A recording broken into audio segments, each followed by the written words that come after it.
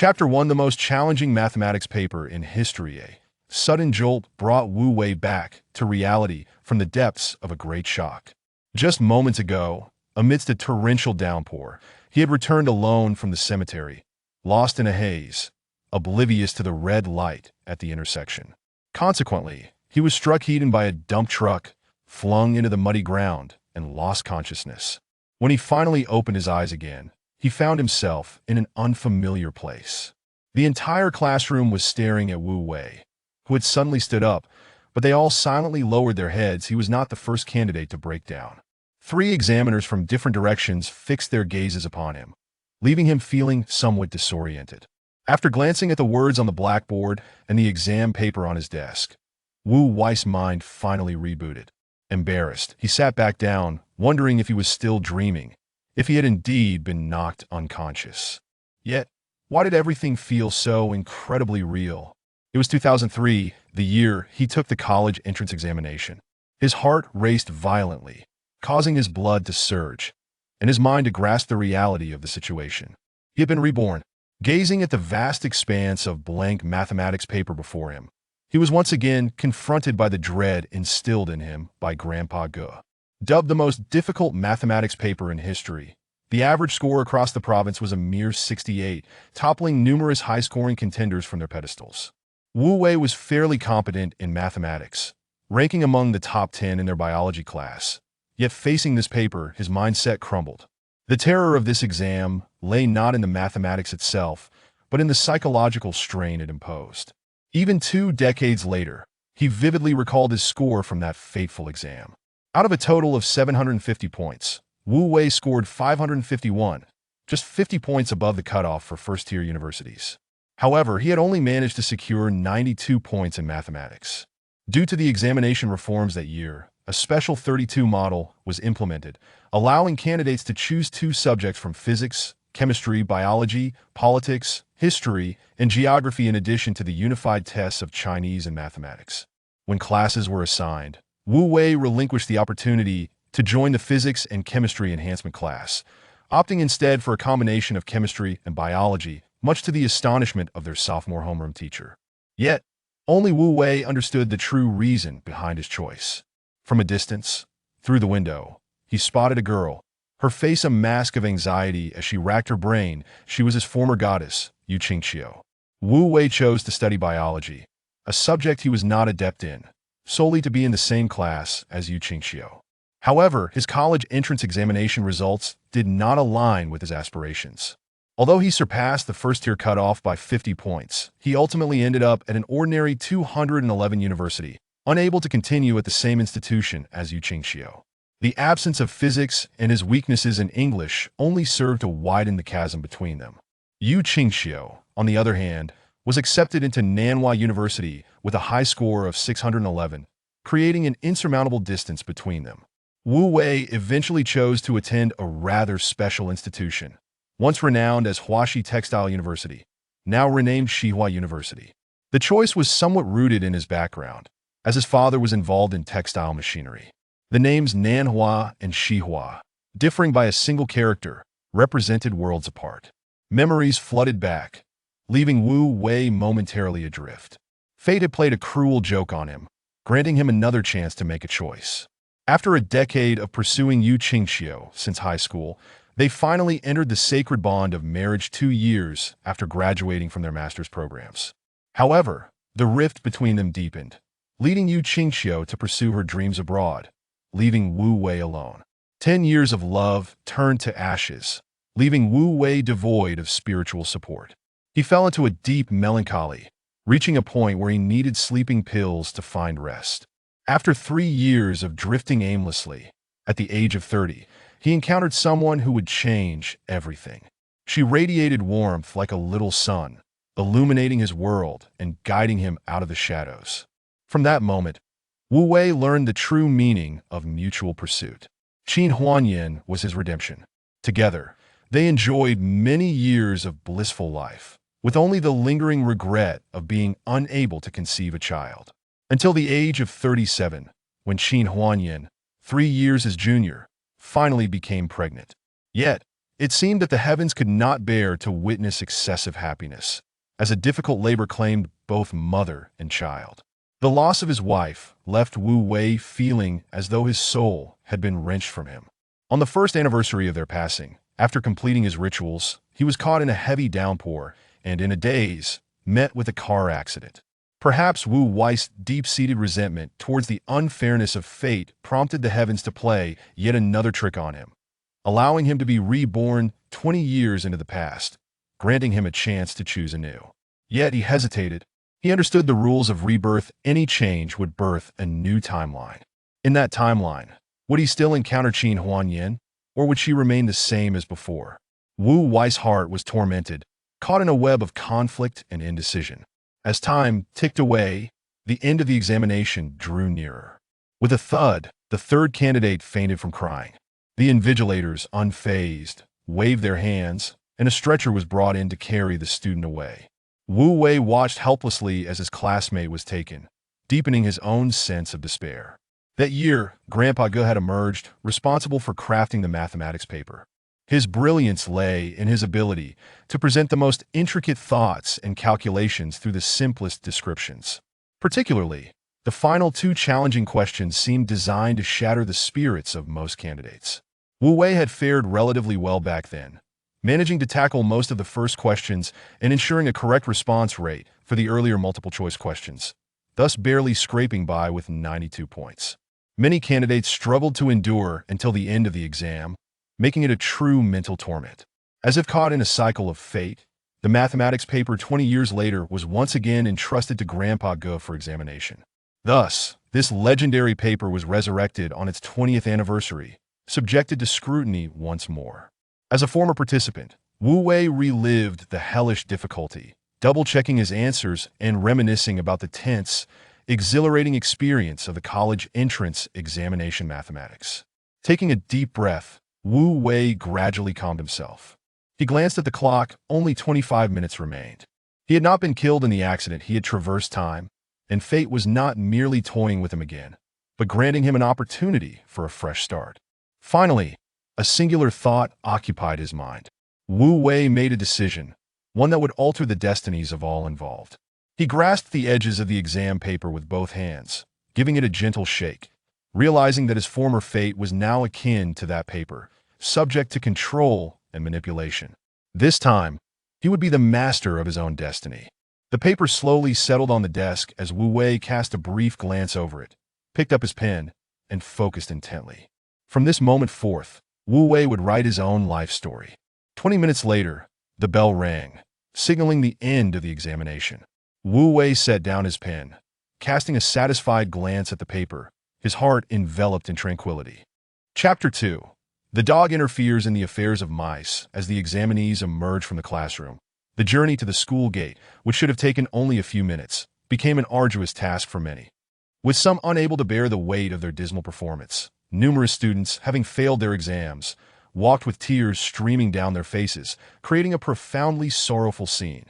Outside, the parents awaited anxiously, their worry intensifying since the commencement of the examination.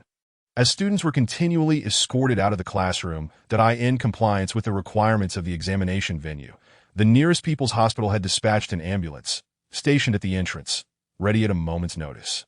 After all, this was the Gaokao. Those who could endure had persevered. However, the dreary atmosphere during dismissal further compounded the parents' unease. For many students, mathematics served as a natural dividing line, capable of determining their fate. Wu Wei's examination room was located in the closest teaching building to the school gate, allowing him to exit swiftly. Breathing in the air reminiscent of 2 decades prior, an indescribable complexity of emotions flooded his chest. Had he possessed the calm demeanor he now held, achieving a score of 120 with his then capabilities should not have been insurmountable. Regrettably, the meticulously crafted questions by M.R.T. rendered Wu Wei incapable of maintaining his composure, causing him to lose confidence in tackling the problems early on. His failure in mathematics inadvertently impacted his performance in the subsequent 3 examinations, ultimately cementing his total score at 551, among the 340. 000 candidates in the province. Wu Wei ranked precisely at the 10,000th position. Although this was 50 points above the threshold for the first-tier universities, it was still far from the level required for the prestigious 985 institutions. In a later era, Wu Wei succeeded in the graduate entrance examination, gaining admission to his dream university, Nanhua, and reuniting with Yu Qingqiu as alumni. During those 2 years, their relationship blossomed, culminating in Yu Qingqiu accepting his pursuit.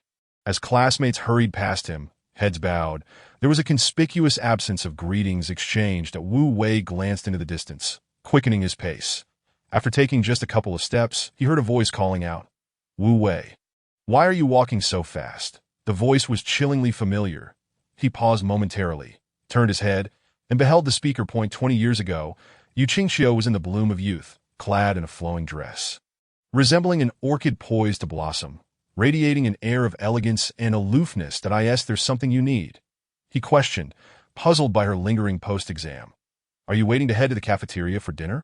Wu Wei's cool demeanor took Yu Qingqiu by surprise, her brow furrowing slightly, as she found it difficult to adapt. "How did it go?" "Was it tough?" she inquired, stepping closer, the essence of youthful femininity trailing her.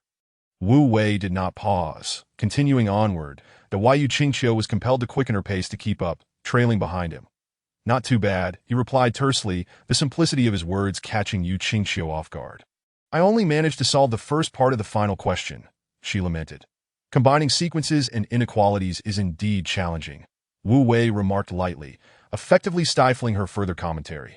The difficulty of the paper was evident. Even she had no assurance of success, that you were just putting on a show.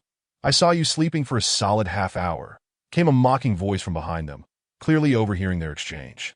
The sarcastic boy, bespectacled and impeccably groomed, bore the demeanor of an overly mature youth that it was Wang Qi, another ardent suitor of Yu Qingqiu from years past, and the class monitor in Wu Wei's class. Wang Qi's academic standing was comparable to Yu Qingqiu's, ultimately leading him to Jiaodong University, where his prowess surpassed Wu Wei's, that he had always looked down on Wu Wei, harboring jealousy over his closeness to Yu Qingqiu. "What's wrong with sleeping? Is it illegal?" Wu Wei retorted coldly, intensifying the awkwardness of the moment. Wang Qi found himself at a loss for words. There was no rule against sleeping during the exam. If you're going to show off, at least do it within reason. Achieving a score of 90 on that paper would be a feat," Wang Qi asserted confidently, a self-assuredness stemming from his understanding of Wu Wei's abilities over the past year. With previous mock examination results in mind, he was acutely aware of Wu Wei's limitations that he believed he had performed admirably on this test, having meticulously reviewed every answer 3 times, estimating a minimum score of 130. However, this did not deter him from attempting to undermine Wu Wei's confidence, particularly after witnessing Yu Qingqiu's pursuit of him and Wu Wei's audacious claims. That Wu Wei smirked, a hint of mockery in his gaze directed at Wang Qi. Fully aware of the latter's motivations, if Wang Qi wished to play the sycophant, he could continue, as long as he did not try to drag Wu Wei down with him. "Whether I pass or fail is none of your business." "Mind your own affairs," Wu Wei stated, eager to extricate himself from the situation. "How could you speak like that?" Wang Qi, although fond of sarcasm, lacked the eloquence to effectively retort that in an instant, several classmates gathered around them. "Wu Wei, why are you cursing?" "Exactly. How can you call the class monitor a dog? The class monitor doesn't even resemble a dog." Their cacophony began to overwhelm Wu Wei's senses.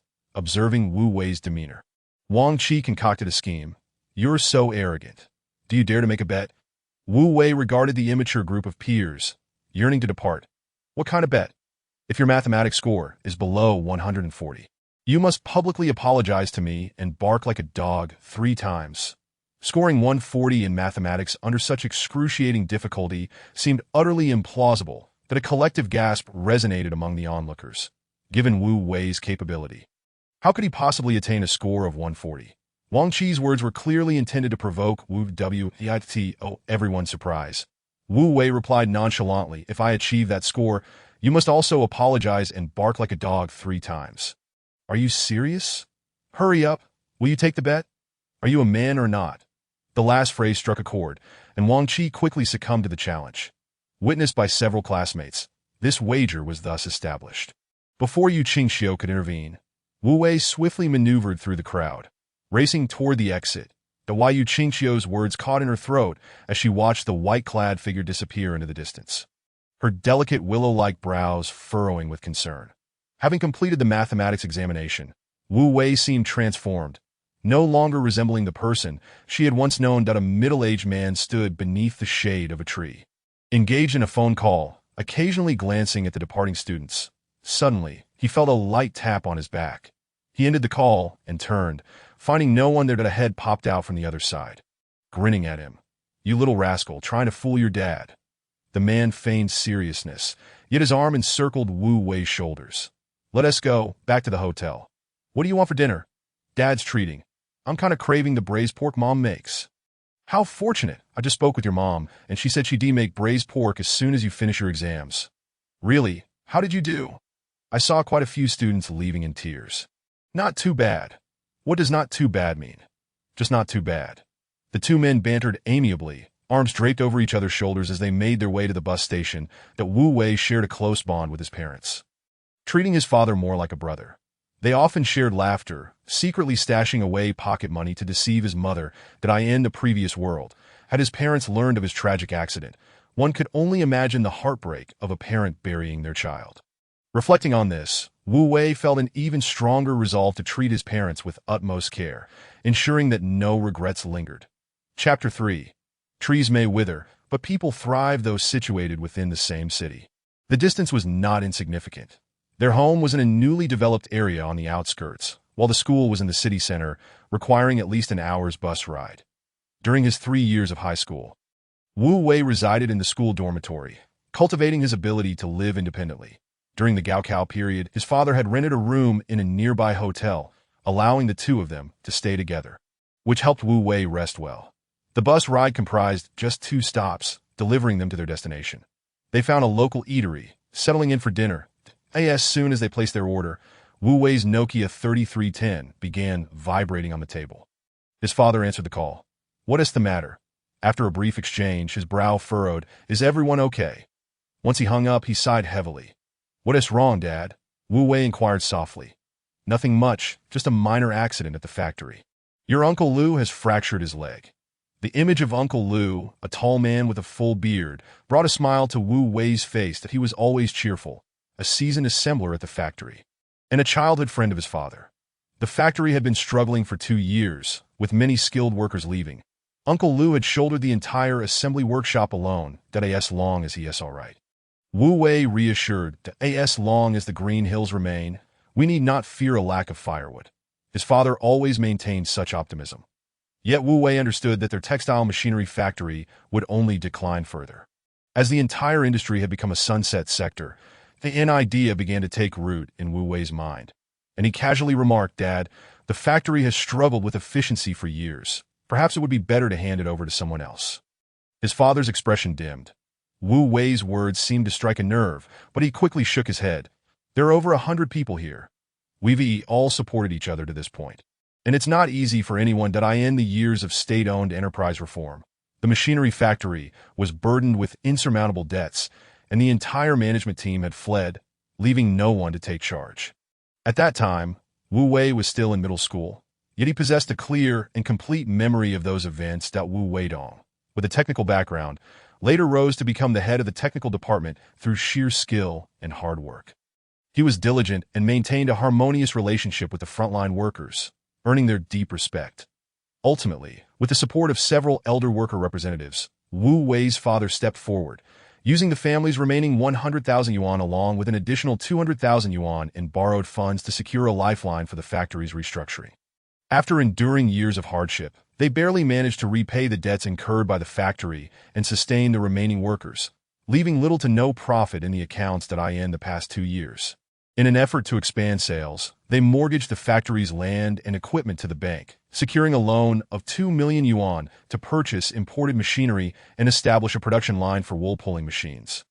Wu Wei understood his father's character well. In contemporary terms, he was the sort of person who wished to earn a living through his own efforts, possessing a resolute spirit and a willingness to endure hardship. However, the textile industry had long languished in a downturn, with little demand for mechanical equipment, rendering it a veritable sunset industry. Do you think there will be any improvement if we continue down this path? Wu Wei inquired without haste that Wu Weidong was somewhat taken aback. His son rarely showed concern for factory matters, yet today he suddenly posed such a question. Observing Wu Wei, he noted that the youthful image he remembered had vanished, replaced by a vibrant young man on the brink of university that in just 3 months, Wu Wei would turn 18, marking his transition into true manhood. That a sense of comfort washed over him, realizing his son had matured and was beginning to care about his father's concerns. Maintaining the status quo and merely breaking even was the best possible outcome. Given the industry's overall malaise, there were indeed no favorable prospects. Over the years, Wu Weidong had transformed from the mere draftsman he once was. He had experienced every aspect from market to sales. Wu Wei, possessing insights that transcended his time, had begun to formulate an idea. Father, you are correct. Since our country entered the WTO, we have benefited from the dividends of exports. But we have also faced substantial impacts, with the textile industry being hit the hardest. Wu Weidong's eyes brightened. His son's words struck at the heart of the matter. The rising labor costs and fluctuations in raw material prices have escalated our operating expenses. Other regions and countries have rapidly developed their textile industries at lower prices, making it increasingly difficult for us to establish a foothold in the international market, effectively reducing us to a downstream industry. Wu Wei spoke eloquently, hoping to enlighten his father about the broader economic environment. Indeed, over 200 workers were suddenly laid off. They too were helpless, Wu Weidong sighed. Thus, the old path is certainly no longer viable. We must pivot. Pivot, Wu Weidong mused, beginning to regard his son as an equal conversational partner. What should we pivot to? Wu Wei smiled slyly. Allow me to keep you in suspense. After my college entrance examination, I will visit the factory and you will see. You little rascal, keeping your father in suspense. Wu Weidong playfully slapped Wu Wei's head, exerting no real force, a gentle tap that Wu Wei did not flinch. Chuckling heartily. Where did you learn all this? Wu Weidong asked, intrigued. From books. They contained all the knowledge that Wu Weidong harbored no suspicions. After all, his son had grown up, surpassing him in knowledge, and he felt a surge of pride. Wu Wei understood that his father's attachment to the factory was not driven by a desire for status, but rather for the workers who depended on it. Many of them were childhood friends and fellow villagers. Bound by deep emotional ties, Wu Weidong was the first in the village to attend a technical college, and although he was not a university graduate, he was considered exceptional in that era. After graduating, he was assigned to the factory, dedicating over 20 years to it. The burden his father carried was not just that of a factory, but of the fates of over 100 families. Even while struggling, he had never given up. Wu Wei recognized that the factory was running a deficit, with the bank loan due in 3 months, creating immense pressure. Gazing at his father's graying hair, Wu Wei felt a pang of sorrow. Resolute, he vowed to assist his father in revitalizing the factory, allowing him some respite. Following an outstanding performance in the first day of mathematics exams, Wu Wei felt remarkably at ease for the subsequent 2 days of testing. During the English exam on the second afternoon, he excelled, having elevated his own proficiency while helping Yu Qingqiu prepare for the TOEFL. After completing his essay and conducting a brief review, he set his pen down. Glancing at the clock, there was still half an hour remaining. Thus, he repeated the actions from the previous day's math exam, resting his head down and drifting into slumber. This dream was sweet, for he envisioned a certain person. Chapter 4. The awakening of the affectionate young man. Life offers more than one path, yet the true rules are often unbeknownst to the majority. Attending university increases the likelihood of securing a better job. Passing the civil service exam offers a chance for enduring stability. Presenting oneself attractively can garner others' favor. Thus, the notion of probability becomes the shortcut sought by the masses. However, among the candidates seated in the examination hall, many may not even secure that coveted entry ticket.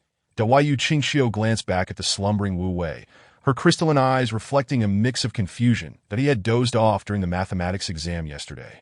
And today, he remained asleep during English. Recalling Wu Wei's bold claim of achieving a score of 140 in math and the wager he had made with Wang Qi, Yu Qingqiu found it somewhat incredulous. English was not Wu Wei's strong suit.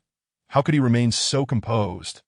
Yet, what troubled her most was not his sudden arrogance, but his attitude toward her. That love-struck fool was the label her classmates had placed on Wu Wei.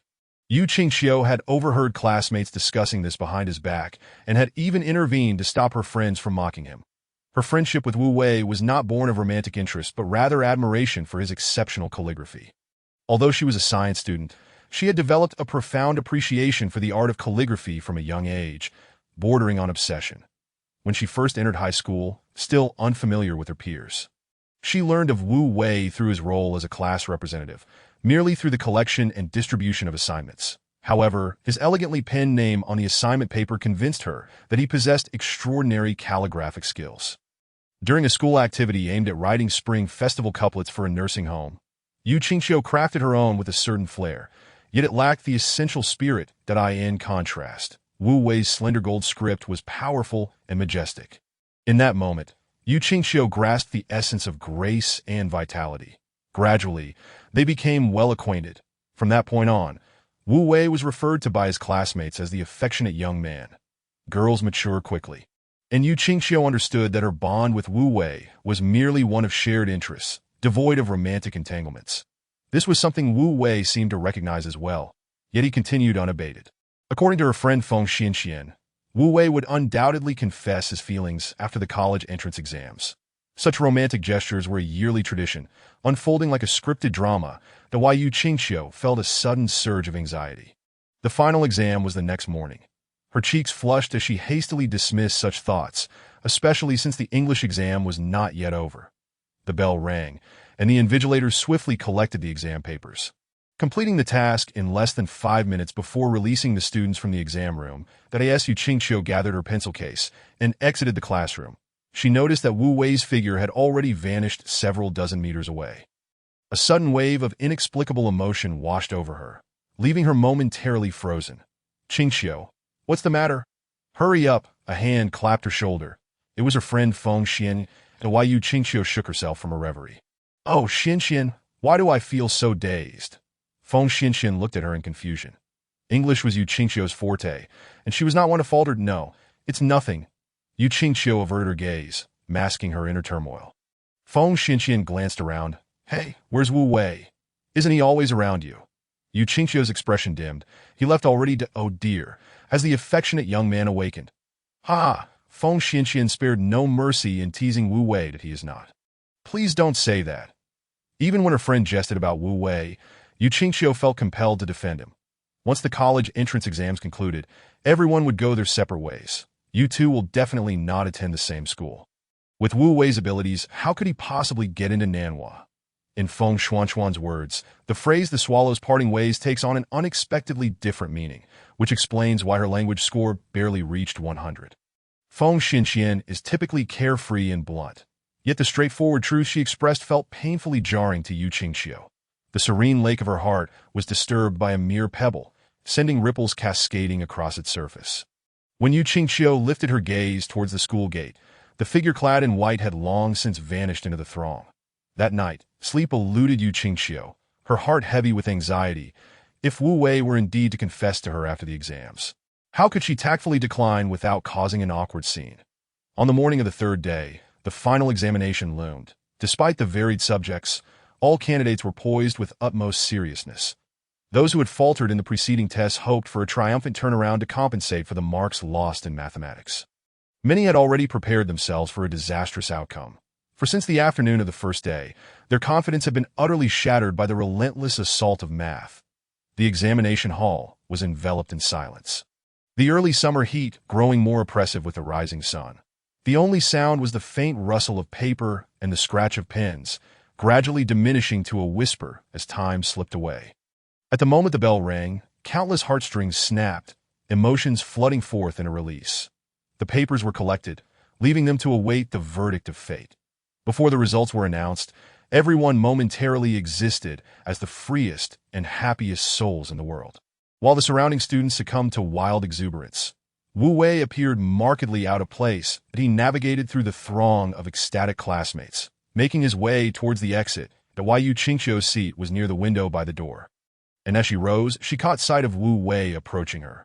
Recalling Feng Xuanchuan's words, her entire being involuntarily tensed, her breathing slowing in trepidation. The tall, slender man drew nearer, quickening her heartbeat, a delicate flush creeping across his fair skin. Just as Wu Wei stood less than 50 centimeters away from her, Yu Qingxiu felt her heart leap to her throat. However, contrary to her hopes, the fervent anticipation brought with it a profound disappointment. Wu Wei merely passed by her without so much as a moment's pause, exiting the classroom. Yet he abruptly halted at the door, glancing back to Yu Qingxiu's heart skipped a beat, believing him to be looking at her. What she did not realize was that Wu Wei's gaze was not directed at her. It fell instead upon the remnants of his own youthful days. When he turned back, he felt none of the liberation that had once accompanied such a gesture. This, perhaps, is the price of time and growth. Wu Wei understood that he was now disconnected from all of this. His indifferent, untroubled gaze swept over Yu Qingxiu, instilling in her a subtle awareness of the profound chasm that lay between them. Chapter 5. A subtle shift in power. Although the college entrance examination had concluded, many new beginnings were just taking shape. At T2 in the afternoon, the exuberant students were required to return to their respective classrooms. They discussed answers, estimated scores, and were briefed on the timeline and methods for retrieving their results. The teachers, undeterred by fatigue, repeated themselves, while some students' minds had already wandered far away. That Wu Wei's performance in the second mock exam had placed him in the upper middle tier, ranking around 20 in his class. Based on past performances, gaining admission to a 211 university was certainly within reach, considering the consistently high first-tier acceptance rates at Tongzhou High School, which hovered around 95. The students who made it in were predominantly the most exceptional in the area. Inside the classroom, the mathematics teacher continued to passionately explain the solution and proof for the final major problem. However, very few students had managed to reach this point. That if you solve this question correctly, please raise your hand. I need to take a tally. Wu Wei, resembling a robot, slumped over his desk. Utterly disinterested, he only moved when the teacher prompted the students to raise their hands for correct answers. At other times, he kept his eyes shut, contemplating his plans for the coming days. When he finally raised his hand, the classroom fell into an unexpected silence. To Wu Wei, are you certain you got it right? The math teacher's voice was already hoarse. That Wu Wei straightened up and nodded. The surrounding classmates gasped in astonishment. It appeared that he was the only one in the class to have completed all parts of the problem. In truth, whether he was right or wrong held little significance at this moment. Estimating scores was merely a tool for the school to gauge performance.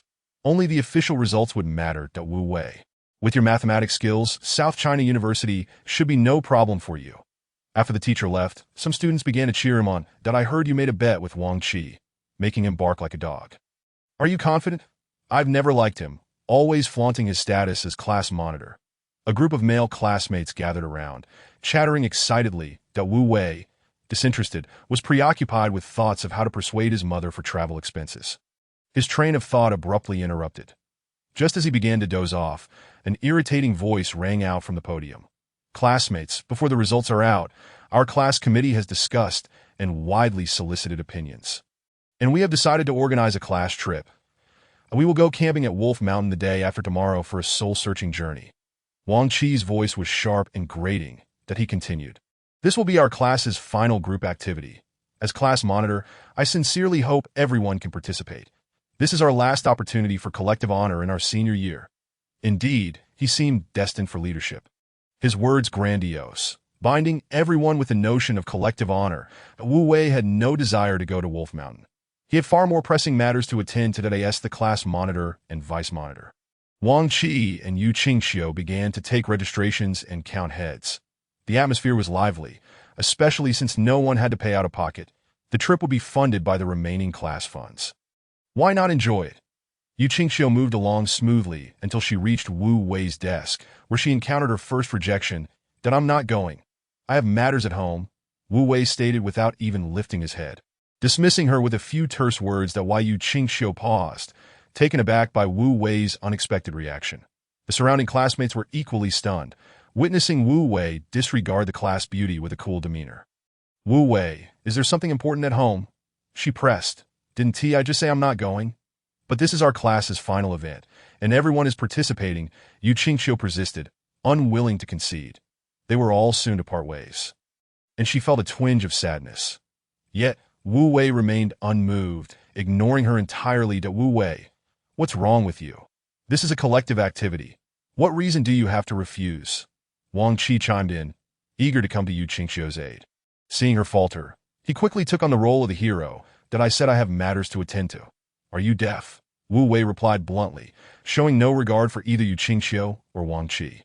Yu Qingqiu's face paled at his words, unsure if he was directing his ire at her or Wang Qi. Silence fell over the group, all bewildered by how the situation had escalated. The normally meek and harmless Wu Wei had transformed into someone unexpectedly sharp-tongued after the exams. You have to go, whether you want to or not. Wang Qi's authority was palpable, his face reddening from the unexpected confrontation. But he had been humiliated twice since the bet 2 days prior. He could not afford to let Wu Wei off the hook this time. The class monitor's air of superiority was firmly in place, that Wu Wei looked at the two of them, a smile breaking across his face. With the college entrance examinations behind them, the notion of enforced collective activities seemed ludicrous. Wu Wei had completely changed since taking the math exam, leaving his classmates perplexed. Especially for Yu Qingqiu, she found it psychologically challenging to accept Wu Wei's coldness and distance, stuck in a stalemate. Wu Wei had no desire to prolong the confrontation, unleashing his trump card. You're the class monitor. You're so impressive. If you can get Yu Qingqiu to plead with me, I'll go. Later, as he ventured into entrepreneurship, Wu Wei endured countless negotiations before gradually mastering the fundamental strategies of gamesmanship, that if one wishes to compel Wu Wei to participate in an event, there exists but one method. For Wu Wei has voluntarily presented an option. However, this is not merely an option. It is a strategic game that if Wang Qi aspires to play the role of a hero and save the damsel in distress, he must first prove his worthiness, that he faces a dilemma, either to completely sever ties or to sacrifice Yu Qingqiu. Regardless of the choice, Wang Qi must weigh the pros and cons, for his vulnerability lies in his excessive concern for his own reputation. Should he choose to sever ties, Wu Wei, who is already reluctant to attend, will emerge victorious, leaving Wang Qi humiliated. This outcome is certainly not what Wang Qi desires, as his pride is paramount. Thus, the only option left is the latter. However, should Wang Qi opt for this path, it would mean sacrificing Yu Qingqiu, compelling her to bow to Wu Wei, a notion Wang Qi finds utterly unacceptable. Moreover, Yu Qingqiu is his idol. Wang Qi could never permit her to curry favor with Wu Wei. Wang Qi's expression darkened, his countenance shifting as he grappled with intense internal conflict. That Wu Wei observed Wang Qi with a smile, fully aware that he had ensnared him in his web of manipulation. With a deft touch, it appeared as if he had granted Wang Qi a choice, when in reality, it was nothing more than a trap. After all, they were still students and faced with such a strategic game. There was no escape. The more Wang Qi pondered, the more frantic he became, his thoughts spiraling into chaos. Beads of sweat trickled down Wang Qi's forehead, rendering him quite disheveled, while Yu Qingqiu's face turned pale. She had not anticipated that Wu Wei would publicly make such an outrageous request. Reflecting on the times when Wu Wei had previously bowed and scraped to her, Yu Qingqiu began to understand that this was perhaps Wu Wei's form of punishment towards her. Chapter 6. More than friends. Less than lovers engaging in a battle of wits with minors posed no psychological barrier for Wu Wei. After all, he had never held any fondness for Wang Qi. In truth, had Wang Qi simply uttered, "You sycophant, do you even know your own worth?" A toad wishing to feast upon swan meat has truly lost his mind. He could have completely subdued Wu Wei's momentum and taken the initiative. After all, arguments thrive on the most vulgar insults and the darkest revelations. However, Wang Qi found himself ensnared by Wu Wei's words, trapped in a dead end of self-imposed gamesmanship. Farewell then, keep pondering. Wu Wei offered no opportunity for Wang Qi to extricate himself. Rising gracefully to take his leave, none dared to stop him, for everyone in the class had witnessed his bold confrontation with Wang Qi, just as Wu Wei was whistling and descending the second floor. He was abruptly seized and pulled into a corner of the stairwell. This so-called corner was, in fact, a storage room typically cluttered with cleaning supplies. Few were aware of this space, but both Yu Qingqiu and Wu Wei were among them. As a member of the student council, Yu Qingqiu was tasked with cleaning the stairs from the second to the third floor, prompting Wu Wei to volunteer as her assistant. This location was familiar to them. Having visited countless times, the space was small, forcing Wu Wei and Yu Qingqiu to press closely together. The approaching figure was none other than Yu Qingqiu herself. Their warm breaths mingled, creating an increasingly heated atmosphere. The fragrance of the young girl filled the air, stirring Wu Wei's once calm heart, while Yu Qingqiu's heart raced, experiencing a moment of uncharacteristic impulsiveness as she chased after him. The crucial point was that Yu Qingxiu was bewildered as to why she had followed Wu Wei out of the classroom in a fit of spontaneity. With soft jade in his embrace, Wu Wei felt no wicked thoughts arise. Instead, he leaned against the wall, creating distance between them. "Did you do that on purpose?" "I did not. Do not wrongfully accuse me." "Then why did you tease me?" Before she could finish her sentence, the sound of hurried footsteps echoed from outside, as if someone were racing down from above. The pair froze, fearing detection, that a glimmer of panic flashed in Yu Qingxiu's crystalline eyes as she finally realized her recklessness. Her hands clutched Wu Wei's t-shirt tightly.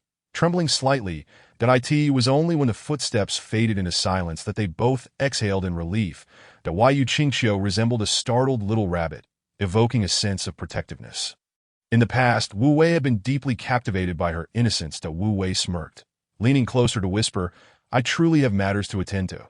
I must venture far away." "What matters do you have?" "Where are you going?"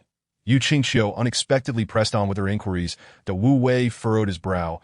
Yu Qingxiu was not one to be overly nagging. Why had she suddenly changed her demeanor? Personal matters. Just two simple words, neither painful nor significant. "Your silence is merely an evasion." Yu Qingxiu persisted. "I simply do not wish to go. It is a waste of time." Wu Wei prepared to give up. He could not divulge the true reason to Yu Qingxiu.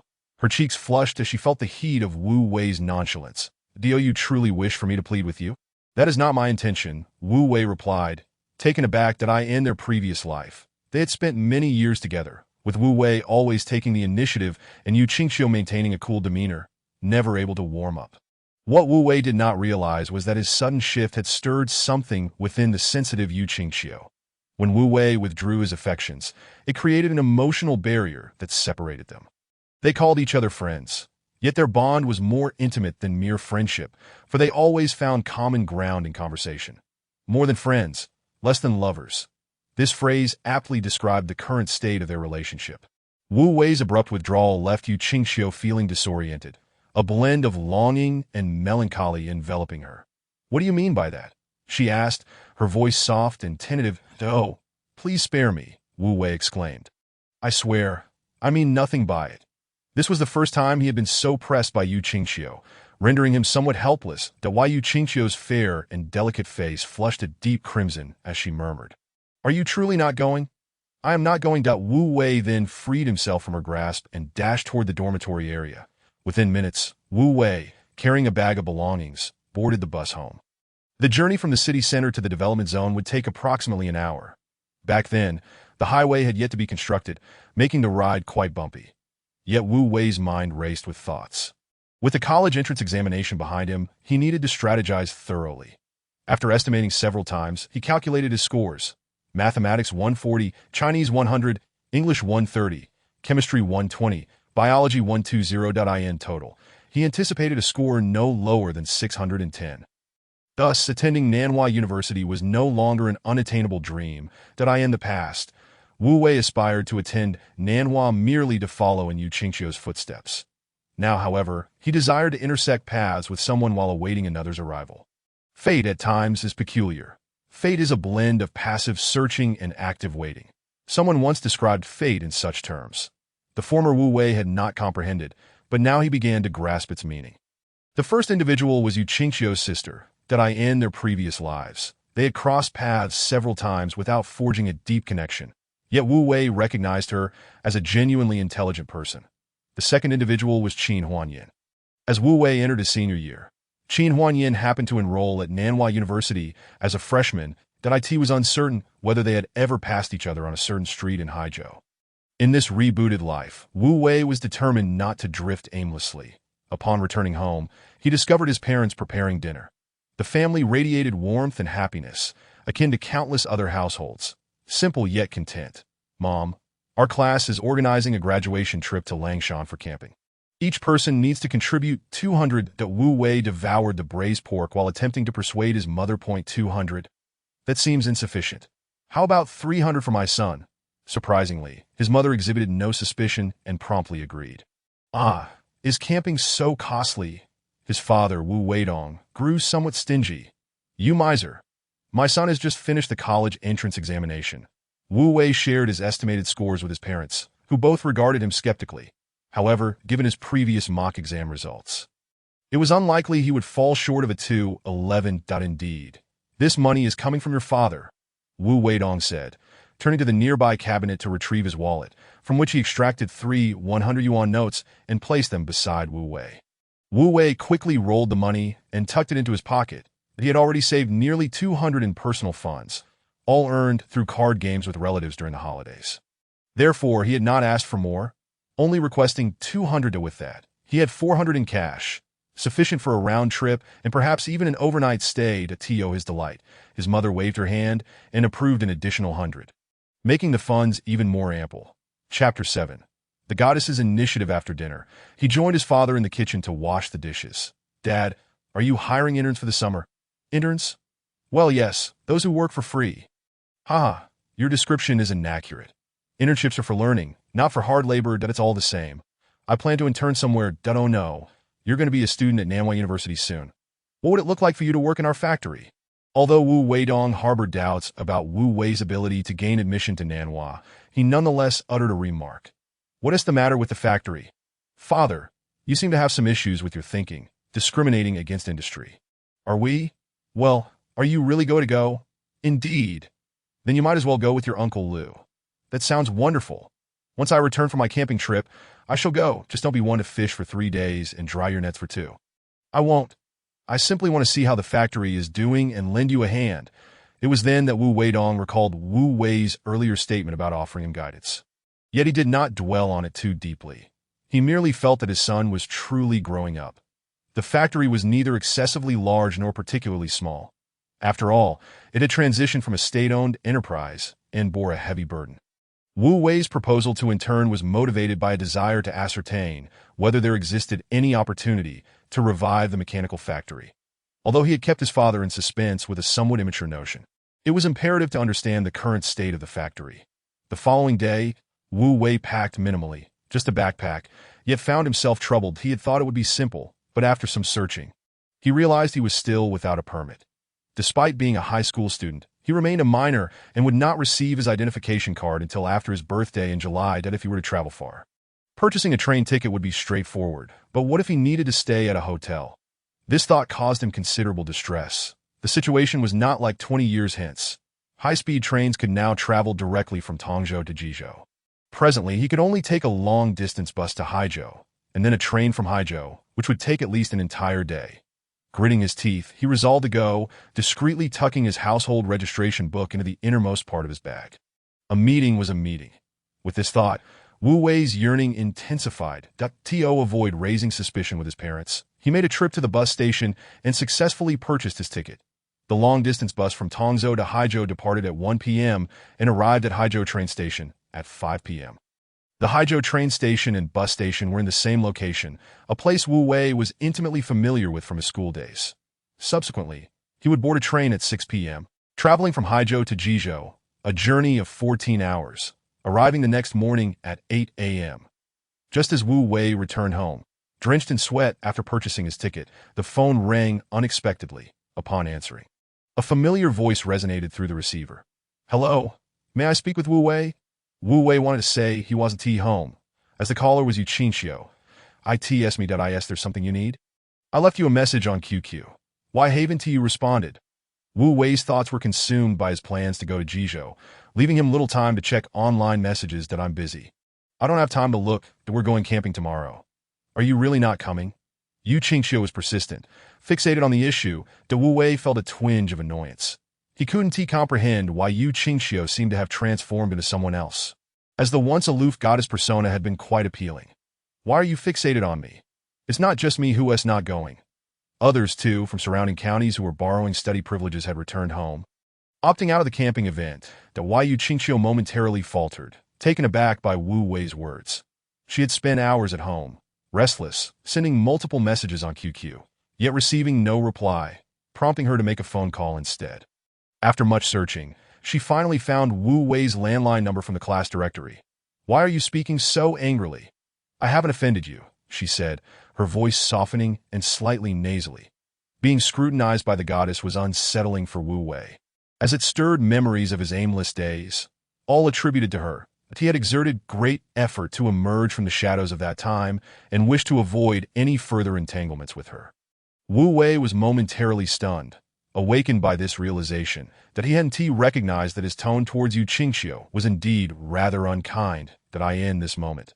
The future had not yet unfolded, and he could not project his past grievances onto her present self. Wu Wei, are you avoiding me? Yu Qingxiu continued to murmur, that he took a moment to compose himself and adjusted his tone, that I truly have my own matters to attend to. I must travel far. So I cannot participate in the camping trip, so it's not that you're avoiding me. No, where do you get these absurd notions? Wu Wei replied, exasperated. When can you finish the piece of calligraphy you promised to help me with? When did I ever promise to help you write? Yu Qingxiu was on the verge of tears, bewildered by Wu Wei's sudden change in demeanor and his failure to recall their agreement. My father's birthday is approaching, and I asked you for a piece of calligraphy. You said you would help me. How could you forget all of this? The remnants of memory flooded Wu Wei's mind, and at last he recalled the matter. Let us discuss it when I return. It's just a few characters. Yu Qingxiu felt disheartened, as though her efforts were futile, hitting a cotton wall with no impact. Silence enveloped the phone, save for the persistent hum of static. Is there anything else? I'm hanging up, Wu Wei said, feeling discomfort in his ears. He hadn't used a landline in ages, and the weight of the receiver was causing him pain. No, nothing else. That he hung up, a wry smile creeping onto his face. Yu Qingxiu's assertiveness took him by surprise. Meanwhile, Yu Qingxiu pouted on the other end, visibly dejected. The next day, Wu Wei's parents had left for work, and he managed to endure until noon. Once the time seemed right, he slung his backpack over his shoulder and dashed out the door. Arriving at the bus station just as the clock struck 12:30, Wu Wei gazed at the somewhat dilapidated terminal, reflecting that he was finally embarking on a new journey alone. In the past, Wu Wei had been somewhat introverted, rarely venturing far from home, content to remain within his comfort zone. With no desire or intention to break free, he sought stability, lacked ambition, and was devoid of passion, words that Yu Qingxiu had once hurled at him during their arguments. The thought of traveling alone to the distant Jizhou had seemed utterly impossible. Yet now, the current Wu Wei was bold and daring, meticulous yet audacious, all thanks to one person. His journey to Jizhou was motivated by a desire to see her, the woman who had truly transformed his life. With her radiant smile, she illuminated the entirety of Wu Wei's existence. Chapter 8. Love is, after all, a reciprocal affair. Throughout the journey, Wu Wei engaged in mental preparation, uncertain of how to approach Qin Huanyan at present. Surely he could not simply greet her with, "Hello, I am your future husband." Not being sent to a mental institution, yet still being apprehended as a rogue, was enough to terrify the young Qin Huanyan, who had only just entered her third year of junior high. It was only when Wu Wei disembarked from the bus and beheld the surging Gan River before him that he truly realized he was but a step away from Qin Huanyan. 3 mountains half ascend beyond the azure skies. 2 rivers split to form the White Egret Isle. Nestled in the river, the White Egret Isle was the very location of Qin Huanyan School, White Egret High School. A continuation of the ancient White Egret Academy, one of the 4 great academies, had birthed no fewer than 17 top scholars, including Wen Tianxiang, and over 2,700 successful candidates in imperial examinations, serving as a cradle of literary brilliance. Years prior, Qin Huanyan had brought Wu Wei here, leaving an indelible impression on him. Standing at the bridge's entrance, he faced the sole bridge connecting the small island in the river to the mainland. Towering trees, their trunks standing tall and proud, cast a dense shade that obscured the sunlight, each at least a century old. The teaching buildings, adorned with blue bricks and white tiles, lay hidden within, evoking a sense of a secluded paradise. Students clad in blue and white uniforms flitted through the woods, vanishing from sight. Wu Wei's initially tumultuous emotions gradually settled as a cool breeze, imbued with the scent of the river, enveloped him, offering a refreshing reprieve. He strolled to a nearby pavilion and slowly sat down on a stone bench. Accompanied by a bottle of mineral water and a bag of bread, he remained there for an entire day. Memories of past moments surged within him, rendering him oblivious to the passage of time. The aloofness of Yu Qingxiu and the fervor of Qin Huanyan provided Wu Wei with a profoundly different emotional experience. Perhaps, in the eyes of some, no matter what one does, it is never right. They wish for you to become a version of yourself that aligns with their ideals, incessantly attempting to reshape you. Conversely, to others, you are perfectly fine as you are, and they cherish you for your true self. Qin Huanyin belonged to the latter category. She never sought to alter Wu Wei. This exemplified the essence of a relationship, one characterized by respect and restraint. In the past, Wu Wei had failed to understand this, only knowing to cater to and change himself without grasping a fundamental truth. Relationships are inherently reciprocal. Once the balance tips, it can never return to its original state. When Wu Wei lifted his gaze once more, the sun had already begun its descent. The once turbulent river had mellowed, seemingly softened by the gentle touch of the setting sun, letting go of its hurried pace. Wu Wei rose again and returned to the bridge's head, where he approached a small stall. From the time Qin Huanyin began attending school until their return together, this stall had remained that an amiable old man sat leisurely on a small stool. Awaiting the student's release, inside an old iron barrel, steaming sweet potatoes were being kept warm. "Excuse me, how much are the sweet potatoes?" Wu Wei crouched down and inquired softly. "Not one of the students here." "Are you?" the old man replied, his voice robust. "How do you know?" Wu Wei asked, puzzled. "They all know the prices." "Ha, no wonder. You guessed correctly." The old man retrieved a sweet potato from a side door and wrapped it in a plastic bag.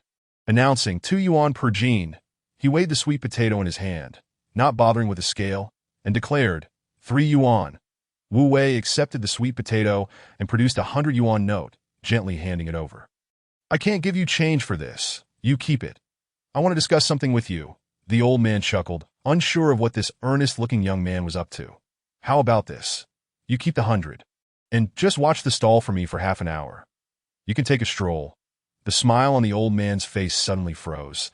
He had not anticipated such a request. "That my friend is about to come out. And I want to surprise her, that I traveled all the way from Tongzhou. With an inherently harmless appearance, Wu Wei exuded youthful charm, instantly instilling trust that I'll buy all the sweet potatoes in your barrel. Can I give you another 100? He rummaged through his backpack and pulled out a pack of soft cigarettes, placing it along with another 100 yuan note atop the iron barrel.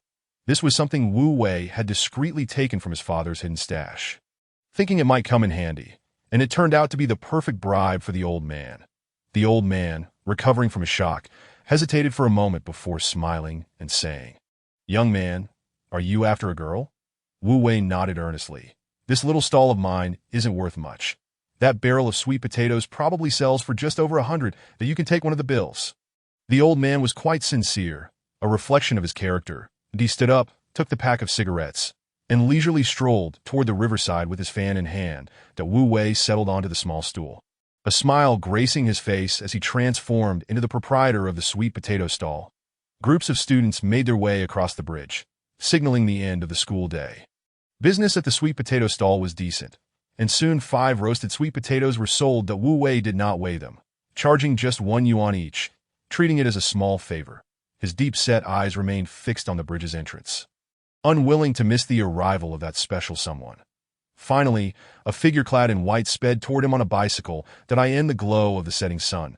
She radiated brilliance, much like her personality, passionate and dazzling.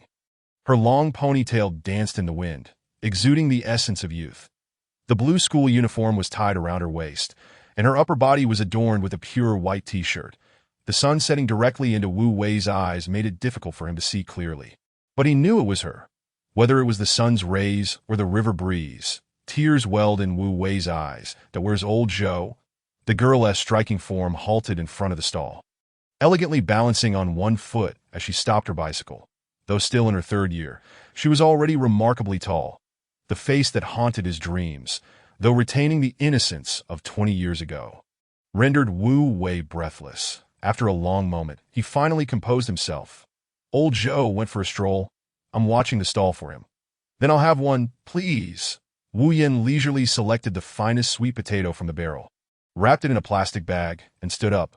This was a moment he had envisioned countless times along the way, yet he never anticipated such a reunion. "How much is it?" "No charge." "It's a gift for you." "That won't do." "Then just 1 yuan. So cheap. Are you sure you can afford to sell it?" "Just giving my classmates a treat." Qin Huanyin regarded this handsome older boy with curiosity, dropping a coin into his hand before hanging the plastic bag on her bicycle's handlebars. With a gentle push, her bicycle darted forward, racing down the riverside road that Wu Wei stood rooted to the spot, unable to regain his composure. Chapter 9. I am the light of the right path. A faint smile graced Wu Wei's lips as he pinched the coin between his fingers.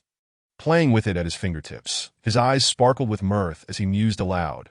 Consider this a token of our love. 3 years later, they would reunite in Nanhua. He held on to that belief with unwavering confidence.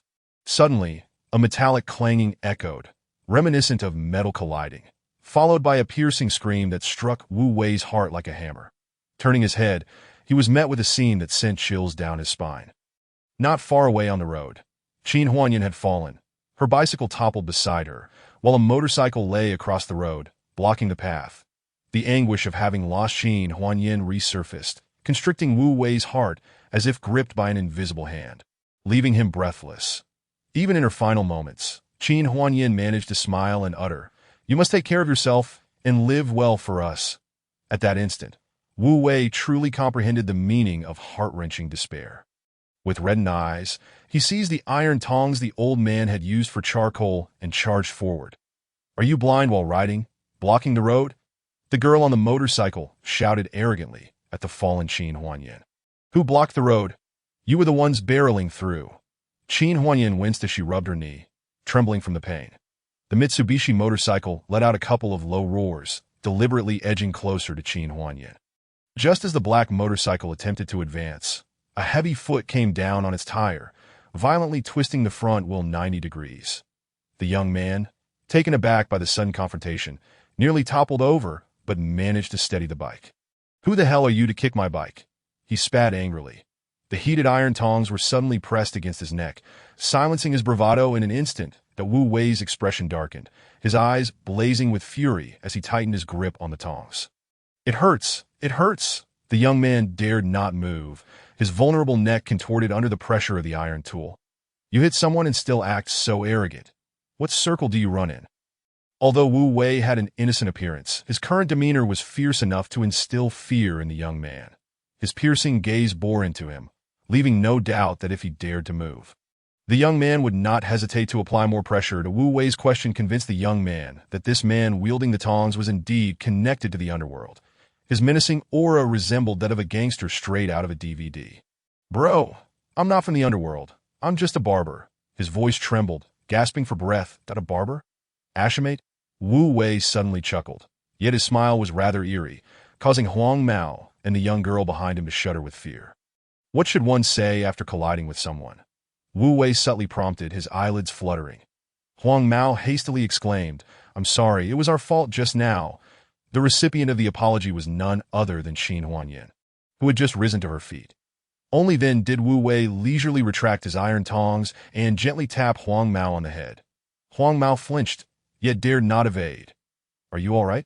Wu Wei inquired with concern, positioning her behind him protectively. "That I'm fine. Thank you." Qin Huanyin responded generously, showing no signs of timidity.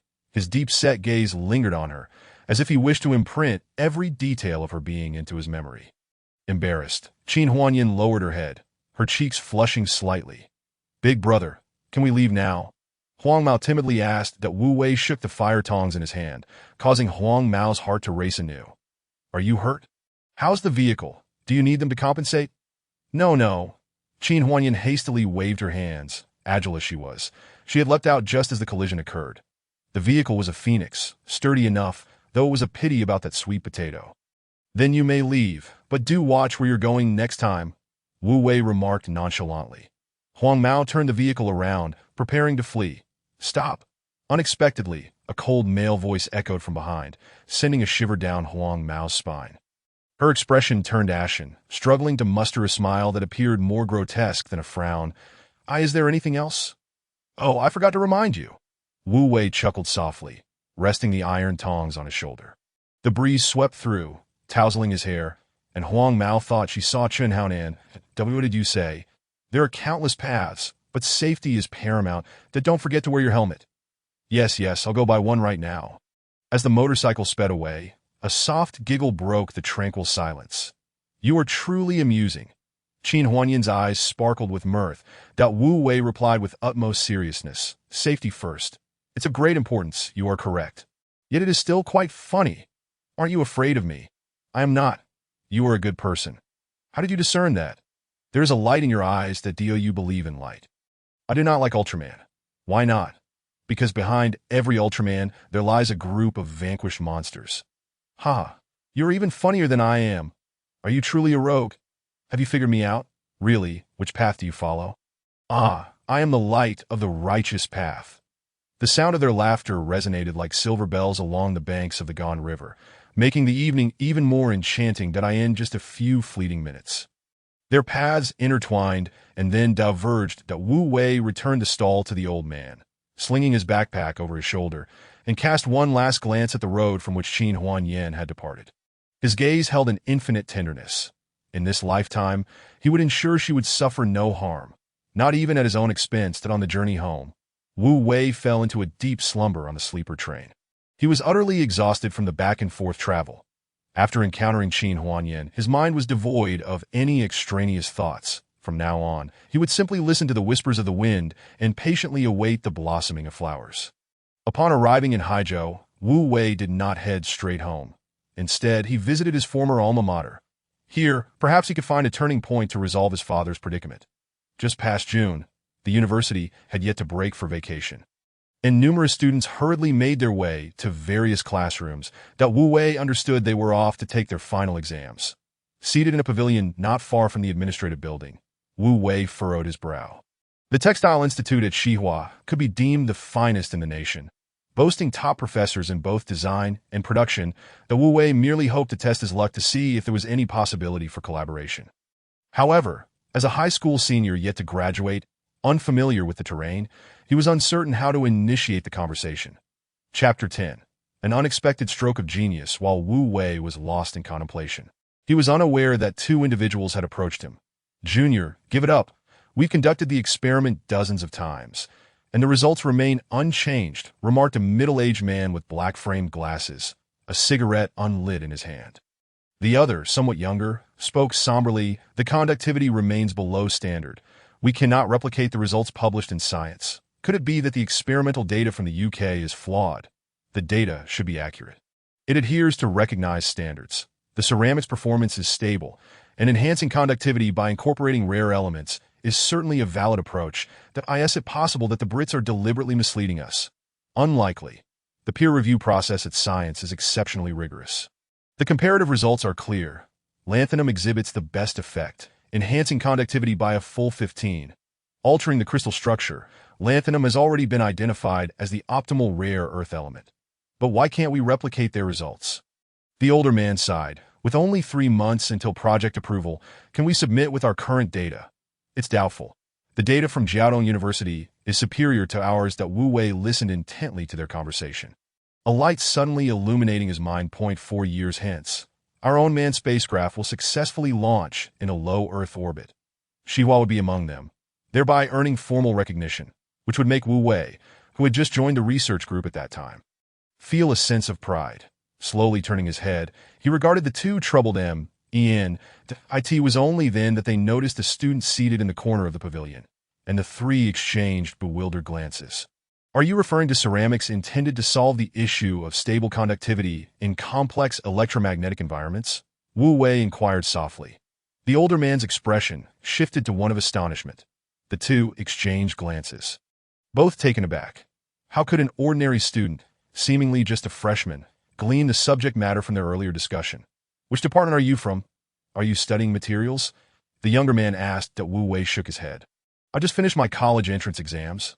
I came to Xihua to take a look. The older man frowned. How could a high school senior be familiar with the topic we were discussing? Wu Wei smiled. You were quite clear just now, weren't you? The older man chuckled, realizing his previous question was rather foolish. His intention was to imply that a non-college student could hardly comprehend their discussion. However, the man quickly stood and gestured for the younger man to depart, recognizing that the project's confidentiality was paramount, and it was inappropriate to continue the discussion with an outsider present. That if you're interested in materials science, remember to apply to our school. It's bound to be our strongest program in the future. The younger man made sure to promote Xihua, in the future, Not now. The younger man's assertion was correct. In the next decade, Xihua's materials science would emerge as a contender, rivaling Jiaotong University. The Wu Wei would be among the first cohort of undergraduate students when they relocated to the new campus. Regrettably, Wu Wei had no intention of pursuing that path, though he didn't mind extending a hand to assist his former mentors. The older man was named Yu Chaoyi, and the younger one was Han Hao, both future pillars of the materials department at Xihua. Just as they were about to leave the pavilion, a youthful, somewhat naive voice called from behind, prompting both men to halt in unison. Lanthanum is inherently stable. How could it chemically react with ceramics to form a crystalline structure? Wu Wei's words struck like thunder, shocking both men into stillness, particularly Yu Chaoyi, whose eyes widened in disbelief. Lanthanum oxide can. Han Hao proposed their utilized method. Then why can't we replicate the British experimental data? Wu Wei pressed on indifferently. Han Hao was about to retort when Yu Chaoyi interjected. Young student. What do you mean by that? Wu Wei rose to his feet, brushing off his trousers. I am a chemistry student, merely posing a fundamental chemistry question. The formation of crystalline structures relates to atomic substitution. How does lanthanum oxide substitute? Please enlighten me. Why Yu Chaoyi stepped forward for lanthanum oxide to react within ceramics. A sintering aid must be added. At that moment, he suddenly paused, his hand trembling as he withdrew. The answer had already escaped his lips. Wu Wei beamed. Professor Yu, you truly are perceptive. In the future, they would achieve results in their experiments, and he would be present at the scene, with Yu Chaoyi as his undergraduate thesis advisor.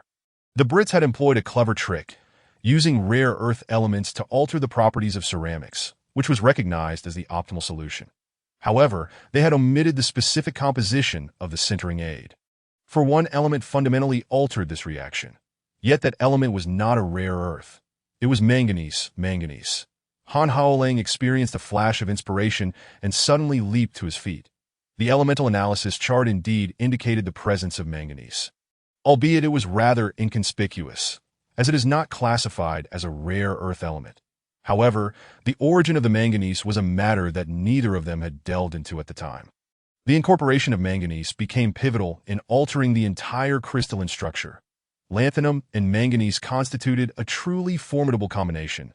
As for the ratio, Wu Wei believed they would naturally discover the correct answer themselves.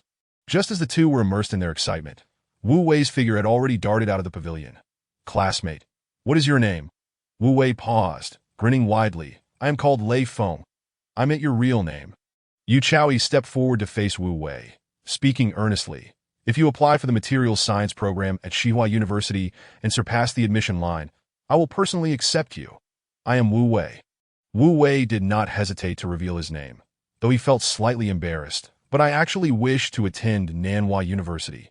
Nanhua excels in humanities, while its engineering programs cannot compare to ours.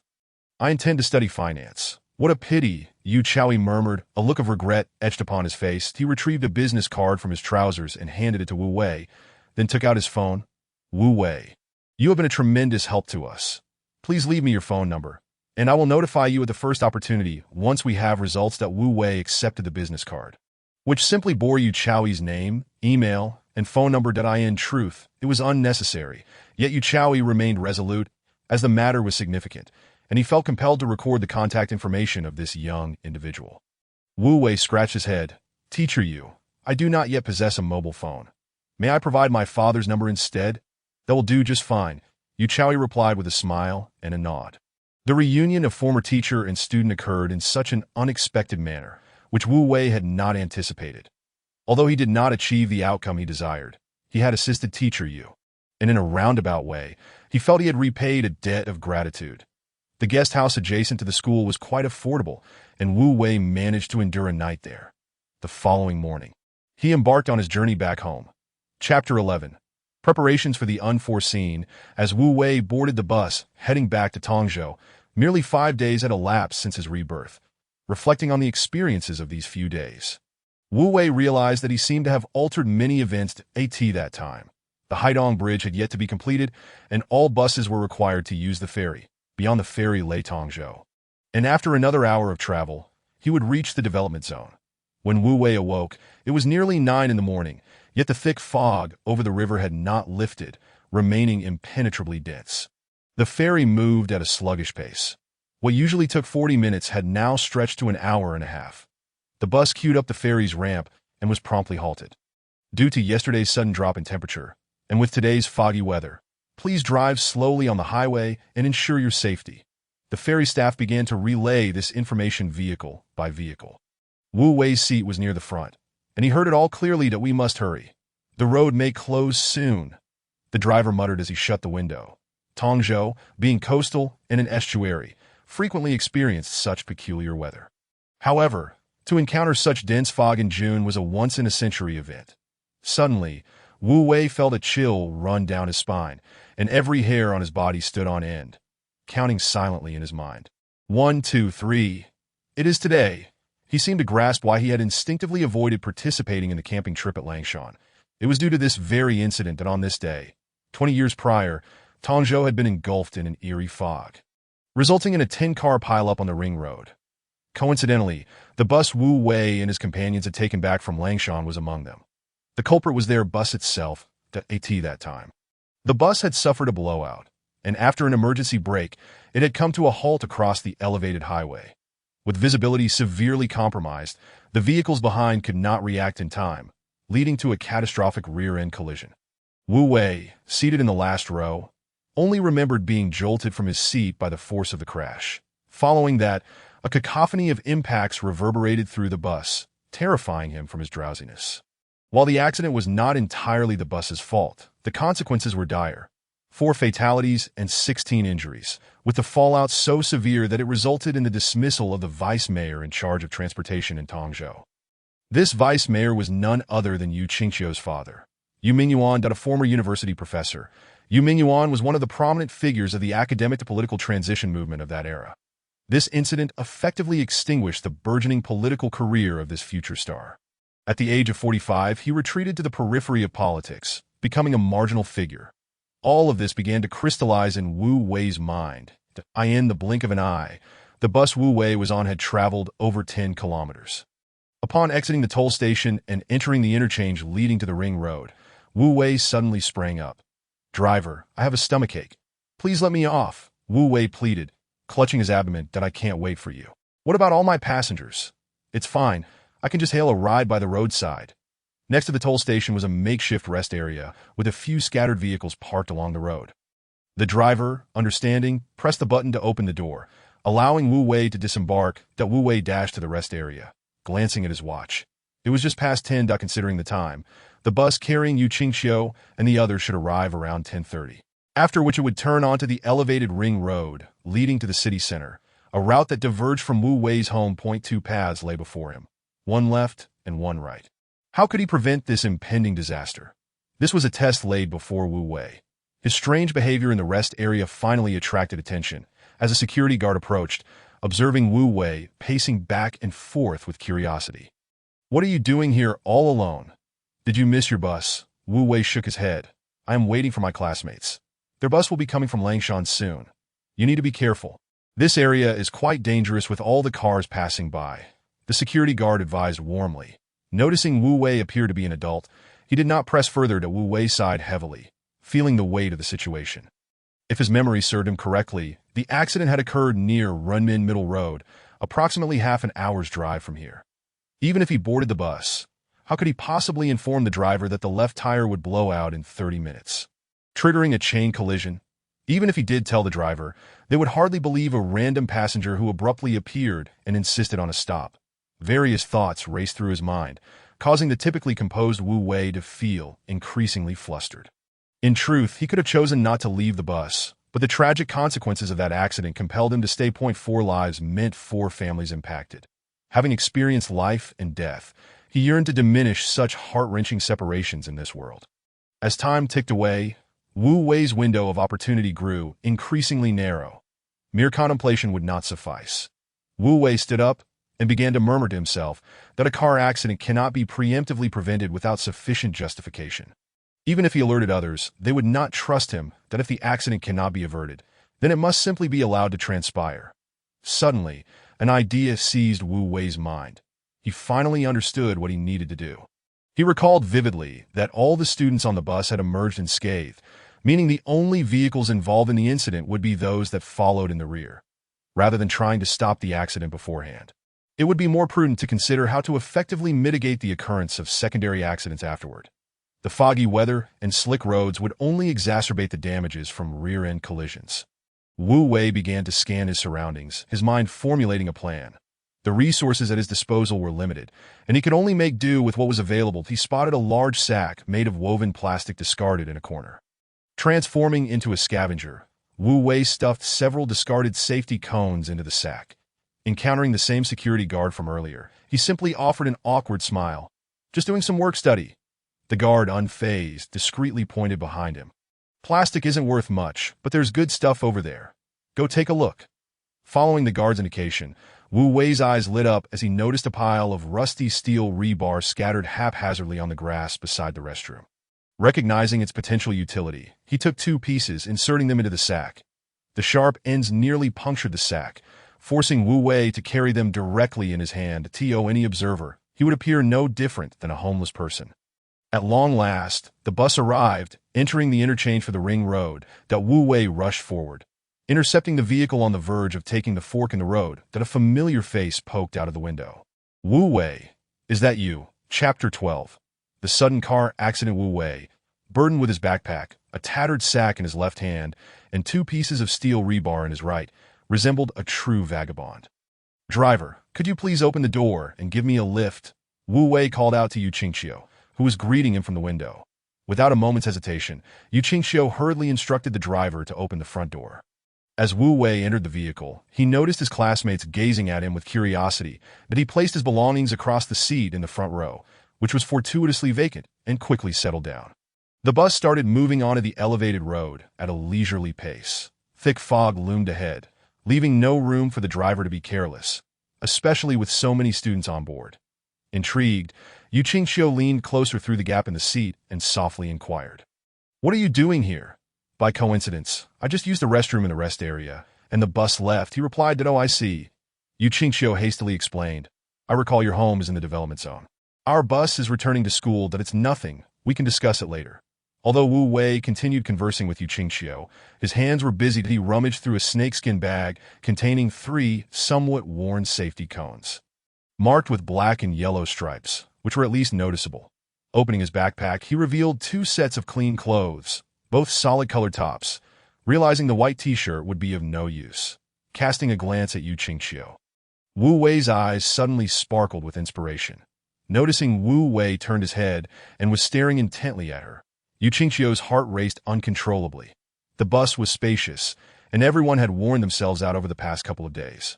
Sitting quite scattered, preferring tranquility, she had chosen to sit alone in the second row. In an instant, Wu Wei shifted from the front row to sit beside Yu Qingxiu. He leaned in mysteriously and whispered, "Could you lend me your t-shirt?" In an instant, Yu Qingxiu's cheeks flushed crimson. "What a brazen request! Why, you're a rogue," she stammered, her voice barely a whisper, though Wu Wei heard her clearly. Realizing his rashness, Wu Wei felt a surge of urgency. The bus was moving slowly, yet it was drawing closer to the city. Seeing Wu Wei fall silent only deepened Yu Qingxiu's embarrassment. Wu Wei furrowed his brow, hesitating, and glanced back towards the rear. Just as he prepared to stand, Yu Qingxiu grasped his arm, asking, "What do you need my clothes for?" Wu Wei lowered his gaze. "Do you have any other clothes? Preferably in the same color as what you're wearing." Yu Qingxiu was taken aback, suddenly realizing that what Wu Wei saw was not necessarily her attire, but rather a yellow garment. The pale yellow t-shirt was uniquely vibrant, complementing her gentle and sweet demeanor, exuding a sense of whimsy and romance. At that moment, Wu Wei's expression was resolute, devoid of jest. "I have a green skirt," she replied, though she was still puzzled by Wu Wei's intentions. Grabbing her bag from the ground, she unzipped it to reveal the skirt within. Better to have something than nothing. Wu Wei reached into the bag and swiftly extracted the skirt. Just as Yu Qingxiu attempted to protest, a tearing sound filled the air, leaving her stunned. The green skirt was torn in half by Wu Wei, a gift from her sister for her birthday. Wu Wei then grabbed a steel bar from the floor, beginning to tie the fabric to it. Yu Qingxiu watched with teary eyes as Wu Wei engaged in this reckless act. Without offering any explanation, he quickly bound the green fabric to both steel bars, resembling 2 flags. Pouting, Yu Qingxiu was at a loss for how to respond to this bizarre scene. Time passed swiftly, and just as Yu Qingqiu considered distancing herself from Wu Wei, a sudden loud crash echoed through the air. "Sit down. Don't move." A strong hand pressed down on her, pinning her firmly in her seat. It was Wu Wei, his expression tense yet his hand unwavering. Everyone felt the bus tilt sharply to the left, losing its previous speed. The experienced driver clutched the steering wheel tightly, preventing the vehicle from veering off course. The slick surface posed a significant risk of overturning, as the thick fog enveloped them. The bus skidded dangerously, the tires screeching in a horrific cacophony that sent chills through the passengers. Ultimately, with the driver's desperate control, the bus came to a halt at a 45-degree angle on the elevated road, blocking the path behind. In a matter of moments, Wu Wei sprang to the front, seized a safety hammer, and smashed the adjacent window. "Call for help," he shouted, discarding the snakeskin bag and clutching the two steel bars as he leaped out of the window. Time was of the essence. Wu Wei had no opportunity to request the driver to open the door, as conversing would only waste precious moments. Visibility was less than 5 meters, but fortunately, no vehicles were approaching from behind. As he jumped, Wu Wei grazed some broken glass on the ground, cutting his calf. With no time to think, he released the steel bars and pulled 3 safety hammers from the snakeskin bag, throwing them with all his might onto the road, hoping to alert the drivers behind in time.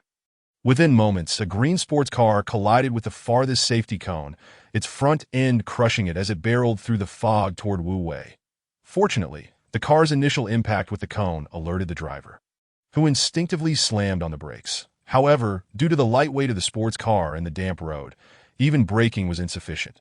The tires locked up completely, skidding past Wu Wei before crashing into the right guardrail with a deafening thud. Fortunately, despite the collision, the car was not traveling at high speed, and the airbags did not deploy. As the sedan's driver remained in shock, they witnessed a white figure darting to the front of the vehicle, pulling the nearly flattened safety hammer out from under it and tossing it back onto the road. Soon after, another car faced a similar predicament. Fortunately, both vehicles managed to stop in time, avoiding a secondary accident. With the steel bars adorned with green fabric in hand, Wu Wei marched resolutely into the fog, the material flapping in the wind, serving as a constant warning to approaching vehicles that danger lay ahead. Yu Qingqiu leaned out, peering through the shattered window, her heart lifting as she watched the determined white figure, now fading into the mist, carrying 2 green flags. It dawned on her that Wu Wei had been preparing for this moment since he boarded the bus. Yet, she pondered, when had he become so resolute, so calm in the face of peril? Chapter 13. Don't strive so hard. Next time, one by one, vehicles emerged from the fog, slowing down and pulling over to the sides of the road. However, some drivers panicked, losing control and colliding with other cars or the guardrail. The continuous sounds of impacts echoed, muffled yet disquieting. Only those approaching the bus could truly grasp the potential consequences of failing to decelerate in time. Finally, the wailing of sirens pierced the air, and the first responders arrived on horseback from the opposite lane. Upon witnessing the scene, they urgently called for backup. 15 minutes later, a multitude of rescue teams arrived from all directions, cordoning off the road and issuing announcements. The students aboard the bus gradually disembarked, staring in disbelief at the scattered vehicles on the elevated road. The Yu Qingqiu, filled with anxiety, searched desperately for the white figure, but found no trace. The sun had emerged from behind the clouds, slowly dispersing the fog and restoring visibility. As she walked forward, surveying the chaos around her, concern gripped her heart that Wu Wei had ventured alone into the mist. She had no idea where he might be now. Sunlight illuminated a clear boundary in front of Yu Qingqiu, gradually pushing forward as the fog dissipated, revealing greater visibility. At last, a glimpse of green caught her eye, causing her to tremble. It was the color of her skirt, fresh and unique in the sunlight. A white figure sat slumped on the ground, his upper body heaving violently. The steel bars adorned with green fabric rested upon his shoulders, still fluttering defiantly. Upon closer inspection, she noticed Wu Wei's t-shirt was thoroughly soaked with sweat, not a dry spot to be found. He gasped for breath, his blood racing, the world around him falling silent. All that could be heard was the thunderous beating of his heart, echoing in his ears. Refusing to quiet, he bowed his head, lost in his surroundings, his earlier flailing and shouting having left him utterly exhausted. His hands rested on his knees, uncontrollable spasms causing his fingers to tremble. The steel bars felt unbearably heavy, a regret Wu Wei could not shake off. Watching Wu Wei in this state, an unusual glimmer shone in Yu Qingqiu's eyes. She had never seen him like this before. At that moment, it seemed he radiated a certain light. Kneeling before him, she gently asked, "Wu Wei, are you all right?" Wu Wei lifted his head, solemnly responding, "Is everyone else okay?" As Yu Qingqiu traversed the path ahead, she observed everything keenly. "Everything will be fine. Do not worry." At that moment, Wu Wei appeared to be drained of his last vestige of strength, his entire being collapsing. Sensing the precariousness of the situation, Yu Qingqiu hurriedly stepped forward to embrace Wu Wei. She held him tightly, feeling her heart ache profoundly as he had lost consciousness. In a haze, Wu Wei heard two individuals conversing, and gradually his awareness was rekindled. Rest assured, he is unharmed. Then why hasn't he awakened yet? According to you, he should have just been in a state of extreme tension, and a glucose drip should suffice. Is that truly so? Trust me, he will awaken shortly. But when exactly will that be? Classmate, you have already asked that over a dozen times. Wu Wei opened his eyes to find the surroundings both familiar and foreign. The pungent scent of alcohol invigorating him, that he finally realized where he was. The school infirmary. Wu Wei, you're awake. You scare me to death. See, I wasn't lying, was I? The school nurse stood up, beaming as she exited the room. His hand felt cold. He realized the four was still administering fluids. His body regained its strength, and he finally felt revitalized. How did I end up back at school? He propped himself up and sat on the hospital bed. We were all brought back to school, Yu Qingqiu explained softly. Then it's nothing serious. I'm leaving now. Wu Wei abruptly removed the needle from his hand and prepared to get off the bed. Be careful. You still have an injury on your leg. Yu Qingqiu admonished with concern. Wu Wei glanced down and saw a portion of his right leg exposed, wrapped in bandages, his pants rolled up. He nodded slightly, feeling no pain, and swung his legs over the side of the bed. I'm off. Wu Wei waved his hand and intended to depart. Just then, someone tugged at his clothing, and turning around, he saw Yu Qingqiu looking at him with a face full of reproach. How did you know there would be an accident? I have no idea. Wu Wei feigned ignorance. Then why did you bring so many things onto the bus? Yu Qingqiu persisted, relentless in her questioning. Is it wrong for me to be frugal while working? Wu Wei replied slowly. And I saw you preparing as soon as you got on the bus. Did you sense something was wrong with the vehicle? Yu Qingqiu, naturally astute, pieced together the clues and uncovered many inconsistencies. Wu Wei's mind raced. He had not anticipated Yu Qingqiu's sharpness. However, he intentionally played along. Continuing, actually, I was deliberately waiting for you all. This time it was Yu Qingqiu's turn to be astonished. I must tell you, but you have to keep it a secret. Even though they were alone, Wu Wei lowered his voice significantly. I lied to my mom, saying I was going camping at Langshan. But in truth, I went to Haijiu for an anime exhibition. I thought I would return with you all. Then concoct a story to cover it. If you accidentally called my home and exposed the truth, I would be in big trouble. Speaking of phone calls, Yu Qingqiu's cheeks flushed again. Wu Wei paused before continuing. Let me tell you, on the highway, our bus passed several horrific accidents. They were dreadful. I thought I should prepare just in case, so I could be a hero if something happened. Don't you think I was lucky to have encountered it? Wu Wei pretended to be smug, grinning in a rather lewd manner. Why Yu Qingqiu listened quietly, seemingly trying to discern any flaws in Wu Wei's narrative. She felt an inexplicable sense of unease, unable to pinpoint what felt amiss. However, recalling Wu Wei's decisive demeanor and the image of him slumping into her embrace, the remnants of her doubt dissipated. But please, don't push yourself so hard next time, all right? Yu Qingqiu's tone softened considerably. Almost pleading with Wu Wei, he nodded, inwardly grumbling. Next time, if asked, I will not go again. I was terrified to the point of weakness. Remember, if anyone else asks, don't let anything slip. Wu Wei reiterated anxiously. Yu Qingqiu nodded solemnly, her smile radiant. What about my skirt? Wu Wei was taken aback, pondering what could be done. It was already torn. After all, he turned and dashed away, disappearing from sight in mere seconds. Yu Qingqiu remained at the entrance, her crystalline eyes harboring a hint of spring-like warmth. Chapter 14. Internship. The iron pestle ground into a needle suddenly. The phone in his pocket vibrated inopportunely, the charmingly compact black and white Sony T618 catching his eye. Dad, I'm at school. Everything is fine. Don't worry. The person you mentioned is my classmate, Wu Wei. Yes, he was the one who stopped those vehicles. I swear, I witnessed it with my own eyes. Upon returning home, Wu Wei eagerly embellished his experience on the overpass to his parents, leaving them momentarily stunned that, of course, Wu Wei's primary intent was not to boast of his bravery, but to emphasize the fact that he had gone camping. Enough of your tall tales. Given your nature, not being scared half to death is already quite the feat. Look at this injury on my leg. I got cut by glass when I jumped down.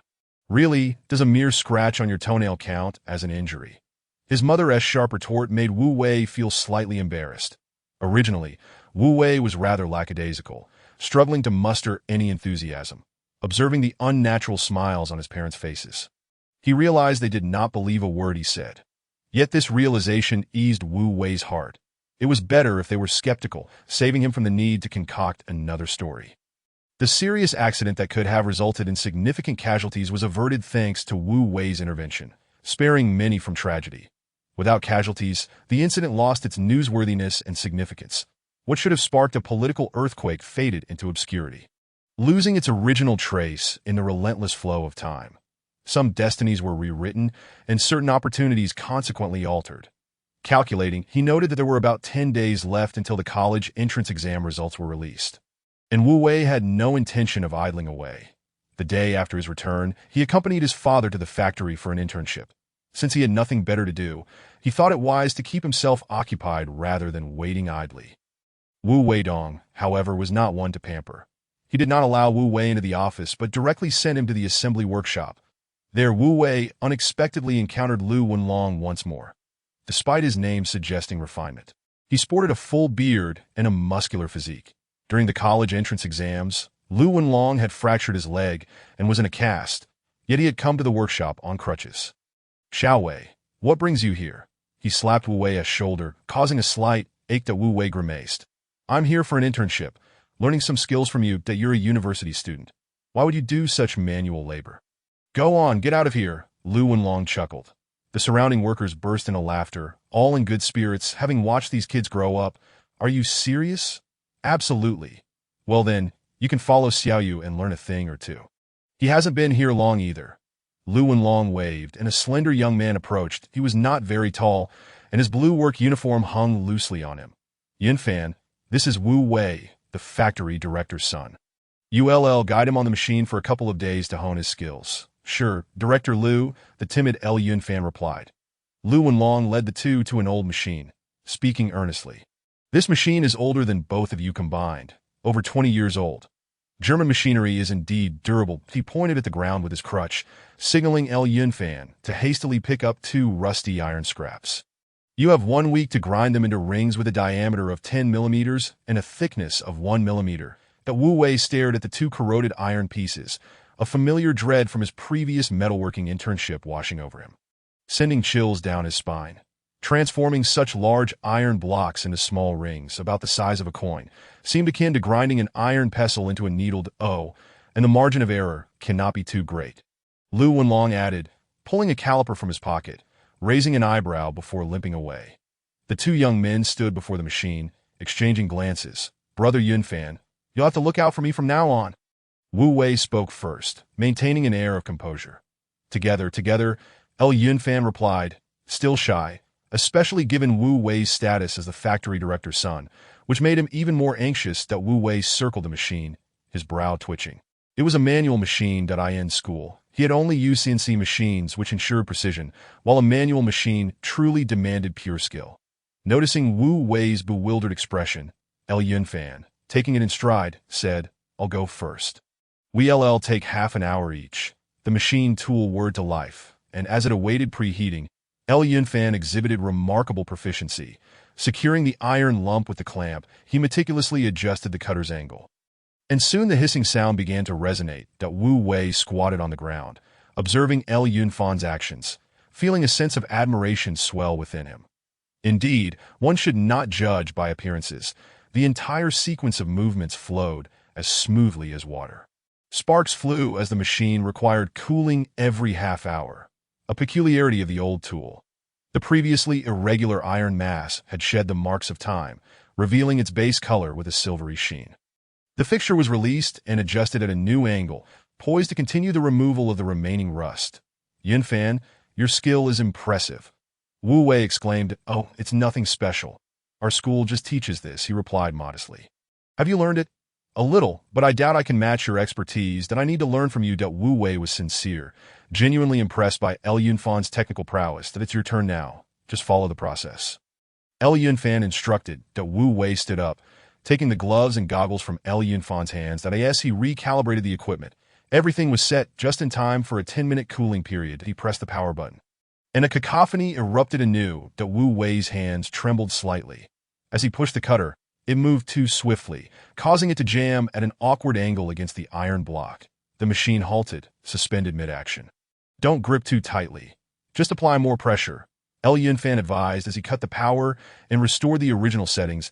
Wu Wei felt embarrassed and quickly refocused on the task at hand. This time, he held his breath. The cutter began to spin at high speed, gradually advancing 0.2 centimeters, 1 centimeter, drawing ever closer. In an instant, the cutter lightly grazed the rust, igniting a flurry of sparks. Wu Wei exhaled heavily, continuing to push forward. When engrossed in a task, one often loses track of time. His gaze fixed intently on the area where sparks danced, Wu Wei gradually fell into a rhythm. The advantage of a manual machine is that the operator can sense the resistance through mechanical feedback. When Wu Wei began to feel the joystick growing heavier in his grip, a hand clapped on his shoulder. That's enough. El Yunfan called out loudly. Wu Wei suddenly snapped to attention, attempting to separate the cutter from the iron block. If it feels heavy, it means the cutter is too deep. You need to readjust, El Yunfan calmly explained, without urgency. Indeed, this was a technical endeavor.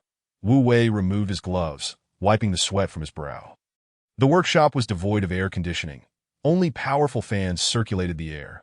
Within an hour, Wu Wei was drenched in perspiration. Take your time. I was the same when I started, El Yunfan reassured him. Chapter 15. Pay attention. Patience is essential in this craft, and mindset plays a crucial role. Regardless of how Wu Wei altered his angles and techniques, the thickness he could remove remained consistent. The two took turns at the machine, and by the end of the day, they had merely stripped 2 layers from the iron lump. The machine also required cooling. It was indeed impossible to expedite the process. Lu Wenlong's words rang true. It would take a week to complete the task assigned. Wu Wei drained the last of the mulberry leaf tea from his transparent glass. Its slightly bitter taste had initially been an adjustment, but he had grown accustomed to it by now. Excessive sweating left him thoroughly soaked. Sitting on the steps at the workshop's entrance, he awaited the end of the workday in silence. At 5:30. Like the ringing of a school bell, the factory's closing announcement echoed through the premises. One by one, workers emerged from various workshops and buildings. They chatted and laughed, their faces adorned with smiles despite the fatigue. Many of the older employees who recognized Wu Wei greeted him warmly. For those he knew, he would call them by their surname with an added uncle or aunt, while unfamiliar faces were simply addressed as uncle or aunt. The early summer twilight, though not harsh, bathed Wu Wei in a warm glow. How's it going? Are you tired? A figure settled beside him. Wu Wei did not need to look to know who it was. He lazily replied, tired, but it feels good. He found solace in the idea that physical labor did not burden the mind, a source of satisfaction. Indeed, look how happy everyone is at the end of the day. After a busy day, they can return home to reunite with their families and enjoy a good meal. Shouldn't that bring joy? Absolutely. I find it quite pleasant. Life should be like this. Will you come back tomorrow? Of course, I am now a level 10 machinist. Oh, come off it. I've seen you a few times, and it's always El helping you out. Wu Wei's face flushed red. His father had indeed been watching. With his chin raised, he declared, El is a professional.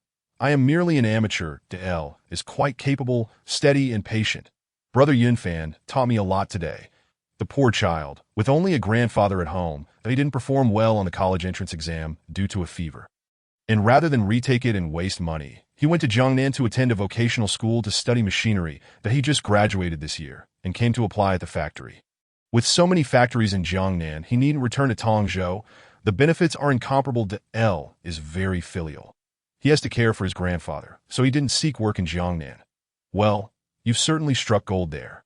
By the way, you mentioned helping me think of a way. Have you come up with anything? It's not that easy. Just wait a bit longer. Do you think it's true that you can get into Nanhua? Thus, the father and son engaged in their light-hearted banter, simple yet heartwarming. For 3 consecutive days, Wu Wei led this uncomplicated internship life, Tiring yet fulfilling that in the evenings after dinner, he would read a book, and when fatigue hit, he would promptly fall asleep, neither logging onto the internet nor opening QQ. Until one day, Wu Wei's mother returned home early from work, and the phone rang.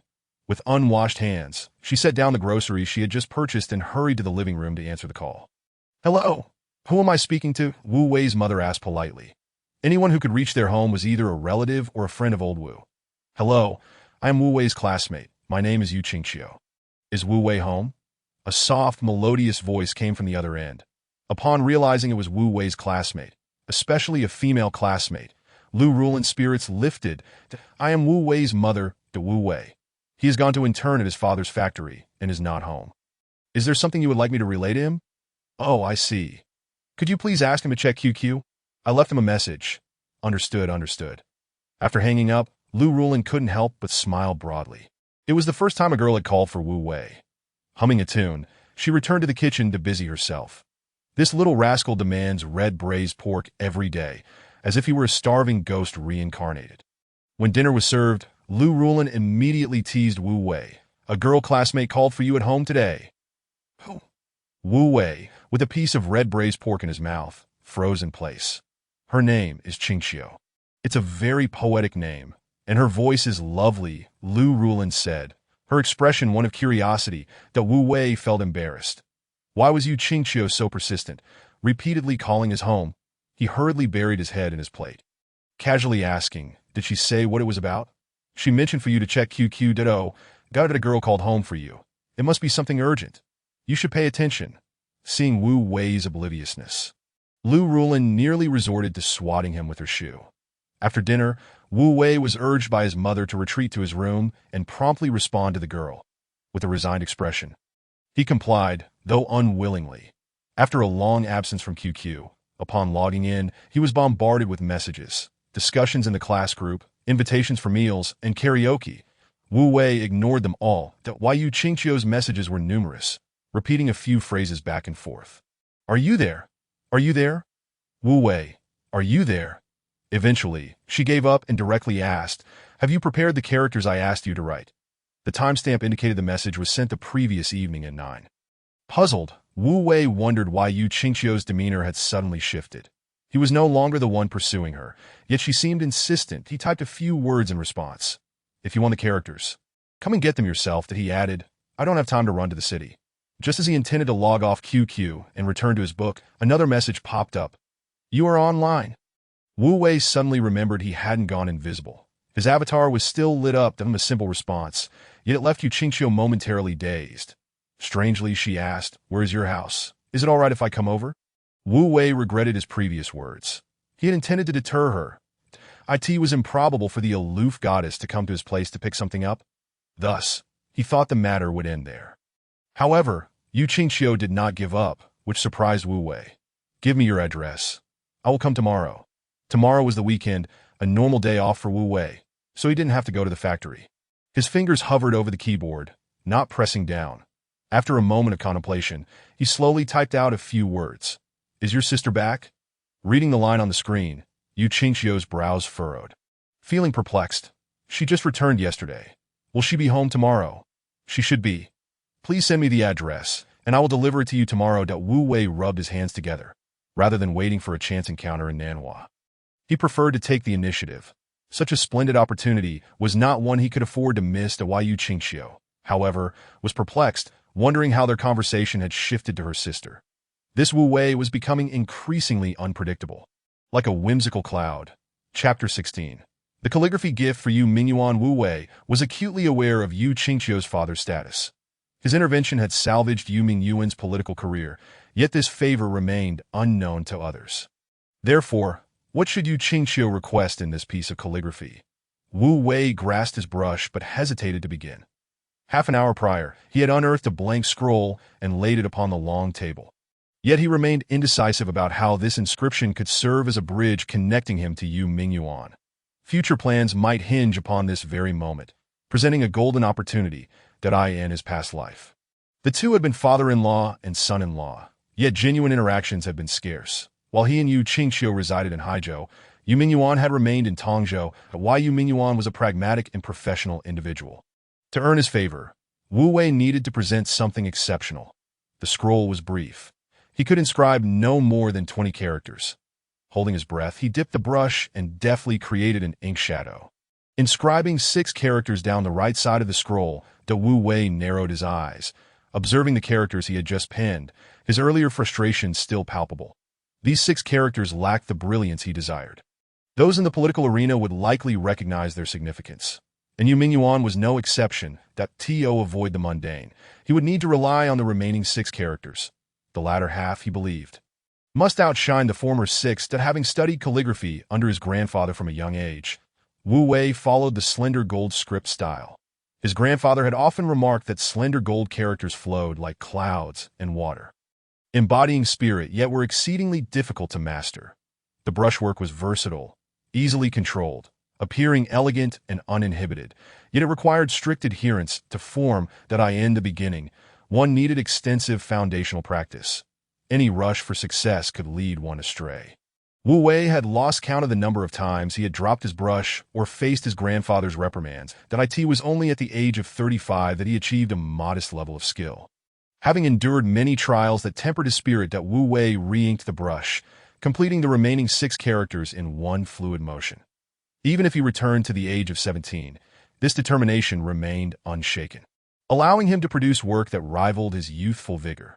Viewing his creation, a subtle smile graced Wu Wei's lips. When gifting to others, one typically includes a title and signature, but he intentionally left space blank. Yu Qingxiu would fill in those details herself.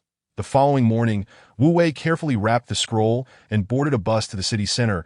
An hour later, standing before the small building, he recognized it as his destination. Although Yu Qingxiu had provided the address via QQ, Wu Wei was already intimately familiar with the location. The lush phoenix trees shielded him from the glaring sun, providing a refreshing journey in his previous life. After their marriage, they had always stayed here during visits to Tongzhou.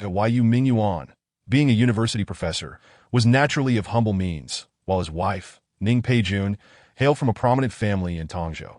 This 3-story building, situated in the city, backed against the mountains and faced the water, spoke volumes of the Ning family's past prestige. However, Yu Mingyuan's political career had been abruptly truncated due to an incident, a matter Wu Wei did not grasp the full implications of at the time. As time passed, this topic faded from memory. Gazing at the familiar building, an array of thoughts flooded Wu Wei's mind, evoking a sense of nostalgia. He pressed the doorbell, and an older lady emerged, the housekeeper of the Yu family. "Hello, I'm looking for Yu Qingxiu. We have an appointment." "You must be Qingxiu's classmate. Come in."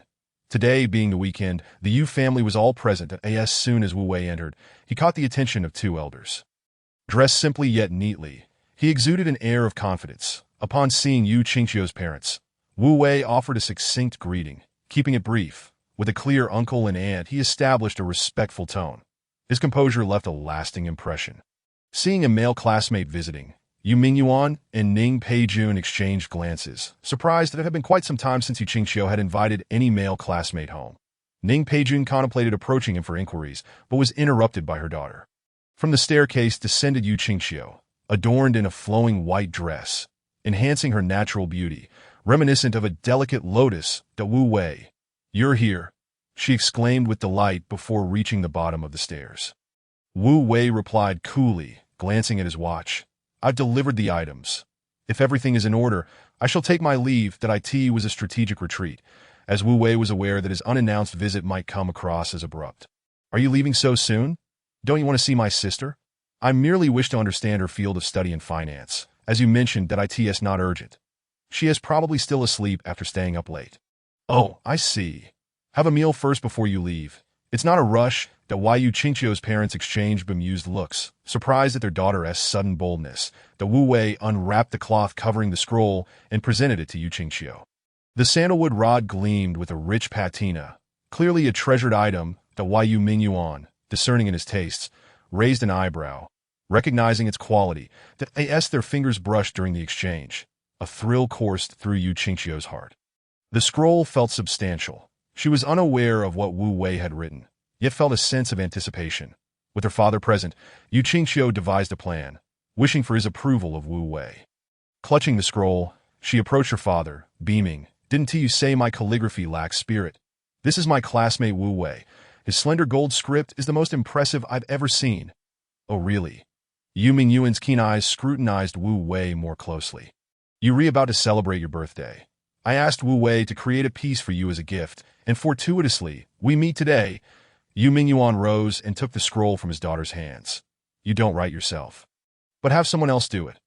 Ice and tea, that borrowing flowers to present to the Buddha.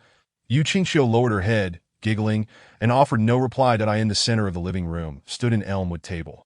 Rustic and adorned with natural cracks, exuding an air of antiquity. Wu Wei, is it? This is our first meeting. Greetings.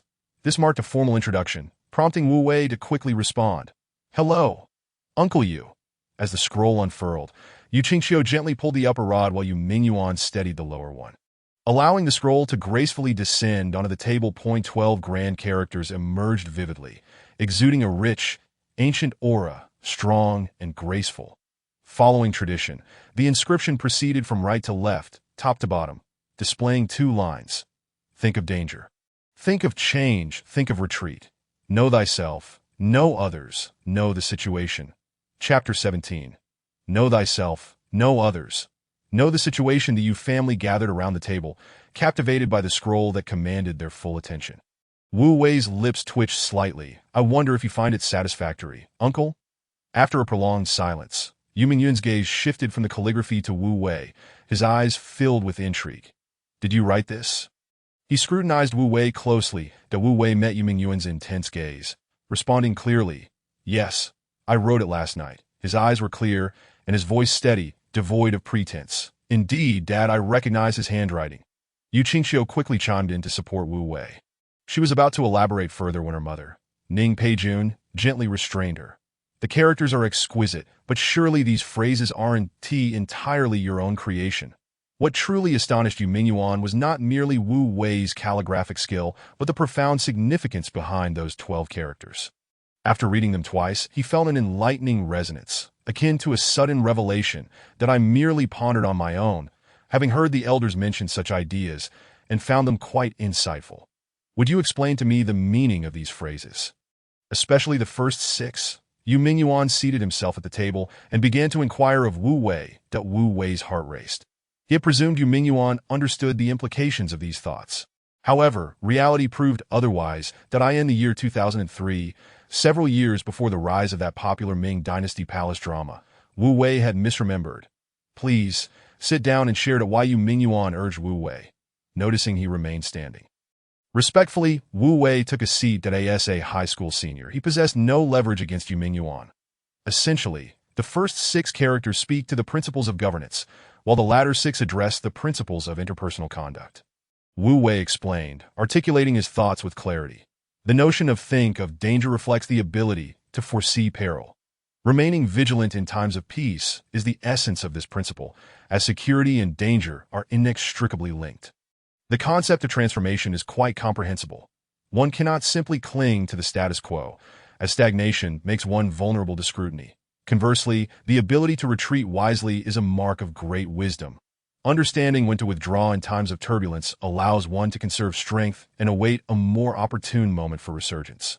Wu Wei, my dear classmate, you must have indulged in the study of the art of manipulation, haven't you? These insights are merely gleaned from the idle chatter of elders. I confess, I hold little interest in such matters myself. Your notion of 3 contemplations diverges significantly from the traditional think thrice before acting, bearing a rather shrewd undertone. Uncle Yu, please do not take this personally. These 6 words were merely inspired by what I have overheard, and I thought they might offer you some value. Hence I penned them down. Yu Mingyuan nodded in agreement, finding profound meaning in those words, which encapsulated the subtle truths of the political arena. And what are the subsequent 6 words? How would you interpret them? Wu Wei chuckled softly. I must apologize for my presumption.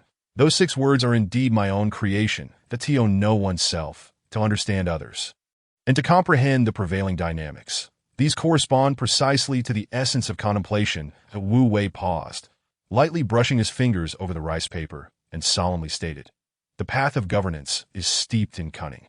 Yet, the essence of being lies in knowledge. Without these 3 forms of understanding, the notion of contemplation becomes moot at last. Only admiration remained in Yu Mingyuan's deep, discerning gaze at a splendid phrase, an exquisite piece of writing. An insightful interpretation. The three accolades left even the brazen Wu Wei feeling somewhat abashed while Yu Qingxiu leaned against her father, a smile illuminating her face. She too felt joy at her father's praise for Wu Wei. How much are you planning to pay for this calligraphy? Qingxiu.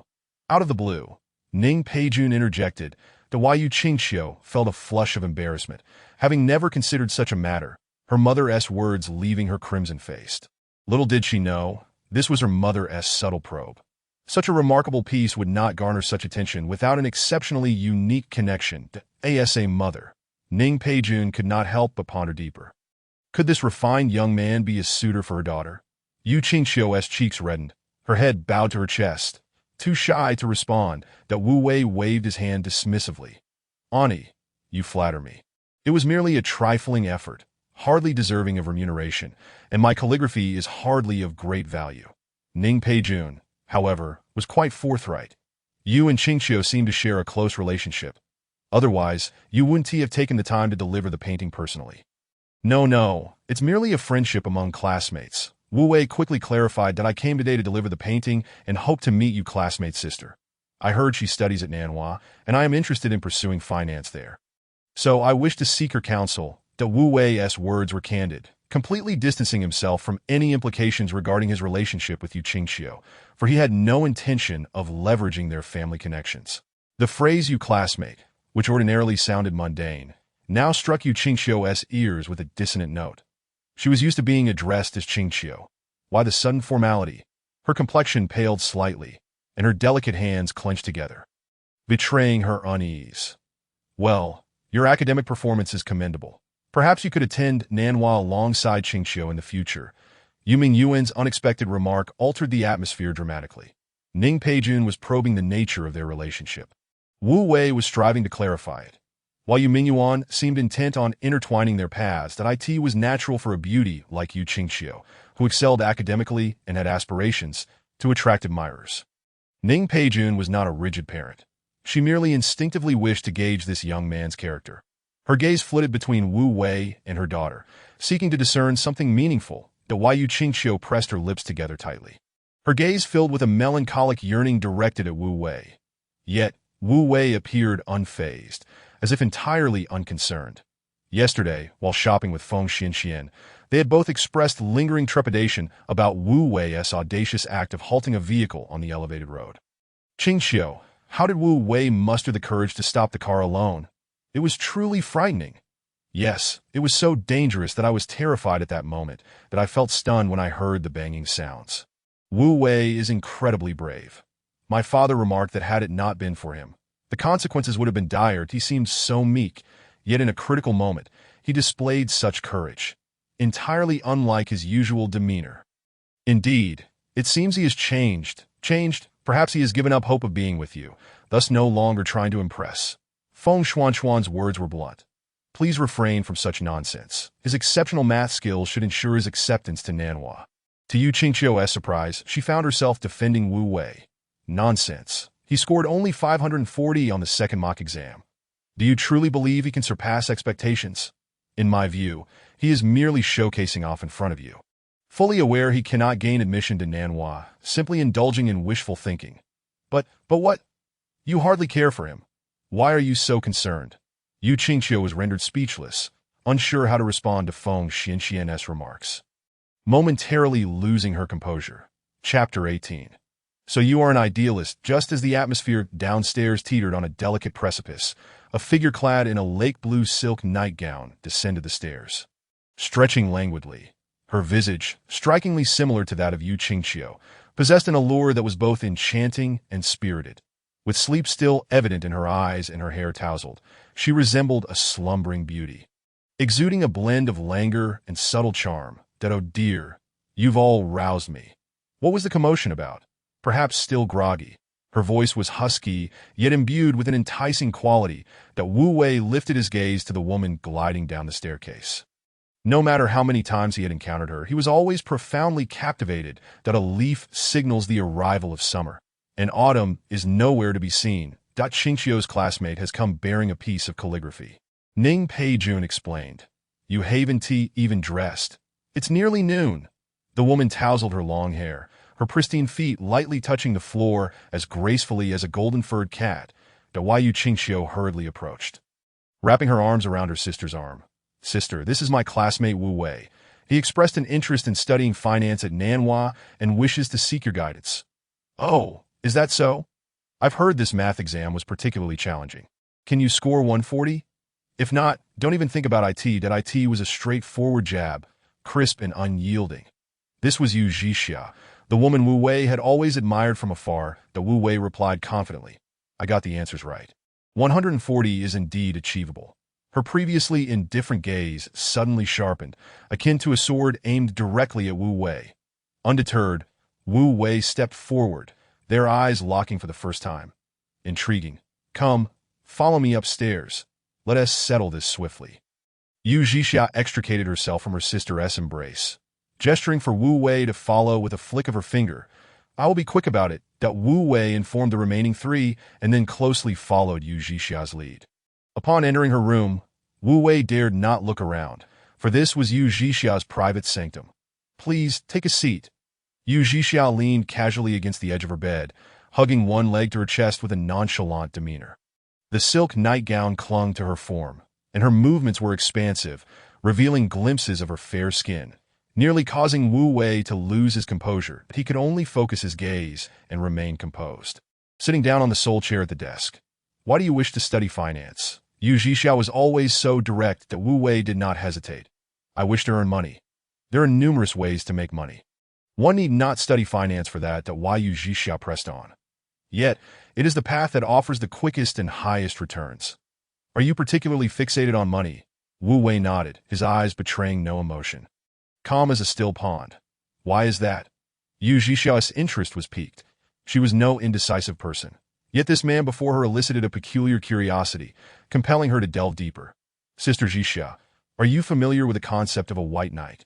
Wu Wei slowly countered. Yu Zhixia gracefully lowered her right foot, resting her hands on the edge of the bed as she regarded Wu Wei with intrigue.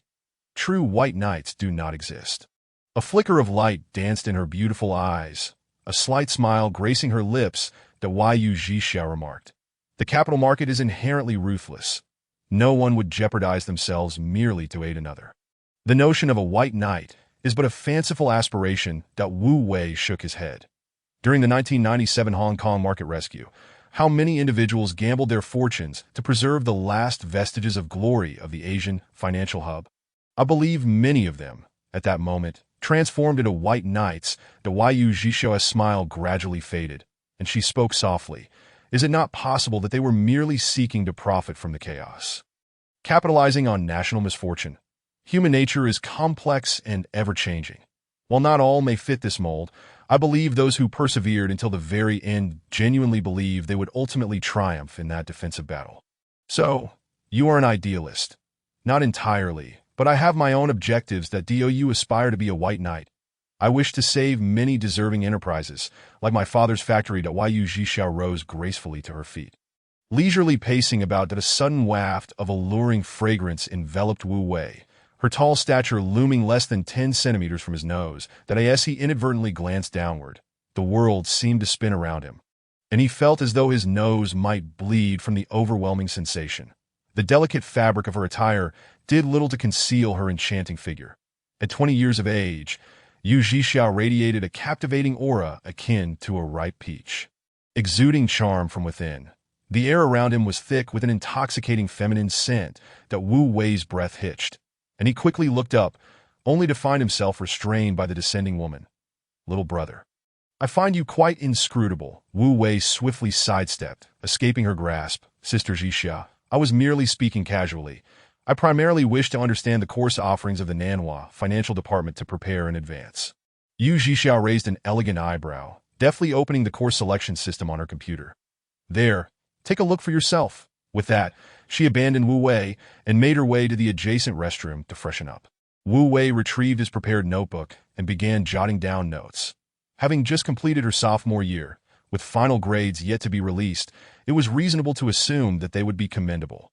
After all, She had been the embodiment of beauty and intellect, a goddess of the financial department who inspired admiration from many. Calculus, linear algebra, probability theory. She had already completed these courses, indicating a solid mathematical foundation. Macroeconomics, microeconomics, accounting, fundamentals of finance. Courses related to finance were also beginning to appear. Beyond the requisite foundational courses, these credits collectively exceeded those of the average student by at least a quarter, a testament to the rigorous demands of the program. As Wu Wei perused the course information, he began to grasp a clearer picture. While many perceived Nanhua as a school leaning towards the humanities, they were unaware of its equally formidable science programs. The intensity of the financial department was substantial. One must be mentally prepared. Time seemed to slip away, and suddenly, Yu Zhixiao reappeared behind Wu Wei like a phantom. Yes, I'm aware. Generally, schools offering undergraduate finance programs, aside from those merely profit-driven, are typically strong in mathematics that it's good that you understand. Don't harbor any illusions of coasting through. Having refreshed herself, Yu Zhixiao exuded a more refined and composed demeanor. Are you attending Nanhua for my sister? Of course not. I have my own aspirations, you know. Pursuing my sister, perhaps? Wu Wei broke into a cold sweat. While Yu Zhixiao was delightful in every respect, her forthrightness left him feeling overwhelmed by her directness. Chapter 19. Punishing Children on Rainy Days. Idle hands are the devil's workshop. Sister Zhixia, my relationship with Yu Qingxiu is purely platonic. I harbor no ulterior motives, truly. Wu Wei held up 3 fingers, exuding confidence. He referred to her as Sister Zhixiao while calling Yu Qingxiu merely classmate, which seemed somewhat contradictory that, oh really? I notice she seems quite attentive to you. Yu Zhixiao remarked with a hint of mischief. Impossible, absolutely impossible. Wu Wei waved his hands in protest, hastily declaring the well-known phrase. I was just teasing you. Look how frightened you are. Yu Zhixiao finally removed her playful fade, laughing heartily at Wu Wei, drenched in sweat, felt utterly defeated. Turning around, he found Yu Qingxiu standing at the door, her eyes wide in disbelief as she gazed at him. The room fell silent, an awkward tension hanging in the air. It was unclear how long Yu Qingxiu had been standing there or if she'd overheard more of their conversation. Wu Wei understood that in such a situation, breaking the silence was imperative. Otherwise, the atmosphere would only grow more uncomfortable. Sister Zhixia, may I add you on QQ? It would be convenient to consult you with any questions. Yu Zhixiao remained silent but cast an intrigued glance at the stunned Yu Qingxiu, while Yu Qingxiu's beautiful eyes sparkled with unspoken emotions. Her lips pressed tightly together. I generally don't use QQ. That's for children. You can add me on MSN instead. As she spoke, she handed Wu Wei a note with her email address. Wu Wei eagerly accepted it, suddenly recalling that this now obsolete instant messaging service had once been all the rage. MSN, with its integrated email and blog features, was once an essential tool for white-collar workers. However, he realized he had yet to engage with this platform and needed to download and register for it promptly. I'll add you when I get home, he replied, turning to leave, passing by Yu Qingxiu without uttering a word, while Yu Qingxiu followed silently behind him. Upon reaching the first floor, Wu Wei announced, Uncle, Annie, I must take my leave. Why not stay for lunch? It's nearly mealtime. Yu Qingxiu's mother had grown increasingly fond of the young man and was keen to have him stay. No, thank you. I truly must be going, Wu Wei declined, sensing the unspoken implications in Yu Qingxiu's gaze. Midway through their meal, Yu Mingyuan suddenly slammed his chopsticks down onto the table, exclaiming, Isn't this Wu Wei the student who acted heroically on the elevated highway last time? The 3 people at the table were taken aback, exchanging bewildered glances. Only Yu Qingxiu reacted first. Yes, Dad. That's him. Qingxiu, why didn't you mention this sooner? Yu Mingyuan's brows furrowed, his expression filled with regret that I did mention it. You just didn't recall, Yu Qingxiu retorted with a slight pout. Ning Peijun and Yu Zhixiao were left in a state of confusion, completely unaware of the father-daughter duo's conversation, while Yu Mingyuan then recounted the details of the incident, while Yu Qingxiu added embellishments, leaving the 2 uninformed individuals feeling a mix of astonishment and trepidation. This Wu Wei truly has remarkable courage, Ning Peijun marveled, noting the audacity of one so young to act so boldly. Yu Zhixia's chopsticks moved continuously, yet the gleam in her eyes grew ever brighter. The city plans to issue a commendation. It is likely to reach your school in the coming days. Really? Will you be attending? Do you want me to come? It would be wonderful if you could. Yu Qingqiu exclaimed with enthusiasm that Yu Mingyuan suddenly smiled. This young man is impressive. I must see him in person. The family enjoyed a harmonious meal. Yet Wu Wei, the focal point of the conversation, remained blissfully unaware that as soon as Wu Wei stepped through the door at home, his father seized him by the ear, causing him to grimace in pain. His mother emerged with a rolling pin, beginning to rub it against her palm that Wu Wei feigned innocence. What did I do wrong this time? Wu Weidong brandished his phone, waving it in the air. What do you think? They call me about you. No way. I merely sent a message. Wu Wei lamented, feeling disheartened. Surely, they couldn't be so harsh for just dropping by a message. What message? Now it was Wu Weidong's turn to be puzzled. They weren't discussing the same matter. The rolling pin came crashing down, prompting Wu Wei to swiftly dodge. Let's discuss this calmly. We shouldn't be fighting amongst ourselves. Lu Rulin scoffed. Keep talking back, and I won't hesitate to teach you a lesson. Wu Wei had always been a mischievous child, causing chaos in the neighborhood and enduring countless spankings that it was only as he approached the high school entrance exam that he began to buckle down and study diligently. After moving to the city for boarding school, he managed to temper his behavior somewhat. But Wu Wei chuckled wryly. If you must punish me, at least provide a valid reason. It's not even raining outside. Punishing children on rainy days is simply a way to keep busy, Lu Rulin retorted, her favorite saying. Did you go to Haijiu a couple of days ago? Wu Weidong inquired softly. Wu Wei's body tensed. Immediately on high alert. They called me to say you visited Xihua. You really are something, giving unsolicited advice to university professors without even having grown up. Wu Wei's mind raced, quickly realizing the predicament. He had to find a way to cover his tracks, lest he face a severe beating. Hugging his head, he retreated to the corner. I went to Haijiu for an anime convention. I was worried you wouldn't allow me. So I went secretly.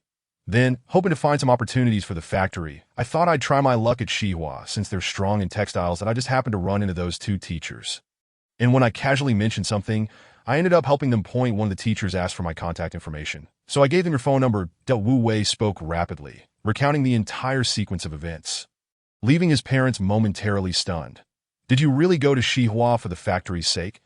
Is there any doubt? Wu Weidong exchanged a knowing glance with his wife, signaling the end of their little act. Seeing their demeanor, Wu Wei sensed that they were not inclined to continue their playful banter, so he slowly stood up. What did teacher you say? He perched half his bottom on the chair. Hesitant to sit properly, Wu Weidong sipped his tea, letting the leaves float and swirl, before replying slowly. Teacher Yu was very courteous, expressing that thanks to you, the experiment was a success, that he called to share this good news with you. Furthermore, he mentioned that if you score above the first-tier threshold and choose Xihua as your top choice, you will surely be admitted and directly transferred to the materials program under his personal guidance. Wu Wei, feeling embarrassed, remarked, it was merely a trivial effort. You are truly too courteous, teacher Yu. Xihua is quite good as well. If you cannot attend Nanhua, then Xihua will suffice. Lu Rulin interjected unexpectedly. That simply won't do. I am confident my scores can secure admission to Nanhua, Wu Wei exclaimed, leaping to his feet. Lu Rulin scoffed, utterly unconvinced that Wu Wei could gain entry to Nanhua. Chapter 20. A Leaf Knows Summer. Autumn remains unseen. The engineering disciplines at Xihua are exceptionally strong, with the textile program being the best in the nation. Attending there would not be a loss, Wu Weidong thought, acknowledging that his son might not have the fortune to enter Nanhua. Wu Wei wore a look of dejection, feeling as though his words had been in vain. By the way, Professor Yu asked you to return his call when you have a moment, Wu Weidong said. Tossing his phone to Wu Wei, the green screen displaying the latest call record, Wu Wei picked it up, pressed the call button, and set it to speaker mode on the table. The phone rang 3 times before someone answered. Is this Xiaowu? Hello, teacher Yu, this is Wu Wei. Hello, Xiaowu. I called you this morning, but your father mentioned you were out, that I was at a classmate's house and just returned. I apologized, that no problem at all. The experiment was a success, and I am here to share the good news. You are too kind, teacher Yu. I merely offered a casual suggestion. It shouldn't count for much that clear-eyed observers have the advantage. Without you, we would have been like headless flies. Laughter erupted from the speaker, causing the table to vibrate. Wu Weidong and Lu Rulin exchanged glances, smiles spreading across their faces as they heard the professor from Xihua praising their son. Suddenly, A glimmer of determination sparked in Wu Wei's eyes as he leaned closer to the phone on the table, asking aloud, "Teacher Yu, may I inquire if this year's new students at Xihua will all be studying at the new campus?" Indeed, the new campus has been in preparation for 2 years, and this year marks the arrival of the first batch of students. So, will the laboratories be relocating there as well? Yes, they are gradually moving to the new campus. Might our textile college require new experimental equipment? There was a brief silence on the other end before Professor Yu responded. "I am not entirely sure about the textile college's matters, but the equipment at the old campus has not been updated in quite some time. I suspect they will need to procure a new batch." That Wu Wei promptly seized the opportunity. "Could I trouble you to inquire? My father's factory specializes in textile machinery, and if there is a need, we could customize a batch of high-quality experimental equipment for the school at a favorable price, with on-site installation and a 10-year warranty." "Oh, is that so? What a coincidence. The vice dean of the textile college happens to be an alumnus who traveled to the UK with me. I'll ask him when I return to school on Monday. Do you still have my business card?" "Yes, I do." "Then please compile the production details and specifications of your father's factory's equipment and send them to me via email, so I can discuss it with him." Professor Yu was in high spirits, having successfully replicated results after 3 days of experimentation.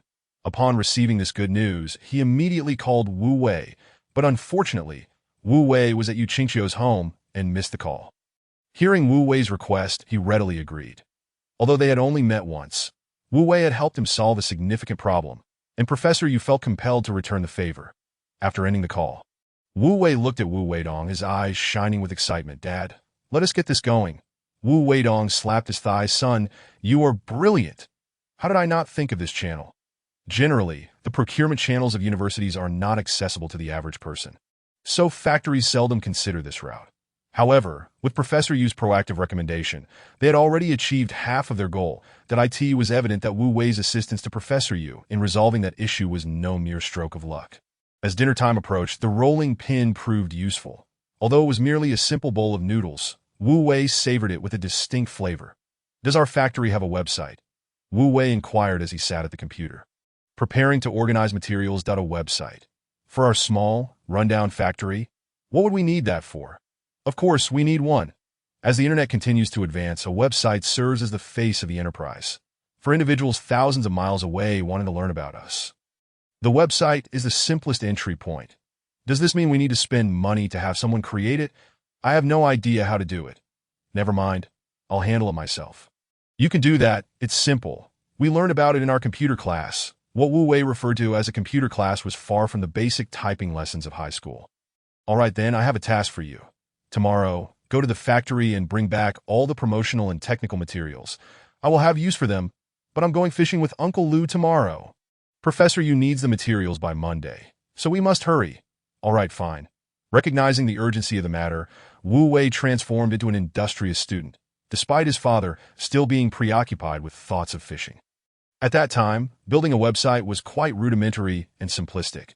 From purchasing a domain to establishing a server, the procedures were rather complex. That Wu Wei spent considerable time online to grasp the entire process. If it were now, it would have been completed in an instant. Many of these tasks were initially foreign to Wu Wei, but after embarking on his entrepreneurial journey, he had encountered various challenges, making them no longer unfamiliar. That he worked tirelessly until midnight, finally organizing all the materials. That Wu Wei stretched, allowing himself a moment of relaxation. Glancing at the note on the table, he picked it up. It contained Yu Zhixia's MSN account, Audrey0811, followed by a Hotmail email suffix. The account name was a private piece of information unique to its user, leaving behind an individual mark. That if Wu Wei was not mistaken, Yu Zhixia's English name was Audrey. The name Audrey is quite rare, suggesting that Yu Zhixia was indeed a fan of Audrey Hepburn. Given her name Zhixia, she must have been born in the summer. The number 0811 indicated her birthday, August 11th. This was Wu Wei's latest understanding of Yu Zhixia. Having registered the account, he logged into the software and added his first friend. But as the night grew quiet, he assumed that friend requests would go unnoticed. So he prepared to shut down the computer and rest. However, a system notification popped up, indicating that the friend request had been successfully sent. That Wu Wei's friend list now displayed a single contact with the nickname A leaf-nosed summer a slight smile curled at the corners of Wu Wei's mouth as he typed a few words in response that a low chime resonated, capturing Yu Zhixia's attention. A leaf-nosed summer, autumn remains unseen. Quite clever. I came up with it myself. Is it not fitting? You are rather cunning, young man. That is impossible. I am completely innocent. I suspect you are trying to sow discord between us sisters. But I have no evidence. Zhixia and Qingqiu were indeed names that belonged to sisters. One praised and the other criticized, effectively manipulating the relationship between Yu Zhixia and Yu Qingqiu. Chapter 21. The blue ocean is the true future. As Wu Wei gazed at the conversation on the screen, he felt a tingling sensation on his scalp that Yu Zhixia was meticulous and exceptionally intelligent. Any attempt to deceive her would be futile. What Wu Wei had not anticipated was this side of Yu Zhixia's character. It was unfortunate that their previous interactions had been so limited, leaving Wu Wei's perception of her at a superficial level that a thought flashed through his mind, prompting him to open a financial news website and search for information before returning to the chat window, where he gently typed a string of numbers. 200081. What does this mean? Thank you for sharing today. As a token of my gratitude, I can offer you a tip. Remember to enter the market on Monday. If you see it reach 25, sell. The unremarkable Lulu Wu Wei sent a message to Lu Wu Wei is the online moniker of Wu Wei. Yu Zhixia was about to press further with her inquiries when she noticed that the other party's avatar had dimmed, rendering the conversation impossible to continue. Staring at the sequence of numbers, Yu Zhixia's delicate brows furrowed slightly. Her previously unfocused gaze suddenly sharpened into a glimmer of realization. She finally comprehended what those numbers signified. Yet, despite gazing at the placid curve, she could not discern any clues. Haizhou City Investment and Construction Group operated in a singular domain, its stock performance rather mediocre, languishing in a state of half-life for several years. Wu Wei claimed this was a reward for her. Yet Yu Zhixia could not fathom how the stock could rise from 12 to 25. It was not until the early hours of the morning that she relinquished her research. The unanswered questions lingering in her mind, devoid of any leads that Wu Wei had yet to reach 18. Thus could not open a stock account independently. Consequently, he resolved to present Yu Zhixia with a challenge. If she could surmount it, he would contemplate the next steps in his plan. Rising early, well before 9, Wu Wei eschewed indulgence and slumber. The construction of the website was merely in its nascent stages. The company introduction had to be succinct and clear, ensuring that crucial information was immediately apparent. Who we are, what services we provide, and what distinguishes us. These are the three indispensable elements of a company introduction. Each one essential. After several drafts that failed to satisfy him, he finally settled on a version. Reading it over multiple times, a smile crept onto his face as he began inputting the content. A 35-year-old state-owned enterprise dedicated to the design and manufacture of textile machinery, offering comprehensive one-stop services to textile enterprises. Emphasizing design and one-stop service. This is the pathway for future textile factories. Wait, design? We don't do design. This is inaccurately written. Wu Wei Dong returned at some point, clutching a hefty stack of documents that Wu Wei merely shrugged. Just because we don't do it now doesn't mean we won't in the future. This is just product data and brochures from the past 2 years that I'll take my time reviewing it. There is no rush that on the computer screen, the preview of the website had materialized. Isn't the blue and yellow too jarring? It doesn't align with our identity, Wu Wei Dong questioned. What do you know? This is called minimalist textile. The blue and yellow combination can evoke a sense of calm elegance. And when paired with white, it retains a technological feel. The blue is Klein blue, and the yellow is marigold. After scrutinizing it for a moment longer, Wu Wei Dong indeed began to sense the feeling Wu Wei had described. Interesting.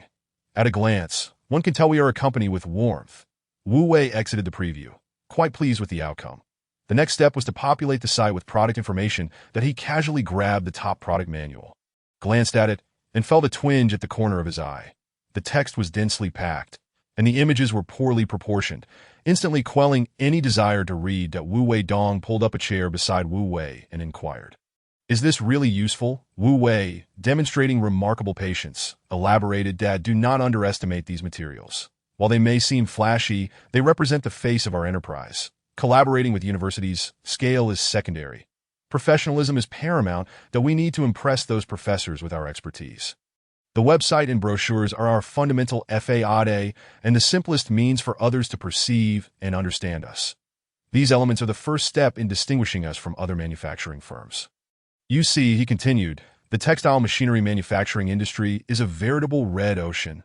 Red ocean? What red ocean? Wu Weidong was utterly baffled. While he had followed the conversation up to this point, he was now lost. Wu Wei paused, realizing that it was indeed 2003, and it was natural for his father to be unaware. I wonder if you can grasp what I'm saying. Imagine the market as two oceans. One is the red ocean, and the other is the blue ocean. The red ocean represents the most familiar market, where everyone fights fiercely, blood flowing like rivers, hence the name. The blue ocean, on the other hand, is the uncharted territory, as mysterious as the deep sea, representing the market of the future. Thus, using red ocean to symbolize a highly developed, known market and blue ocean for the unknown or yet-to-be-explored market makes it easier to understand. Wouldn't you agree? Wu Weidong's eyes lit up as he nodded vigorously. Indeed, the competition in the textile machinery sector is exceedingly fierce. Survival is a challenge. Exactly, rather than languishing in the red ocean. It is wiser to seek out the blue ocean and explore new markets. Exploring new markets is no easy feat. Do you think we haven't tried? Wu Weidong sighed, acknowledging the attempts made over the years. Understanding market trends and making accurate predictions is a daunting task, and even Wu Wei, in his entrepreneurial journey, had stumbled through countless pitfalls. However, Wu Wei's current advantage lay in the fact that he had lived through the next 20 years and was acutely aware of future development trends. In pure manufacturing, the ultimate competition boils down to price. To lower prices, one must scale up. The larger the scale, the lower the average costs, yet the burdens also become heavier. The mechanical factory was forced to undergo reform precisely because of this issue. Indeed, while the factory's performance back then wasn't poor, the burdens it carried were excessively heavy, draining resources to the point of unsustainability. Conversely, should we not consider how to sell at a higher price to generate more profit and maintain our current scale? Wu Wei's query struck sharply, plunging Wu Weidong into silence. Selling a machine costing 50,000, with a selling price not exceeding 70,000, while accounting for sales commissions, assembly costs, and subsequent maintenance costs due to quality issues, leaves a meager profit margin. More critically, even at a price of 70,000, it may not surpass the products of larger manufacturers. This is the essence of the red ocean, ensnaring those within it, obscuring the future, yet compelling them to strive desperately for meager profits. That Wu Weidong suddenly awakened, genuinely realizing the terror of the red ocean, that he intoned gravely, "How can we sell at a better price?" Chapter 22. The Advantage of Customization, with a gentle click of the mouse. 3 bold characters appeared on the screen that Wu Weidong leaned in to see. Customization, prominently displayed and emphasized by Wu Wei. Customization, Wu Weidong murmured, a vague notion flitting through his mind, yet just out of grasp. To sell products at a higher price, one must alter the previous model that Wu Wei patiently elucidated. Producing standardized products will inevitably lead to a path of homogenization, which is certainly untenable, as we cannot compete with such large manufacturers. And ultimately, we will be eliminated from the market. To survive, we must carve a new path. During my recent visit to Xihua, I discovered an opportunity that Wu Weidong abruptly interrupted. Is this about the experimental equipment you mentioned providing to their textile college? Precisely. Are we selling machines too? The machines sold to factories are standardized, adhering to national standards, correct? Wu Wei feigned ignorance, eliciting a nod of confusion from Wu Weidong. However, the equipment sold to universities for experiments is not specifically designed for production. Wu Weidong slapped his thigh in realization. The standards differ, necessitating customization, which will surely affect the price. Therefore, we must secure this contract, as the profit could potentially be several times greater than before. While Wu Weidong lacked familiarity with this segment of the business, Wu Wei was acutely aware of Xihua's financial prowess. Xihua is a predominantly engineering-focused institution, fostering a vibrant entrepreneurial atmosphere that ardently encourages students to engage in self-started ventures. Numerous laboratory projects have seamlessly transitioned into commercial products over the years, birthing countless star enterprises. Annual alumni donations have continuously poured in, rendering Xihua exceedingly affluent, evoking envy. Although customization is time-consuming and labor-intensive, With high design requirements, the profits are substantial. The same machine, once customized, can be sold at double the price, and no wonder you mentioned we should engage in design. This is the crux of the matter. Design is a subsequent endeavor. I plan to collaborate with Xihua and possibly outsource the design work to them. That sounds like a brilliant strategy, but will they agree? Let us take it slow. This is merely the first step of a long journey that Wu Weidong slowly rose to his feet. The heavy burden weighing upon his heart finally lifted. His son's words had resolved a long-standing perplexity. Perhaps the factory truly had a glimmer of hope. Observing Wu Wei, who was engrossed in studying the materials, the elder's eyes glistened with moisture, prompting him to quietly withdraw from the room. After laboring diligently for 2 consecutive days, a website that appeared somewhat presentable, along with a polished product manual, was sent by Wu Wei to Professor Yu Chaoyi responded promptly, instructing Wu Wei to await further news. Early Monday morning, clad in his work uniform, Wu Wei continued his internship. As he entered the workshop, he spotted El Yunfan already operating a machine tool, with rust scattered across the floor that on the workbench lay a solitary, smooth iron ring.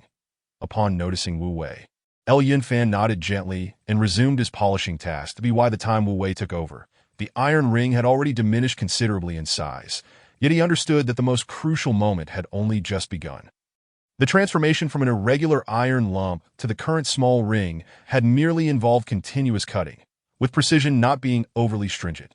However, to meet Lu Wenlong's specifications for thickness and diameter, relentless measuring and adjustments were imperative. I feel that if we continue with vertical polishing, the tool's weight might cause the iron ring to warp. El Yunfan furrowed his brow. Wu Wei measured with calipers, revealing a mere 2 millimeters in thickness, feeling as if it were a delicate sheet in his hand. Should we continue to thin it out, or should we first achieve the desired diameter? Wu Wei pondered, uncertain. I've never polished anything this thin before. I can't gauge the pressure accurately. Brother Yunfan, you're more skilled than I am. You decide.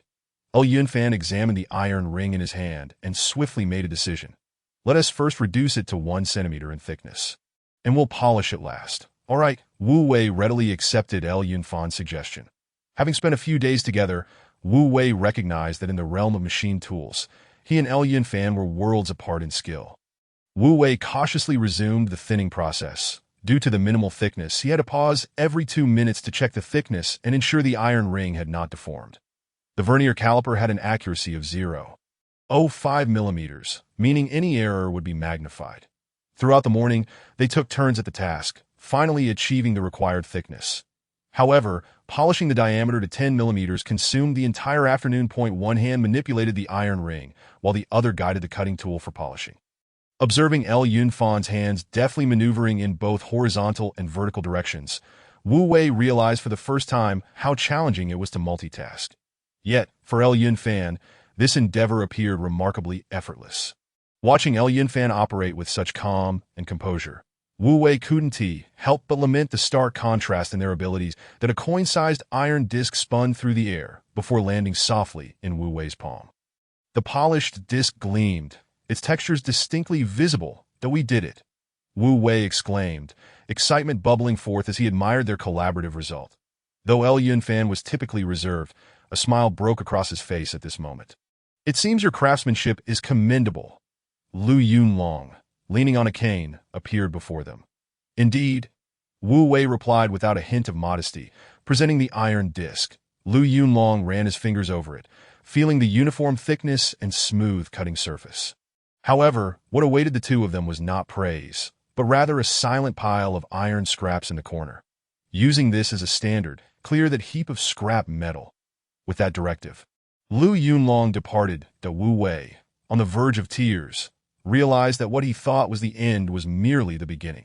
Glaring resentfully at the antiquated machine tool, he silently vowed that when he had the means, the first thing he would replace would be this manual machine, upgrading to a high-end CNC model. Yet, thoughts aside, he knew the work must continue. For Wu Wei, this was also an invaluable opportunity for personal growth. In the second chapter of his life, the challenges ahead would only become more intricate and formidable. He needed to master his own mindset. An overwhelming yearning for Qin Huanyin surged within him, stirring the softest corners of his heart. Only with her support could Wu Wei become the astute and strategic leader in the business realm. The connection with Xihua had already been established. Awaiting further developments to see if it could pave the way for the factory's transformation, as for Yu Zhixia, Wu Wei was acutely aware that he must tread carefully. Dealing with such an astute individual was fraught with risks. Chapter 23. To follow the current or to swim against it. During his internship in the workshop, Wu Wei ceased to pay attention to the outside world. The monotonous and tedious work often made one lose track of time. And before he knew it, the day to announce the college entrance examination results was upon him. 2 weeks had elapsed since the conclusion of the exams. June 24, 2003, had finally arrived. 320,000 candidates awaited with bated breath for the ultimate verdict. The once clear sky abruptly transformed around noon as dark clouds slowly crept in, obscuring the previously blazing sun. The air felt thick and stifling, as if frozen in time. The clock on the wall seemed to tick slower than usual. Stubbornly refusing to reach 2 o'clock, Wu Weidong paced back and forth, uncertain how many times he had traversed the living room. Eventually, unable to endure the torment any longer, he stepped into the yard for a smoke. Lu Rulin remained fixated on the time. Utterly unperturbed by his actions, Wu Wei maintained his composure. Opening the financial news webpage to peruse recent developments, a week had passed since he provided Yu Zhixia with the stock code. He scrolled through the timeline, revealing the week's market trends. A series of bullish candles had propelled the stock price to 20 yuan. Though it retraced 2 points today, it did not disrupt the overall upward trajectory. Had Yu Zhixia heeded his advice and made a move, her returns would have at least doubled. The screen refreshed every few seconds with updated stock prices, yet Wu Wei had lost interest in monitoring the market. He clicked on MSN, but the only contact, Yu Zhixia, appeared gray, indicating she was offline. An office-oriented software at the time, MSN lacked an offline messaging feature, that if Yu Zhixia wished to contact him. Email was her only recourse. 2 notification chimes echoed, and indeed, his inbox revealed 2 new emails. Opening it, he found a system notification and another message from Yu Zhixia. The timestamp indicated it was sent 2 days prior. In the early hours of the morning, the email bore no subject, and the body contained a single line. Why is it 25? Wu Wei couldn't help but smile. He had previously informed Yu Zhixia that once the stock 200081 soared to 25 yuan, he could exit the market. However, he had not elaborated on the rationale behind this. Given the current trend, it was plausible that it could reach not just 25 but even 30 yuan. Last time, while traveling to Xihua through Haizhou, vibrant flags adorned the roadsides. Gazing at the inscriptions, Wu Wei recalled that the announcement regarding the next host city for the World Expo was imminent. A directly governed city, Haizhou held a prestigious status, capable of independently hosting such an event. Thus, the bid for the World Expo became a significant affair for the entirety of Haizhou. Competing with Haizhou was Los Angeles, located across the ocean, with both contenders evenly matched, making it difficult to predict the outcome at that time. The consensus among outsiders was that Los Angeles had a greater chance of victory. As the announcement date drew near, the entire city was engulfed in a fervor of support. With an overwhelming array of activities and promotions, the successful bid for the World Expo would trigger a series of cascading effects, with the Haizhou Urban Investment Construction Group being the primary beneficiary. Hosting the expo necessitated the construction of a multitude of exhibition halls, and ultimately, this task would fall upon the shoulders of the Haizhou Urban Investment. The day after the official announcement designated Haizhou as the host, the local government promptly revealed the venue construction plan along with a subsequent timeline. With an investment scale in the hundreds of billions, Haizhou Urban Investment would reap the rewards. The stock price of Haizhou Urban Investment skyrocketed, doubling almost instantaneously. All of this was conveyed to Wu Wei by a former classmate from his dormitory. This classmate, who was fervently passionate about stock trading, had regaled Wu Wei with tales of his investment gains, recounting how he had persuaded his parents to invest alongside him. After returning from Haizhou, Wu Wei took the time to research Haizhou Urban Investment and presented this lucrative opportunity to Yu Zhixia as a token of gratitude for her assistance. Yu Zhixia's email was succinct, posing a single question. A faint smile graced Wu Wei's lips. She did not pry into why he had chosen this particular stock or how he had come to know it would rise. Her inquiry was simply, why 25? This indicated that Yu Zhixia had already entered the fray. Otherwise, she would not still be monitoring the situation. Wu Wei gently typed 2 characters in response before shutting down his computer. For the time had already reached 2 o'clock in the living room. The landline was set to speaker mode. In 2003, there was no system for checking exam scores. Scores had to be obtained through dedicated phone lines. Clutching her examination permit, Lu Rulin appeared anxious as she inputted the numbers one by one, fearing a slip of the finger would lead to errors. Wu Weidong stood behind her, holding his breath. The mechanical prompts guided the process, and they finally reached the last step: Chinese. 105 Mathematics, 140 English, 128 Chemistry, 122 Biology, 124 total, 619 provincial rank. The air suddenly thickened, leaving only the automated voice on the line echoing. After what felt like an eternity, the incredulous Wu Weidong and Lu Rulin exchanged glances before erupting into joyous celebration. 619, ranked 725th in the province, observing his parents dance with glee like children. Wu Wei exhaled a sigh of relief. This score exceeded his own expectations by 10 points. "You little rascal. Turns out what you said was true," Wu Weidong exclaimed, slapping Wu Wei on the shoulder. Wu Wei grinned. "I told you several times, but you chose not to listen. Hurry, report the scores to the teacher." Lu Rulin's voice trembled. Despite her excitement, she at least remembered this task. The two became a flurry of activity, frantically flipping through the phone book. Meanwhile, Wu Wei remained unfazed, quietly retreating to his room. It is often said that the college entrance examination can alter one's fate, yet Wu Wei's destiny had already been transformed. Compared to the anxiety he felt during his rebirth, he was now able to face everything with composure. Whether to go with the flow or to swim against the current, Wu Wei had long since found his answer. Once upon a time, Wu Wei's life began to flourish when he met Qin Huanyan at the age of 30, leading him to the pinnacle of success, only to abruptly halt at 37. Fate had granted Wu Wei a second chance, and he could not squander this divine opportunity. The bottom right corner of his computer screen flickered, and a dialog box appeared to Wu Wei. "How did you do on the exam? Why haven't you reported your score in the group?" This was an inquiry from Qingxiu. Qingxiu was none other than Yu Qingxiu, in another group chat. Within mere minutes, the conversation erupted, with everyone rushing to report their scores, flooding the chat with dozens of pages. Regardless of whether their results were commendable or disappointing, everyone shared their scores, except for Wu Wei. Chapter 24. The one who is involved is confused, the observer is clear. After delivering that piece of calligraphy, Wu Wei had no intention of maintaining any further contact with Yu Qingxiu in their previous life. They had been entangled for a decade, culminating in a bitter separation and mutual resentment. Thus, maintaining distance and treating each other with indifference became Wu Wei's approach.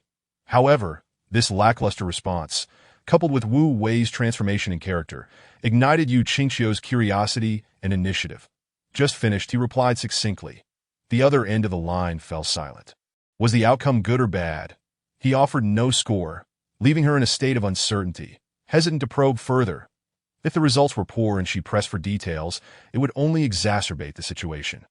At that moment, Wu Wei had become the conversation ender in Yu Qingxiu's mind. Not responding would surely be impolite, yet any reply would make it difficult to continue the conversation. Staring at the dialog box, her delicate fingers lightly brushed the keyboard, but she could not type a single word. By the time Yu Qingxiu gathered her thoughts, Wu Wei had already logged off. Yu Qingxiu fixated on the exchange between herself and Wu Wei, oblivious to the class group chat that was buzzing with activity. Just moments ago, Wu Wei had indeed chimed in with his score. As soon as Wu Wei reported his score, the chat erupted. The final score reported was a staggering 619. Eclipsing everyone else's results. Yu Qingxiu's score of 609 and Wang Qi's 612 were already the best the class had to offer. Yet the previously unnoticed Wu Wei's remarkable achievement dazzled everyone's eyes. There were doubts, shock, and cheers. Yu Qingxiu's face fell, her countenance filled with confusion. She had been the one to initiate the inquiry, yet Wu Wei had chosen to announce his score publicly in the group. "Your score is sufficient for Nanhua. Have you decided on a major yet?" A cool voice interrupted Yu Qingxiu's reverie from behind her. Without needing to turn around, she recognized it was her sister.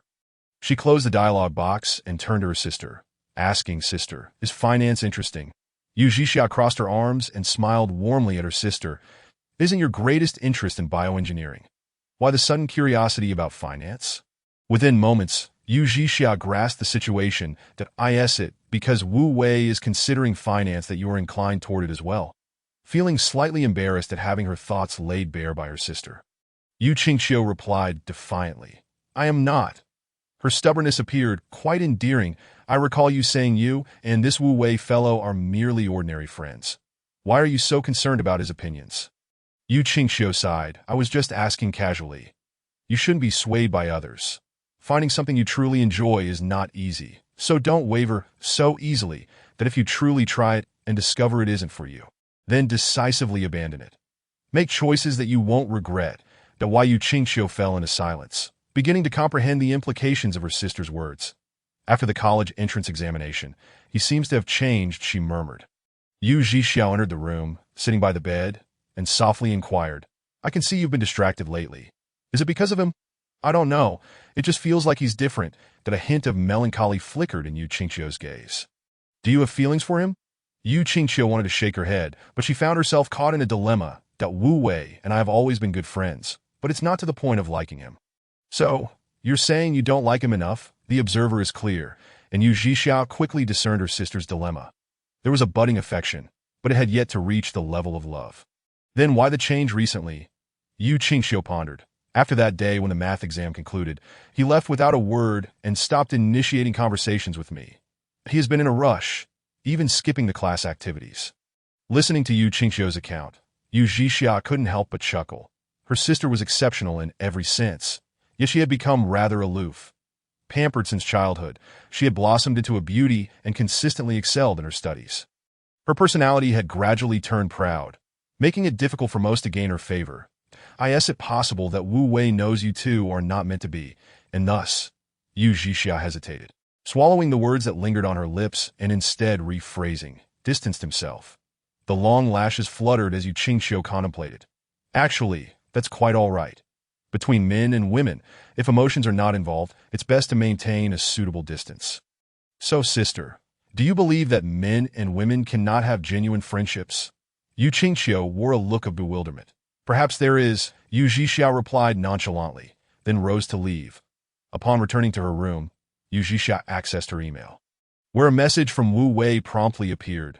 As she gazed at the few words on the screen, a smirk emerged at the corner of her mouth, a hint of self-mockery gracing her exquisite features. This Wu Wei was rather intriguing. He had even begun to instruct her. The email contained merely 2 words, "Cite." This term was a reference from the calligraphy piece that Yu Qingqiu had gifted to their father. Yu Zhixia had also seen that piece. Although she did not comprehend the intricacies of calligraphy, she sensed that it was indeed well-crafted.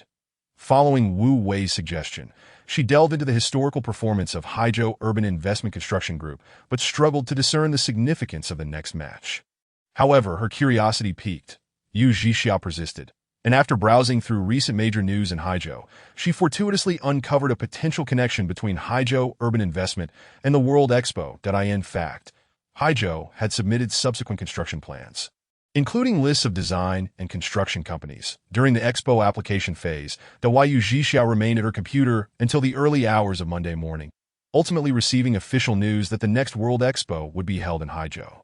This revelation solidified the future potential of Haizhou Urban Investment, prompting Yu Zhixia to enter the market with half of her holdings at the morning opening. Fortunately, her swift action bore fruit.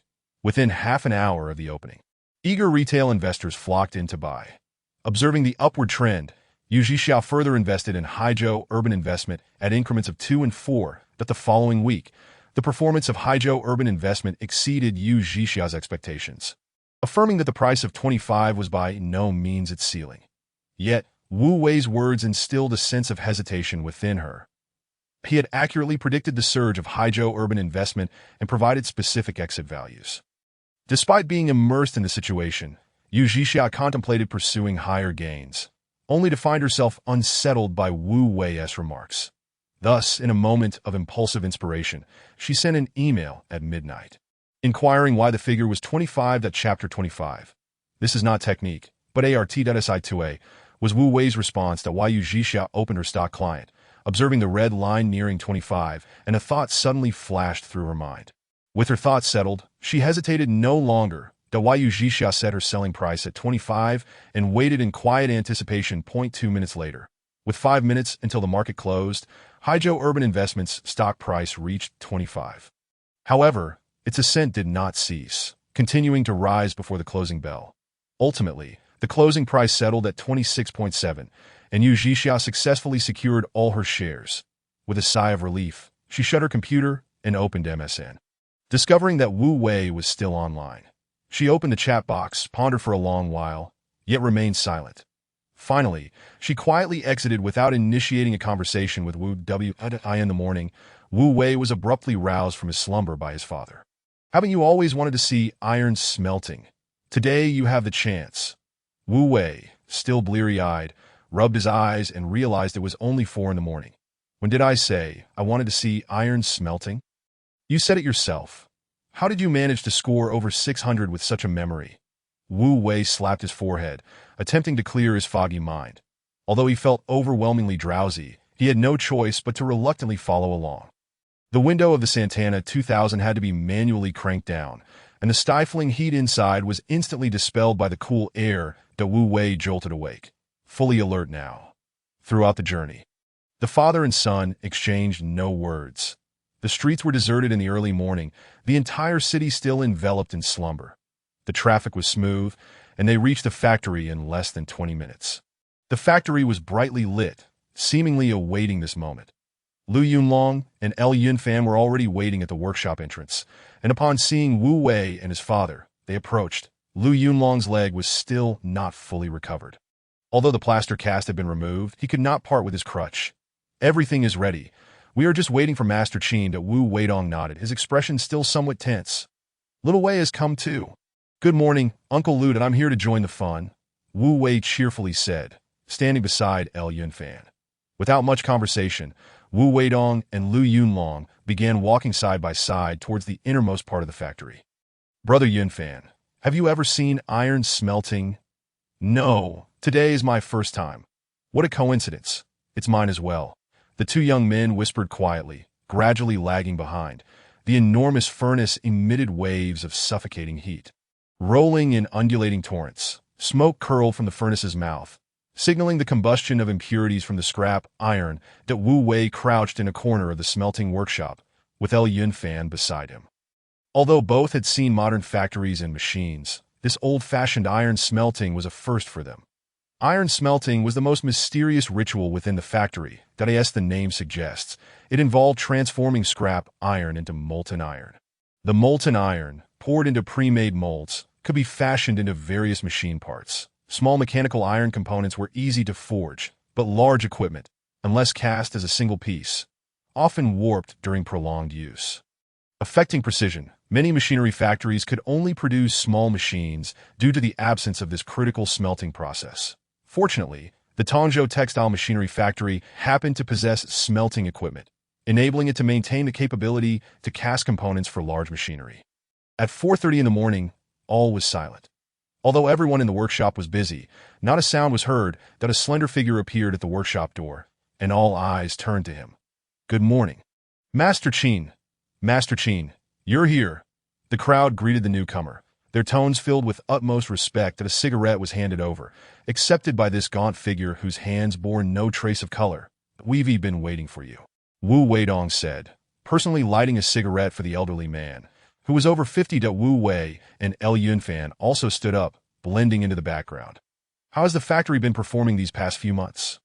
Master Qin's voice was low, yet resonant, that it's been all right. "The profits from the 2 machines we are producing are good and will sustain us for a while," Wu Weidong replied candidly, without any embellishments. Master Qin sighed softly. "Weidong, thanks to you, the rest of us, with our missing limbs, have a support." "Master Qin, you flatter me. Uncle Jiang and the others had their accidents for the sake of the factory. My conscience cannot allow the elderly workers of the factory to have no means of livelihood, that we are all getting old, unable to contribute much. Only this smelting skill remains useful." Wu Weidong looked up at the furnace, solemnly stating, "If it weren't for your guidance, we would have had to spend several tens of thousands to purchase cast frames. You have saved us all that money." A glimmer of brilliance flashed in Master Qin's eyes. The cigarette in his hand lost its flame, and with a gentle flick, it flew out of the workshop, landing precisely in a bucket of water at the door. Rolling up his sleeves, it was as if he issued a command. And everyone returned to their positions. Wu Weidong stepped aside, silently observing the proceedings, that a long rod was handed to Master Qin, resembling a lengthy needle. That Wu Wei's eyes widened, fearing he might miss any detail. At the top of the long rod was a small hook, the purpose of which was unknown. That a worker monitoring the temperature suddenly raised a flag, signaling that they could commence. The massive mold was in place. Positioned less than 3 meters from the furnace, that a basin of cold water cascaded down, drenching Master Qin. The closer one approached the furnace, the higher the temperature became. Tendrils of light smoke rose from Master Qin. Resembling a master of internal martial arts, the furnace began to tilt slowly. When the angle reached around 15 degrees, it halted. The hook deftly connected with the furnace, and only then did Wu Wei realize the purpose of the rod.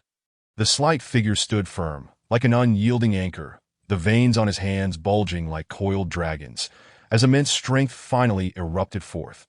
The furnace was drawn and continued to tilt gradually until, at last, a drop of red molten iron dripped from the spout, landing precisely in the mold below. The Wu Wei was utterly astonished. He had never imagined witnessing such a primal casting in this manner. The term threading the needle took on a whole new meaning. This was no mere technique. It was art. One person, one rod, manipulating a furnace weighing hundreds of pounds, guiding the molten iron to fill the mold gradually. Wu Wei could hardly fathom the catastrophic consequences of a misstep should the molten iron spill forth from the furnace. In that moment, he seemed to understand why his father could not let go of this factory. Because here, everyone was sustaining it with their very lives. Chapter 26. School bell, why aren't you resisting? Why do you not resist? As the first rays of sunlight in Chaoyang fell upon Wu Wei. Everything had just concluded. Sitting on the steps, his clothes clung to him, drenched in layers of sweat that had both emerged and dried countless times. That I have seen such iron-smelting machines in Jiangnan. They are fully automated. El Yunfan whispered to Wu Wei, with a resigned nod, replied, "We cannot afford such machines." What I witnessed was truly breathtaking. I never imagined iron could be forged in such a manner. The craftsmanship of the older generation is enviable, yet undeniably perilous. The two young men expressed their astonishment, reflecting on how old Master Qin had literally risked his life for that batch of molten iron. It's all right.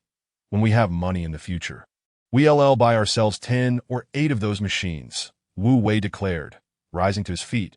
Basking in the morning sun with grandiosity, the El Yunfan tilted his head, gazing at Wu Wei, who was 2 years his junior. His expression filled with excitement, as if their dreams were within reach. Through the introduction of Professor Yu, Xinhua Textile Institute finally made contact. However, a prerequisite was that they must travel to Haizhou to meet with the vice president responsible for procurement at Xinhua to discuss potential collaboration.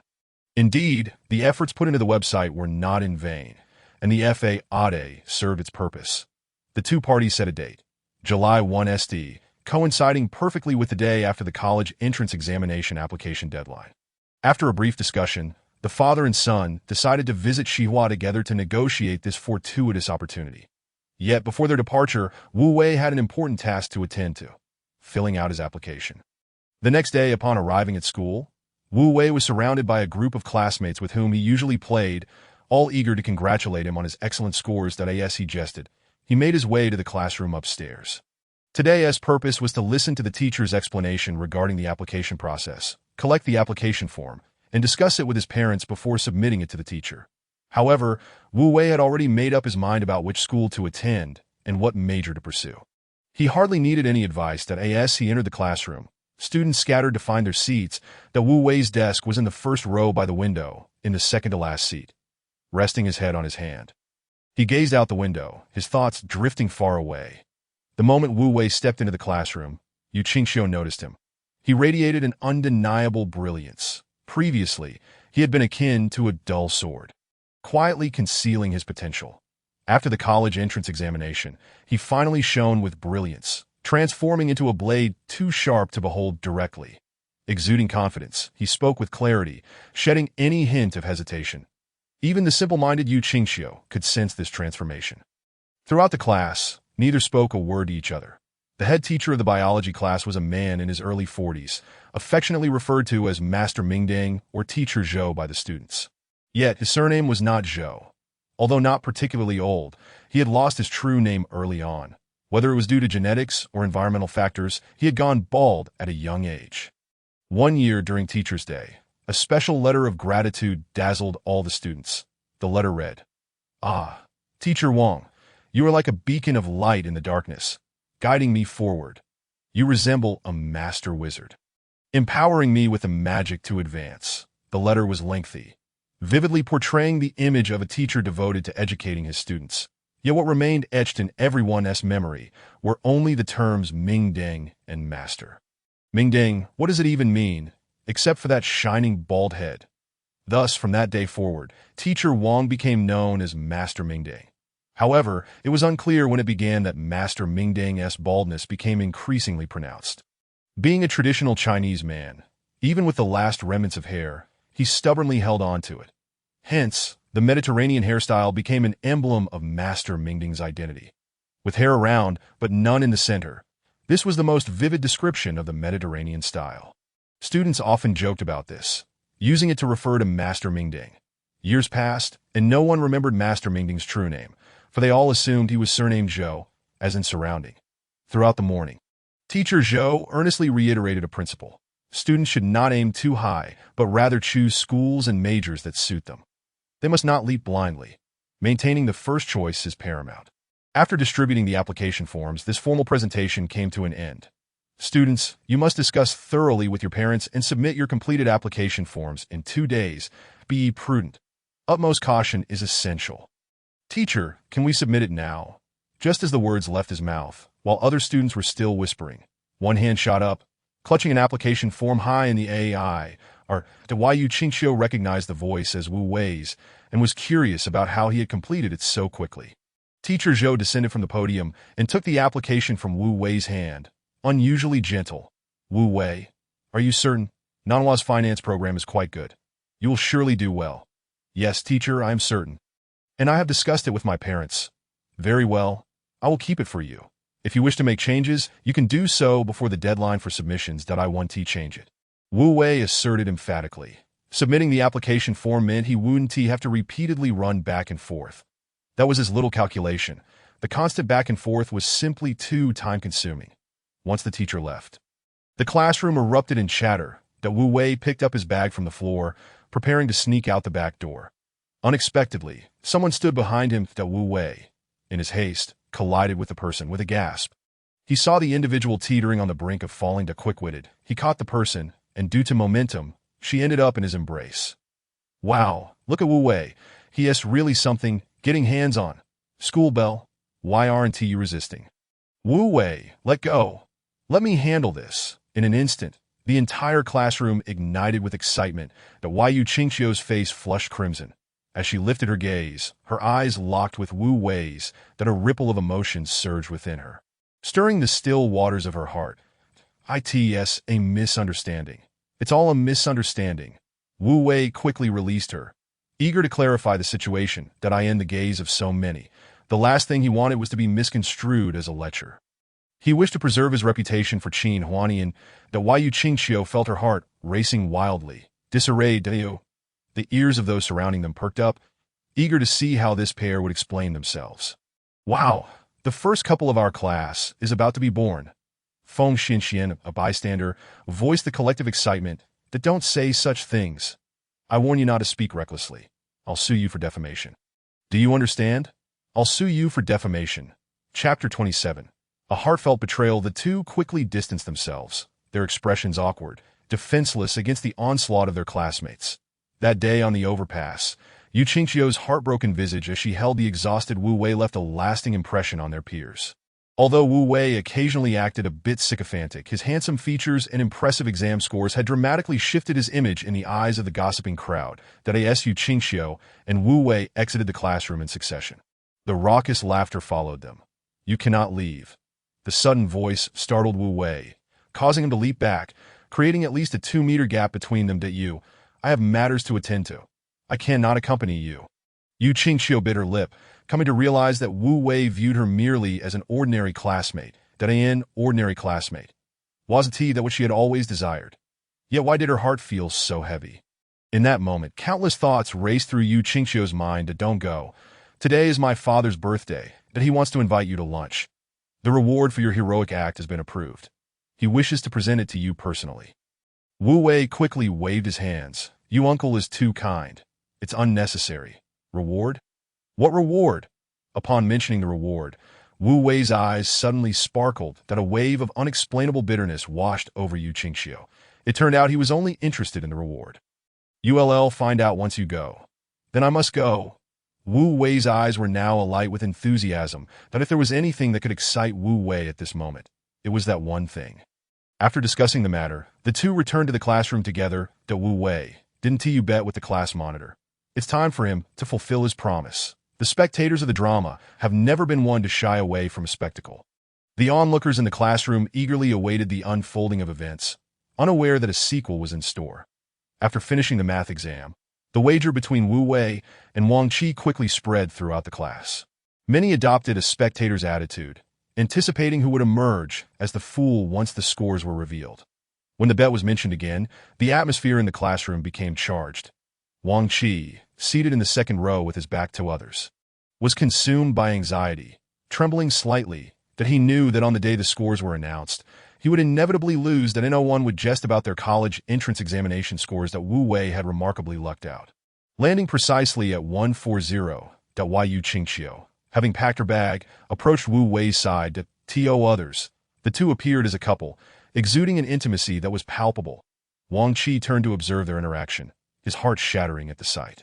A tumult of envy and jealousy flooded his senses, rendering his eyes bloodshot and his body slick with sweat. Wang Qi, Wu Wei called out casually, as if indifferent. Wang Qi's body tensed, akin to a marionette pulled by strings. At last, the two protagonists had crossed paths that a gentle tug at the hem of his clothing drew Wu Wei's attention downward, revealing Yu Qingxiu's delicate hand. Mustering an unexpected courage, she leaned closer to Wu Wei. Whispering, "Forget it, let us go, there's no need to hold a grudge against him." Her soft breath brushed against Wu Wei's ear, sending a shiver down his spine. Was she unaware of how sensitive his ears were? Leaning in so closely, suppressing the flutter of emotions within him, Wu Wei subtly turned his head to evade Yu Qingxiu's proximity. "Are you interceding for him?" Wu Wei's voice rang loudly, echoing throughout the classroom. The previously murmuring students fell into a profound silence, the sudden tension palpable and unsettling, while Yu Qingxiu's facade of aloofness began to crumble, revealing a bashful demeanor. The audacity of Wu Wei's words stunned the class monitors into silence. Wang Qi's face flushed crimson as he slowly rose, his lips trembling. It was evident that he was engaged in a fierce internal struggle. The wager stipulated that the loser would have to bark like a dog. Wang Qi opened his mouth, seemingly ready to speak, yet no sound emerged. "Since you are pleading for him, let's leave it at that I'm not so petty." Wu Wei arched an eyebrow and abruptly shifted his tone. "However, some individuals should learn not to look down on others." With those parting words, Wu Wei departed the classroom with a flourish, closely followed by the school beauty. Yu Qingxiu. A wave of astonishment swept through the room as whispers erupted among the students. Wu Wei bore no guilt in using Yu Qingxiu as a shield, especially considering Wang Qi's servile nature. Witnessing the goddess reduce herself to such humility shattered Wang Qi's heart irreparably, an emotional execution. Though he had not publicly humiliated Wang Qi, the aftermath was far more painful than having him bark like a dog. As Wu Wei gazed out at the fleeting scenery beyond the car window, his thoughts drifted far away. These trivial incidents would only impede his resolve. Any further engagement in a duel of wits with Wang Qi was a squander of his precious time. His delicate lips pressed together, hiding a trace of unspoken grievance. Wu Wei was indifferent to the invitation he had received to join the ride to the hotel. The only motivation was the reward for his gallant act. Yu Qingxiu, who typically held herself in high regard, found herself deeply troubled by Wu Wei's mere words, glances, and actions. The Audi cruised smoothly, delivering them to their destination in a mere 15 minutes. Qingsong Villa, a particularly distinctive locale within Tongzhou, stood at a geographical crossroads. Yet its economic development had never flourished. Lacking the development model of neighboring Haizhou, it had learned all too well the intricacies of social maneuvering. The customs of networking and backdoor dealings had long been entrenched, and ostentation had become an unspoken rule. Qingsong Villa epitomized this tradition. Wu Wei had only heard of it before, never having visited in person. It deviated from the ordinary dining establishment format, offering high-end private cuisine. Those who dined here were either affluent or influential. At the entrance, a staff member clad in simple robes awaited to guide them, exuding an air of ancient simplicity. Upon seeing the two lush Araucaria trees flanking the entrance, Wu Wei surmised their combined worth to be no less than 200,000, quite extravagant. Wu Wei couldn't help but exclaim, prompting Yu Qingqiu's curiosity as she inquired, "What's the matter?" These two Araucaria trees are evidently imported varieties. The owner of this villa has considerable taste. Yu Qingqiu glanced around but could not discern any deeper significance. Ascending the steps, Wu Wei elaborated. Notice how the Araucaria's needles are short and slender, giving them a richer green and denser appearance? Indeed, she replied, genuinely impressed. Just as they were about to cross the threshold into the estate, a cool voice interrupted them from behind, halting their progress. "Young man, you know about Araucaria." The guiding staff had already entered the villa, leaving Wu Wei momentarily stunned, glancing around to find only Yu Qingqiu and himself. Pointing to himself, he asked, "Did you call for me, sister?" Chapter 28. Somewhat knowledgeable, the sound of high heels clicking against the stone steps resonated crisply. Clad in an unbranded haute couture outfit, devoid of ostentatious colors, she radiated an understated luxury. The woman approached Wu Wei and Yu Qingqiu, observing them intently. Somewhat knowledgeable, Wu Wei chuckled, intent on avoiding any entanglement with this woman, from top to bottom. Inside and out, she emanated an aura of danger. It was a beguiling charm that seemed to seep from her very bones, an inexplicable allure that captivated those around her. This was not mere superficial beauty. It was a profound magnetism etched deep within the soul, brimming with temptation and mystery, rendering it irresistible that Wu Wei's instincts warned him to keep his distance from such an enchanting woman, lest he be consumed entirely. Her gaze lingered on Wu Wei's face, seemingly attempting to see through him. "That it's you," the woman exclaimed suddenly, her crystalline eyes wide with disbelief. "You recognize me. It truly is you," Wu Wei, uncertain of her intentions. "Took a step back, sister. You must have mistaken me for someone else. Impossible. That day on the overpass, I saw clearly. The one who stopped the car was you." Wu Wei maintained his composure, replying coolly, "No need to mention it." If she could recognize him, then she had undoubtedly been at the accident scene. Yet his curt dismissal stifled her subsequent words. After a brief pause, her phoenix eyes sparkled, and she softly remarked, "Thanks to you, I was able to brake in time. Otherwise, the consequences would have been dire." She gestured toward a green lotus parked nearby. "I already said, no need to mention it," Wu Wei reiterated, his gaze fixated on the car. In that moment of urgency, he distinctly remembered the first vehicle that had obstructed him was indeed a green sports car. The British racing green, elegant and stylish, paired with the compact Lotus, certainly elevated its appeal. Taste is not something that can merely be amassed with wealth. "Let us go. My father and the others have arrived," Yu Qingqiu interjected unexpectedly, interrupting their conversation. She stepped between them, effectively severing their eye contact. Observing their retreating figures, the woman's lips curled into a slight smile as she waved her hand, summoning a man in a black suit who hurried over. "Boss, what can I do for you?" "Find out which courtyard they are in and inform me shortly." "Understood. I'll check right away." The black-clad man moved swiftly, immediately following her command. The brief interlude did not dampen the spirits of either Wu Wei or Yu Qingqiu, who were soon led to a private courtyard. Meiyuan. Upon entering, they encountered a strikingly tall figure who paused upon seeing Wu Wei, clearly surprised to run into him again. "Sister."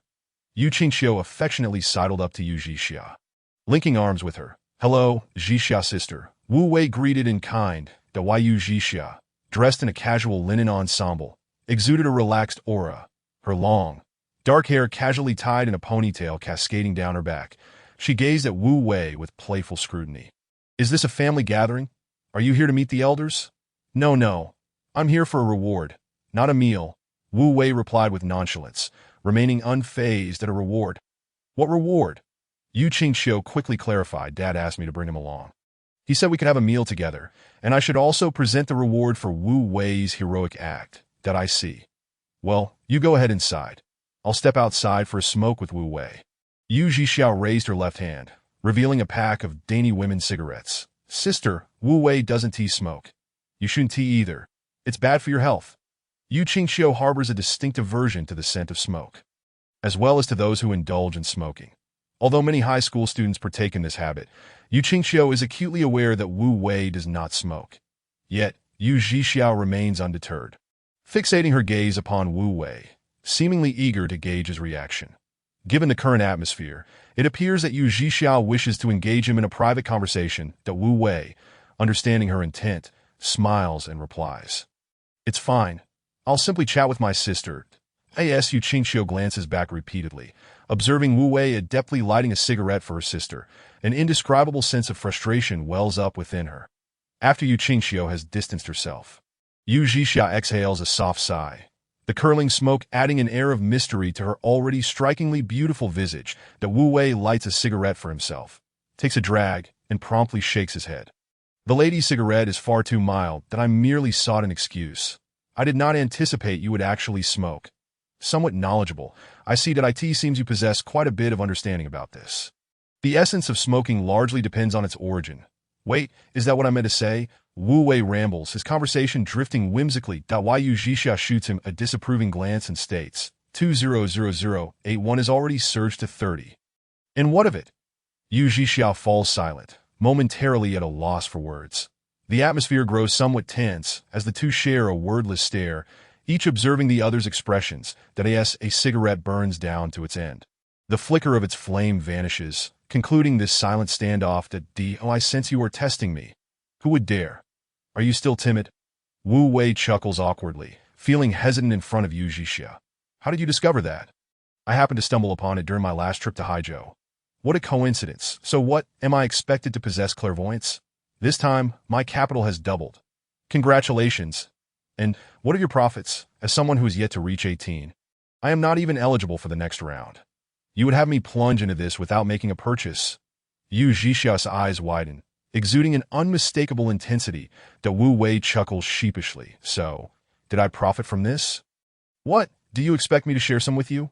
"Really? That would be splendid. I don't require much, please. Don't leave." "Zhixia." Wu Wei follows Yu Zhixiao into the main building, his spirits buoyed. The small building is not enclosed. Ascending the staircase reveals two separate platforms, seemingly designated for discussions. In a corner on the first floor, a screen partitions a quiet nook where several individuals are engrossed in a game of poker to pass the time.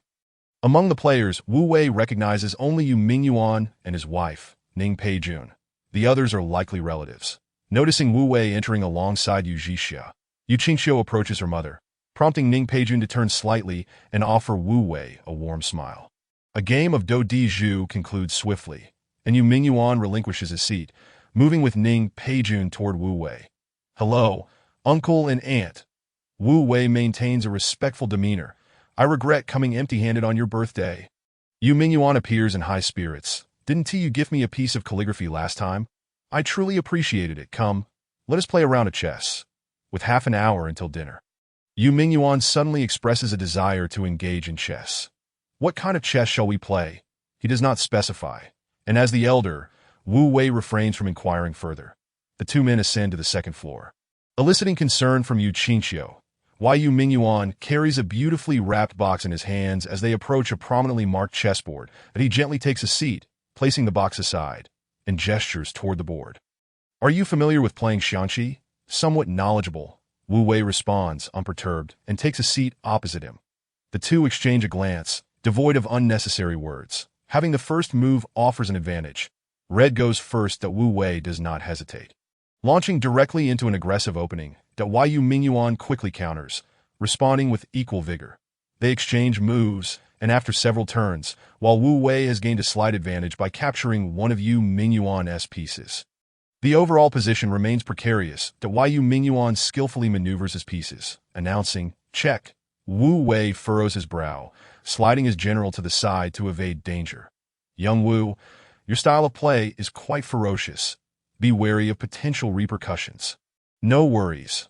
I'm still young and can afford to lose." Wu Wei squints at the board, his fingers beginning to dart rapidly beneath the table. After mentally calculating several moves, he comprehends the impending situation. As the game progresses, Wu Wei takes considerably longer to deliberate, instilling in Yu Mingyuan a sense of impending victory. "Are you preparing to go to Nanhua?" "Yes, Uncle Yu. I have completed my application. I heard from Qingxiu that you performed admirably." It should pose no issue. May your words prove prophetic. You and Qingqiu will be at the same school henceforth. That Wu Wei abruptly halts his movements, a red piece advancing directly into the opponent's encirclement.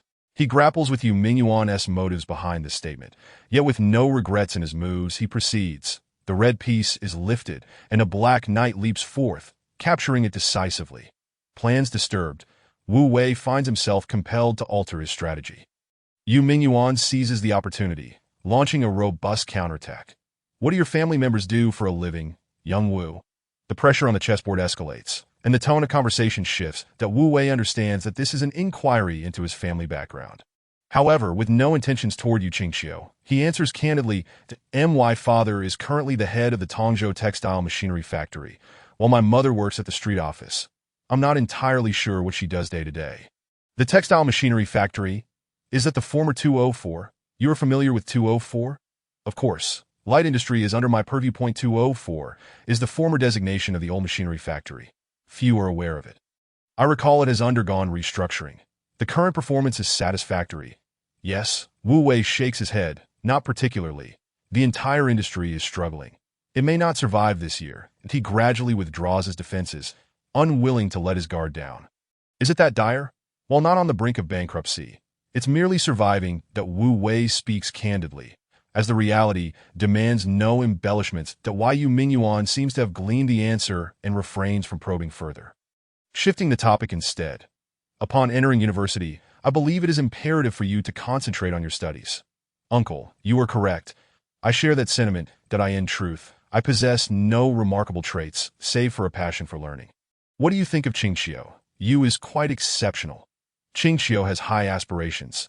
She has not endured much hardship. That in the future, she should seek a partner whom she can look up to, providing her with a stable and comfortable environment. That is assured. Someone as outstanding as you will undoubtedly attract only the finest. Yu Mingyuan smiles slightly, reflecting that Wu Wei's manner of speaking hardly resembles that of a 17-year-old high school student. However, having reached this point, his objective has been accomplished. That Wu Wei is perceptive enough to discern the underlying implications in his words. She has always set her sights high. The average person cannot capture her interest. Young Wu, you are commendable. Not at all. I maintain a purely platonic relationship with Yu. That's so. Indeed, I can swear to the heavens that I harbor no improper intentions toward you. Yu Mingyuan furrows his brow, momentarily questioning whether his ears deceive him, that he had merely intended to gently caution Wu Wei not to let a potential romance interfere with their studies, yet he detects a hint of something amiss in Wu Wei's words. For a moment, Yu Mingyuan finds himself at a loss. Rest assured, even if I attend Nanhua, I will certainly keep my distance from you. Furthermore, I possess no other merits, no ambition whatsoever. I am but a piece of driftwood, incapable of becoming someone worthy of Yu's admiration. So you may set your mind at ease. Seizing the opportunity, while Yu Mingyuan is momentarily stunned, Wu Wei captures one of his pieces, neutralizing the threat of the double cannon. Yu Mingyuan finally regains his composure, regarding Wu Wei with a complex expression. There is no need for subtle hints. I understand your intentions. Furthermore, I am here today at Yu's behest to collect the reward for my previous act of valor. I harbor no ulterior motives. Saying this, Wu Wei glances at the object beside the chessboard. If I am not mistaken, this must be my reward. However, Wu Wei feels a tinge of disappointment. Cash would have sufficed. Yu Mingyuan smiles wryly, pondering how the conversation veered into a scenario of thwarting romance, deviating from his original plan. Check. Wu Wei's finger rests upon his remaining piece, advancing it unimpeded until it faces Yu Mingyuan. Depriving the enemy of their foundation, he has meticulously laid the groundwork for this strike, making the wait worthwhile. Yu Mingyuan glances down, realizing his general is cornered. Silently, he tips over his general, conceding defeat. Uncle, I concede. Wu Wei, with a cheerful smile, rose to conclude the game. Tilting his head slightly, he noticed a figure standing there, dressed in a pristine white gown. It was Yu Qingqiu, adorned in an outfit that exuded freshness and elegance. Her beautiful eyes flickered with an inscrutable emotion, and when the two men turned their gaze towards her, she felt an instinctive urge to flee. Xiao Wu, this is your reward. A watch I purchased myself. As a token of gratitude for your previous act of bravery, that I hope you find it unworthy. The certificate of commendation has been sent to your school. When it arrives, you may collect it. It's a modest honor, nonetheless, not unworthy at all.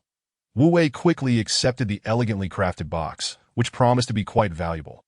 Old Yu was a good man, straightforward and genuine. He was someone with whom one could build a rapport.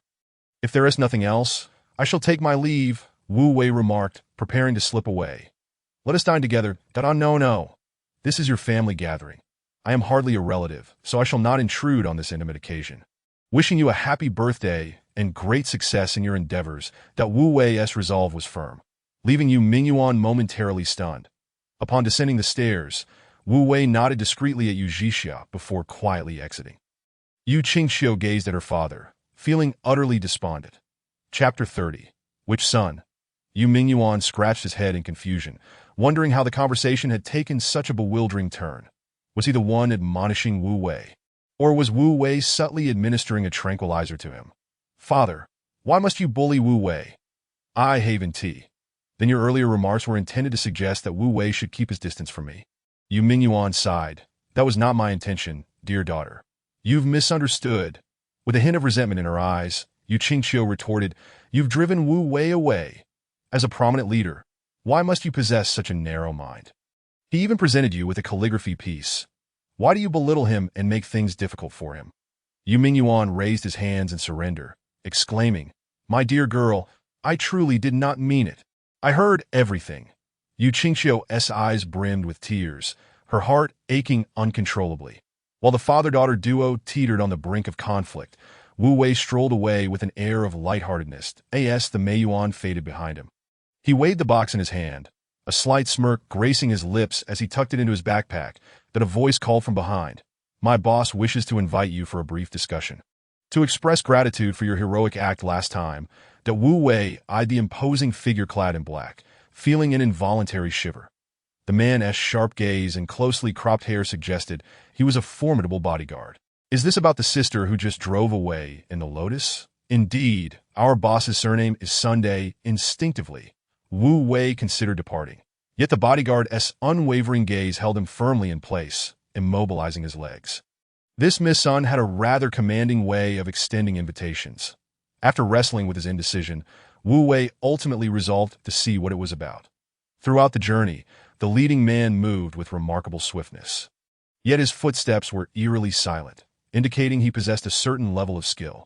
What is your surname, brother? Wu Wei inquired, seeking to pass the time with conversation. Just call me Xiao Li. Brother Li, you make me feel old with such an address.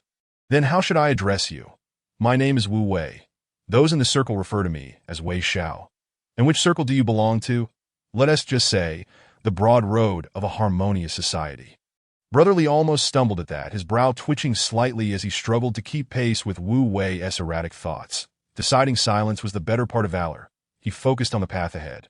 At the heart of the estate stood a bamboo pavilion, towering majestically and surveying the entire grounds. The fragrant aroma of tea wafted through the air, and the fluid movements of the woman within were a delight to behold.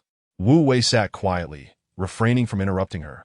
Brother Li leaned in to whisper a few words to the woman before slipping away unnoticed. In the vast hall, only the two of them remained.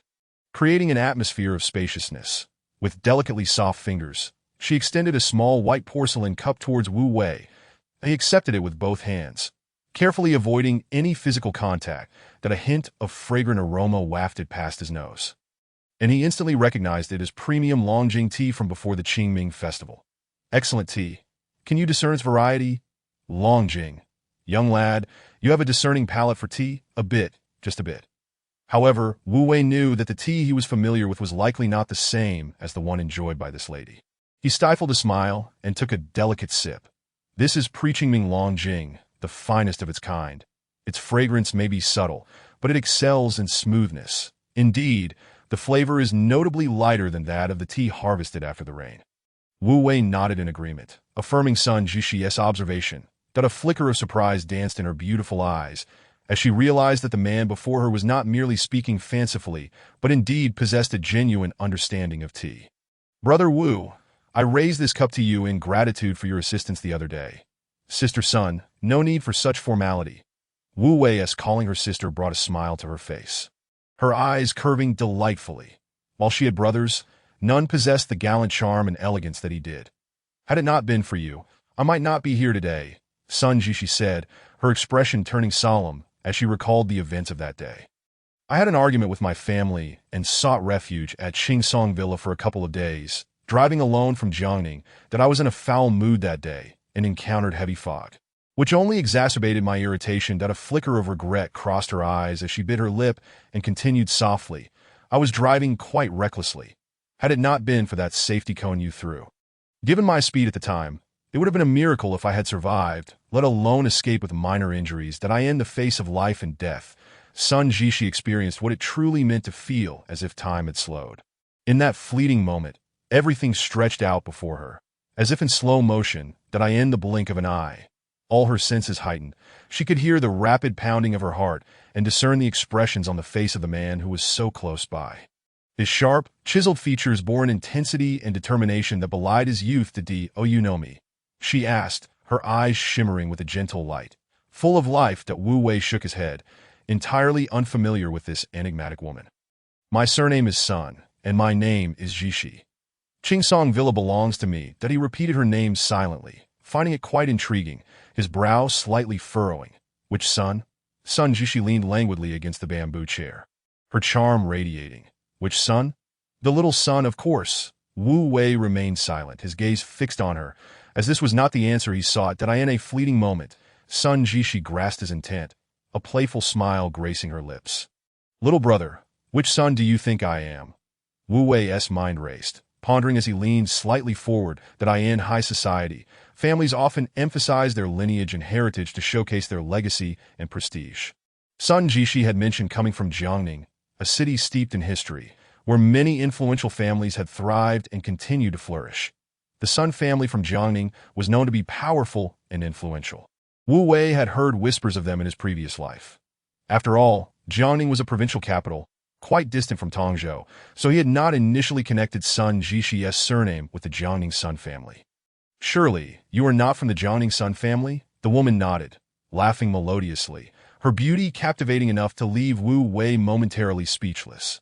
"Little brother, you possess an impressive knowledge of matters. Which family do you belong to?" Wu Wei shrugged. "Just an ordinary citizen, fresh out of high school. I haven't even graduated yet." Sun Jishi looked at him incredulously, her surprise deepening. This young man carried himself with such poise and sophistication, demonstrating an awareness of social nuances. The impression Wu Wei left on Sun Jishi was one of contradiction. He appeared to be a vibrant youth, yet spoke and acted with the maturity of a seasoned man.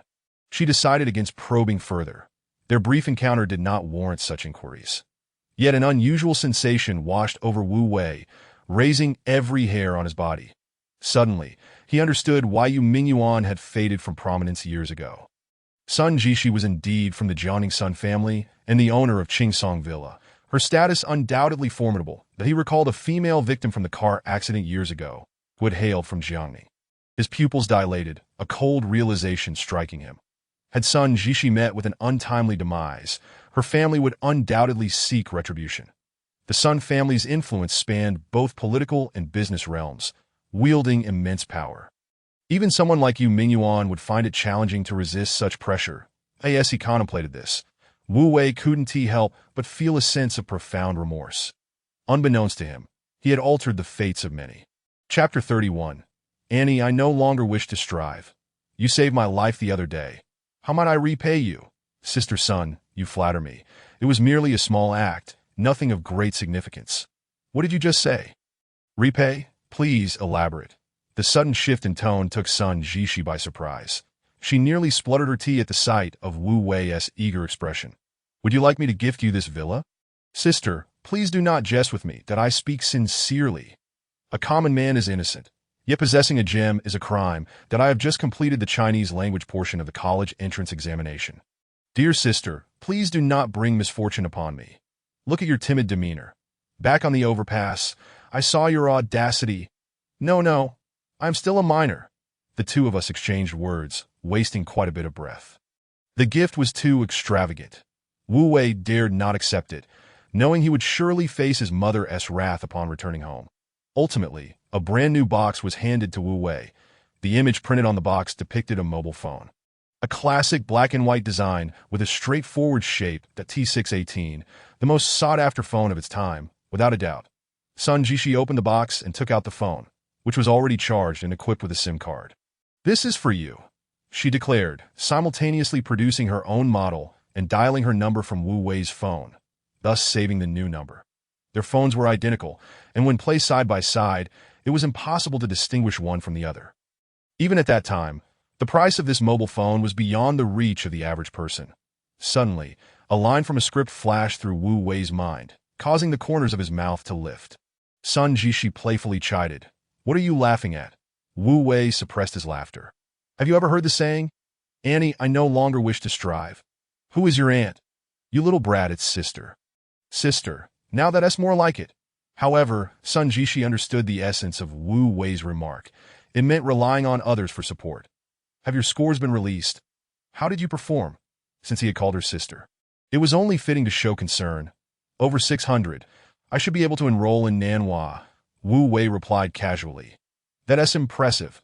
Keep it up that if you encounter any difficulties in the future, just give me a call. As long as it's not something involving murder or arson, I will help you out." Wu Wei chuckled, tucked his phone away, and departed. As Sun Jishi watched the figure of the man fade away, a glimmer of light flickered in her glass-like eyes.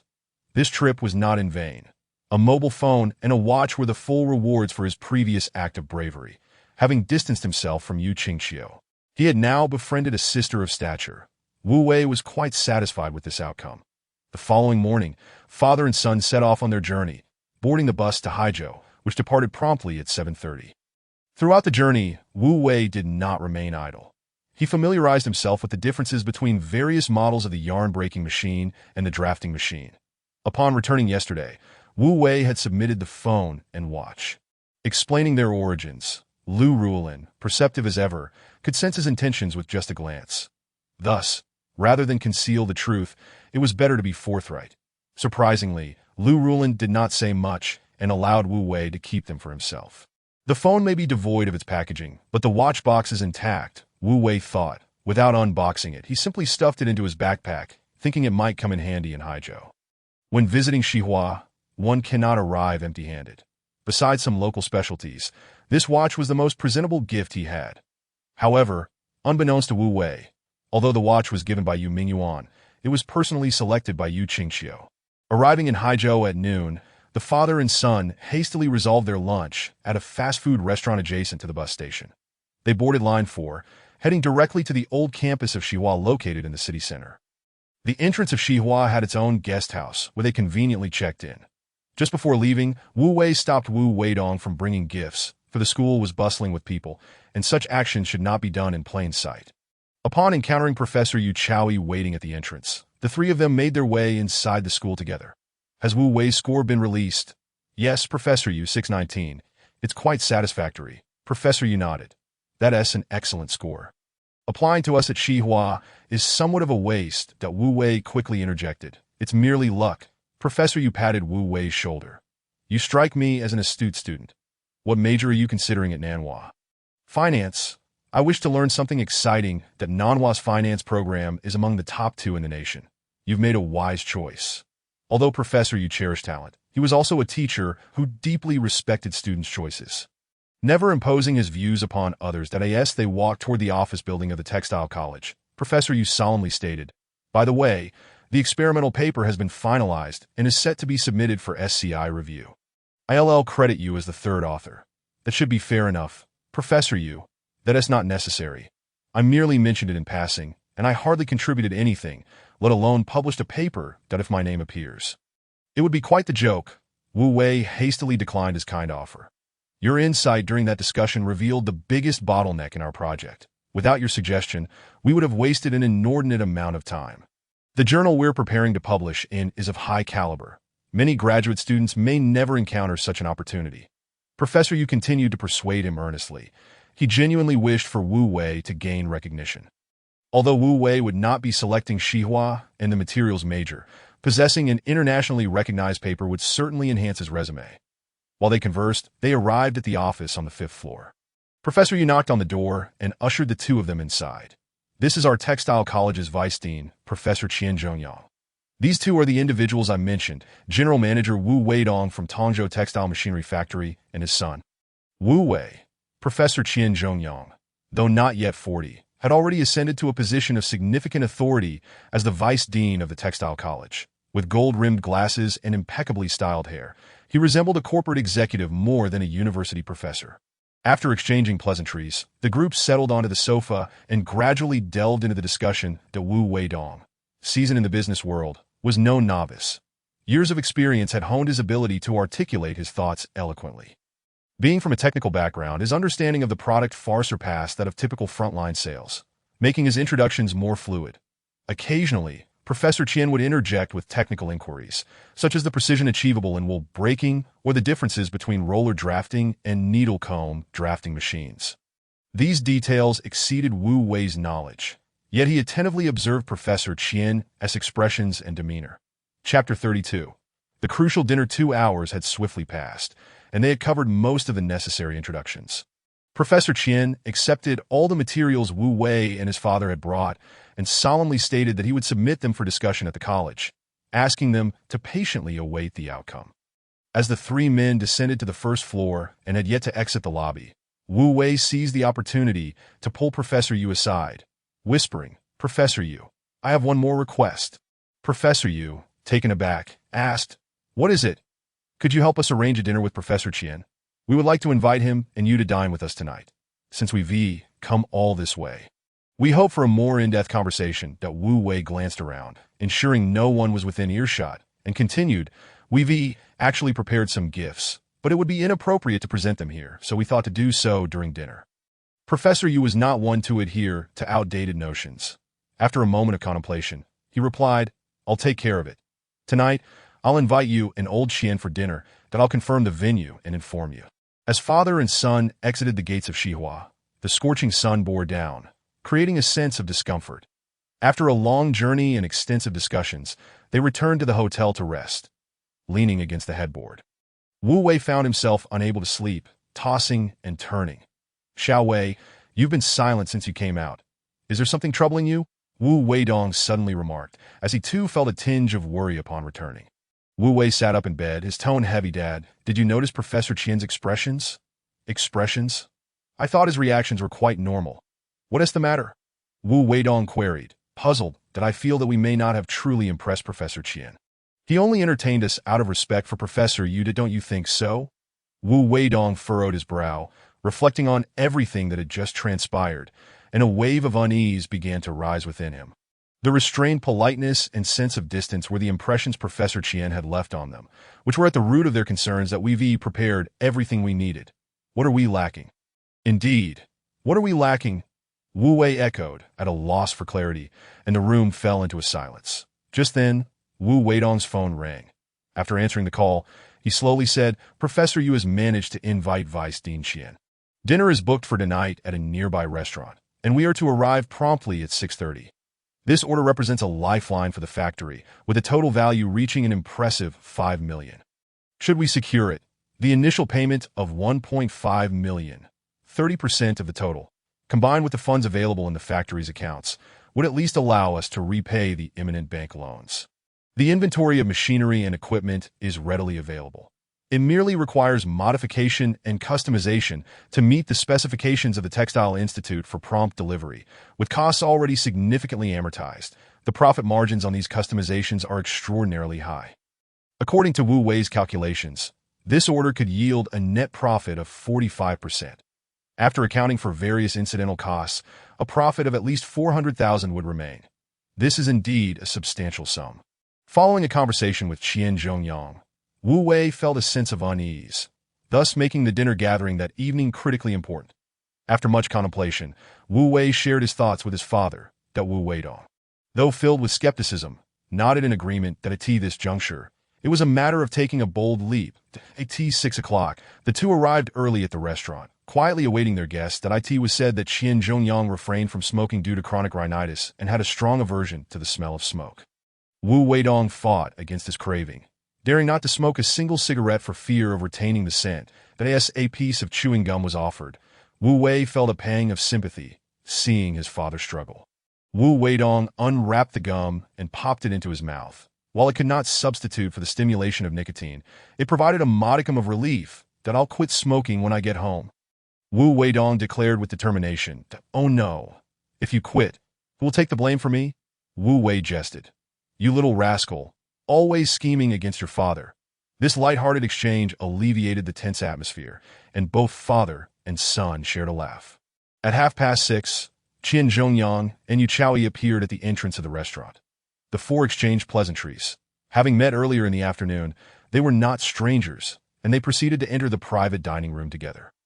When it came time to order, the adults hesitated to take the lead. Normally, as Professor Yu was hosting, it would be his prerogative to order. However, Yu Chaoyi believed it more appropriate for Qian Zhongyang to choose, given that he was the guest. Yet Qian Zhongyang insisted it was of no consequence, suggesting instead that Wu Wei should decide, as he was the youngest and could order whatever he wished. Ultimately, the menu fell into Wu Wei's hands. The waiter approached, standing behind Wu Wei. Instead of perusing the menu, Wu Wei directly named several dishes. This establishment specialized in local cuisine, particularly Jiangnan dishes. For appetizers, he ordered drunken snails, smoked fish, and salted peanuts. Can your chef prepare fried seaweed cubes? Certainly. You needn't worry. For the main course, I would like a large bowl of snow vegetable soup with yellow croaker, braised hairy crab, and a serving of boiled shrimp, as for staples. Please bring a portion of soup dumplings and rice. Qian Zhongyang slightly turned his head to observe Wu Wei as he ordered, a glimmer of appreciation flickering in his eyes. As a native of eastern Zhejiang, most of these dishes were to his liking. Just as the waiter turned to leave, Wu Wei added, "Could you please bring me 3 wide-mouthed glasses, each filled with ice?" Once the waiter exited the private room, Wu Wei retrieved a bottle of whiskey from his backpack, gently placing it on the table. This was a single malt whiskey he had purchased from an import supermarket across the street. The black label whiskey, with its amber hue, appeared quite understated under the light. Young Wu not only knows how to order, but also has an eye for fine spirits. Qian Zhongyang adjusted his glasses, taking the bottle to examine its vintage closely. "That I hear you and Professor Yu both earned your doctorates in Edinburgh. You must be quite familiar with this particular whiskey. You are quite thoughtful." Qian Zhongyang replied, a slight smile breaking through, his demeanor becoming noticeably more relaxed. The Wu Wei exchanged glances with Wu Weidong, considering the first step a success.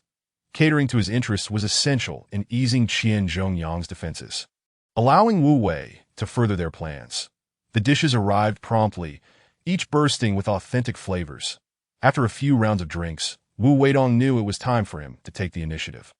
With a little less than half a glass of whiskey remaining, he stood, raised his hand toward the 2 professors, and proclaimed, "It is a privilege to dine alongside the esteemed professors from Xihua. I am honored to raise a toast to you both." Just as Yu Chaoyi attempted to intervene, he was a moment too late. Wu Weidong had already downed his drink in one go. Although unaccustomed to the whiskey's potency, he showed no sign of hesitation. Both Qian Zhongyang and Yu Chaoyi raised their glasses, each taking a sip in acknowledgement that, "To be candid, we come here today with little expectation. After all, we are merely a small factory. I am truly grateful for the opportunity to meet you, Director Qian," Wu Weidong stated earnestly. With his technical background, Wu Weidong spoke directly, a style that Qian Zhongyang greatly appreciated. "You are too courteous, Director W. As a practitioner in the industry. These past 2 years have been challenging for the entire textile sector. It must not have been easy for you." Yu Chaoyi deftly redirected the conversation. "Indeed," Wu Weidong sighed, "that we originally transitioned from a state-owned enterprise, once thriving, but time has changed.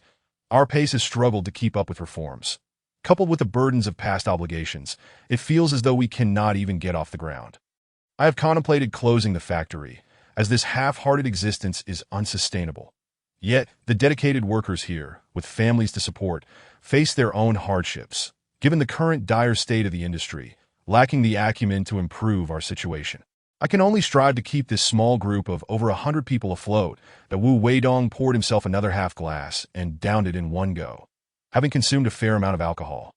He felt slightly tipsy and settled back into his seat. "That I in these times, operating an industry is indeed a formidable challenge," Qian Zhongyang remarked, his tone subdued. Hearing Wu Weidong's words, Qian Zhongyang began to feel a sense of empathy. Just days ago, his mother had called to express concern that his uncle's shoe factory was on the brink of collapse, burdened by high costs and numerous lost foreign trade orders. As a university professor, Despite holding the position of deputy dean, he felt powerless in matters of business management, only able to offer reassurances to his mother to not worry excessively. Listening to Wu Weidong's account of his circumstances, Qian Zhongyang could relate on some level. Appealing to emotions was the second step that Wu Weidong's genuine concern for the factory and its workers needed to be evident to Qian Zhongyang, fostering a sense of sympathy and garnering some goodwill. A business with heart, led by a manager who truly cares for both the factory and its employees, deserves respect. Qian Zhongyang stood up, for the first time proactively offering a toast to Wu Weidong. After several rounds of drinks, events began to unfold in the direction Wu Wei had anticipated. Now, only the final spark remained, having successfully catered to Qian Zhongyang's interests and appealed to his emotions. It was time for Wu Wei to take center stage that in the afternoon. While in Qian Zhongyang's office, Wu Wei had caught a glimpse of an English paper resting on the desk, its title reading, Fabrication and Temperature Coefficient of Resistivity Properties of Semiconducting Ceramics of. Although he did not read the entire title, he surmised that it was indeed the paper professor you had mentioned, soon to be published. The two were close friends, and it was not uncommon for them to exchange feedback on their papers. I heard that you transitioned from materials to textiles, Professor Qian? Wu Wei inquired, feigning ignorance as he shifted the topic. Indeed. I was sent to the University of Edinburgh with old Yu. His doctoral focus was on high-performance materials. While I had to pivot to textile engineering, Qian Zhongyang replied, his cheeks slightly flushed, the effects of the alcohol becoming evident. The Yu Chowie chuckled. What do you mean had to? Wasn't it simply because you wanted a director as your advisor? Someone of high repute? You laugh, but it was you who deceived me into thinking that finding a director as an advisor would make graduation easier. Look at the toll it took on my hair. As they reminisced about the past, these two grown men found themselves in a playful banter. Sensing the atmosphere was ripe for escalation, Wu Wei prepared to stoke the fire. I wonder what your thoughts are on Professor Yu's new project. Upon broaching the academic topic, Qian Zhongyang's demeanor shifted slightly. Old Yu mentioned that your suggestion was crucial. We had discussed it previously, but had never considered it from the perspective of a combustion aid. How easily one can become mired in their own views. He adjusted his glasses and continued. This breakthrough completely resolves the critical issues of conductivity, significantly elevating the overall data, perfectly aligning with the requirements for high-temperature applications. Old Yu, your paper holds immense value. Yu Chowie's face flushed with pride. The SCI level is no ordinary journal. It's either in the second or first tier. But let's not forget, your contributions are also noteworthy. You identified several key issues. The SCI journal is classified into 4 tiers, ranked by impact factor. Successfully publishing in the first or second tier attests to the paper's significance that Wu Wei's gaze shifted between the two, carefully observing their reactions as he slowly remarked. There is something I wish to say, though I'm unsure if it is appropriate. Upon the utterance of those words, a profound silence enveloped the private room, as all eyes converged upon Wu Wei. His voice dropped to a whisper as he leaned in close to Yu Chowie, sharing a few hushed words that a frown creased Yu Chowie's brow, his expression fraught with hesitation. The gravity of the situation left him reeling from Wu Wei's audacious proposition. After a brief moment of contemplation, he grasped Wu Wei's intention. With a soft sigh, he turned to Qian Zhongyang, recounting Wu Wei's remarks. Shock, bewilderment, and confusion flitted across Qian Zhongyang's face, a kaleidoscope of emotions. Having ascended to the position of vice dean at the prestigious Xihua Academy, Qian Zhongyang was no ordinary professor. The colossal temptation laid before him was not one to be dismissed lightly. Yet, he understood why this young man would relinquish such a rare opportunity, allowing it to slip through his fingers. The promise of benefits was the final step. However, Wu Wei could not simply present it. Rather, it required a careful orchestration. Suddenly, a keen glint emerged from Qian Zhongyang's previously unfocused eyes, peering over his glasses at Wu Wei. The latter's face radiated hope, his gaze transparent, devoid of any pretense or anxiety. After a prolonged silence, Qian Zhongyang cast his eyes downward at the nearly empty wine glass in his hand, inhaling deeply before draining its contents. At his level, ordinary journals held little value. Interdisciplinary collaboration would serve as a significant highlight that Wu Wei's timely favor was executed with finesse, bearing the essence of a much-needed lifeline. Then I shall not hold back. Though Qian Zhongyang made no concrete promises, both Wu Weidong and Wu Wei recognized that the tide had turned. Catering to his inclinations, appealing to his emotions, and offering incentives, These three steps were intricately intertwined, each dependent on the other. Although Wu Wei's strategy was fraught with risk, it was a gamble he felt compelled to take that in pursuit of this lucrative venture, which could resurrect the factory, there was little he was unwilling to sacrifice. The title of third author in an SCI paper bore no substantial significance for Wu Wei, yet it could prove to be a pivotal advantage for Qian Zhongyan's future career that Wu Wei was confident that such a grand gesture would stir something within Qian Zhongyan. As the banquet drew to a close, everything unfolded as Wu Wei had envisioned. Xiao Wei, well done. Wu Weidong clapped Wu Wei on the back, his own balance wavering slightly, that Wu Wei wore a serene smile. Dad, prepare to receive the contract. We have succeeded. The watch ultimately remained unpresented, and the local specialties were accepted by Qian Zhongyang and Yu Chaoyi, though they declined the gift that in comparison to the weight of being a third author. The watch's value paled significantly. Chapter 34. Putting on a brave face living in the mundane world, one cannot escape its customs. Having gained admission to university, it is customary in Tongzhou to host a banquet, the scale of which is determined by the prestige of the institution and the family's social standing. Consequently, from late July to mid-August, dining establishments across Tongzhou were filled to capacity. Securing a venue with available space necessitated leveraging strong connections. Wu Weidong and Lu Rulin exchanged glances at the open red admission letter, each mirroring the other's astonishment. The emotional roller coaster of shock, followed by elation, and now anxiety, had left them reeling that Wu Wei's academic performance was average. Merely gaining acceptance to a first-tier institution was already a cause for celebration. Yet here they were, with Wu Wei truly admitted to Nanhua University. Initially, they had planned a modest gathering for a few relatives at a small eatery. However, gaining admission to Nanhua was a matter of great familial pride, and even if Wu Weidong wished to keep things low-key, the enthusiasm of their relatives was overwhelming. That Wu Weidong recalled a recent occasion in their rural village when a young man was accepted into Jiaodong University, prompting the village to fund a 3-day banquet featuring chefs from neighboring areas. The news of Wu Wei's acceptance spread like wildfire, inundating Wu Weidong and Lu Rulin with congratulatory messages and calls. Joy was indeed palpable.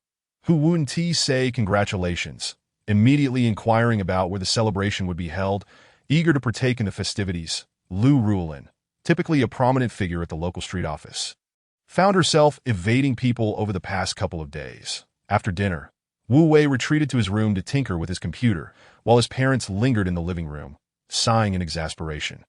Their rough estimates indicated that the number of expected guests had already exceeded 50, and an ordinary restaurant might not suffice. The couple had supported each other through thick and thin, relying on hard work to reach their current status. Yet neither were adept at navigating social intricacies, their connections being rather modest. That Wu Weidong reached out to several familiar restaurants, only to receive a rare and unanimous response. All venues were fully booked from now until mid-July. What should have been a joyous occasion had morphed into a heavy burden. The essence of connections lies in their utility when needed. Even finding someone to facilitate a reservation proved to be a source of frustration for the couple. Just as Wu Weidong and Lu Rulin were engulfed in uncertainty, a knock echoed at the door. Upon entry, Wu Weidong's expression gradually darkened, that a man and a woman audaciously settled into the only sofa in the living room. Showing no sign of deference, Weidong, you are truly fortunate.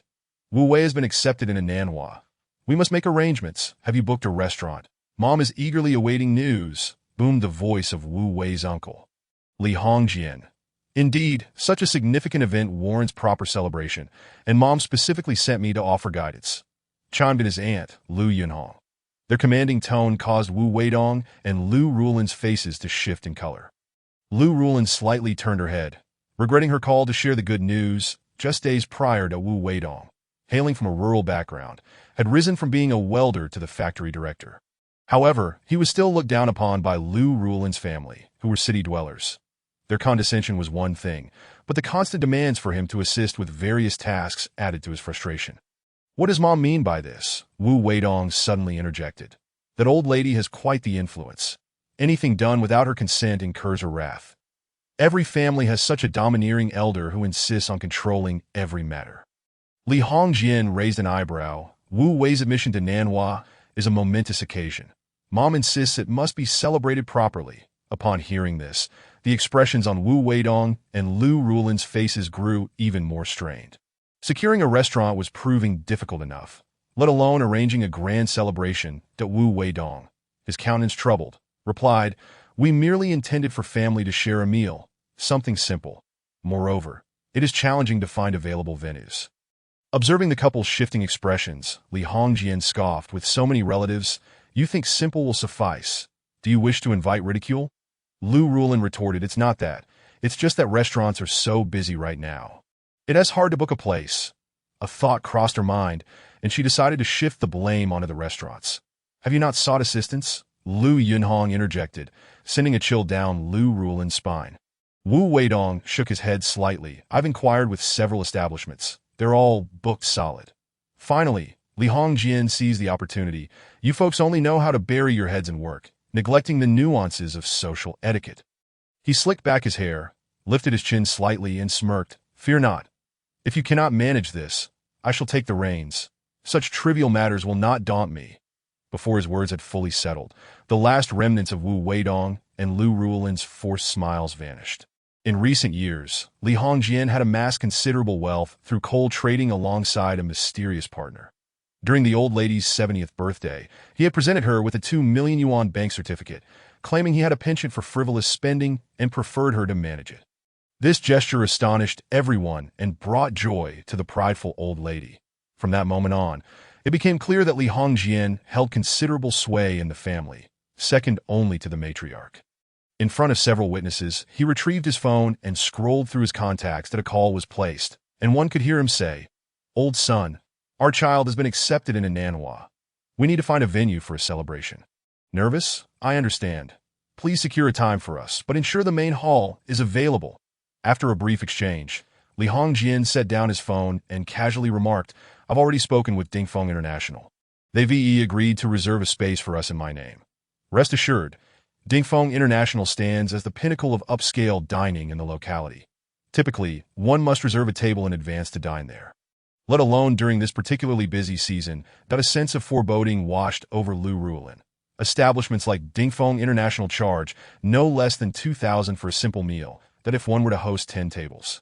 The expenses would easily exceed 20,000, excluding beverages. Although guests often bestow red envelopes as a token of appreciation, these typically amount to a mere 100 or 200, that a quick calculation revealed to Lu Rulin that securing a reservation there would undoubtedly entail significant financial strain. Moreover, it remained uncertain who would ultimately be the recipient of those red envelopes. Given that their family was already not blessed with excess funds, hosting a banquet might very well deplete their savings. Contemplating this, Lu Rulin could not help but rise abruptly.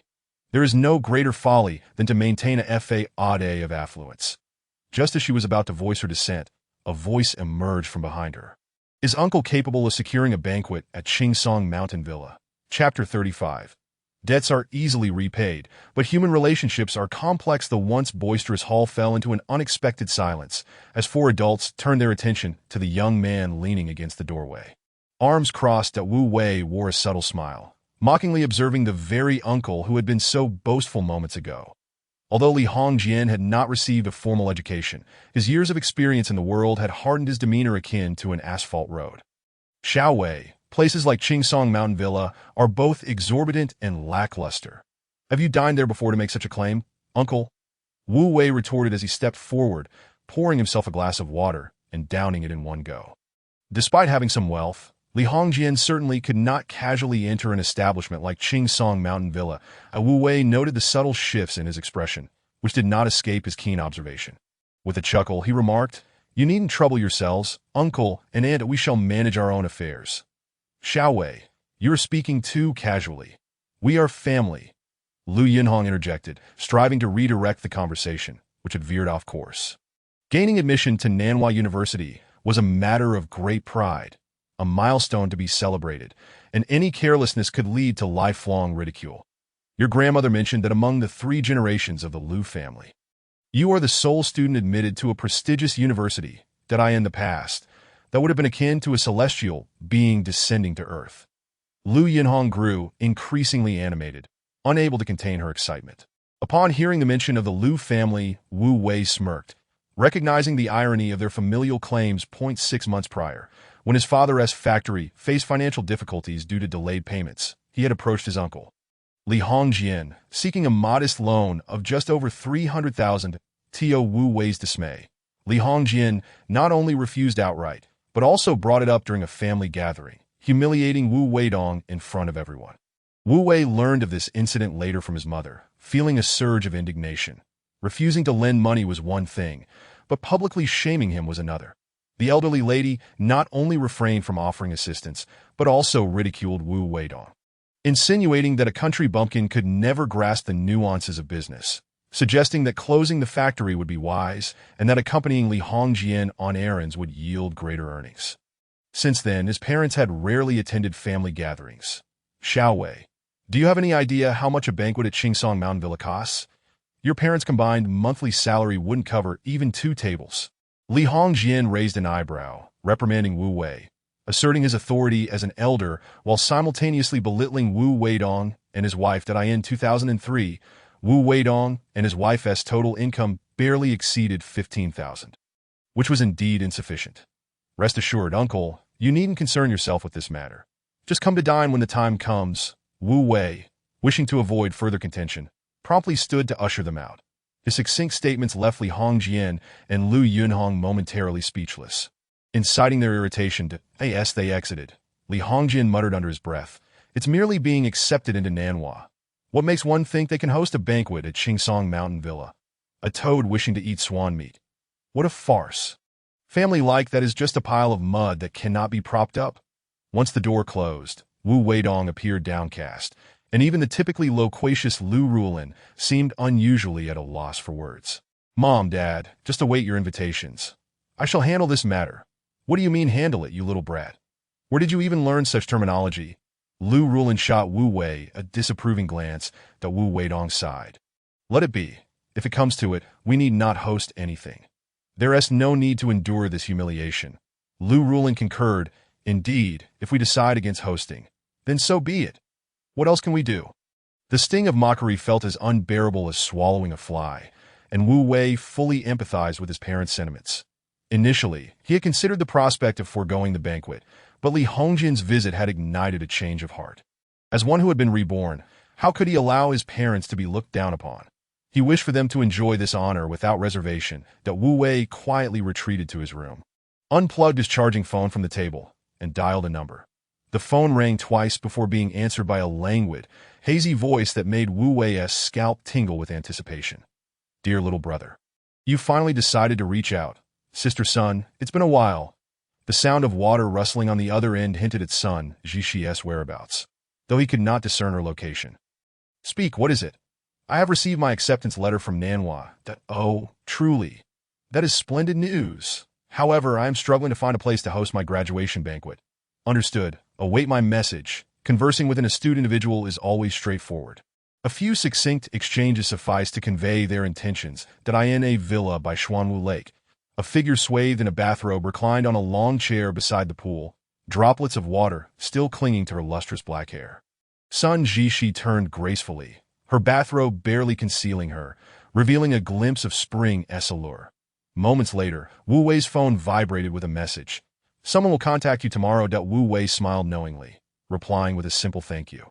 He had long since discerned Sun Zhixi's background. Enlisting her assistance would settle their debts and ensure a mutual understanding between them. Individuals of her standing were not averse to spending money, but they were wary of owing favors. Debts may be easily repaid, but human relationships are far more complex. Wu Wei was determined to present Sun Zhixi with an opportunity to reciprocate a favor, confident that this astute sister would not decline. Just as he hung up, the speakers of his computer emitted 2 beeps. Glancing down, he noticed a message notification from a small penguin icon on the bottom right corner of his screen. Wu Wei resumed his seat and clicked to view the message, his brow furrowing slightly. On the opposite side of the city, a quaint red building stood quietly in the night. In a corner on the 2nd floor.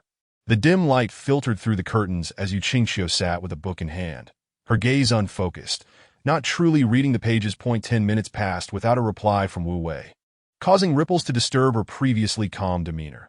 Since their encounter at Qingsong Mountain Villa, their connection had been severed entirely. On her desk lay her acceptance letter from Nanhua, prominently displayed. Yu Qingxiu had also been accepted. And with Wu Wei's higher score, his admission was even more assured. However, she felt too shy to inquire, and Wu Wei had not reached out to her either. Only when Feng Xianxian, the gossip guru of their class, shared a comprehensive list of admissions did Yu Qingxiu learn that Wu Wei had also been accepted to Nanhua. This Sunday at noon, her own graduation banquet was set to take place at the Wengong Pavilion along the banks of the Xiujiang River. Hosting an event here required more than mere wealth. Social standing was paramount. Unlike ordinary hotels and restaurants, Wengong Pavilion was a repurposed cultural temple, embodying a refined literary aesthetic. The guests invited to the banquet were not merely relatives, but rather close friends of her parents. Among her classmates, she had only extended invitations to two individuals, her best friend Feng Xianxian and Wu Wei. After a prolonged silence, the conversation box finally flickered, and a few words dimmed Yu Qingxiu's previously bright eyes. "I am sorry, but I'll be busy interning at the factory, and won't have the time." This was Wu Wei's response, polite yet imbued with a palpable distance. Although Yu Qingxiu exuded an air of aloofness, she was not oblivious. Isn't the factory closed on weekends? How can there be an internship? A soft sigh escaped her lips as a wave of melancholy washed over her heart. Chapter 36. A timely contract as Wu Wei busied himself organizing equipment in the workshop early in the morning. A phone call interrupted him. The caller introduced himself as the general manager of Qingsong Mountain Villa. Mr. Ho spoke courteously, meticulously inquiring about Wu Wei's requirements, including the size of the venue, the number of attendees, and specifications that Wu Wei indicated he would need 10 tables, neither too many nor too few, which should suffice. When asked about the specific date, Mr. Ho readily assured him that any day he required could be accommodated without issue. "The boss has instructed that once you confirm the date, we shall not accept any other guests. Qingsong Mountain Villa will be exclusively reserved for you." Wu Wei was taken aback, a chuckle escaping his lips. Sister Sun's grandeur was truly remarkable. She had rendered him utterly speechless. In a place like Qingsong Mountain Villa, the daily revenue could not possibly fall below 100,000. The TO reserve the entire venue without accommodating other guests would result in an immense loss. President Ho jested, "Just reserve a courtyard for me. 10 tables will suffice, but please do not let it affect your business." What a preposterous statement for such a significant occasion as a graduation banquet. It must be celebrated with great pomp. Listening to the clear voice on the other end of the line, Old Ho's expression turned serious. According to Miss Sun Jiqi, as long as Wu Wei made a request, any demand could be met. Logically, anyone capable of granting such favor to Miss Sun must possess an extraordinary status. Yet, this Wu Wei displayed no arrogance whatsoever. His manner of speaking was as refreshing as a spring breeze. "I will have someone deliver the menu to your residence shortly. Please have a look that if it does not suit your taste, I will promptly prepare alternative dishes that do not worry about the expenses. You need not pay a single cent." How could he accept such generosity? Last night, he had consulted the almanac, and next Friday was deemed the most auspicious day for holding a graduation banquet in recent weeks. Friday? What date is that? The 26th. It just so happens to be a Friday, and the evening is the best time. Then let us go with that date. I am amenable. Once the date was finalized and the call ended, Wu Wei immediately sent a message to Sun Jiqi, feeling compelled to express his gratitude for such a substantial favor. Unfortunately, Sun Jiqi did not respond immediately, but Wu Wei thought little of it. Assuming she was busy, rolling up his sleeves and picking up a paint bucket, Wu Wei began to paint the new machine. Just the day before, the procurement contract for the sample machine from Xihua Textile Institute had been faxed over. 2 sample machines would be delivered in 10 days, and if the technical requirements were met, the subsequent formal procurement agreement would take effect. Upon receiving the contract, Wu Weidong was overjoyed. It was akin to rain after a prolonged drought. A timely assistance in the midst of hardship. Wu Wei, however, remained calm. All the preparatory work had not been in vain. When the menu arrived at their home, Lu Rulin was genuinely taken aback. The respectful demeanor and detailed explanations from the representatives of Qingsong Mountain Villa made her realize that her son was not merely boasting. It was only when Wu Wei and his father returned home that Lu Rulin emerged from her earlier astonishment. Observing this, Wu Wei finally explained Sun Jiqi's background and how she managed to secure a reservation at Qingsong Mountain Villa.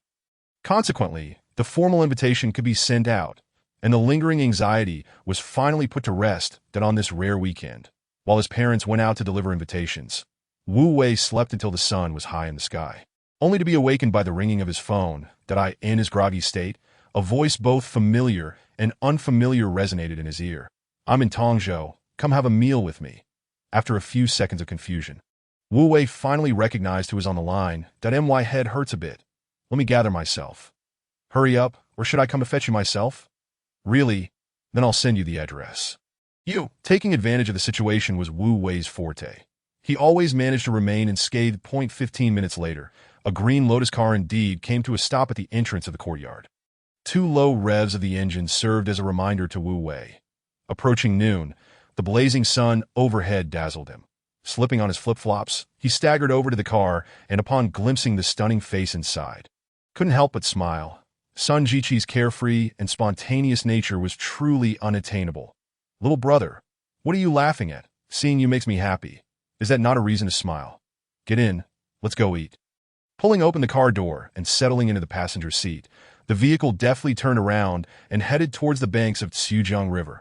Observing the scenery outside, Wu Wei felt puzzled. This was not the route to Qingsong Mountain Villa. "Sister Sun, are you sure you're not going the wrong way?" "Not at all. I want something different today. That I've heard there's a private kitchen by the riverside that's quite good." Wu Wei fell silent. Indeed, beautiful women often crave novelty. The parking lot was crowded, but thanks to Wu Wei's keen eye, he managed to spot a spot tucked away in a corner. Had they circled around one more time, Sun Jiqi's remaining patience would have surely evaporated. Why are there so many people? Parking is such a hassle. The car door slammed shut with a force that made the entire vehicle tremble. "No worries. We found a parking spot. The crowd indicates the food must be delicious. We certainly didn't come for nothing," Wu Wei remarked nonchalantly. Sun Jiqi's breath hitched, her nostrils flaring slightly as a hint of moisture welled up in her eyes. How could this young man's composure be so unwavering? Just a few words had extinguished her anger like smoke dissipating into the air. "Let us go. It's my first time here too. Let us give them a chance." The characters when Gong Guan were inscribed with great elegance, undoubtedly crafted by a master hand, that Wu Wei looked up and felt a vague sense of familiarity. It was not until he stepped over the 6-inch threshold that he finally understood. The red velvet sign boldly proclaimed, "Graduation Banquet, Yu Qingxiu, Wenhua Hall." Numerous floral arrangements adorned the vicinity, each displaying various congratulatory messages. "What is the matter? Do you recognize it?" Sun Jiqi gently nudged him as she noticed Wu Wei lost in thought. Turning around, they unexpectedly encountered a few individuals exiting Wenhua Hall that Wu Wei sensed trouble and whispered, "Quick, let us go." In a moment of urgency, he grasped Sun Jiqi's delicate hand and hurried toward the adjacent hall. Bewilderment flickered in her crystalline eyes. Although unsure of Wu Wei's intentions, she could only follow along passively. "Wu Wei." Not 2 steps later, a bright voice called from behind, sending chills down his spine. That Wu Wei's instinct was to flee, but he realized the woman beside him had frozen in place. He sheepishly regarded Sun Jiqi's teasing smile and quickly released her hand. "It really is you. I thought I was mistaken." That Yu Zhixiao emerged from the group, her gaze intensely fixed on Wu Wei. That Wu Wei forced a smile. "Sister Zhixia, what a coincidence. You're here for Qingxiu's graduation banquet, right? Wenhua Hall is over there. You've taken a wrong turn." Chapter 37. Yu Qingxiu's graduation banquet. Wu Wei's smile faltered. He knew he could not evade the situation and awkwardly replied, No, I'm just accompanying a friend for a meal."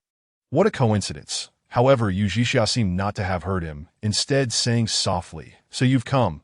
Did you bring your girlfriend along?" No, it's a misunderstanding. She is my sister. Observing Wu Wei's flustered explanation, Yu Zhixia silently scoffed. They had just been holding hands, and yet he claimed she was his sister. How absurd. Wu Wei's face darkened. The conversation was spiraling out of control. Just as he was about to speak again, the woman beside him interjected, "Oh, this is your classmate's graduation banquet. That's wonderful. Let us join in for a meal. Surely that's acceptable." With a slight arch of her elegant brows, she effortlessly placed Wu Wei in a precarious situation. The muscles in Wu Wei's face began to stiffen, his forced smile freezing in place. This sister seemed determined to throw herself into the flames.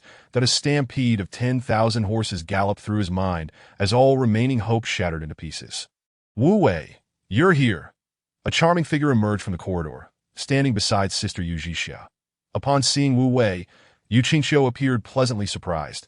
She had not anticipated that the Wu Wei who had previously rejected her would actually show up. "Isn't this the sister from last time?" Yu Qingxiu remarked, recalling the woman she had encountered at the entrance of Qingsong Mountain Villa. She is Wu Wei's sister. Yu Qingxiu stated that Wu Wei's eyes twitched. The last three words were clearly superfluous. Just recognized her. She is my son. Jiqi showed no hesitation, unfalteringly affirming their sibling relationship. Adoptive sister. That makes sense. However, this adoptive sister was strikingly radiant, making it difficult to look directly at her. Just then, a group of people entered through the main door, inadvertently blocking their path. Leading the group was Yu Mingyuan, accompanied by several individuals who appeared to be of official stature, clad in short-sleeved white shirts. They bore a uniform appearance. After exchanging pleasantries, Yu Mingyuan noticed Wu Wei's presence. One of them stepped forward, smiling as he nodded toward their direction. Miss Sun, we meet again. With a porcelain-like chin slightly raised. A hint of coolness settled in Sun Jiqi's gaze as it fell upon the middle-aged man before her. Their eyes met, and with a slight nod, they acknowledged each other. Hello, Secretary Huang. What a coincidence. Sun Jiqi replied with a hint of nonchalance. The middle-aged man beamed. Miss Sun remembers me. After a round of explanations, everyone finally grasped that the eldest daughter of the Sun family from Jiangning was indeed one of the individuals involved in the recent car accident. At that moment, Sun Jiqi was somewhat dazed from the shock, and even the police, who came to take statements, could not ascertain the details. Upon checking the license plate, the matter quickly reached the attention of the municipal office. Once Sun Jiqi's identity was confirmed, the crowd was momentarily bewildered. How had the eldest daughter of the Sun family ended up in Tongzhou and nearly been in a car accident? Ultimately, Huang Yujie, the Secretary General of the Municipal Party Committee, personally intervened to ensure Sun Jiqi was properly accommodated and immediately contacted Jiangning to report her safety. Following this incident, Huang Yujie had effectively established a connection with the Sun family. A gentle draft swept through the room, alleviating the slightly oppressive atmosphere, yet the few gentlemen in white shirts felt a chill at their backs, Yu Mingyuan being no exception.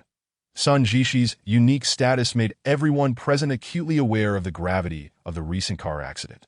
If anything had happened to this young lady, the wrath of the Sun family would be formidable, and how many in the political circles of Tongzhou could remain unscathed? Yu Mingyuan's heart trembled as he glanced at the composed Wu Wei. Admiration evident in his eyes that it was this very classmate, Wu Wei, whose courage had turned a potential disaster into a safe outcome. Without him, the consequences would have been dire. With a single remark, Yu Mingyuan revealed Wu Wei's identity. Thus, the uninvited Wu Wei found himself compelled to join the gathering. This table was composed of individuals of notable status, arranged in a private booth within the elegant hall, separated from the bustling main area. The Yu family of four, along with Wu Wei, Sun Jiqi, and four gentlemen in white shirts, made a perfect party of 10 that during the banquet, Wu Wei relaxed and indulged, seizing the opportunity for a complimentary meal. In stark contrast, Sun Jiqi barely touched her chopsticks, sampling only delicately while Yu Qingxiu sat beside him. And to the older generation, they appeared as a perfect pair that a sudden warmth brushed against his elbow, the unique fragrance of youth wafting towards Wu Wei, prompting him to instinctively retract his hand, while Yu Qingxiu, feeling the brief contact, blushed faintly. The dishes were quite palatable, and as the wine flowed, the atmosphere lightened considerably. Miss Sun, having traveled such a distance, I raise my glass to welcome you to Tongzhou, Huang Yujie declared, prompting everyone to follow suit. As Sun Jiqi had driven herself, she abstained from alcohol, lifting her teacup with her delicate fingers and smiling at the crowd. My brother is here. I will certainly visit often. No sooner had she spoken than Wu Wei choked on his soup, launching into a fit of coughing while Yu Qingxiu, startled, quickly rose to pat his back. The onlookers exchanged knowing smiles. All is well.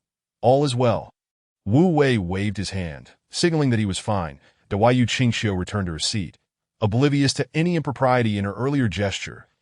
That moment, Huang Yujie and Yu Mingyuan's eyes met, their familiarity allowing them to silently understand each other's thoughts. If Wu Wei were not Yu Qingxiu's classmate, he would not have intervened to prevent the accident, nor would he have brought Sun Jiqi to today's celebration. One must admit, fate can be remarkably curious. No one present was unaware of the weight that the name Sun family of Jiangning carried. After all, it was a rare opportunity to share a table with Sun Jiqi, and both Huang Yujie and Yu Mingyuan were determined not to let this chance slip by. How splendid! Tongzhou is blessed with talent and resources, and should there be any projects of interest, we would be eager to collaborate. At last, Huang Yujie steered the conversation towards investment opportunities that a glimmer of interest sparked in Sun Jishi's eyes as she rested her chin on her hand. Inquiring with genuine curiosity, "Pray tell, what promising projects do you have in mind?" This remark caught even the usually composed Yu Mingyuan off guard, as he had not anticipated Sun Jishi's engagement. Suddenly, the previously lively table fell into a hush. After a considerable pause, a plump hand was raised, breaking the awkward silence. "2 parcels of land have just become available in the new district. We are keen to attract enterprises in the home textile industry. Would you be interested in investing?" The speaker, a slightly portly middle-aged man, was none other than Director Lin of the Investment Promotion Bureau, but Yu Mingyuan quickly introduced him, noting that the bureau was his domain. Otherwise, he would not have attended his daughter's celebration. Director Lin's voice wavered, his confidence dwindling, as his position seemed insufficient in this gathering. "Home textiles, I am not particularly familiar with," Sun Jishi remarked nonchalantly, causing the room's tension to mount. Director Lin, already somewhat rotund, began to sweat profusely under the pressure. However, seasoned by experience, he steadied himself. "Textiles are a signature industry for us in Tongzhou, with great potential."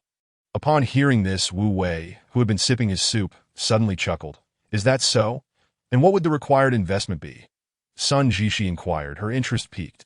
"Based on our estimates, the initial investment for a factory would range from 15 to 20 million. Depending on the design production capacity," Director Lin replied, displaying a more professional demeanor, albeit with a cautious tone. The mention of such a substantial figure caused the atmosphere to thicken, breaths held as all eyes fell upon Sun Jishi. Home textile production is a basic necessity. While the profit margins may not be high, they are assured, Director Lin added meekly. Such a level of investment would certainly not be finalized on the spot. But merely gauging interest was already a significant step forward. Sun Jishi furrowed her brows slightly. "Is that all? That amount is less than the annual revenue of my Qingsong Mountain Villa." Director Lin felt as though he had been struck dumb, unable to utter a word, wishing for nothing more than to disappear into a crack in the ground. Having intended to test the waters, he found himself easily brushed aside, despite their seasoned experience in the political arena. In the presence of such a prominent figure, they were all cautious. "Miss Sun, are you suggesting that this project is too small?" Yu Mingyuan timely interjected, preventing the situation from becoming more awkward. This. The expressions of those present shifted dramatically. Tongzhou was already a 3rd or 4th tier city with a less than thriving economy, primarily focused on light industry and labor export. Aside from its geographical advantages, its resources were painfully scant, leaving it almost negligible within the broader context of Jiangdong province. Indeed, this project does seem somewhat underwhelming. Sun Jishi's fingers grazed the rim of her teacup, disappointment evident in her demeanor. "What about real estate? Surely, that is a sector you are more familiar with," Director Lin ventured, aware that while it fell outside his purview, real estate was undeniably a lucrative field with better prospects than manufacturing. "You must know the real estate prices in Tongzhou better than I do." Sun Jishi's light remark left Director Lin at a loss. The economic downturn had kept property prices at rock bottom, and no one was willing to invest in development. "What kind of project would pique your interest?" "Miss Sun?" Huang Yujie was quick to seize the moment, understanding that this was a pivotal opportunity. With a glimmer of determination in her eyes, she softly inquired, "Is there a project that could only be realized in Tongzhou? Something truly unique?" The booth fell silent once more. The question was peculiar, yet left everyone stumped. Yu Mingyuan, an associate professor of economics at Jiangdong University, had indeed contemplated this very issue to stand out in an increasingly competitive market. Uniqueness and scarcity were essential prerequisites. This was the hallmark of a city's future, a label that would resonate with all that moment. Yu Mingyuan regarded Sun Jishi with newfound admiration, for he was perhaps the only one present who truly understood the essence of her inquiry. "Indeed, there are possibilities." Wu Wei's enthusiastic response drew the attention of everyone at the table. Yu Qingxiu, sitting closest, tensed at the sound of Wu Wei's voice, turning to him in shock. His high cheekbones gave him a sharp appearance. Momentarily leaving her entranced, Wu Wei, sensing the gaze upon him, leaned back against his chair with a hint of a smile. "Who says Tongzhou cannot possess its own unique characteristics?" Curious, Sun Jishi turned slightly, asking, "Oh, is this something you are knowledgeable about?" Under the scrutiny of his elder sister, Wu Wei felt somewhat uneasy, shifting in his seat. "I have some understanding, just a bit." "Then enlighten me." Sun Jishi arrived with fervor, fixating intently on Wu Wei. The incident unfolded unexpectedly, leaving him with no prior preparations. He merely followed the flow of conversation to this point that a sudden idea illuminated Wu Wei's mind that he steadied himself, took a deliberate sip of tea, and began to contemplate his next words. Tongzhou, historically, has always been a crucial thoroughfare connecting the north and south, as well as an entryway to the sea, boasting an exceptional geographical position. However, this prime location has not translated into a catalyst for economic development that Wu Wei spoke eloquently, taking his time to delve into the topic. Apart from Sun Jishi, everyone present was a local from Tongzhou, well acquainted with their unique circumstances. Thus, the two main characteristics of Tongzhou emerged: textiles and labor. The concept of labor is well understood. Many homes in Jiangning and Haizhou were constructed by Tongzhou workers. Yet few locals could afford to purchase them, a testament to their hard-earned money with little prospect for the future. The attendees nodded in agreement, recognizing the contributions Tongzhou had made to the construction of surrounding cities. However, labor export, despite its significance, lacks substantial technical content. Relying entirely on the spirit of hard work, it is a widely accepted consensus that Tongzhou people are indeed resilient. As for textiles, it has been a traditional industry in Tongzhou since the Republic era, with the first modern textile factory established here. When Wu Wei recounted Tongzhou's history, he spoke with the familiarity of a connoisseur. One cannot claim to be educated without understanding history. The silk factory and textile machinery factory were once major state-owned enterprises, employing thousands, yet now they face bankruptcy or dismal operations. A lamentable fate that Wu Wei's voice gradually lowered, offering a somber conclusion to this momentous historical event. Nevertheless, although these factories have vanished, the legacy they left behind remains invaluable. Having reached this point, Wu Wei decided to reveal no further mysteries. Tongzhou possesses something that no other place can boast: the foundational legacy it has inherited. Chapter 39. A masterstroke of planning. The afternoon sun bore a scorching intensity, rendering the windows hot to the touch, casting its rays upon the thick carpet, and causing the already stifling private room to feel even warmer. This foundational legacy represents the leverage for Tongzhou's future resurgence. If Tongzhou is to thrive, it must become the leader in the national textile industry. The audience held their breath, each person profoundly moved by Wu Wei's words. Silk and textile machinery, while our strengths are merely two isolated nodes within the entire textile supply chain, lacking connection. The raw materials are not in our possession, and the processing and production of finished goods lack complementary support. Thus, what remains are but two feeble remnants, hardly deserving of the title of strengths. Although the textile industry may appear to outsiders as a declining sector, this does not signify its total demise. Rather, it indicates that its scale cannot compare to former times. Wu Wei paused, cleared his throat, and continued with measured cadence. Director Lin's intention to introduce home textile enterprises is an excellent starting point that we should transform the silk and wool produced in Tongzhou into fabric, processing them into final products such as bed sheets and duvet covers. Director Lin's demeanor shifted, casting a look of profound astonishment toward Wu Wei. He had never anticipated that a high school senior would possess such extensive knowledge of the textile industry. To survive in the crevices of the market, one must embrace the entire supply chain, seizing industry authority and becoming a standard setter. Otherwise, these two remaining pivot points would merely serve as tombstones for an entire declining industry. But how should we proceed?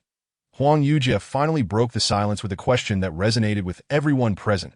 Hadn't everyone heard of the leather city in eastern Zhejiang? Wu Wei inquired pensively. How could a region that does not produce leather establish the largest leather city in the nation?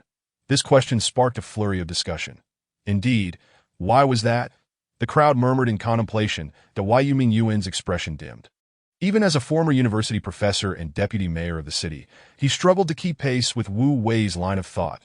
The answer lies in their mastery of the entire supply chain. From a modest district-level creative park to the largest leather city in the country, their development model warrants our study and emulation. They began with a clear market positioning and development strategy, aspiring to become the largest leather city in the nation, subsequently expanding their market influence through trade fairs and attracting various enterprises within the supply chain. Step by step, they ultimately became the largest leather trading hub.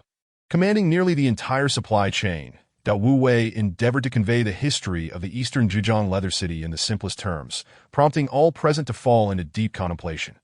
Are you suggesting that Tongzhou could emulate their success? Sun Jishi posed a soul-searching question. What do you mean by emulate? It's about learning. Wu Wei interjected, a hint of indignation in his tone. Sun Jishi cast a scornful glance at him. Then pray tell. How should we learn? Wu Wei dismissed her with a slight smirk and continued, with our strong foundation and pre-existing infrastructure, we can undoubtedly create our own light textile city. In that moment, Wu Wei seemed to transform into a charismatic orator. His bold proclamations leaving the entire table in a state of rapture. Light textile city. What is this light textile city?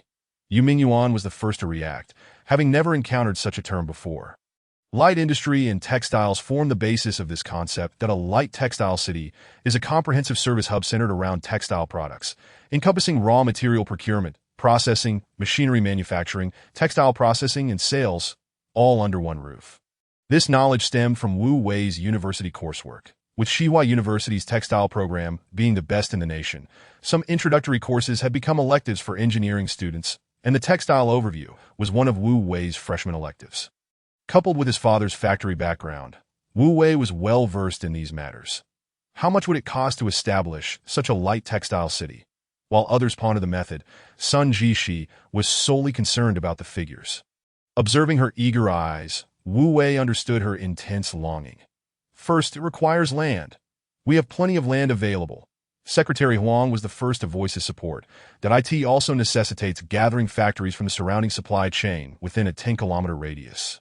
This posed no challenge, as Yu Mingyuan, overseeing light industry, expressed confidence. This complex must reach a minimum scale of 500,000 square meters to accommodate the various segments of the supply chain, such as raw silk trading, textile machinery, fabric research and development, and finished product sales, each requiring its own designated area that if we calculate according to this scale, it would take at least 100 million. Director Lin from the Investment Bureau began to sweat nervously. Wu Wei raised two fingers and calmly stated, 200 million is the minimum. The room collectively inhaled sharply. The investment had escalated tenfold. Wu Wei added, this is a long-term project, to be executed in phases. 200 million is merely the initial investment. His words plunged the table into silence. What kind of miraculous project was this, and could Tongzhou truly accommodate it? What scale of output can we expect? Only Sun Jishi remained composed. Wu Wei raised two fingers once more, with unwavering certainty. 20 billion. Wu Wei shook his head. 200 billion. He continued to deny. Sun Jishi, unable to contain herself, exclaimed, impossible. We cannot solely consider the output value of the light textile city. These are merely tangible assets. You keep fabricating. Sun Jishi fell silent, her eyes brimming with skepticism. Once the light textile city reaches a certain scale, aggregating 50% of the national textile industry's total output, it could independently list itself under the name of the light textile city. Once listed, its market value should exceed 200 billion. Wu Wei asserted that feasible. Sun Jishi's mind struggled to keep up. Of course, at that point, we will enter an era defined by finance and capital. Real industries must seize this opportunity, or Tongzhou's traditional enterprises will be left behind. Finally, Wu Wei articulated his most genuine thoughts and intentions. Ru Yi gripped her cup tightly, while Yu Zhixiao lifted her gaze to the resolute Wu Wei. This moment, Yu Zhixiao comprehended that Wu Wei's previous statements were not mere empty words. Wu Wei painted an alluring vision for Tongzhou's future, offering those who still clung to traditional industries a glimpse of a potential future. With the light textile city, companies and enterprises at various stages of the supply chain could be revitalized. While Yu Zhixiao grasped the earlier concepts, it was the notion of an impending public listing that truly astonished her. That it became clear that disparities truly exist among individuals. Chapter 40. I truly have 200 million. Ultimately, the discussion regarding Tongzhou's future did not delve further. Once people began to enter the room to raise toasts, an unspoken agreement was reached to cease conversations. After Wu Wei concluded his thoughts, he felt a wave of relief. He had merely spoken casually, unburdened by expectations of any outcomes. Whether Sun Jishi would invest was of no concern to him.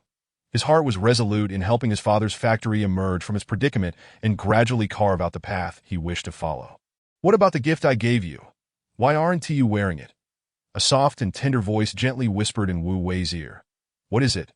Wu Wei asked, utterly bewildered, his eyes wide as saucers. Yu Qingqiu paused, her breath catching, and a rosy hue crept onto her fair cheeks as she lowered her head and said, It's the one my dad gave you last time. Ah, wasn't that a reward from Uncle Yu for my bravery? Yes, no, yes. The usually aloof Yu Qingqiu appeared flustered, her words tumbling chaotically between affirmation and denial. Actually, it was I who bought it. Finally, Yu Qingqiu revealed the truth. Having accepted it, there was no way to return it now. Then why don't you wear it? I'm not accustomed to donning such expensive items. The two of them whispered to each other, their conversation noted by Ning Peijun, who observed a flicker of unusual emotion in her mother's eyes.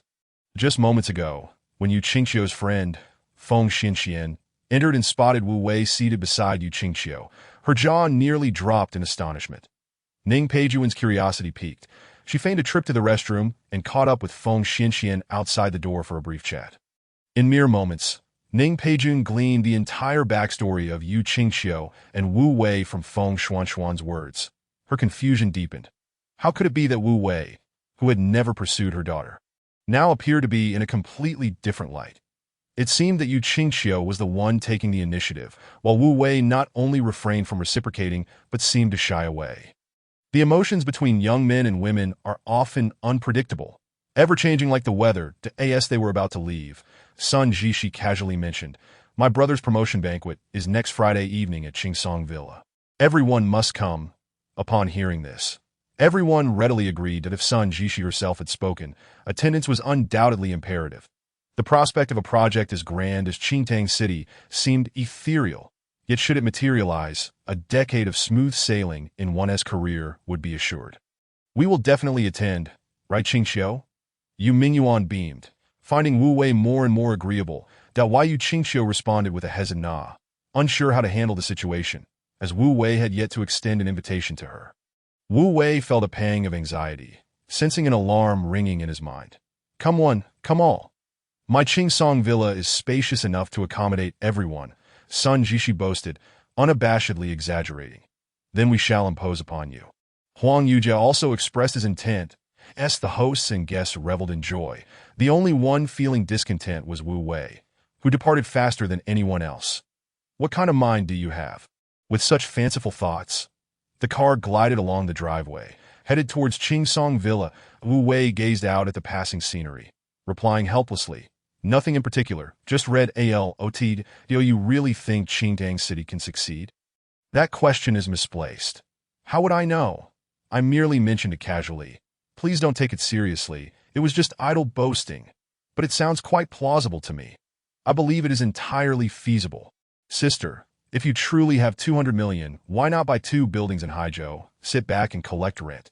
In 5 years, the price will double, and you can sell them off. Wouldn't that be splendid? Suddenly, the car came to a screeching halt at the roadside. The sudden inertia nearly sent Wu Wei flying out of his seat, leaving him startled and unsure of what this young lady intended to do next. Sun Jishi, her almond-shaped eyes wide with determination, glared fiercely at Wu Wei. I really do have 200 million. A wave of orchid fragrance enveloped Wu Wei, overwhelming him. Finally, Wu Wei capitulated, earnestly advising sister that money doesn't come from thin air. We can't squander it recklessly. Investment carries risks. One must tread carefully. Her phoenix eyes glimmered with a hint of mist, her unrestrained excitement making it difficult for Wu Wei to meet her gaze. So, will you help me? The sudden shift in tone, soft and sweet, sent chills down Wu Wei's spine. Wu Wei slumped back, utterly defeated. I'm just a high school student. My abilities are quite limited. Before he could finish his thought, the car shot forward like an arrow, slamming him back against the seat. One moment, he was in paradise, the next in hell, caught in a whirlwind of pain and pleasure. Upon reaching Qingsong Villa, Wu Wei attempted to slip away, but was promptly pulled inside. In his frustration, he could only see that Li Zheng, having smiled at him, was quickly replaced as the one to carry him inside. As Sun Jishi's chief bodyguard, Li Zheng's skills were well known, leaving Wu Wei with no choice but to comply. They exchanged glances, each silent, neither willing to speak. Cups of tea were served one after another, causing Wu Wei's kidneys to ache uncomfortably. Even a trip to the restroom was accompanied by a watchful presence, leaving no room for escape. The two remained in a silent standoff, neither wanting to break the silence. Wu Wei was perplexed. What had caused Sun Jishi to become so fixated on Qingtang City? He had merely proposed a broad framework, and yet she seemed so animated and invested $200 million. She truly possessed it. And that was what astonished Wu Wei the most. The Grandmaster chair was anything but comfortable. Lying back was not an option. With $200 million, wouldn't it be better to relax rather than struggle? Casting a sidelong glance out the window, Wu Wei noted that the sun was nearly gone. He sighed softly, filled with questions. The woman across the tea table observed Wu Wei's demeanor and raised a delicate brow. "Are you considering helping me?" Wu Wei replied morosely, "My dear young lady, what exactly do you intend to do?" Sun Jishi's expression darkened, and just as she was about to speak, Wu Wei raised a hand to silence her. Answering his phone, "Mom, today is a classmate's promotion banquet." "Oh, just you Qing Xiao. I'll be home shortly. What? They've already finished eating. What else can we do? It's almost dark. Singing? I can't sing. Taking a girl to an internet CF isn't appropriate. I am not that kind of person. What? I can't come home until after 10. Is there no place for me in this family?" After hanging up, Wu Wei felt utterly disenchanted. Sun Jishi burst into laughter. The previously quiet hall finally infused with some liveliness. "Come, let us go drink. Don't you want to know why?" "I'll tell you." What was supposedly a place to drink turned out to be merely a change of room. This was a small villa reserved exclusively for Sun Jishi, tranquil and private.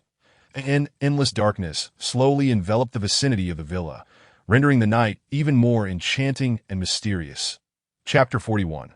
Secrets of the Aristocracy. The snacks were limited to some refreshing cold dishes. And a bottle of red wine stood ready, patiently awaiting its turn to be savored. Wu Wei nibbled on a cucumber, finding it tasteless. Wine, wealth, and desire. For prohibitions of life, he certainly would not drink, as the woman across from him was far too dangerous. He would never place himself in jeopardy. Sun Jishi busied herself, pouring a generous glass for herself, lifting it to her nose with a beaming smile. "I've been saving this king of wines for a long time. Today I can finally indulge." "What king? Could it be the legendary wine worth $1 million a bottle?" The woman's enchanting gaze confirmed Wu Wei's suspicion. "You know about red wine?" Of course. Wu Wei's previously reserved demeanor shattered at the mention of the king of wines, his eyes gleaming at the sight of the crimson liquid. $1 million a bottle. Such a treasure could not be wasted. "You're still underage. You can't drink, can you?" With a teasing glimmer in her eyes, Sun Jishi slid the decanter closer to herself that Wu Wei felt embarrassed, forcing a sheepish smile. "Just 2 more months. And I'll be 18. She poured only a small amount, barely covering the bottom of the glass. That Wu Wei took a sip, seemingly enchanted, exclaiming, "So exquisite." Such praise was indeed amusing, prompting Sun Jishi to chide. "Not a single kind word from you." Under the soft glow of the lights, Wu Wei sat quietly, mere inches apart from Sun Jishi. After a few glasses, Sun Jishi appeared slightly tipsy, her eyes dreamy as she rested her chin on her hand, gazing at Wu Wei.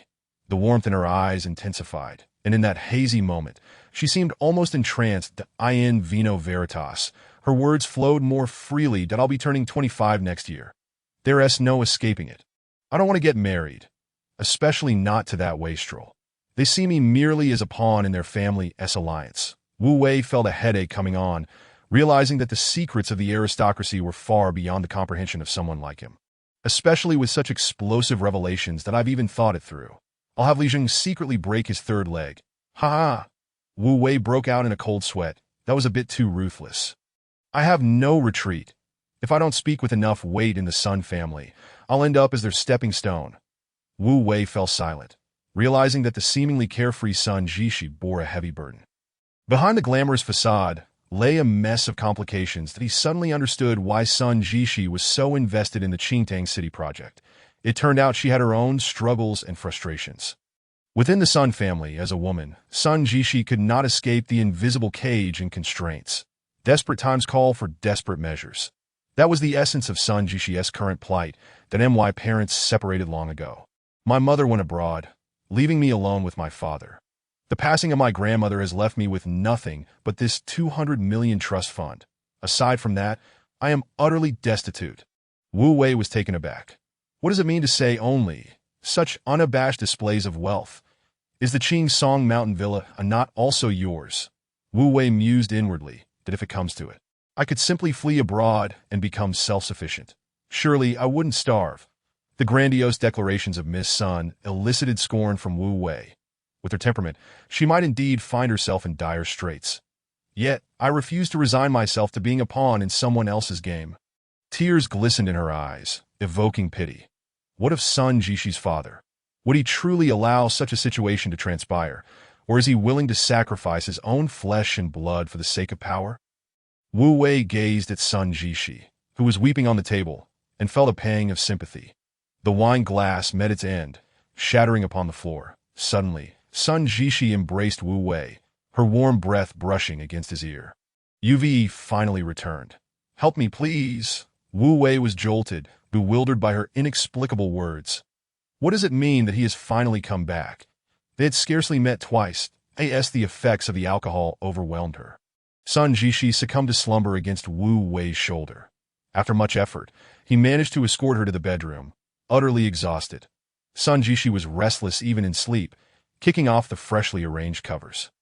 Wu Wei turned to cover her again, only to discover that the buttons of her chiffon blouse had come undone, exposing a fair expanse of skin tinged with a rosy hue. Perhaps feeling overheated, Sun Jishi began to tug at her clothing, seemingly determined to remove it all. Alarmed, Wu Wei turned to flee the scene. However, a loud crash startled him in a stillness that in the blink of an eye. A shadowy figure lunged towards him. In their brief encounter, Wu Wei felt a sharp pain in his nose, stars dancing before his eyes. You bastard! How dare you lay a hand on my sister? A punch flew towards Wu Wei's face, delivered without restraint. Stumbling momentarily, he miraculously dodged the blow. You think just because you resemble Chu Xian, you can act with impunity? I'll beat you to a pulp. The assailant bellowed, pouncing upon Wu Wei and pinning him to the carpet, raining down punches like a torrential downpour. Caught off guard, Wu Wei found himself in a precarious situation, his head buzzing from the previous blow, unable to respond to the onslaught. During the last incident, a car accident occurred, and her family forbade her from wandering about, thus dispatching me to retrieve her. The two young individuals encountered each other for the first time in such a manner, leaving neither with a favorable impression. That night, within the enigmatic villa of Qingsong Mountain Villa, a solitary lamp remained aglow. Wu Wei, however, slept soundly, for a tranquil mind begets peace. Early Monday morning, Wu Weidong prepared to embark on a business trip to Haizhou, accompanied by Lu Wenlong and El Yunfan. The two prototypes had been fully modified and were set to be transported to the new campus of Xihua for installation and debugging. Wu Wei assisted in securing the machinery before leaping down from the vehicle. Brother Yunfan, the rear is entrusted to you. Rest assured, I shall keep a vigilant watch at this juncture. The Haidong Bridge had yet to be constructed, and including the ferry time across the river, the journey would take at least 5 to 6 hours one way. El Yunfan seated himself directly at the back of the truck, needing to monitor the situation to prevent any slack in the belt from affecting the machine's stability. To cultivate new technical talent. Wu Wei suggested to Wu Weidong that El Yunfan accompany them to gain hands-on experience in machine assembly. El Yunfan was astute and diligent, undoubtedly a promising asset. As the vehicle roared to life, stirring up a cloud of dust, Wu Wei brushed off his attire and waved towards the truck. Even without the Qingtang textile city, with Xihua in the mix, the factory would find new prospects. Wu Wei silently prayed for everything to proceed smoothly. Just when Wu Wei believed tranquility would be restored, a phone call shattered his hopeful expectations. The factory had just received a peculiar notification that left everyone baffled. On Tuesday morning, Vice Mayor Yu Mingyuan would lead a team to inspect the factory, specifically requesting Wu Wei's full accompaniment. With Wu Weidong away on business, this heavy responsibility fell squarely on Wu Wei's shoulders. Wu Wei felt a pang of anxiety. It seemed he had drawn attention once more. First it was Sun Jishi, and now Yu Mingyuan. Both formidable figures facing these challenges, Wu Wei could only adopt a stance of readiness. Confronting whatever may come. Chapter 43. An ominous omen. The factory languished in a state of near demise. Although situated in the development zone and benefiting from certain policy exemptions, it had been a year and a half since any leaders had come to inspect it. The remnants of 204 had long been submerged in the relentless tide of progress. What remained was merely a hollow shell. An incompetent general brings ruin upon his troops is a phrase that rings true universally, except when applied to Wu Weidong. During the state-owned enterprise reform, the demise of 204 had already been announced. Once the financial accounts were disclosed, despair swept through the entire factory. It turned out that a multitude of individuals had been draining the factory's resources. The past was merely the birth pangs of an era, leaving behind a trail of scattered remnants. That time, Wu Weidong was merely a section chief in the technical department, possessing formidable skills and a stellar reputation among the workers. Ultimately, he was chosen to negotiate with the team responsible for the state-owned enterprise reform, which was led by none other than Yu Mingyuan. The two men engaged in discussions that lasted 2 days and nights. Emerging from the conference room with tear-filled eyes, that a hasty farewell marked the passage of 10 years, during which they had no further contact. Yu Mingyuan ascended the ranks with ease, enjoying a prosperous political career as the deputy mayor of a city, while Wu Weidong trudged along, navigating the treacherous line between life and death with utmost caution. Yu Mingyuan gazed upon the dilapidated entrance. Memories of the past surged forth. However, today Wu Weidong was absent, and before him stood his son, Wu Wei. The two sycamore trees at the entrance had grown to obscure the sun, and within their shade stood a refined young man, leaning against the gate. Patiently awaiting their arrival, the Audi official vehicle came to a halt.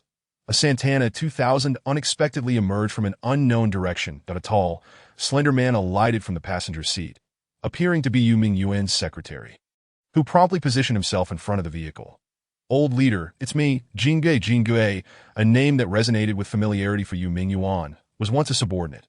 "Hello, Director Li. What do you mean by that?" "Old leader, Jingui is simply Jingui." In the presence of Yu Mingyuan, Li Jingui exhibited no airs of superiority. The development zone had only recently been established for 2 years, with little to show for it. Despite the reassignment, Li Jingui felt quite disheartened. Upon receiving the news of Yu Mingyuan's inspection of the textile machinery factory that morning, he hurriedly brought along the key members of the district team. As both the vice mayor and a member of the municipal standing committee, Yu Mingyuan held significant importance, especially as Li Jingui's former superior, that I merely came to take a casual look. "What brings you here?" Li Jingui grasped Yu Mingyuan's right hand firmly, shaking it vigorously. "When the old leader comes to inspect, I must be present." His sincerity was palpable, devoid of any pretense. Yu Mingyuan smiled slightly. "Since you're here, let us proceed together." Li Jing beamed with delight and promptly followed suit. The entourage, numbering 7 or 8, appeared somewhat formal. Wu Wei observed the proceedings with a slight smile, recognizing yet another group of individuals seeking to benefit from a free meal. "Hello, Uncle Yu. My father is absent today, so I shall be your host." "Very well." A few simple exchanges conveyed everything clearly. Yu Mingyuan, initially surprised to see only Wu Wei, was nonetheless impressed by the calm and composure exhibited by the young man. Wu Wei efficiently communicated 3 key points in just 3 sentences, prompting those around them to ponder. First, he referred to Yu Mingyuan as uncle, not mayor, indicating a unique relationship. Second, the factory director's absence during a municipal inspection suggested significant connections. Third, this young man displayed remarkable audacity by coming out alone. Yu Mingyuan's response further astonished the onlookers. Their dialogue was succinct and coherent, revealing their familiarity. Li Jingui had intended to introduce himself first, given that this was his district's enterprise and he should have been more acquainted with it. However, upon witnessing the unfolding dynamics, he quickly fell silent, adopting a watchful demeanor as the group traversed through the large iron gate. They followed a straight path to the end. "This is the office building. It's a bit shabby and in disrepair. This is the warehouse, conveniently located near the entrance for storing assembled machines, though much of it is currently empty. This is the parts workshop filled with machine tools, somewhat dirty and unremarkable. This area is designated for iron specialization, used only a few times a year." Wu Wei presented the tour with the detachment of a tour guide, devoid of any emotion, merely stating facts. The audience listened in stunned silence, their hearts racing with trepidation, particularly Li Jingui, whose white shirt became damp with sweat, forming rivulets on his forehead, standing against the wall at the factory's innermost point. Wu Wei completed the entire introduction in a mere 10 minutes. Yu Mingyuan remained silent, listening intently. He had visited this place before, and it was nearly indistinguishable from a decade ago. only more dilapidated. Shall we conclude the tour and proceed to discussions? Wu Wei remarked with a smile. The previously oppressive atmosphere was lightened by his words, revealing the young man's intriguing demeanor. Yu Mingyuan remained unfazed. I shall follow your lead. Wu Wei turned and led the group back to the office building on the left side of the entrance. Although termed an office building, it was merely a 5-story brick structure. There was no elevator, only stairs, which proved quite exhausting for the group. Xiao Wei, Shunti, we have a drink. Look at how hot it is. Everyone is sweating. Yu Mingyuan jested as he settled into his seat. Wu Wei smacked his forehead. Oh dear, I forgot to buy water. Let me offer everyone some tea instead. What he referred to as tea was simply water steeped with mulberry leaves that he poured half a cup for each person using enamel cups, thus serving tea. The secretary glanced at the slightly murky liquid in his cup and quietly produced a thermos from his bag, placing it gently before Yu Mingyuan disregarded the thermos. Instead, lifting the enamel cup to his nose and inquired, Xiao Wei, what kind of tea is this? Wu Wei grinned. The factory is poor and cannot afford tea. This is mulberry leaf water. Can mulberry leaves even be steeped in water? Of course, in summer, mulberry leaf tea helps clear the liver and improve vision. It also prevents wind heat colds that it's perfect for quenching thirst after sweating. I drink a barrel every day, though the aroma was peculiar. It offered a refreshing sensation upon consumption. Yu Mingyuan nodded in approval. Seeing this, the others also raised their cups to drink. After a brief interlude, with tea consumed, the question of what to discuss lingered in the air, leaving everyone puzzled. From Yu Mingyuan's initial intention to inspect, to the peculiarities encountered along the way, an air of strangeness permeated the atmosphere. Where there is an anomaly, there is often a demon. This demon likely referred to the composed young man before them. Chapter 44. The 3-hour economic circle. Xiao Wei. Do you know why I have come? I do not at such a young age. You cannot play coy. I have traveled a long way to see you. The two individuals engaged in a silent riddle, exchanging words that left the audience on edge, as if seated upon pins and needles. That Li Jinggua's eyes widened, staring at Wu Wei as if he were some monstrous entity, causing the freshly laundered shirt on his back to dampen once more with sweat. Wu Weidong, typically a paragon of honesty and stability, had somehow produced such an anomaly. Before the vice mayor, he exhibited a demeanor akin to that of a dead pig unperturbed by boiling water. Yu Mingyuan cast a glance around the conference table. In truth, he was not surprised by Li Jinggua's presence. He would have been taken aback had he not shown up.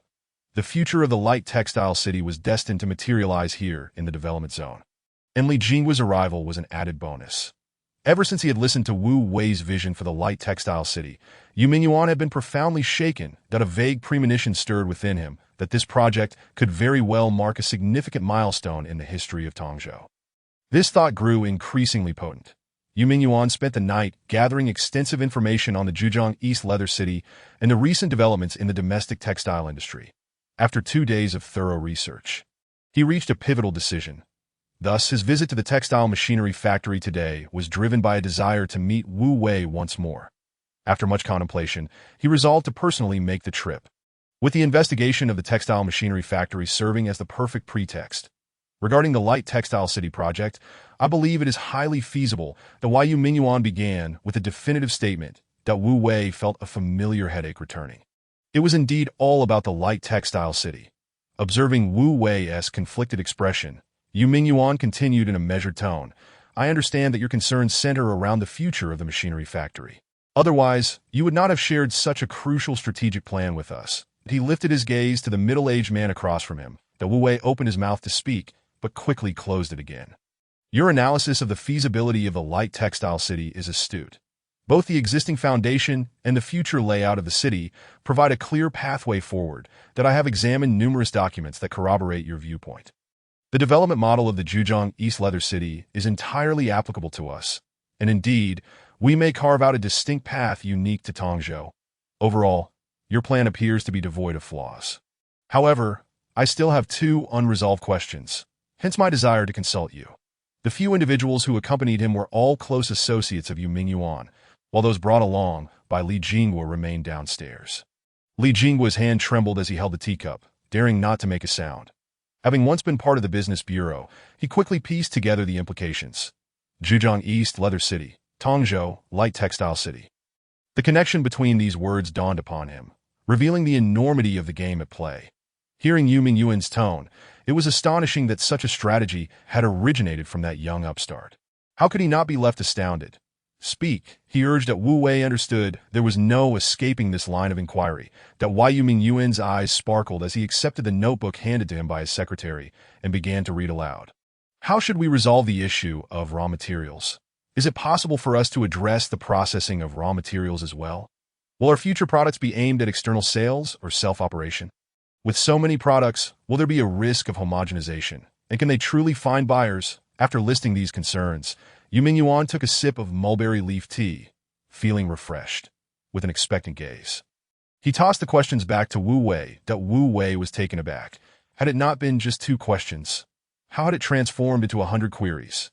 Yet one could not fault Yu Mingyuan. Many of the concepts Wu Wei discussed were beyond the comprehension of those in this era. Even for Yu Mingyuan. Xiao Wei, I may have posed too many questions. Please don't take offense. That Wu Wei chuckled softly, pondering whether this was truly a matter of quantity.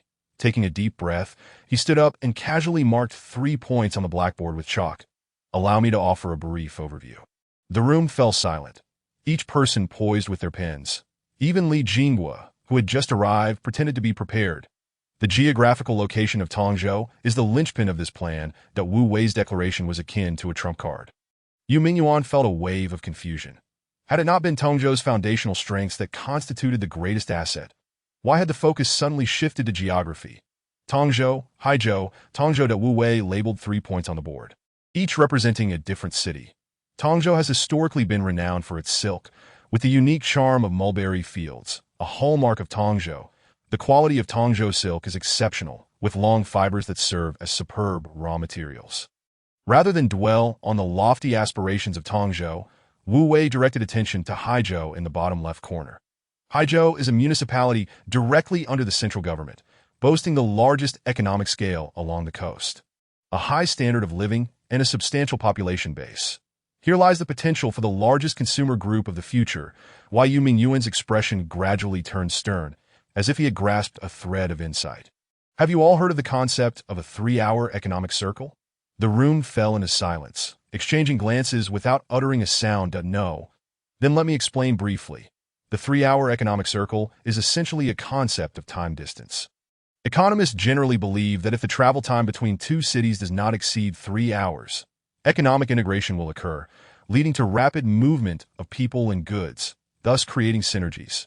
Tongzhou lies in the upper left of Tongzhou, while Haizhou is positioned in the lower right. Yu Mingyuan furrowed his brow, unable to suppress his inquiry. But the distance between Tongzhou and Tongzhou, as well as Tongzhou to Haizhou, is certainly more than 3 hours. He was not only in charge of light industry, but also managed transportation, thus was well acquainted with the traffic conditions among these neighboring cities. Wu Wei nodded. He was well aware of this fact.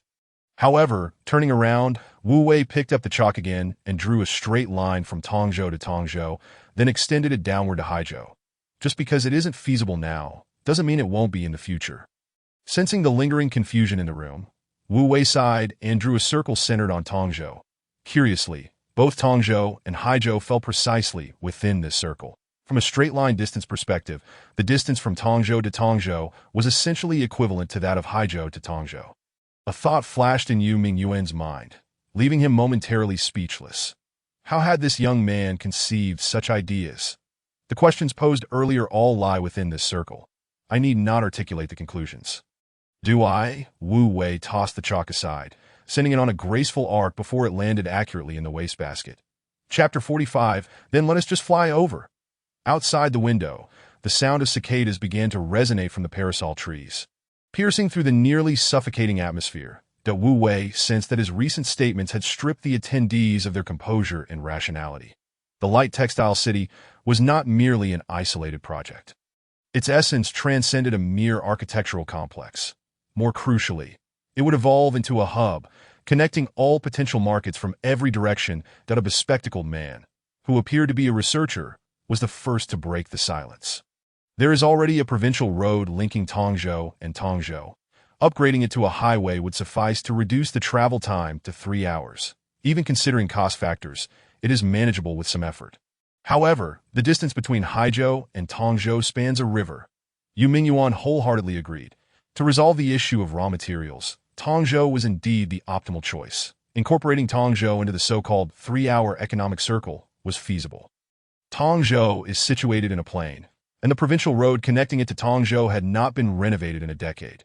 Seizing this opportunity for upgrade would be advantageous for both Tongzhou and Tongzhou.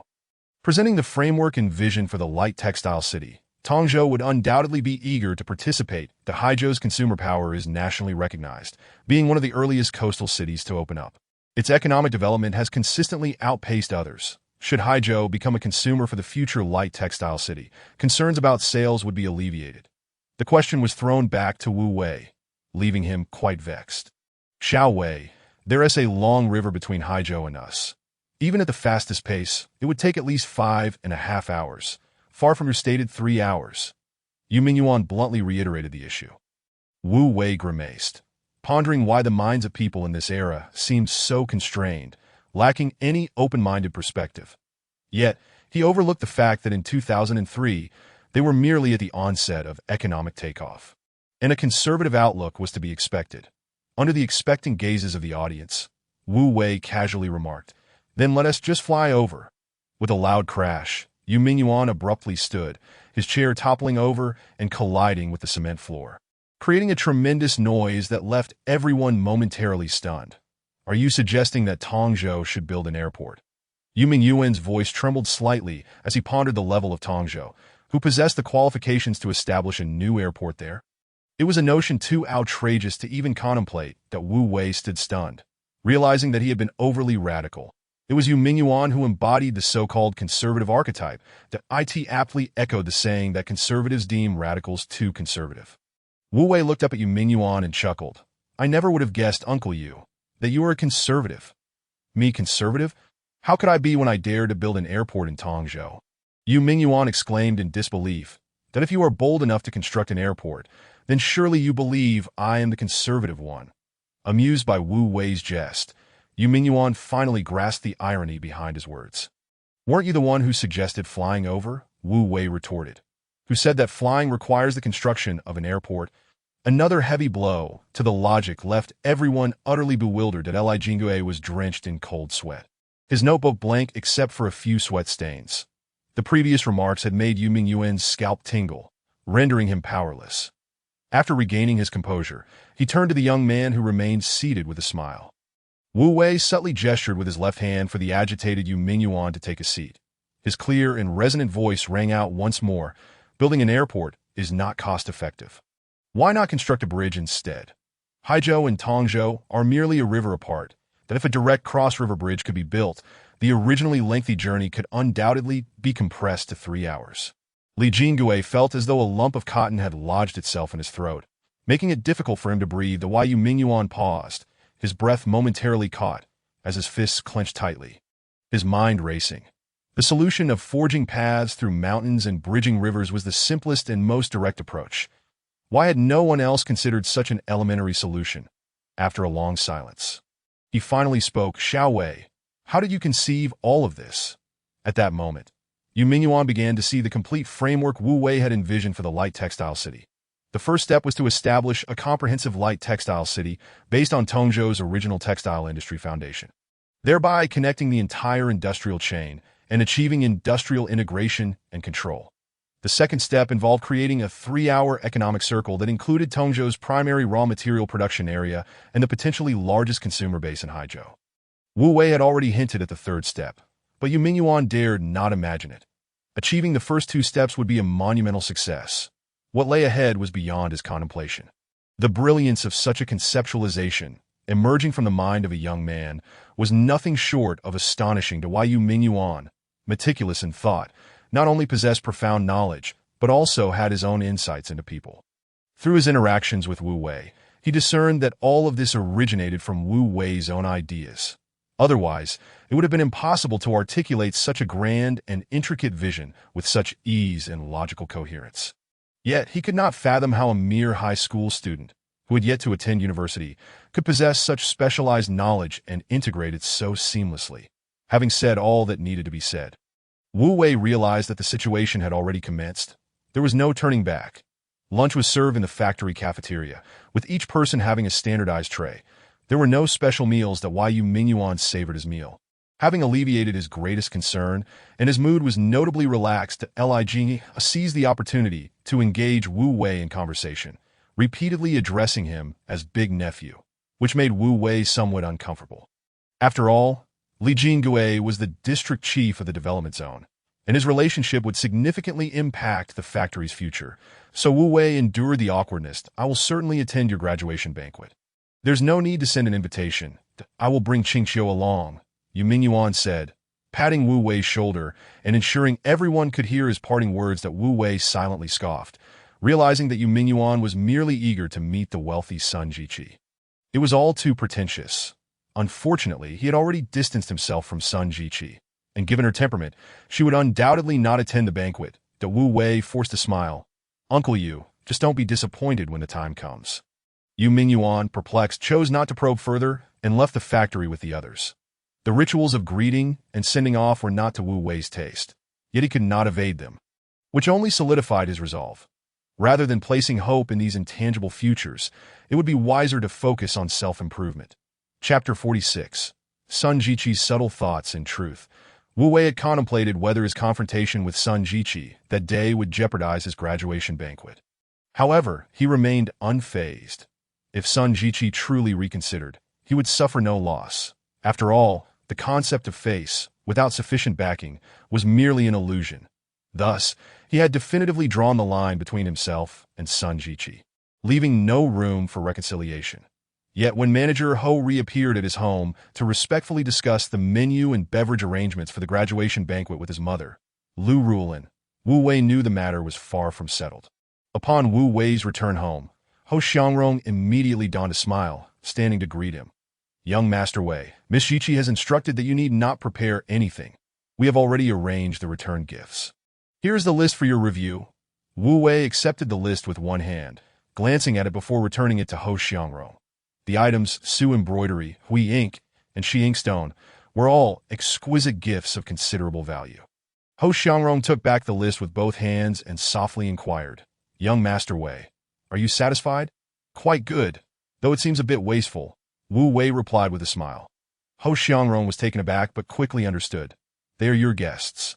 They must have the best. That Wu Wei glanced at Ho Xiangrong, sensing that he was quick-witted and adept at handling business affairs. Ho Xiangrong grasped Wu Wei's implication, yet he skillfully concealed his understanding. Wu Weidong was still on a business trip in Haizhou, and Lu Rulin, upon seeing Wu Wei return, ignored the trivial matters and retreated to the kitchen to prepare dinner. This is the guest list and seating arrangement. I just consulted your esteemed mother about it. Would you like to take another look? Wu Wei had intended to remain uninvolved, but recalling Yu Mingyuan's earlier words, he picked up the paper, pointed to the central table, and said slowly, move the unrelated individuals aside. Clear this table for me. Ho Xiangrong was taken aback and hastily asked, unrelated individuals? This table is the main table. Besides Miss Jiqi, everyone else is your family's most important elders. Indeed, Sun Jiqi had reserved a spot for herself at the main table. Wu Wei smiled faintly. Aside from our family of 3 and Sister Jiqi, everyone else should be sent away. Understood, I will arrange it. Ho Xiangrong replied, his eyes sharpening as he began to grasp Wu Wei's intentions. Wu Wei's remark about the wastefulness of the return gifts seemed to indicate his dissatisfaction with these relatives. Otherwise, he would not have made such a statement. Ho Xiangrong discreetly complied. The arrangement of guests by seniority was not solely his idea, but also one supported by Wu Weidong and Lu Rulin. However, if Wu Wei insisted on a change, Ho Xiangrong would not question it. Despite his youth, Wu Wei spoke and acted with remarkable decisiveness. His tone left no room for Ho Xiangrong's interference. Ho Xiangrong even sensed that Miss Jiqi seemed somewhat apprehensive of Wu Wei. Earlier that morning, Sun Jiqi had specifically called to instruct Ho Xiangrong to ensure her name was included at the main table, but she had not sounded particularly confident. Sun Jiqi's insistence on securing her place at the main table was unmistakable.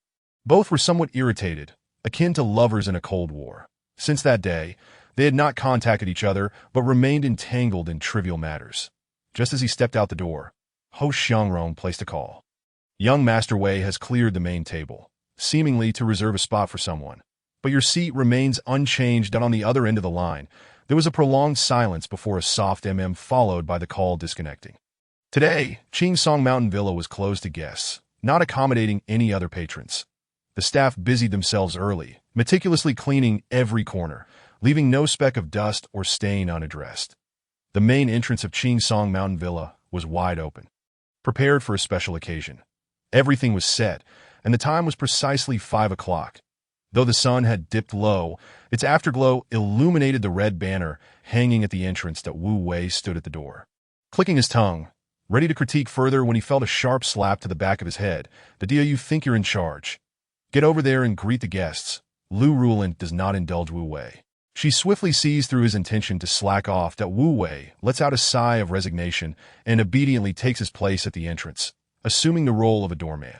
Ho Xiangrong welcomes the Wu Weidong couple inside, inviting them to inspect the arrangements for the day. Returning from Haizhou, Wu Weidong brings back an order from Xihua Textile College, providing a much-needed boost to the machinery factory. With this guaranteed order, at least the next 6 months are secured. Xihua is generous, remitting a 30 deposit on the same day, allowing Wu Weidong to relish a taste of extravagance that he reflects wistfully that, were it not for his son's connections, he might never have even set foot at Xihua's door. He specifically inquires if the uncles and aunts at the factory could be invited, having watched Wu Wei grow up. That on one hand, Wu Weidong is aware of the standards at Ching Song Mountain Villa. On the other hand, he fears there may not be enough space for them. Wu Wei, however, remains unconcerned, eager to bring honor to his parents. As long as Ho Xiangrong assures him of the arrangements, there are no issues. Not only Wu Weidong, but also the guest list from Lu Rulin continues to grow longer. Colleagues from the street office are warm and enthusiastic, having prepared gifts for Wu Wei's academic advancement well in advance. Lu Rulin is known for her affability, akin to the matriarch of the street office. This time, with Wu Wei's admission to Nanhua, she experiences a moment of pride like none in the past decade. Any discontent would be disingenuous. Ultimately, they settle on Ching Song Mountain Villa, and Lu Rulin dares only to send invitations to her closest friends. Yet somehow, the word spreads, and everyone seems to know about the celebration at the Wu family's venue, igniting excitement. Ching Song Mountain Villa is not a place just anyone can access. Hosting a gathering there signifies a family of considerable means. Suddenly, the way others regard Lu Rulin transforms. After living most of her life, Lu Rulin feels a newfound sense of pride. After several requests for additional seating, Ho Xiangrong responds with unwavering agreement, showing no signs of impatience. In the end, Lu Rulin feels a twinge of embarrassment. As they gaze upon the main hall filled with numerous tables, Wu Weidong and Lu Rulin finally relax their anxious hearts. The once tranquil entrance gradually becomes lively, with guests beginning to arrive in succession. Regardless of familiarity, Wu Wei greets the men with uncle and the women with auntie. Standing at the entrance, dressed in a refreshing outfit, he exudes vitality. Those who see him cannot help but praise. Indeed, he is the most handsome youth in the vicinity. The red envelopes are thin, serving merely as a token to share in the joy that a female attendant in a red qipao presents an exquisite bag, containing 3 remarkably fine gifts that clearly hold great value. Guided by the welcoming staff, everyone appears cautious as they make their way inside. Chapter 47. The family that usurps the nest. When Wu Weidong and Lu Rulin emerge, they encounter numerous relatives and friends along the way. "Sister Rulin, you are truly fortunate. This place is extraordinarily luxurious. Old Wu has struck it rich. We are here to bask in your glory today." The two hastily head outside to assist with the welcoming. That Wu Wei's grandmother passed away early, and his grandfather also departed a few years ago, leaving their roots in the old homestead severed. Thus, relatives mainly stem from Lu Rulin's side. That a black Mercedes pulls up at the entrance, and the tall Li Hongjian steps out, glancing at Wu Weidong and Lu Rulin to confirm their identities. Following closely is a taxi, from which 2 more individuals emerge. That Wu Wei peers closely and realizes it is the families from his grandmother's side. So it is indeed Ching Song Mountain Villa? "Old Wu, what windfall have you encountered to be so extravagant?" Li Hongjian's voice booms, causing Wu Wei's eardrums to throb slightly. "Mom, you've come. Please come inside." Lu Rulin steps forward, preventing Li Hongjian from continuing his loud exclamations. Like stars gathered around the moon, an elderly lady clad in gray linen emerges. With a displeased expression, the elderly woman squints at the scene, snorting coldly. Hong Jian, you found a place that's too far. Why must we come here? You nearly jostled my old bones apart. Indeed, Chingsong Mountain Villa is somewhat distant from the city, merely half an hour's journey. Yet in the elderly lady's words, it takes on a different tone. She begins with a sharp critique, leaving Wu Weidong and Lu Rulin somewhat embarrassed. However, with so many eyes upon them, Lu Rulin steps forward to assist the elderly lady. Whispering, Mom, today is Xiao Wei's celebration. I appreciate you making the long trip. After all, they are here to dine, and it should not be marred by awkwardness. The elderly lady, still with a stern demeanor, starts to ascend the stairs. As Li Hongjian passes by the registration area, he pulls out a red envelope from his plaid handbag and tosses it onto the table, landing squarely in front of Wu Wei. The envelope lands with a dull thud, suggesting its contents are substantial. Xiao Wei, as you prepare for university, you must acquire some respectable items. Do not tarnish our family's reputation, Li Hongjian remarks, scrutinizing Wu Wei from head to toe. Shaking his head slightly. Thank you, uncle, Wu Wei replies with a mischievous grin, lifting the envelope with 2 fingers and casually tossing it into the collection box that Li Hongjian is taken aback. Wu Wei nonchalantly discards the envelope without a glance, leading one to assume he, like others, merely offered 100 or 2. You child, your uncle has generously gifted a large red envelope of 3,000. Lu Yunhong interjects, unable to contain herself. This boast draws astonished glances from those around. Much to Lu Yunhong's delight, 3,000 yuan is indeed a considerable sum, enough to cover Wu Wei's tuition for a semester. Annie, if you regret it, you can take a few back, Wu Wei states innocently, gazing directly at Aunt Lu Yunhong. Lu Yunhong's face shifts between shades of blue and white. Despite her sharp tongue, she is momentarily at a loss for words, caught off guard by Wu Wei's retort. Wu Wei, how can you be so disrespectful? Is this how your parents raised you? Indeed, the elderly lady erupts in anger. Most of the guests have entered, leaving only 3 families lingering at the entrance.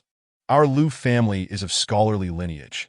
We uphold the utmost decorum in everything. Do you not think that just because you have been admitted to university, you can speak so rudely to your elders? The elderly lady, a former high school teacher, has always had an air of authority, and even in retirement, she has not altered her demeanor. The expressions of those present subtly shift. Her words are sharp, clearly biased. That Wu Weidong opens his mouth to explain, but is preempted by Lu Rulin. Mom, Wu Wei was merely joking with his aunt. He did not mean it seriously. Let it go. Can an elder like me truly hold a child accountable? Lu Yunhong, wearing a hint of disdain, thinks to herself that even if they can host a celebration here, she is well aware of the Wu family's standing. Creating such a scene before the banquet even begins leaves Wu Weidong feeling somewhat exasperated. As he watches Wu Wei cheerfully carry the red envelope box away, disappearing from sight, Li Hongjian secretly grumbles that despite Wu Wei's admission to Nanhua, he still exudes a sense of pettiness. However, what truly irks him is not the previous behavior of Wu Weidong's family, but rather the fact that they had to roam around before finally locating their seats. Guided into the hall, they arrive at a table in a corner. Grandma, our seats are over there. Li Hongjian's daughter, Li Meiqin, notices their names displayed on a name card at the table as they approach to confirm. Their suspicions are validated. The pent-up frustration can no longer be contained. He leans closer to the elderly lady, whispering a few words. The elderly lady's piercing gaze sweeps over, causing Li Hongjian and Lu Yunhong to feel a bit anxious. Li Hongjian had not anticipated that Wu Weidong and Lu Rulin would dare to arrange things in such a manner. The central table remains vacant, dramatically elevated by a red platform. The decorations and standards are clearly distinct, and it is evident that this is the main table. Unfazed, Li Hongjian approaches for a closer look, noting that only one name is inscribed there, and he does not recognize it. Not only were they not seated at the main table, but relegated to a corner. This felt like a blatant affront. This is a snub to us. Our entire family is unworthy of the main table, remarks Wu Wei's aunt, Wang Guilin, with a sarcastic tone. Indeed, what is their intention? Even if we are disregarded, can't you at least sit there? When it comes to stirring the pot, Lu Yunhong is undoubtedly the most adept. The elderly lady, with her lofty ambitions, has been in charge since her youth, commanding authority with a firm hand, and her family has always yielded to her will. Today's incident is akin to having her dignity rubbed into the ground. How could she possibly endure it? Accustomed to her domineering ways, she disregarded the arrangements and objections of the service personnel, marching forth with her entire family in a grand procession to occupy the stage and take their seats at the main table. The main table, oriented north to south, had its central position designated as the primary seat. Without hesitation, the elderly lady claimed it, wearing a self-satisfied expression. Was it not still her household? Soon, when Wu Weidong and his companions arrived, they would certainly face her eye as soon as she settled in. The previously bustling hall fell into an unexpected hush, with people beginning to rise from the periphery. The first to stand and greet was Lu Rulin's South colleagues from the street office. Director Su, a proper division head, though neither particularly significant nor insignificant, held a certain status in this context. Just moments ago, he had been lamenting why he was not placed at the main table. But upon catching sight of the individual who entered in jovial conversation with Wu Weidong, a cold sweat broke out on him, and he hastily stood. District Director Li, greetings. The newcomer was none other than Li Jinghua, the district head of the development zone. As soon as Li Jinghua arrived, Ho Xiangrong promptly notified Wu Weidong, and they went to the entrance to welcome him. Engaging in brotherly camaraderie with Wu Weidong, Li Jinghua turned to greet the familiar faces from the street office with a smile.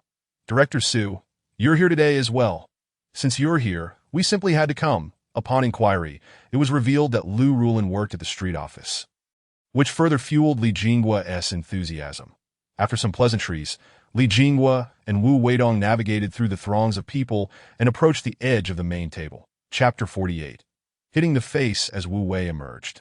He immediately sensed something amiss. The main table, which had been reserved, was already occupied. Uncle Li, you've arrived, Wu Wei greeted Li Jinghua. Young Wei, where should I sit? You're the host today, direct me.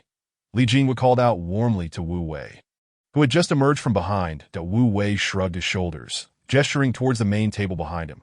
Please hold on. Some individuals seem oblivious to the rules and have taken the wrong seats. I shall make room for you. He leaped onto the stage and, in front of several witnesses, remarked with a hint of disdain, Did it not state your names up there? How dare you sit here? Who is responsible for this blunder, placing us in that corner? Do you even understand the rules? The voice belonged to Lu Yunhong, her gaze fixed intently on her mother as she spoke. At the forefront were the matriarch, Chen Hongmei, along with her son-in-law Li Hongjian and daughter Lu Yunhong, their daughter Li Meiqin, as well as Wu Wei's Aunt Wang Guilan and cousin Lu Tianla, all of whom had already filled the table. Yet, for reasons unknown, Wu Wei's uncle was absent today. Today is a family affair. As guests, shouldn't you follow the hostess' lead? Do you not understand this basic decorum? Wu Wei did not indulge them, confronting them directly. The elderly lady's earlier remark about the lack of decorum came back to haunt her like a boomerang, striking her squarely between the brows. Her already gloomy countenance darkened further. This is your grandmother, the eldest elder. Is it inappropriate for her to sit here? Wang Guilan, appearing simple and honest, was merely a fair-weather friend, joining in the complaints that Wu Wei scoffed coldly. If she is indeed an elder, she ought to embody the dignity that comes with it. Being authoritative merely due to age is nothing short of bullying. Hongjian, speak up. Lu Yunhong nudged her husband with her elbow, hoping he might reprimand Wu Wei. However, Li Hongjian kept his head bowed, furrowing his brow, his face devoid of color. From a distance, he had recognized Li Jinghua's arrival. Seeing the district head, Li Jinghua, engaging so amicably with Wu Weidong sent a chill down his spine. As if he had fallen into an ice pit, he silently regretted sitting at this table. That it was evident that this main table was meant for Li Jinghua. After a long pause, he stammered, Young Wei, why didn't you mention earlier that District Director Li would be here? Upon hearing the title District Director, the expressions of everyone present, including the elderly lady, shifted dramatically. Wu Wei remained silent, his expression inscrutable as he fixed his gaze on Li Hongjian. Feeling increasingly uneasy under Wu Wei's scrutiny, Li Hongjian awkwardly inquired, Is District Director Li coming over to sit? Wu Wei remained non-committal, merely stating, Uncle, do you still need that plot of land for your driving school? If not, I'll inform Uncle Jinghua. The matter of establishing the driving school had long been a topic of Li Hongjian's boasting. After all, in this era, Acquiring a license to open a driving school was akin to securing a piece of a nearly monopolized market, a guaranteed income with minimal risk that to navigate these complexities. Li Hongjian had invested considerable effort, merely awaiting the final approval for the land.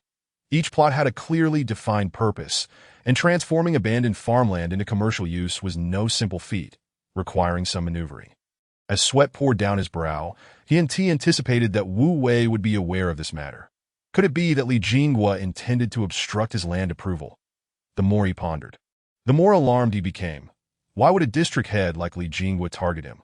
Looking into Wu Wei's eyes, fear began to seep in. How had his once dull-witted nephew become so formidable? Wu Wei's cold demeanor and incisive words left Li Hongjian feeling utterly restrained. Although the elderly lady was domineering, Li Hongjian was the true decision-maker in their family. That it was with his indulgence that she felt emboldened to act so recklessly. Suddenly, Li Hongjian sprang to his feet, rushing to Wu Wei's side, his anxiety palpable. "Young Wei, let us leave now, immediately, leave. Now that we're here, let us finish the meal first. I've reserved seats for you." Wu Wei was reluctant to allow his parents to lose face before so many people. Resignedly shifting his seat, the elderly lady's eyes brimmed with resentment and confusion, while Wu Wei felt an immense sense of satisfaction and vindication. For all these years, had they ever shown his parents a modicum of respect, he wouldn't have needed to embarrass them in such a significant setting. The service staff hurriedly arranged the now chaotic table within a mere 2 minutes. Wu Wei pulled out a chair and addressed Li Jinghua. "Uncle Li, please take a seat." Li Jinghua settled down with an air of authority, as if he had witnessed none of the preceding commotion. Although he had taken a seat at the main table, Li Jinghua was positioned not in the previously central seat, but rather in a corner to the southeast. Remarkably, he displayed no signs of displeasure. Sipping on fine pu'er tea while his gaze lingered towards the entrance, Li Jinghua was acutely aware that he was not the only one hoping to occupy this table today, just as Wu Wei resolved the situation with Li Hongjian. His phone buzzed in his pocket. Li Jinghua perked up his ears, listening intently as Wu Wei spoke. "Secretary Su, you've arrived. Please proceed with the guide." The moment Wu Wei's words fell, Li Jinghua's heart raced. Watching Wu Wei's movements closely to his disappointment, Wu Wei did not proactively step out to greet them, but remained composed in his seat. Li Jinghua hesitated to rise, mindful of his position as a district head. It would be inappropriate to appear overly eager, especially when a mere student exhibited such calmness. Yet, something beneath him felt as though it was prodding him, making it impossible to sit comfortably. Before long, several individuals arrived at Wu Wei's side, guided by the greeter. When Wu Wei stood, Li Jinghua followed suit, timing his movement perfectly. Upon recognizing the group, Li Jinghua felt an additional wave of anxiety wash over him. Leading the entourage was Secretary Su, a loyal aide to Yu Mingyuan. Trailing behind him were Secretary Huang Yujie from the Municipal Committee and Yu Mingyuan himself, accompanied by his radiant second daughter, Yu Qingxiu. Following them was Lin Yuan, the director of the Investment Promotion Bureau. This group of 5 was the true reason behind Wu Wei vacating the main table today.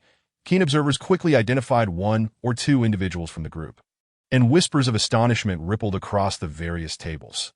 The couple Wu Weidong and Lu Rulin, so understated and unassuming, had somehow garnered the influence to host such high-caliber guests. The Municipal Committee's secretary, the deputy mayor, the director of the Investment Promotion Bureau, and the district head of the development zone. Each of these figures could command respect anywhere in Tongzhou, and today, they had all gathered for one individual. Chapter 49. Will we still be friends? Wu Weidong and Lu Rulin exchanged glances, momentarily at a loss for how to respond. The arrival of these prominent figures shifted the atmosphere, with everyone's expressions growing peculiar. Wu Wei, unfazed, took the initiative. "Please take your seats. Congratulations, young Wei. Here is a red envelope, a small token of appreciation." Since they had arrived, they couldn't come empty-handed. The Yu Mingyuan casually nudged Yu Qingxiu forward, presenting a prepared red envelope. Perhaps it was intentional, but today, Yu Qingxiu donned a white dress that rendered her particularly fresh and elegant, her oval face adorned with a subtle blush, captivating in her charm. "Thank you. I shall not be polite then."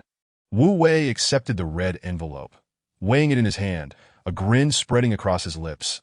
"It's a bit heavy." Huang Yujie waved his hand dismissively. "Given your proposal for the light textile city, This amount is hardly excessive. However, we are all quite impoverished. The bulk of it comes from old Yu. He is the affluent one.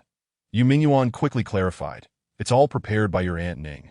I am but a pauper. Laughter erupted among the group, creating an atmosphere of warmth and harmony that in the realm of officialdom, adherence to protocol is paramount. Order must be maintained in every circumstance. Point one by one. They took their seats, and with Wu Wei's family of three, one chair remained vacant.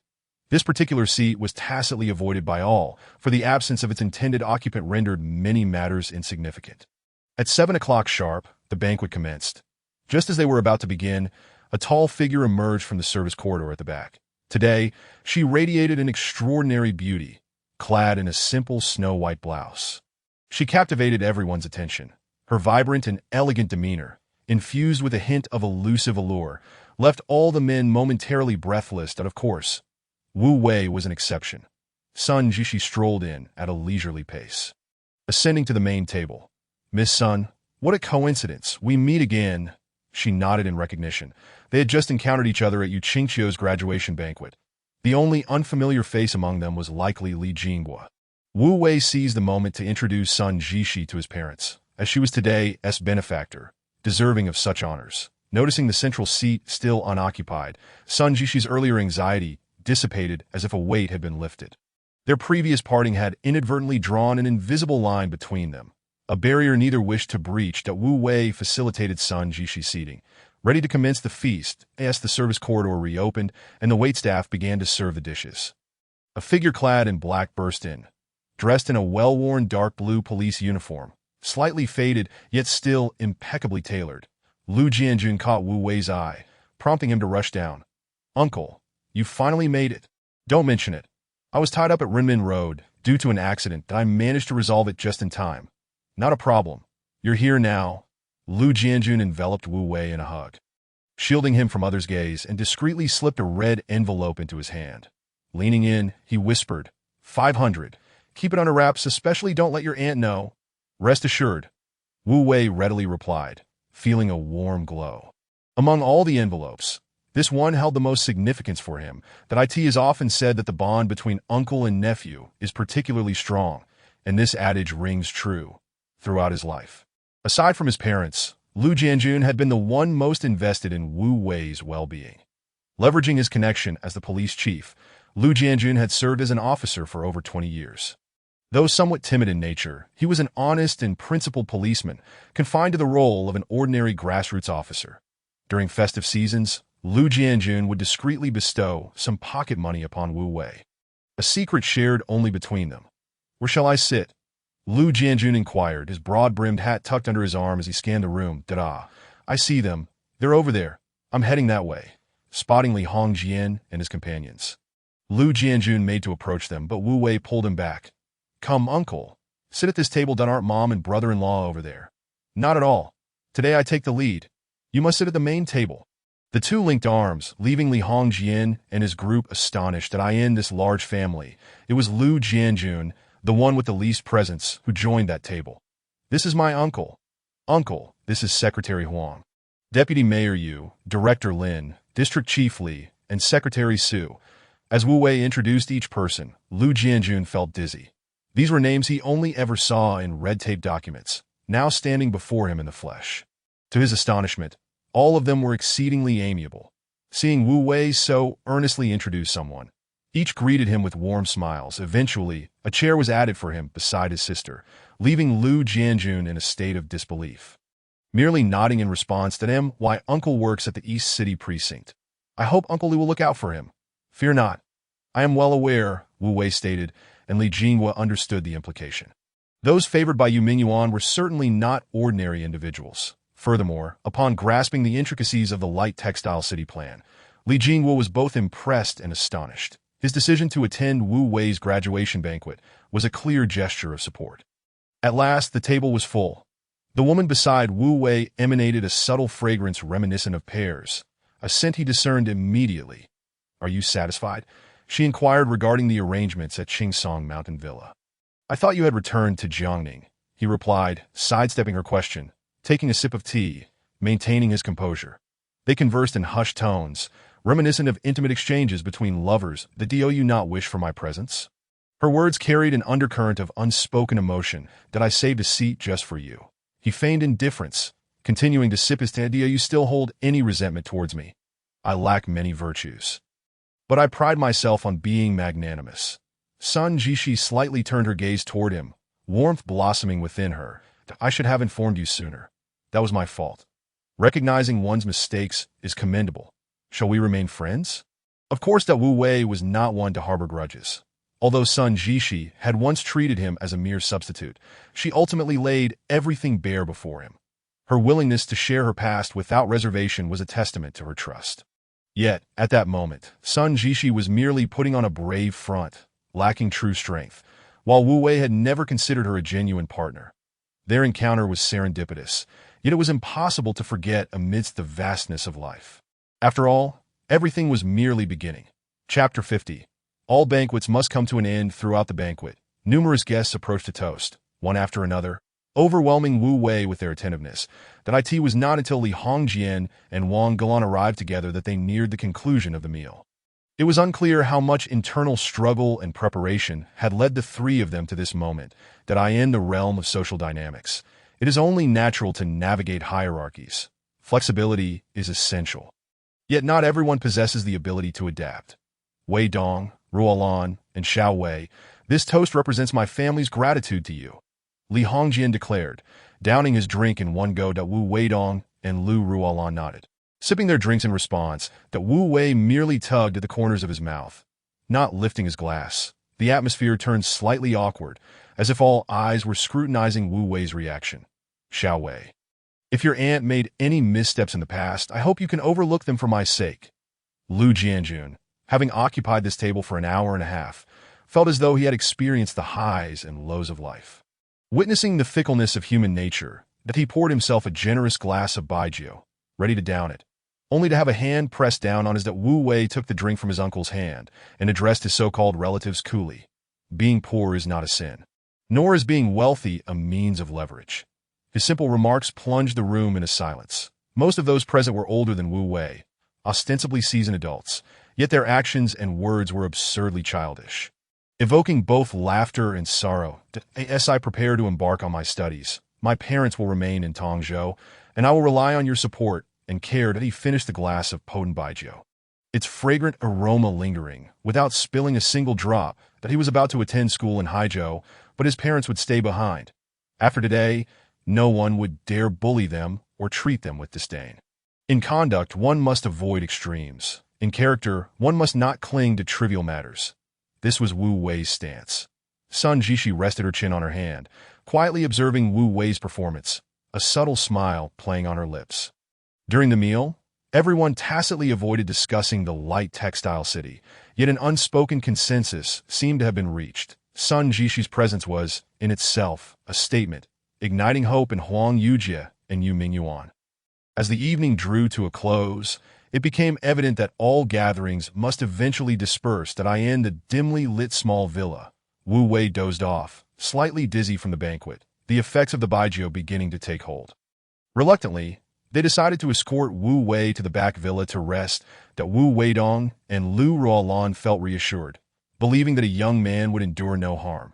They returned home cheerfully, counting their red envelopes. Parched and disoriented, Wu Wei struggled to rise for a drink of water, only to find himself in an unfamiliar setting. A sudden jolt of realization brought him back to consciousness. Awake now? I warned you not to overexert yourself. Now you see the consequences. A gentle voice, like a silken thread, drew Wu Wei's attention back. As he rubbed his eyes and discerned Sun Jishi's form, his body instinctively relaxed. Where are my parents? He inquired. They've left. Came to reply, what? They didn't take me with them. Your mother suggested you take a nap and return tomorrow. She's grown old and can no longer carry you. And my father. It seems he too has indulged a bit too much at times. Wu Wei found himself questioning whether he had paid for his own existence. For how else could his parents be so unconcerned? A glass of cool water finally alleviated his overheated body. Yet before he could rise, a soft form pressed against him. He dared not move, for Sun Jishi's breath was tantalizingly close. You are right.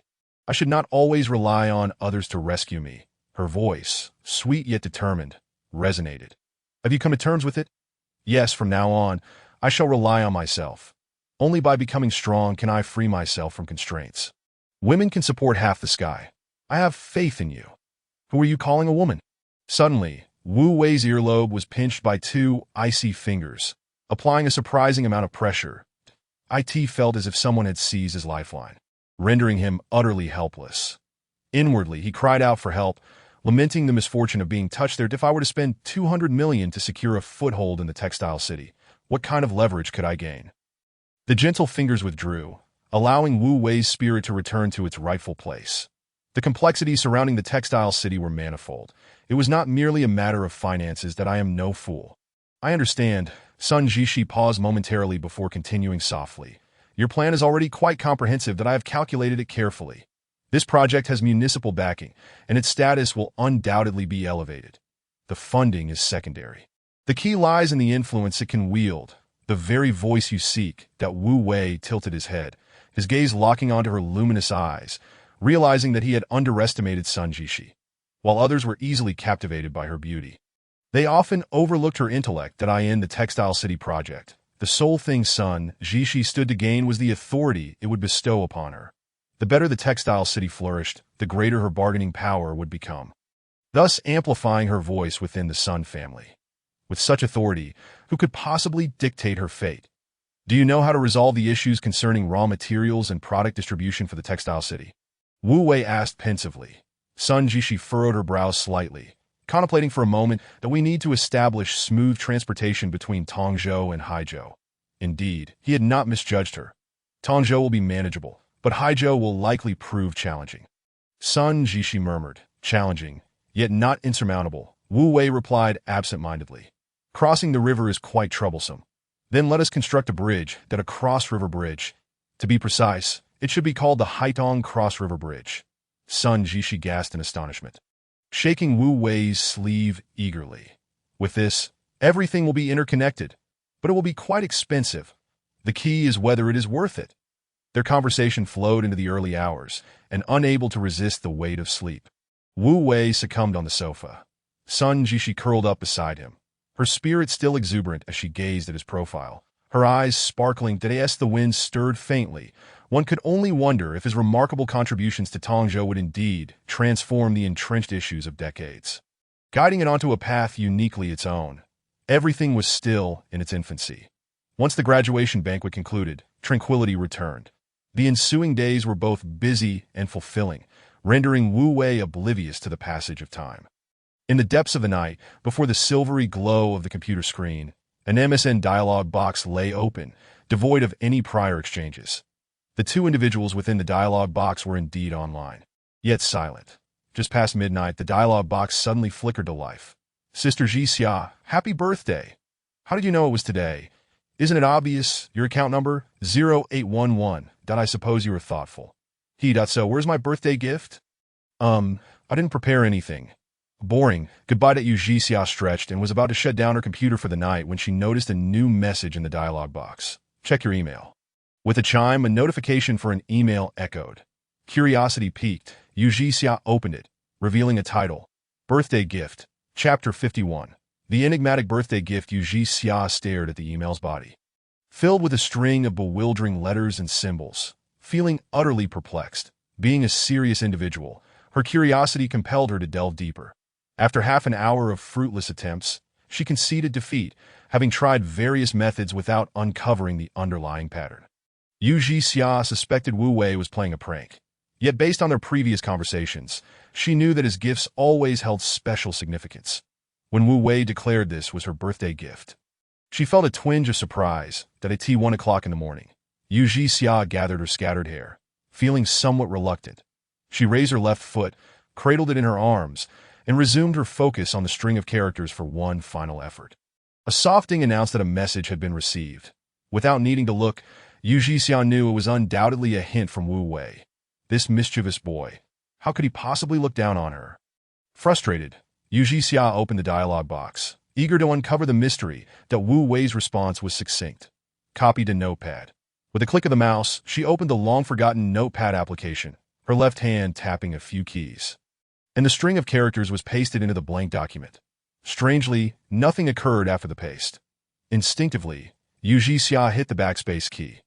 The moment she pressed enter, the characters in the notepad vanished, replaced by 4 large, glowing words within the text box. Happy birthday. Gazing at those 4 words, Yu Jixia felt a mix of amusement and exasperation, especially as they were adorned with a decorative border.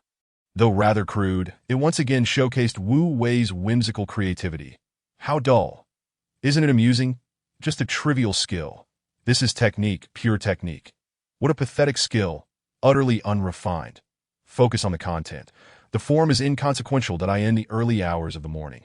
2 individuals engaged in a spirited quarrel, completely oblivious to the passage of time. Years later, when Yu Jixia reminisced about this amusing incident, she came to the realization that, unbeknownst to her, Wu Wei had already begun his quiet preparations from that moment onward. Like the subtle lines of a hidden serpent, Wu Wei's every action had a profound impact on the future. From that very instant, he began to assume the role of a strategist. The quantity of machinery procured by Xinhua Textile College was modest. Yet the variety was extensive, inadvertently creating numerous challenges for both design and production that in a bid to accelerate progress. Wu Wei immersed himself in technical problem-solving, acquiring substantial knowledge in mechanics. What truly left Wu Wei in awe was L Yunfan. His solid foundation and meticulous calculations allowed him to swiftly become the second technical expert in the factory. Following Wu Weidong, Wu Wei felt a sense of gratification, while securing the Xinhua contract for the factory was undoubtedly important. Discovering the future leading technical expert was the most significant achievement. After all, the developmental trajectory he envisioned for the machinery factory was closely tied to technology. The journey ahead was long and arduous. Only by cultivating patience could one achieve great success, a lesson Wu Wei had once summarized. Just when he thought he could quietly await the start of the new term, a phone call shattered his serene expectations. Upon hanging up, Wu Wei furrowed his brow. He had not anticipated the swiftness of Yu Mingyuan's actions, which took him by surprise that in less than a month, discussions had already progressed to the feasibility analysis meeting. It is important to note that a government project of such magnitude would encounter numerous hurdles from the outset. Many projects fail to pass the first round, and if the feasibility analysis report cannot withstand scrutiny, discussing it further would be futile. The recent call had been from Sun Jishi, inviting him to attend the feasibility analysis discussion on the light textile city with her the following day. It was said to be of high caliber, with officials from the provincial government in attendance. After some contemplation, Wu Wei agreed. After all, he was the one who initially proposed the plan for this project. And with Yu Mingyuan and Sun Jishi involved, he could not afford to remain aloof. Moreover, Wu Wei had his own small calculations regarding this matter that on August 23, 2003, a Saturday, there were 2 days left until the new students at Nanhua would start their studies. New students typically undergo military training, so the academic year generally begins a week early. Therefore, after attending this seminar, Wu Wei would need to set off the very next day. This day would alter the fates of many individuals. The meeting was deliberately arranged at the best business hotel in Tongzhou, the newly rated 5-star Wanhua. Wu Wei arrived on his own, as Wanhua was not far from the development zone. A 10-minute bus ride sufficed. He strolled into the lobby, hands clasped behind his back, wandering about like a leisurely elder with nothing to do. Upon reaching the second floor, he spotted several individuals in white shirts standing at the corner. Indicating that was the meeting venue, Wu Wei proceeded towards the conference room. But before he could cross the threshold, he was halted by someone. "Young man, you cannot enter here." A bespectacled middle-aged man stood in his path. The others returned to the entrance, guarding the conference room's access. They had not anticipated that a student-like figure would almost brazenly intrude. "I am here for the meeting," Wu Wei replied with a smile. The 3 men in white shirts chuckled in unison. One tall, slender man politely interjecting, "This is not a place for you. Please leave." Wu Wei crossed his arms, grinning, and retorted, "This is precisely where I belong. Little brother, I am not joking. Please leave at once." The bearded, bespectacled man grew serious. Wu Wei, no longer inclined to jest, stated earnestly, "I am here to attend the feasibility analysis for the light textile city." "Is it being held inside?" "How do you know?" The tall man's words were cut off by the bespectacled man, who gestured for him to refrain from speaking further. "I am Wu Wei. Please go inside and inform Vice Mayor Yu that I have arrived." The expression on the bespectacled man's face shifted to one of confusion. He appeared unable to discern which of the young man's statements was truthful. "Ah, Xiao Wei, you made it. Why haven't you gone in?" A voice suddenly patted Wu Wei on the shoulder from behind. Turning around, he found it was Secretary Su of Yu Mingyuan. With Su's arrival, Wu Wei's identity was immediately legitimized. Observing Secretary Su warmly usher Wu Wei inside, the bespectacled man stroked his stubble, exclaiming, "When did Tongzhou produce such a prodigy? At 18 or 19 years of age, he was already a core member of today's analysis meeting. What a revelation!" Although the bespectacled man was over 35, he merely held the position of a research room officer, a stark contrast that was hard to overlook. Comparison among people can be quite disheartening. Qin Gang decided that he must enter soon to ascertain the true nature of this young man. Chapter 52. The critique meeting. Upon entering the venue, Wu Wei sensed an odd atmosphere. The setup resembled a critique meeting more than a discussion forum. The two long tables at the front were noticeably elevated, while a separate table at the front held two chairs. That a section behind the table was left empty, with the remaining chairs arranged in a semicircle, accentuating the prominence of the central table. Wu Wei was puzzled as to whether this setup was meant for discussion or critique. Following Secretary Su, he approached Yu Mingyuan, who wore a grave expression, and greeted Wu Wei, noting that not everyone had arrived yet. Yu Mingyuan led Wu Wei to a secluded corner and whispered, "Xiao Wei, today's proceedings are rather delicate. It was my suggestion to invite you. Miss Sun places great importance on this project, so I need you to help identify any gaps." That Wu Wei scanned the room. A few attendees were scattered about, but he did not see Sun Jishi. Has Sister Jishi made a decision? Yes, we have engaged in several discussions already. Miss Sun's investment interest is quite strong. As long as our project passes, she will fully cooperate with us. That Wu Wei pursed his lips. There was no turning back now, for Sun Jishi was all in. "Uncle Yu, is today a discussion or a critique?" Wu Wei could not help but inquire further. Why Yu Mingyuan chuckled bitterly. "Xiao Wei, do you know how challenging it is to accomplish anything these days? I had hoped to bide my time until the two seniors retire, and I can take over, but time waits for no one." Wu Wei gazed at Yu Mingyuan, silently sighing. "Consider the risks. Contemplate the changes and think about retreat. These words you bestowed upon me have greatly enlightened me. Without change, one can only wait for resources to dwindle. Like a boat sailing against the current, one must either advance or retreat. I have resolved to stake a claim for Tongzhou's future." Indeed, Wu Wei had not misjudged him. Yu Mingyuan was a politician with grand aspirations, not merely an opportunistic schemer. "Uncle Yu, have you heard the saying?" Wu Wei spoke softly. "The public servant must not fail the nation above or the people below during their tenure." The Yu Mingyuan's eyes sparkled with clarity. Wu Wei's words struck a chord deep within his soul. "Today, we shall take a gamble together."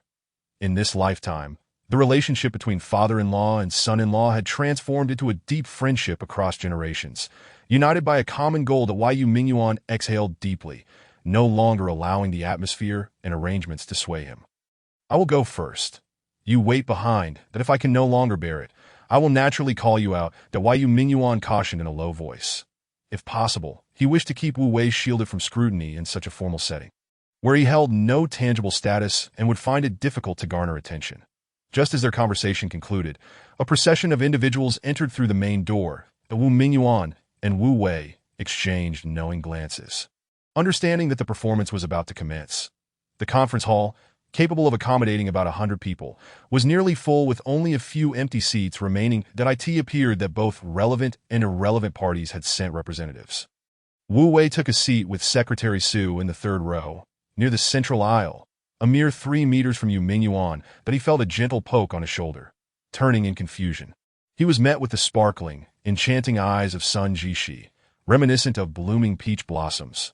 She subtly lifted her chin, acknowledging him without a word. The two shared a tacit understanding, devoid of any need for conversation. Ahem! 2 soft coughs echoed through the microphone, amplified to every corner of the hall. The previously murmuring audience fell silent. "Ladies and gentlemen, today we have invited numerous leaders and experts to participate in this feasibility analysis meeting for the Tongzhou Light Textile City, including Huang Yujia as today's host." The introduction was lengthy, taking a full 10 minutes to introduce each individual seated on the 2 rows of tables. The Deputy Director of the Provincial Development and Reform Commission, the president of the Jiangdong Textile Industry Association, the executive deputy director of the Provincial Industrial and Information Technology Bureau, a professor from Jiangning University's Textile College, the director of the Jiangdong Ecological and Environmental Bureau, an array of titles. Indeed, with each position more impressive than the last. Today was a closed-door meeting, with photography and recording strictly prohibited, and all materials were to remain confidential. Huang Yuji's voice resonated powerfully, exuding the aura of a great leader. And he performed his hosting duties with equal competence. However, his role today was somewhat limited that Wu Wei counted the members from Tongzhou present on stage, noting that they did not exceed 5, making it difficult to gain any advantage. After Huang Yuji articulated the meeting's requirements, a dozen individuals streamed out, distributing materials to all attendees. They were granted 10 minutes to review the documents before the discussion commenced. Everyone bowed their heads in unison. And apart from the sound of pages turning, the atmosphere was one of profound silence that Wu Wei, feigning seriousness, flipped through the materials, completing his review in merely 2 minutes that he succinctly jotted down the essential points. Although the specifics remained unexpanded, the crux of today's discussion would likely hinge on how to implement these ideas. Mere concepts are insufficient. What matters most in any project is its execution. As the 10 minutes elapsed, the atmosphere grew tense. Let us begin. I welcome questions from all leaders and experts, Huang Yuji announced, completing his task as he passed the microphone to a secretary-like figure and quietly retreated to a corner. Vice Mayor Yu, could you please elaborate on the impact of this project on the textile industry across the province?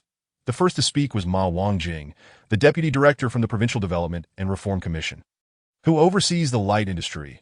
IT appeared. He was the most senior figure present at this discussion, that he introduced a substantial topic right away, one that was somewhat challenging to address. Yu Mingyuan picked up the microphone from his desk, gently tapping it to test the sound. Being a university professor, public speaking was as effortless for him as eating or sleeping. Tongzhou's light textile city is not merely Tongzhou's. It aspires to be the light textile city of Jiangdong. In the future, when people refer to the light textile city, they will specifically mean our Tongzhou light textile city. Yu Mingyuan's words were artistic, although he did not directly answer Ma Wangjing's question. He elevated the significance of the light textile city to a grander and loftier status. The positioning of the light textile city aims to establish it as the largest textile hub in the nation, streamlining the entire industry chain. In the future, it will not only serve as a trading center, but also as an information dissemination hub. Thus, its primary function will be to ensure that various segments of the industry chain can benefit, thereby generating a synergistic effect that invigorates the entire market. Regarding its impact on the province's textile industry, I personally believe it will serve as a tremendous catalyst, revitalizing our textile sector and uncovering new pathways in a sluggish market. Chapter 53. A deluge of skepticism is Tongzhou attempting to emulate the leather city model of eastern Zhejiang. Ma Wangjing interjected abruptly, interrupting Yu Mingyuan's flow, that we cannot call it imitation. We possess our own unique characteristics. Especially since Tongzhou has a profound textile foundation, unlike eastern Zhejiang, which built its heights from nothing. Yu Mingyuan had anticipated this and incisively pointed out the differences between the light textile city and the leather city. While everyone understood the notion of imitation, the pivotal question remained. Could they carve out their own path? Ma Wangjing smiled faintly, neither affirming nor denying Yu Mingyuan's explanation, that he rifled through the materials. Pausing on a page and slowly inquired, you claim Tongzhou possesses a deep-rooted textile foundation. Could you elaborate on what exactly constitutes this depth? Given your current resources, is it not a tad ambitious to undertake such a grand project? The question and answer flowed seamlessly from Ma Wangjing, evidently conveying to all present that Tongzhou's so-called foundation was hardly noteworthy. Yu Mingyuan's expression hardened. Yet he did not falter, stating candidly, Tongzhou's textile industry boasts a long and storied history. Many former factories have made significant contributions to both regional and national strategic development.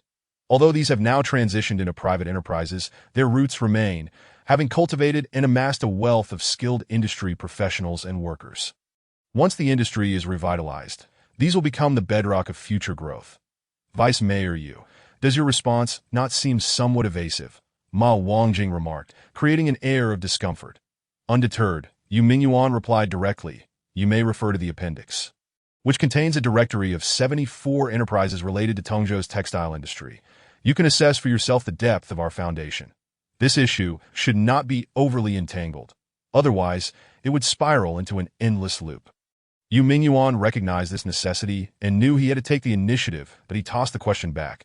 But Ma Wangjing did not engage, for his true concern lay elsewhere, that he was more aware than anyone of the state of the textile industry across Jiangdong province.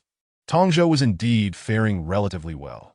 Although its scale had diminished significantly, it could still foster some industrial interaction, preventing stagnation. However, as the head of the Development and Reform Commission's textile sector, he needed to project an image of impartiality and fairness to all attendees. Ma Wangjing set the microphone down, signaling the conclusion of his inquiry. The atmosphere had taken on a decidedly combative tone right from the outset, surprising all present. Although Ma Wangjing had posed only a few questions, each was incisive and left many reeling. Yet fortunately, Yu Mingyuan had prepared thoroughly and did not falter under pressure. Was Tongzhou too optimistic about the future of the textile industry? Indeed, the skeptics were quick to emerge.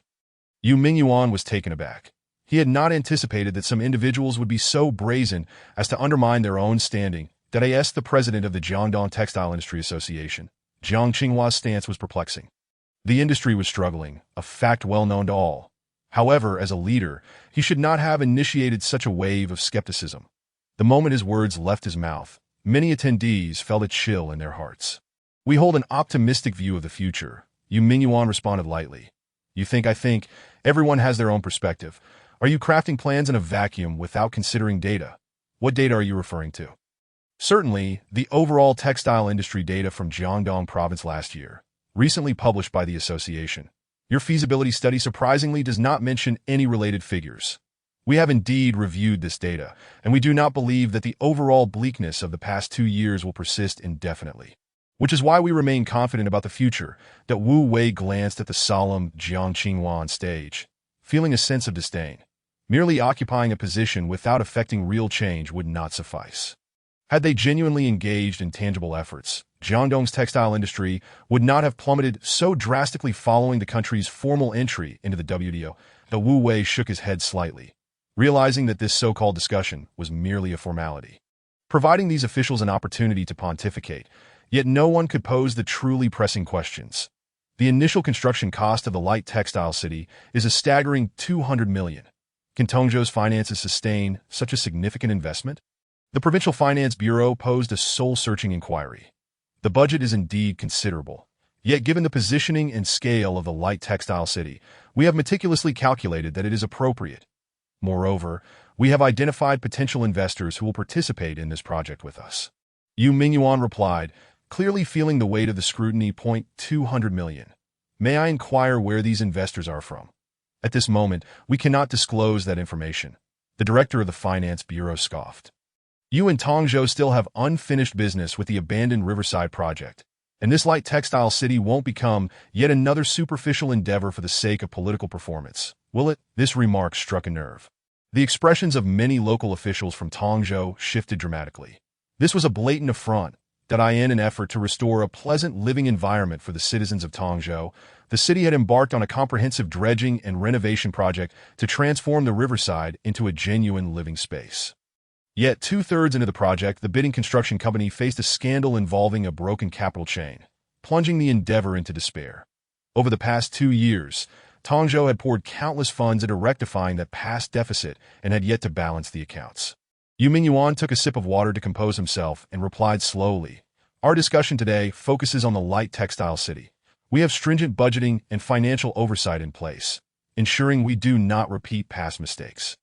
The microphone thudded onto the table, producing a loud crackle, indicating the Finance Bureau's dissatisfaction with this response. Following this, question after question emerged, increasingly intricate and challenging. Despite Yu Mingyuan's thorough preparation, he found himself somewhat overwhelmed. An hour had passed, and the atmosphere had turned frigid. The final question returned to the highest-ranking Ma Wangjing, who took the microphone and unveiled his trump card. For such a significant plan, if you cannot secure funding and entrust it to private capital and enterprises, how will the light textile city operate to maximize the chances of success? Wu Wei, nearly dozing off, jolted awake, his gaze sharp as he fixed it on Ma Wangjing. It seemed he had underestimated certain individuals that a small piece of paper was passed from Secretary Su to the front row, intended for the pensive Yu Mingyuan. Upon opening it, Yu Mingyuan's pupils dilated. For it bore but 2 words, wager. Chapter 54. Success and failure both stem from quotas. Yu Mingyuan furrowed his brow, his hand trembling slightly as he clutched the note, but he exerted great effort to rein in his emotions and turned his gaze toward Wu Wei in the 3rd row. From the moment he received the note, Yu Mingyuan understood that at this critical juncture, only one person could address the query. Their eyes met in the air, seemingly comprehending each other's thoughts. Steeling himself, Yu Mingyuan leaned closer to the microphone, striving to maintain a calm tone. Director Ma's question is somewhat challenging. I would like to initiate a request for external assistance. That a murmur of surprise rippled through the crowd, as they had not anticipated Yu Mingyuan's call for outside help. The tense atmosphere was momentarily broken by his words, granting the suffocating assembly a brief respite. I would like to invite the initiator of the Qingtang City project to elucidate the recent question. As he was the first to propose the concept of Qingtang City and has established its concrete framework, that I believe there is no one more qualified than him to address this query. Whispers filled the venue, for only a handful of individuals were aware that the planning of Qingtang City was not Yu Mingyuan's own idea. Mei Wangjing's expression remained impassive, yet he subtly nodded in agreement. Not opposing the request, that Wu Wei stood up and made his way toward the central table. Though it was merely a few steps, it drew the attention of many, with numerous attendees rising from their seats to glimpse this remarkable individual. Qin Gang, seated in the 6th row alongside his colleagues from the research office, was taken aback when he saw the young man settle next to Yu Mingyuan, his mouth agape in astonishment. It was then that Qin Gang realized the young individual he had barred at the door was indeed a prodigy. "Hello, everyone. I am Wu Wei." His voice, deep yet resonant, pierced through the assembly, ensuring clarity for all present. "You are so young.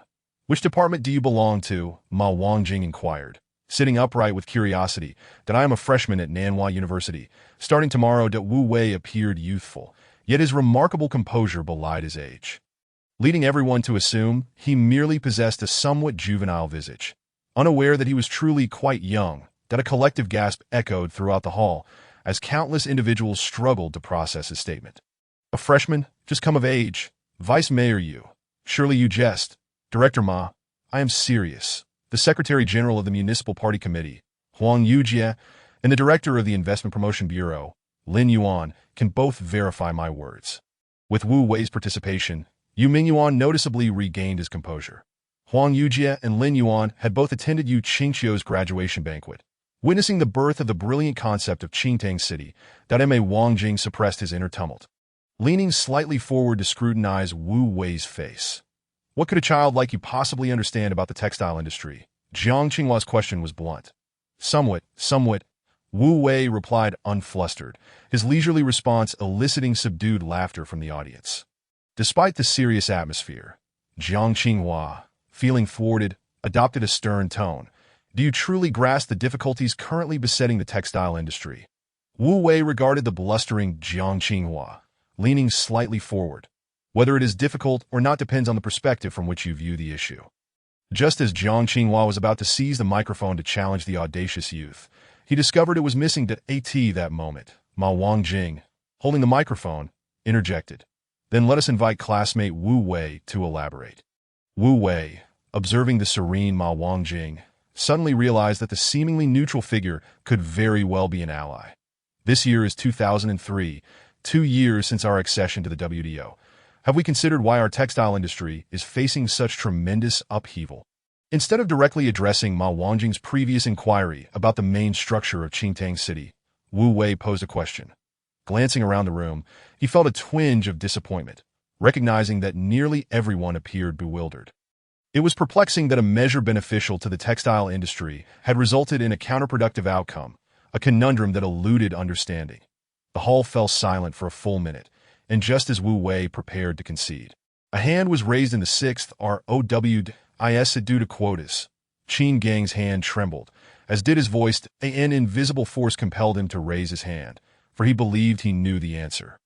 Over the years in the research office, his work had been straightforward and uncomplicated, yet he had never ceased his inquiries into the textile industry. "That I cannot hear you. Your voice is too faint."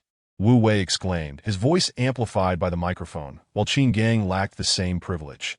However, since Qin Gang was not far away, Wu Wei heard him clearly, but wanted Qin Gang to articulate his answer to the entire assembly. "It is quotas," Qin Gang shouted, his face flushed crimson, his voice echoing throughout the hall, ensuring all present heard his declaration. The Wu Wei smiled at the gentleman he had met once before. "Sir, what is your name?" "I am Qin Gang, from the research office." "Thank you. You were correct in your assertion. It is indeed due to quotas." Qin Gang was elated to discover that his long-held beliefs were validated by someone else. "Then please explain what textile product quotas entail." At this moment, Qin Gang finally had the microphone in hand, steadying himself to speak. Quotas are a form of bilateral agreement that stipulates the categories and quantities of textiles and garments permitted to enter other countries or regions each year. Akin to a prearranged procurement agreement, isn't that a good thing? It essentially guarantees next year's production. Does it not serve as a boon for the entire industry? Wu Wei feigned ignorance. Qin Gang, no longer tense, regained his composure. Initially, it was advantageous. Our labor cost and raw material price advantages would be magnified, allowing us to gain better competitiveness. However, joining the WTO agreement means that the so-called fixed quotas have become mere formalities. Our products must compete openly in the international market against other regions and countries, resulting in our market share being severely squeezed, leading to a drastic decline in export volume. One could say. Success and failure both stem from the same root. The quota system once fostered the growth of China's textile industry, yet today it has simultaneously undermined the very foundation upon which it stands. What Qin Gang was unaware of was that in 2 years, in 2005, the textile and apparel agreement would terminate, rendering the already obsolete textile product quota system completely abolished. The dividends of quotas were about to vanish. The once bountiful feast was no longer appealing. Where should we go from here? Wu Wei's resounding inquiry plunged all present into silence. Anyone with even a modicum of understanding of the textile industry could appreciate the significance of the previous explanation regarding quotas. Chapter 55. The vision of Qingtang City. Difficulties abound, undoubtedly.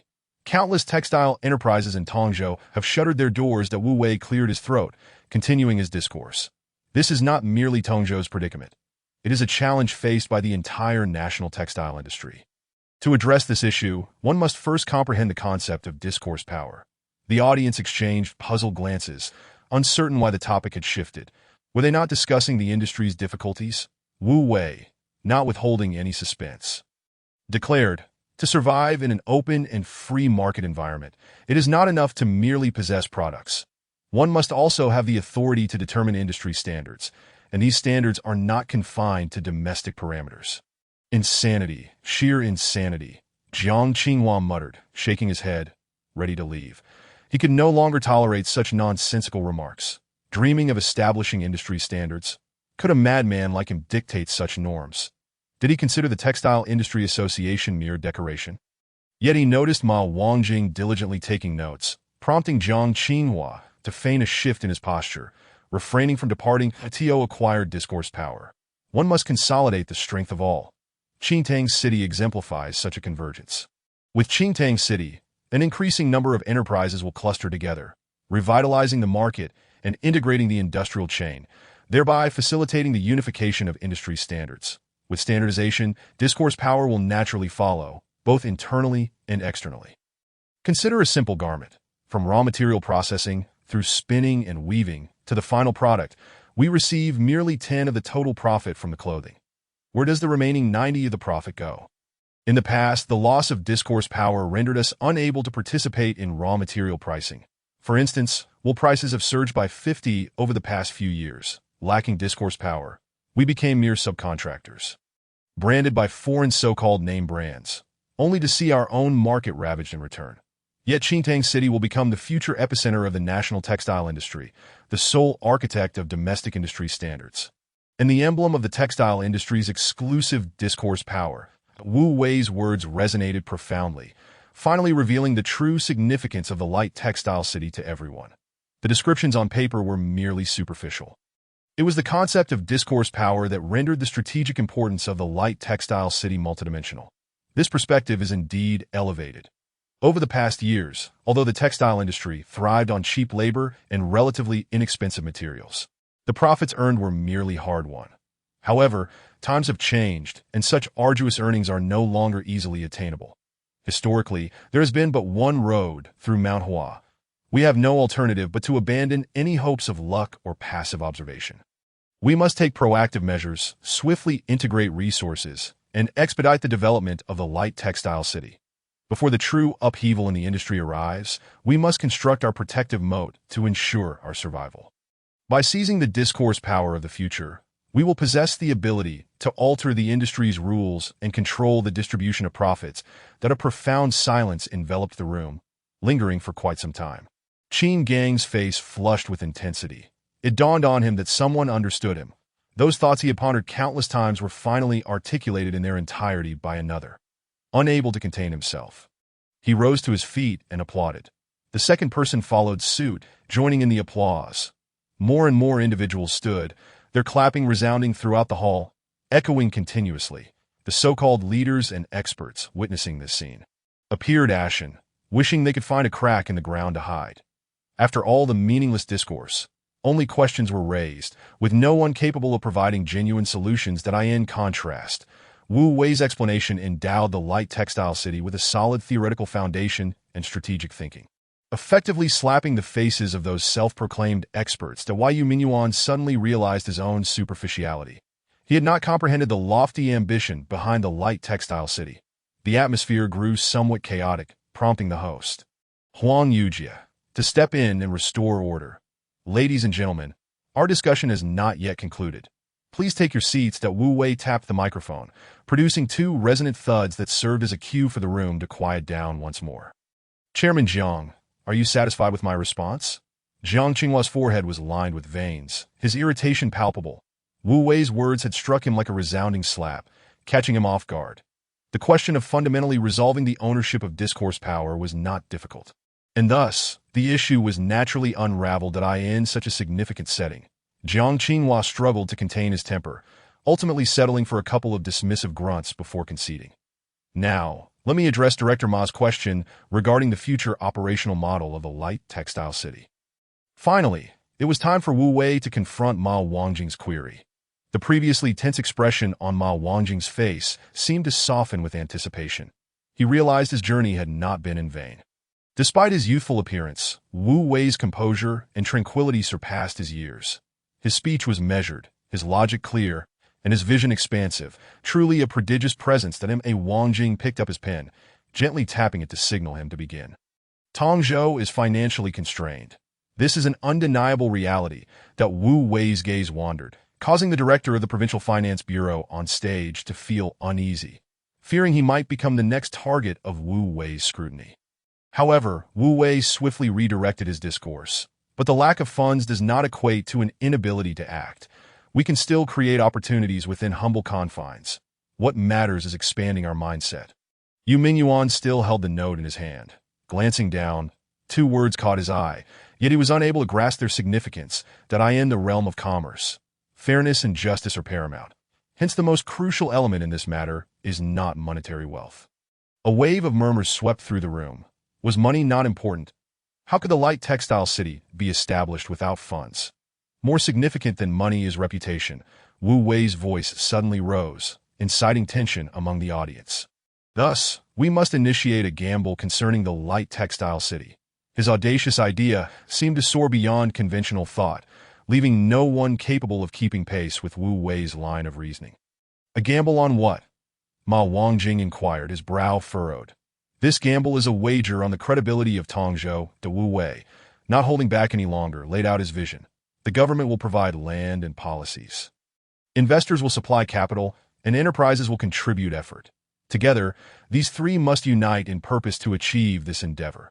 Land and policies are assets. Liquid funds are assets, and a company's brand is also an asset. Collectively, these assets form our foundational landscape. However, among these three parties, it is the enterprises that must deliver tangible results, and to ensure they can achieve this, we must provide them with sufficient motivation. Chapter 56. The first day of school for new students, the limitations of an era are sometimes not merely differences in economic development, but also disparities in perspectives. The mindset of 20 years hence, when applied to the present, can be utterly unfathomable. Gambling is one such novel term that Wu Wei's subsequent remarks nearly triggered an earthquake, leaving all attendees feeling awakened to a new reality. We shall establish Tongzhou Light Textile City Investment and Development Company Limited with the government holding the majority stake and retaining control while abstaining from management. Investor shares cannot exceed 50, and funds must be secured 100 in advance. Should new investors emerge later, a mechanism for withdrawal and replacement will be instituted that a management committee for the Light Textile City will be formed, granting a 10 option, albeit with a gambling mechanism. It will be entrusted to a professional team for management and operations, whereby both the government and investors will hold seats, but must adhere to the principle of majority rule. For 3 years, all enterprises within the Light Textile City will be exempt from taxes that if, after 3 years, the Light Textile City achieves an annual tax contribution of 1 billion, the government will reduce its stake in the Light Textile City. These shares will be allocated to the management committee as rewards for subordinate enterprises and outstanding managers. Should the aforementioned conditions not be met, the government reserves the right to reclaim the land of the Light Textile City and commence the collection of land use fees. Whether on stage or in the audience, all present shared a singular thought: genius. A blank check could indeed leverage such abundant resources. This design appeared audacious and extravagant, yet upon reflection, it was remarkably ingenious. The triangular structure ensured stability, mutual checks and balances, preventing any party from acting recklessly. The top-level design guaranteed the government's lead, serving as the greatest assurance of Tongzhou's credibility. However, at the execution level, the management committee would take precedence, thus avoiding the pitfalls of laypersons overseeing professionals. Simultaneously, the gambling mechanism allowed for future flexibility, enabling all participants to enjoy the dividends of the Light Textile City's development. That a friendly reminder, the above is purely my personal opinion and does not constitute investment advice. Wu Wei concluded with a half-joking remark. Wrapping up his speech, as he extricated himself from the crowd and slipped into Sun Jishi's Lotus car. Half an hour had already elapsed since the conclusion of the meeting. The Lotus car emerged from the underground parking lot of Wanhua. Departing from this contentious locale, that Wu Wei reclined languidly in the passenger seat, his expression somewhat forlorn. What's wrong? Tired? The soft, almost reproachful voice of the woman broke through. I'm fine, just worried about you all. Worried about me? Really? At times, conversing with Sun Jishi felt as though they were not on the same wavelength. The Light Textile City had yet to be officially established. Yet it had already garnered such attention. Look at those on stage. Which of them genuinely wished for the Light Textile City to succeed? The car drove smoothly, devoid of the previous life or death urgency. Sun Jishi spoke softly. Every beginning is challenging. I am mentally prepared. She unexpectedly turned to comfort Wu Wei, catching him off guard. Be cautious. After today, someone will set their sights on this cake, that a tall tree catches the wind. I understand. You and Uncle, you must consolidate your resources. Whether in lobbying or public relations, you must work towards a common goal and avoid undermining each other. Rest assured, I grasp this principle. I will coordinate with him. Also, do not always think of severing ties with your family. Utilize the resources of the Sun family first, and once you are strong enough. Wu Wei spoke slowly, yet with great precision, causing the corners of Sun Jishi's mouth to curve upward gradually. Thus, during the half-hour journey, Wu Wei conveyed everything that needed to be expressed. Sun Jishi seemed to realize something and did not interrupt him, allowing him to ramble on, until they arrived at their destination. Wu Wei remained reluctant to cease speaking, observing the expression in her eyes tightening his chest. Sun Jishi remained silent, quietly watching Wu Wei, eager for him to say a bit more. Yet Wu Wei closed his mouth, aware that he had spoken too much. Let me take you to school. I have nothing else to do. Wu Wei waved his hand dismissively. I'll go alone. It's simpler. That a thick envelope was tossed over, landing in Wu Wei's lap. This is the red envelope for your graduation banquet. I forgot to give it to you. You shouldn't appear too shabby when starting university, if you happen to meet a girlfriend. Don't let her look down on you. Wu Wei pressed his lips together and simply said, Thank you. Lotus gracefully departed, leaving Wu Wei standing alone in place. In his hand, he clutched a thick bundle, presumably 10,000 in cash. unable to suppress the smile at the corner of his mouth any longer. From today onward, I too shall be a person of wealth. The dawn was just breaking at 5:50 a.m. The first bus to Haizhou had already departed from the bus station, and since it was not full, it would make a detour through the development zone to pick up additional passengers along the way. Lu Rulin had inquired ahead of time and purchased the tickets, so she only needed to wait at the intersection across the street that Wu Wei insisted on going alone, and they did not try to stop him. From the collaboration with Xihua to the graduation banquet at Qingsong Mountain Villa, all signs indicated that Wu Wei had matured, his abilities far exceeding their expectations. That Wu Wei swung a large red and white plastic bag over his right shoulder and waved goodbye to his parents. As he watched the taillights of the bus disappear around the corner, Lu Rulin could no longer hold back her tears. That Wu Weidong patted his wife's shoulder, offering comfort. "Don't worry, our child has grown up. We must trust him." Lu Rulin wiped the tears from the corners of her eyes. "I know, but I can't help but worry. The preciousness of family ties lies not in the daily interactions, but in the thoughts that linger across vast distances." When Wu Wei awoke from his slumber, he found himself in the bustling city of Haizhou, navigating the familiar routes from the bus station. He located the subway and arrived at the South China University campus after 5 stops. Today, South China was particularly lively, as it marked the beginning of the annual freshman enrollment. Even the grand gates of South China, which were of the highest standard, struggled to accommodate the influx of vehicles. The atmosphere was abuzz with voices, rendering movement nearly impossible. That Wu Wei casually tossed the plastic bag onto his right shoulder and strolled through the entrance. The finance department's welcome sign was the largest and most eye-catching, leading Wu Wei directly to the orientation. Amidst the crowd, a figure stood out prominently. That Wu Wei walked straight over and found himself standing right in front of her. The woman was intently organizing the freshman enrollment handbook, preparing to distribute it to the incoming students. That "YU classmate, let me handle it. You shouldn't overexert yourself," a male student approached, eager to impress. That Wu Wei quietly observed the scene, a faint smile playing at the corners of his lips. "No need. I can manage it myself." The woman looked up, intending to shoo away the persistent fly, only to find a familiar face standing opposite her, a glimmer of mischief in her eyes. The boy, caught off guard, was reluctant to give up and was about to speak when the woman interjected. "My boyfriend is here." "Sorry. Boyfriend? Where did this boyfriend come from?" The boy's anxiety was palpable, his face darkening. The Yu Zhixia raised an eyebrow and pointed at Wu Wei across the way. Upon hearing this, Wu Wei felt a chill run down his spine and instinctively stepped back, creating distance. The Queen's man is not easy to be. He thought that he must still be a freshman. "How did he become your boyfriend?" The boy's words stumbled out. Yu Zhixia, growing impatient, replied. "He is my junior from Tongzhou. Just got accepted into South China this year. We've been together for a while." The IT struck like a bolt from the blue, leaving the boy in a state of despair. Wu Wei sighed. "Well, I've offended someone on my first day of school." "What is this? Gaining an advantage and still playing the victim?" Wu Wei found himself curious. You could have dismissed him casually, but why go for the heart? Go for the heart. That is quite an apt description. Yu Zhixia mused, finding the term intriguing. "That I in our 3rd year. Can't we just focus on our studies instead of indulging in such trivial pursuits? Men only serve to hinder my academic efficiency." Wu Wei raised his thumb in agreement with Yu Zhixia's sentiment.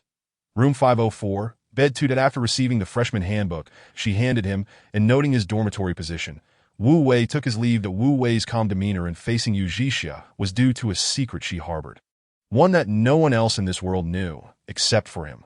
Following the map in the freshman handbook, Wu Wei easily located his dormitory. That IT appeared he had arrived a bit late, as the room was already packed, making the already cramped space feel even tighter. Although there were only 4 beds, the placements had been prearranged. South China offered relatively good dorm conditions, with each person assigned a bed and a separate desk. Just as Wu Wei glanced at the second bed by the window, he noticed a suitcase already placed on the bed. Parents and students were busy unpacking, completely oblivious to Wu Wei's arrival. Approaching the second bed, he addressed the 3 individuals turned away from him. "Excuse me, could you please make some room? This is my bed." The duo of young men and a woman appeared to be a family. Seemingly from a well-off background, dressed fashionably, 2 adults stood, while the male student sat at the study desk. "Our sir doesn't sleep well. That bed is near the door, and the comings and goings could disturb him." The middle-aged woman spoke, her local accent evident. The as she spoke, Her gaze scrutinized Wu Wei from head to toe, a fleeting look of disdain crossing her eyes. Though Wu Wei had a handsome appearance, his clothes were faded, and he carried a plastic bag that seemed to belong to a construction worker, presenting him as a quintessential small-town student from the countryside. The young man slightly lifted his chin, eyeing Wu Wei as if assessing him. Wu Wei remained still, but his phone vibrated in his pocket.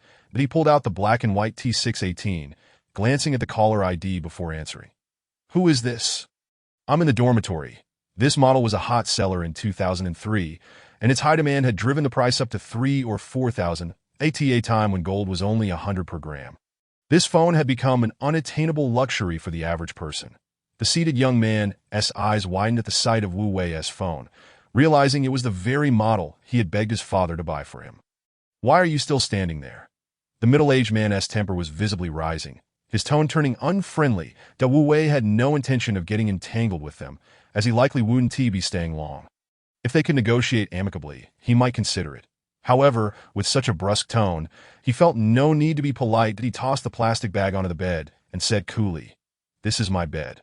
It's time for you to leave." Wu Wei's assertiveness momentarily stunned the trio and caught the attention of others in the dorm. All three families turned their gaze to Wu Wei, regarding him as if he were a curiosity. While others arrived with their families in an orderly fashion, he stood alone, behaving so arrogantly and rudely. One couldn't help but wonder where this country bumpkin had come from.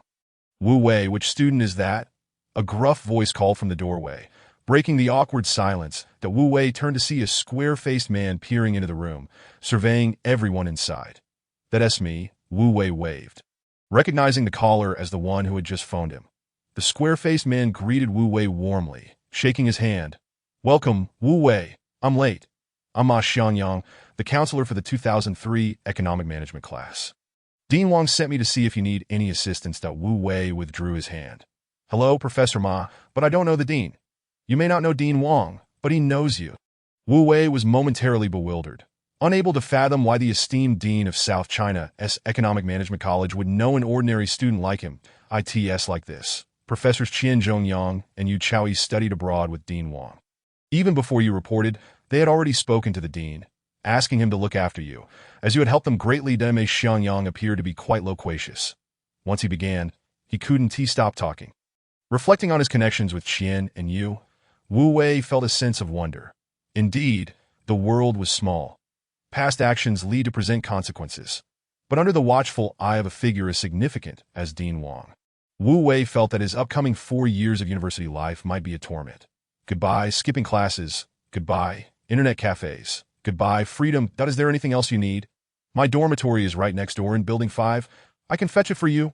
No thanks, Professor Ma. I've got everything I need. If I lack anything, I'll just buy it myself later. Thank you. Too polite, too polite. After bidding farewell to Ma Xiangyang, Wu Wei turned to the family of 3 with a sinister smile. "Can I reclaim my bed now?" In just 5 minutes, Wu Wei had arranged everything clearly. He had brought very little. The summer in Haizhou was long, and with a cooling mat and a blanket, along with a few changes of clothes, it was more than sufficient for Wu Wei. "Let me introduce myself. I'm Lin Sen.A.S. fellow students." This minor incident would not affect Wu Wei in any significant way. Wu Wei glanced at the boy who had just tried to claim his bed and replied coolly, "Wu Wei. My name is Zheng Xianfeng. I am Lu Weiyu." The 4 members of 504 have finally gathered, and the true university life is just beginning. Chapter 58. The Stunning Sisters. On the first day of freshman orientation, at 2 o'clock in the afternoon, everyone convened on the playground, marking the official commencement of military training. Dozens of formations lined up according to their respective colleges, filling the playground to capacity. The lingering heat of summer was palpable, and the scorching sun bore down upon them as if they were being roasted. After the announcement of military training regulations, my back was already drenched. Assigned to the same team, the 4 roommates quickly became acquainted during the training. Although Lin Sun and Wu Wei had a minor disagreement at first, typical of youthful exuberance, it soon dissipated. After 3 consecutive days of intense training and constant companionship, the members of 504 began to jest and bond. Even Lin Sun, who usually maintained a stiff demeanor, lowered his guard and integrated into the little group. It was not until 5 o'clock that the day's training finally concluded. Wu Wei meandered towards the cafeteria when he spotted someone approaching him. Distinctly not in camouflage attire, Upon closer inspection, it was Yu Zhixia, who stood out in a vibrant orange dress amidst the sea of military uniforms that as a member of the student council, she had returned to campus early for orientation. Upon his arrival, Wu Wei had inadvertently become her shield. He certainly did not wish to offend anyone right off the bat. He quickly averted his gaze, pretending not to see her, and continued to silently follow his roommates. Zheng Xianfeng, tall and robust, led the way, boasting about devouring the cafeteria's offerings, while Lu Weiyu and Lin Sun regarded him with disdain. Just as the group was about to pass by Yu Zhixia, Wu Wei, who had been hiding in the crowd, suddenly vanished as a fair, delicate arm reached out, grabbing the collar of Wu Wei's shirt and pulling him out into view. The other three roommates halted, their eyes wide in astonishment. Yu Zhixia was already extraordinarily beautiful, tall, and exuding charisma. Who could resist stealing a few glances? Wu Wei awkwardly smiled. Zhixia, what a coincidence. Yu Zhixia smirked playfully. What are you hiding for? Afraid I might eat you. This sophisticated and graceful senior had captivated them during their check-in, and her presence now was equally enchanting. The three roommates gasped. It was evident that Yu Zhixia harbored feelings for Wu Wei. Otherwise, she would not have teased him, so he had not hidden. It was merely that the evening had grown dim, making it difficult to see clearly that Wu Wei was well-versed in the art of bluster.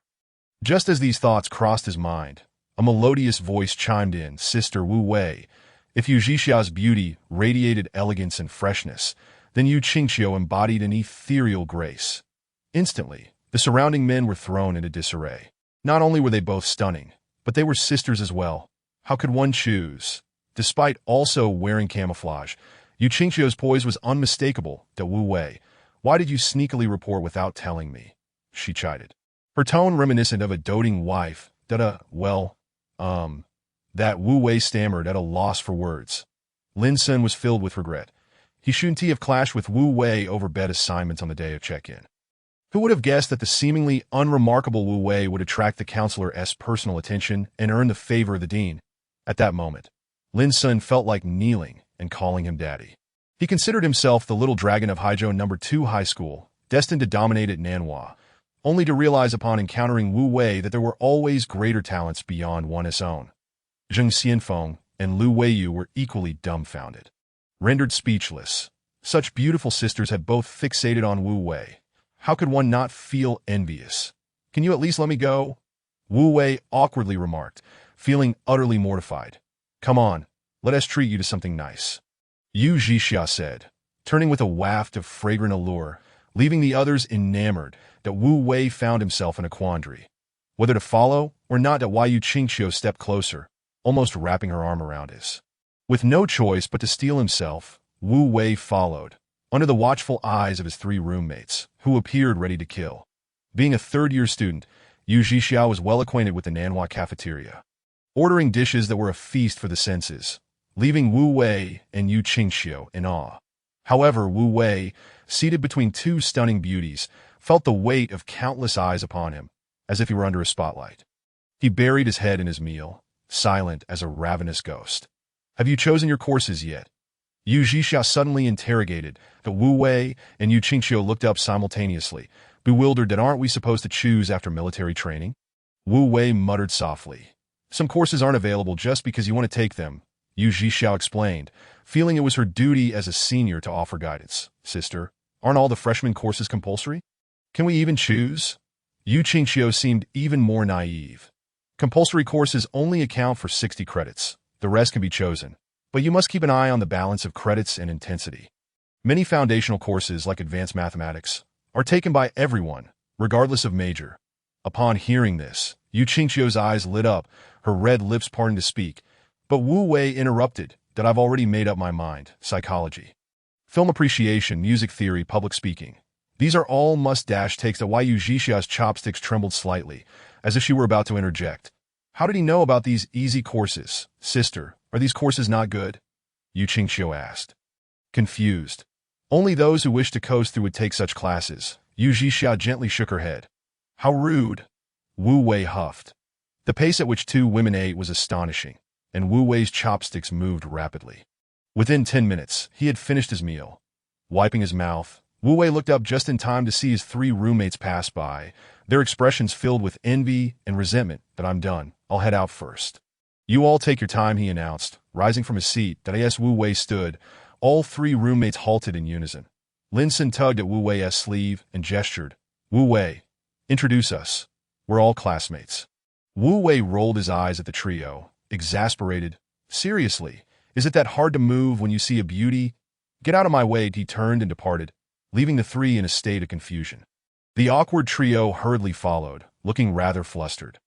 Unexpectedly, Yu Jixia called out, "My dad is coming to Haizhou next month. He wants to meet you."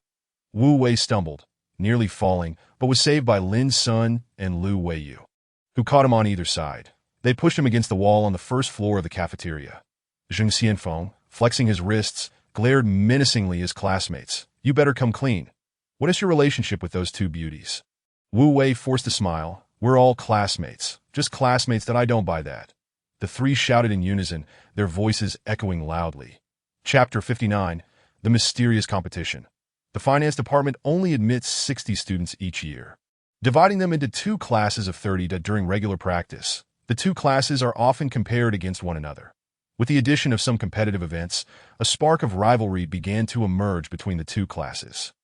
On the fifth day of military training, just as the day's exercises were about to conclude, a man in a short-sleeved shirt approached the instructor overseeing the finance department's training and whispered something. Although the instructor appeared puzzled, he inquired further and finally grasped the rules. That he then waved his hand, calling both teams together. However, the formations of the two classes were distinctly separate, with a clear divide between them. "Attention!" At the command, everyone tensed, sensing the instructor's intent to address them. "ATEs. I shall announce the content of today's competition." The instructor's voice boomed, causing every student to straighten up. Only Wu Wei gazed at the man standing in the shade of the trees, a sense of foreboding rising within him. The two classes will be divided into groups A and B for a competitive match. The instructor paused, recalling the rules imparted by the man, and continued. Each team will select up to 10 members to form a number. The team with the higher number wins. Once a student has participated, they cannot join the next round until one team is entirely eliminated. The winning team will be exempt from tomorrow's 5-kilometer cross-country. RUN.AS. The words resonated. The students quickly realized the implications. The day's challenge was not purely physical. Just to clarify, if both teams have an equal number, each will earn 1 point. However, if the final scores are tied or neither team reaches 4 points, both classes must participate in the training exercise. Yet the students of Nanhua quickly adapted. They were seasoned warriors familiar with navigating challenges. And no one was foolish. The two classes quickly formed circles to strategize. With the first round commencing in 5 minutes, they needed to decide how many participants to send out immediately. A cacophony of voices erupted as everyone contributed their ideas. "Isn't it simple? We just send out 10 people each time. It's a sure win." "Are you daft? The other side won't do the same. If it ends in a tie, we're done for." As soon as the tension mounted, the notion of defeat loomed large. Thus, we shall adopt a strategy akin to Tianji's horse racing, deliberately conceding 2 rounds to deplete the opponent's numbers, while we reserve our strength for the final confrontation. Wu Wei stood on the periphery, absorbing these tactics with a grave expression. With arms crossed, he, a member of Team A, observed Team B across the way, abstaining from his own group's discourse. It dawned upon him that this contest was far more intricate than it appeared. It was a game of strategy. Suddenly, he turned to see a middle-aged man, who was also gazing in Wu Wei's direction, silently scrutinizing all participants engaged in the game. "Wu Wei, do you have any good suggestions?" Lin Sun, whose flamboyant personality had quickly propelled him to lead the class discussions, now turned to Wu Wei for input. Wu Wei, known for his meticulous thinking and composed demeanor, was the de facto brain of their dormitory. This inquiry shifted all eyes to Wu Wei, inadvertently elevating him to the role of the group's cornerstone. Wu Wei remained silent, his gaze fixated intently on the opposite side. "Wu Wei, what do you think?" Time slipped away, and Lin Sun began to grow anxious. The 5-kilometer cross-country run was no trivial matter, and the gravity of the situation was reflected in everyone's expressions. This was a collective endeavor. Without a unified strategy, they risked being overwhelmed by the opponent, unable to muster a counterattack. Silence. Wu Wei raised a hand, halting Lin Sun's incessant questioning. Reluctantly, Lin Sun approached Wu Wei, only to discover that his eyes were scanning the crowd. Seemingly in search of something elusive, as the clock struck, the instructor stepped into the center and bellowed, "All present, Team A to the right, Team B to the left, turn." The two groups faced away from one another to prevent any peeking. First group, step forward 5, 4, 3, 2, 1. As the countdown concluded, the first group from both teams stood back-to-back on either side of the white line. All were scholars. The act of peeking was beneath them. The first round concluded with Team B emerging victorious. Everyone turned to face the winning Team B, whose expressions were clouded with dismay, for the opposite side was utterly vacant. That a bespectacled boy stepped forward, incredulously surveying the empty space across the line. Although they had won this round, Team B had lost 10 members, while not a single member of Team A had been eliminated. "How did you know the opponent would go all in this round?" Lin Sun whispered in Wu Wei's ear. Each round allowed a maximum of 10 participants. An all-in move would deplete 10 members at once. Wu Wei smiled and replied, "What can I say? It's merely luck." "And what of the second round?" Lin Sun leaned in closer. The critical moment of the first round's countdown. Wu Wei thwarted Lin Sun's preemptive strategy, opting instead for a feigned attack, allowing the opponent to claim victory, while sacrificing 10 of their own. The outcome of the first round was 0-1. With Team A remaining at 30 members and Team B at 20, a sinister gaze pierced through the crowd, landing squarely on Wu Wei. Unfazed, he met the stare head-on, even flashing a peace sign. The two strategists from their respective teams finally squared off. This was their personal contest. Turning back, the second round was about to commence. Second group. Step forward. Tension gripped the participants as the second confrontation began. Team A claimed victory in the second round. The instructor announced the result, and as anticipated, Team A emerged triumphant, although the outcome did not align with certain expectations.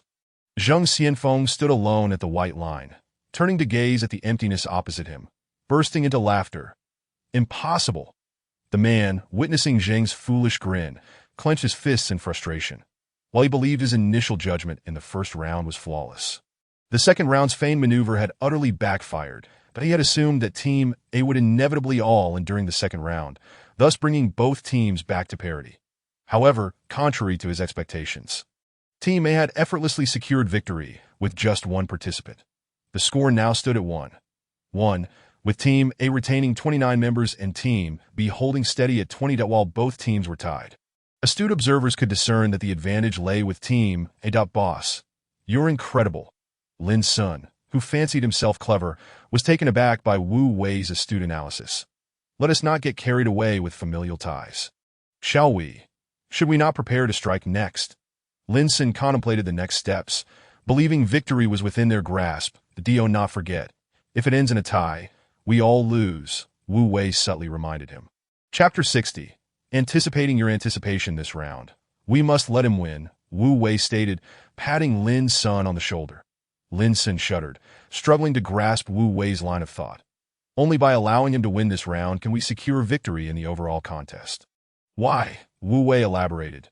"Though they are at a disadvantage now, they still have 20 members, which is 9 more than we do. That if they also employ a strategy to deceive us into going all in, we would revert to a level playing field, and they could even gain a 1-member lead. In the end, if it results in a tie, we all lose." Lin Sun's expression darkened as he realized he had momentarily overlooked the original rules. A tie or failure to secure 4 points would result in defeat for all at this moment. Lin Sun comprehended why only 10 participants could engage in each round. The game's rules were crafted to consider the number of players in each class. Though the rules were somewhat rudimentary, they had taken multiple factors into account. In this game of strategy, there was no guaranteed path to victory. In order to win, you must allow him to triumph in this round. Otherwise, he will drag us down with him. The Wu Wei referred to as the bespectacled boy from Team B, their strategist. From the very start, Wu Wei had been seeking this individual, for he understood that strategy was not merely a matter of probability, but a psychological duel between individuals. The bespectacled boy was someone Wu Wei had encountered several times. With a square face, high cheekbones, piercing eyes, and decisive behavior, he epitomized the archetypal alpha male, the leader of Class 2. Lin Sun pondered briefly. Currently, the score is 1-1, with 29 members to 2-0. To win, we need to secure 3 more points. If I were him, I would assume that the opposing team holds a numerical advantage and would certainly aim to win. Thus, an all-in strategy would be inevitable. If I abstain from participation, Team B would lose 10 members, resulting in a score of 20-19. While we would lose a point, our numerical advantage would increase, enhancing our chances of victory. Therefore, if we lose this round, the score would shift to 2-1, but the disparity in numbers would become evident that we would still have 19 members, while they would retain 20. Reversing the situation and introducing significant variables for the subsequent rounds. Assuming he desires to win and does not wish for a tie, he will strive to achieve victory with the fewest participants possible. Precisely, he must ensure a win this round. Lin Sun finally grasped Wu Wei's intention. They had circled back to the same conclusion that to win, one must anticipate the opponent's actions and then determine subsequent strategies based on the opponent's predictions of one's own behavior. The crux of the matter was, how far ahead could one calculate? So, how many do you think he will deploy? Lin Sun was utterly confounded. The continuous leaps in reasoning had left him disoriented. Wu Wei remained resolute. His observations indicated that the man across the way was not one to concede easily. When the results of the third round were announced, all present stood in stunned silence. In front of the white line, Team A was entirely absent, while Team B had 2 members present. Team B emerged victorious in the third round. The students of Class 2 erupted into cheers. Despite utilizing 2 members, they had gained a precious point. The score now stood at 1-2, with Team A retaining 29 members and Team B down to 18, that only a handful of participants recognized. Upon observing the distribution of remaining members, that Team B had indeed lost. How did you know he would deploy 2 members? Lin Sun was completely convinced that Wu Wei raised an eyebrow in the first round. We abstained, allowing the opponent to realize that not participating could be a strategy that I end the second round. They mimicked our approach, but discovered that deploying just 1 member could still lead to victory. By the third round, they had learned from my tactics in the first 2 rounds. Thus, he anticipated 3 potential strategies for our third round. 1. Abstain, hoping to bait us into going all in. 2. Deploy 1 member to gamble on winning against our absence. Or 3. Deploy 10 members for an all-in. He sought victory and wagered that we would not go all in, leaving only 2 options, deploying none or 1 member. However, fearing that we might employ a single-member strategy, he opted to send in 2. Lin Sun's mind was still agile, finally keeping pace with Wu Wei's line of reasoning. Hence, while he had won that round, he had ultimately lost the entire contest. Wu Wei chuckled, declaring that the game had come to an end. From that point onward, everything became significantly simpler. The 29 members of Group A were divided into 10, 10, and 9, and regardless of how Group B allocated their 18 members, they could not surpass Group A in the remaining 3 rounds. By the conclusion of the 5th round, Group B had already reached a point of no return. As they were left with no remaining players in the 6th round, only Wu Wei stood for Group A, thus bringing the match to a close. In the 3rd round, the only way to reduce the participant count from 20 to 18 was to ensure his victory, which would set the stage for a guaranteed win thereafter. Under Wu Wei's guidance, Class 1 emerged victorious, securing a precious reprieve from training for the following morning. Why didn't you play a 1 in the 3rd round? A man approached Wu Wei, a furrow of deep confusion etched on his brow. Wu Wei regarded him calmly, revealing no emotion on his face, and replied nonchalantly, the outcome would have been the same. The man frowned, slowly articulating, if I hadn't secured the 3rd round, I would surely lose. But why didn't you play a 1? Observing the man's fixation, Wu Wei elaborated, you desire to win yet fear to lose. What if I had gone all in? Wouldn't that have given you the chance to turn the tide? The man shook his head. In the first 2 rounds, you played cautiously, meticulously planning each move, never going all in. How could you suddenly change your style in the 3rd round? Wu Wei paused momentarily, then smiled. What if I intentionally allowed you to think you could see through my strategy? The man fell silent, realizing that his assumption of having discerned Wu Wei's tactics was merely a trap set from the very beginning to draw him in. You knew I would definitely play a 2 in the 3rd round. Wu Wei nodded, tacitly affirming the man's conclusion. With a sigh, the man felt the sting of defeat, albeit with an air of frustration. Had Wu Wei played a 1, he would have at least believed he had accurately anticipated his opponent's thoughts. Even if he lost afterward, he wouldn't have felt regret. However, by playing a 0, it signified that he had been completely outmaneuvered. Allow me to introduce myself. My name is Liu Yongja. I am Wu Wei. Their initial encounter ended with Wu Wei gaining the upper hand. Surrounded by classmates, Wu Wei departed the playground, concluding this unexpected confrontation. Yet when he glanced back toward the edge of the playground, the middle-aged man who had stood there was nowhere to be seen. For Wu Wei, university life was not a novel experience. However, his time at Nanhua was entirely unique. Friends should ideally be plentiful, while enemies were best to be non-existent that I end this life. Wu Wei resolved to amend his philosophy of interaction. Chapter 61. Choosing between sister or younger sister. Such a difficult decision. Military training was merely the beginning. The true university experience was just commencing. The confrontation became widely known within the Nanhua Business School, catapulting Wu Wei into the limelight as the most sought-after student in the class of 2003's finance department. His audacious maneuvers were recounted with an air of mystique, and the ancient Greek deity of prophecy had seemingly adopted a new name. Even more sensational was the ambiguous entanglement with sisters Yu Zhixia and Yu Qingxiu, which stirred envy among the men. Once military training concluded, everyone received notifications to select their courses. The course selection was a significant affair. And to expedite the process, Wu Wei promptly dispatched the swift Zheng Xianfeng of room 504 to Zheng dashed ahead, claiming 2 computers for himself that by the time the other 3 ambled into the lab. It was already teeming with students. Here, Zheng waved his hands in the air, signaling to the trio. Navigating through the throng, they finally located their spots. With only 2 computers available, only 2 could select courses at a time, while the other 2 would have to wait. "Hey, how do we choose?" Lin Sin asked, already kneeling in despair without thinking. Following their previous confrontation, Lin Sun had decided to relinquish his own reasoning. With someone as exceptional as Wu Wei around, he felt his intellect would be redundant for the next 4 years. That Wu Wei managed a wry smile, casting a sideways glance at him. "I plan to coast through, aiming for a mere 60. You'd best not choose the same courses as me. That I don't believe it. That doesn't align with your esteemed status." Lin Sun retorted incredulously. "Did you not come from Jiangdong? I heard the math was exceptionally challenging this year." With the question set by the esteemed Gu Shun, yielding an average score of only 68.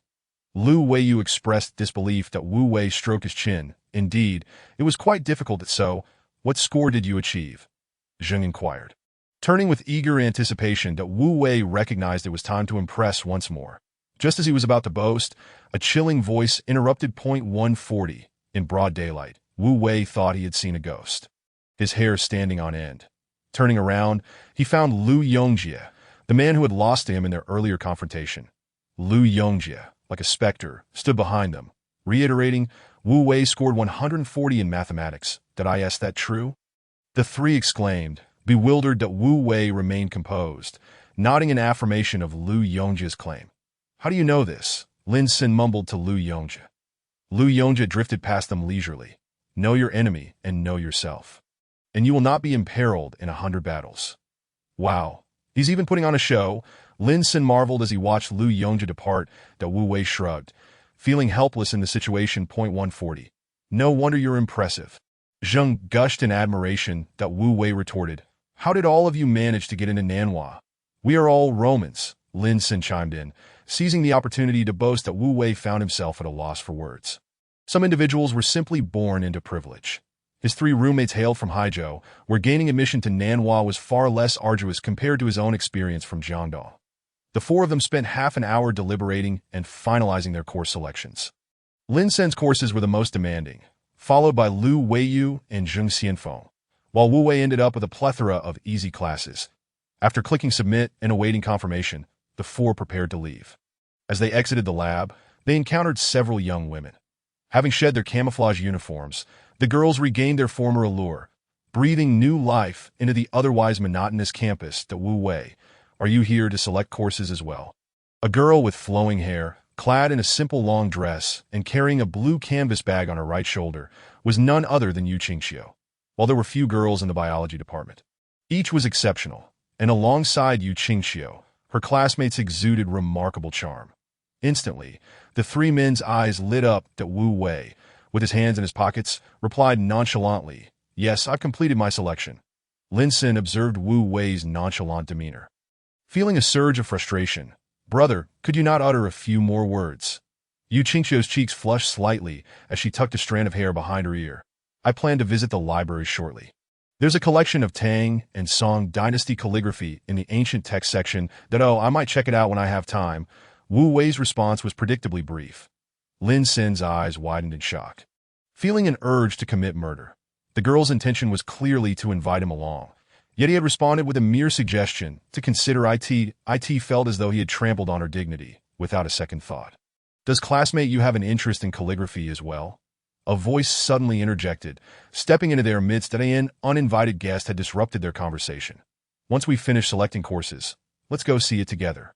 I have some insights on the running script. The speaker, who appeared to be Yu Qingqiu's classmate, was a refined gentleman. With someone else stepping in, Wu Wei felt indifferent. He had other matters to attend to and did not wish to squander time on trivialities.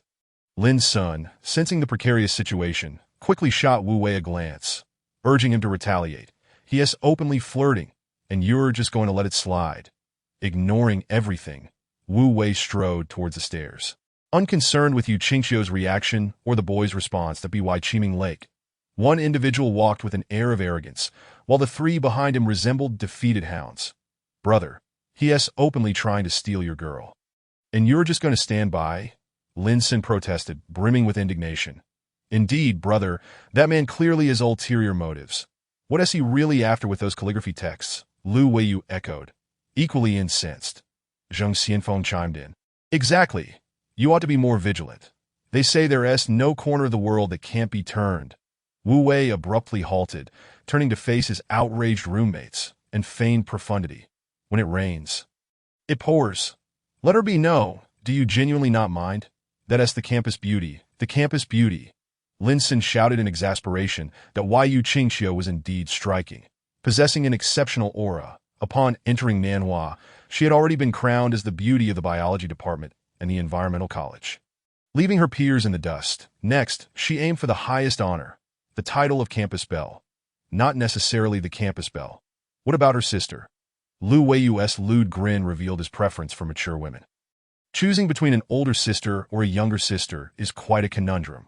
The ever-spirited Zheng Xianfeng found himself unexpectedly at a loss, undoubtedly due to the influence of his sister, who exudes elegance and wisdom. His younger sister, gentle and charming, was certainly not to be underestimated.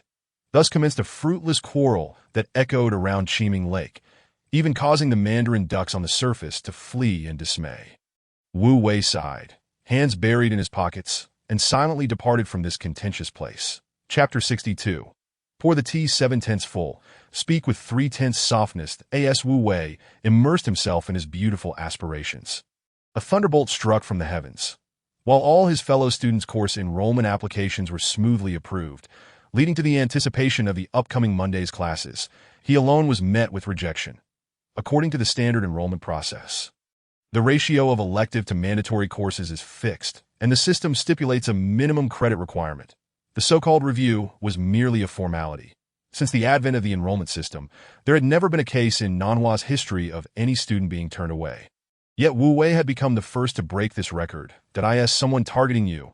Lu Weiyu's thoughts were dark, immediately suspecting malice. There is no need for such theatrics regarding course selection. Zheng Xianfeng tightened his grip on the hand grip, squeezing it with increasing intensity. Only Lin's son, leaning against the chair, gazed at Wu Wei's troubled expression and inquired, on the first day of registration, the counselor mentioned that Dean Wang is quite concerned about you. Could it be that the higher-ups have set their sights on you? Wu Wei glanced at the message just received from Ma Xiangyang. Sighing, Teacher Mize asked me to visit the dean's office this afternoon. No way, really? Lin Sin exclaimed, slapping his handsome face in disbelief. Why is that? Zheng Xianfeng still struggled to comprehend. Lu Weiyu explained, perhaps your choice of courses was too lackluster, which might have displeased the dean. The atmosphere in room 504 instantly grew tense, as everyone sensed that Wu Wei was likely in for a rough time down on Saturday afternoon. In preparation for the upcoming semester, all the professors were working overtime. The School of Economics and Management boasted the most opulent building among all faculties, its twin towers designed in a unique fashion, reportedly donated by a former graduate. As Wu Wei stepped into the college building, a chill ran down his spine as he ascended to the 11th floor via the elevator. The dean's office was located at the far end of the 11th floor, as the counselor Ma Xiangyang had previously informed him. Yet regrettably, This earnest counselor seemed a bit apprehensive and did not dare accompany Wu Wei. The door stood ajar, its metallic plaque gleaming, reading Dean's office that Wu Wei gently knocked twice and quietly awaited at the threshold. Hesitating to enter directly. "Come in." The voice was soft yet clear enough for Wu Wei to hear. He straightened himself and pushed the door open. Behind the desk sat a middle-aged man engrossed in his documents. "Good day, Dean Wang. I am Wu Wei." The man lifted his gaze. A cold sweat broke out on Wu Wei. It turned out that the middle-aged man he had observed from afar during the confrontation was indeed the dean of their School of Economics and Management. The name Wang Qianming was prominently stamped on the paperweight atop the desk. Wang Qianming, nearing 50, was evidently older than Yu Chaoyi and Qian Zhongyang.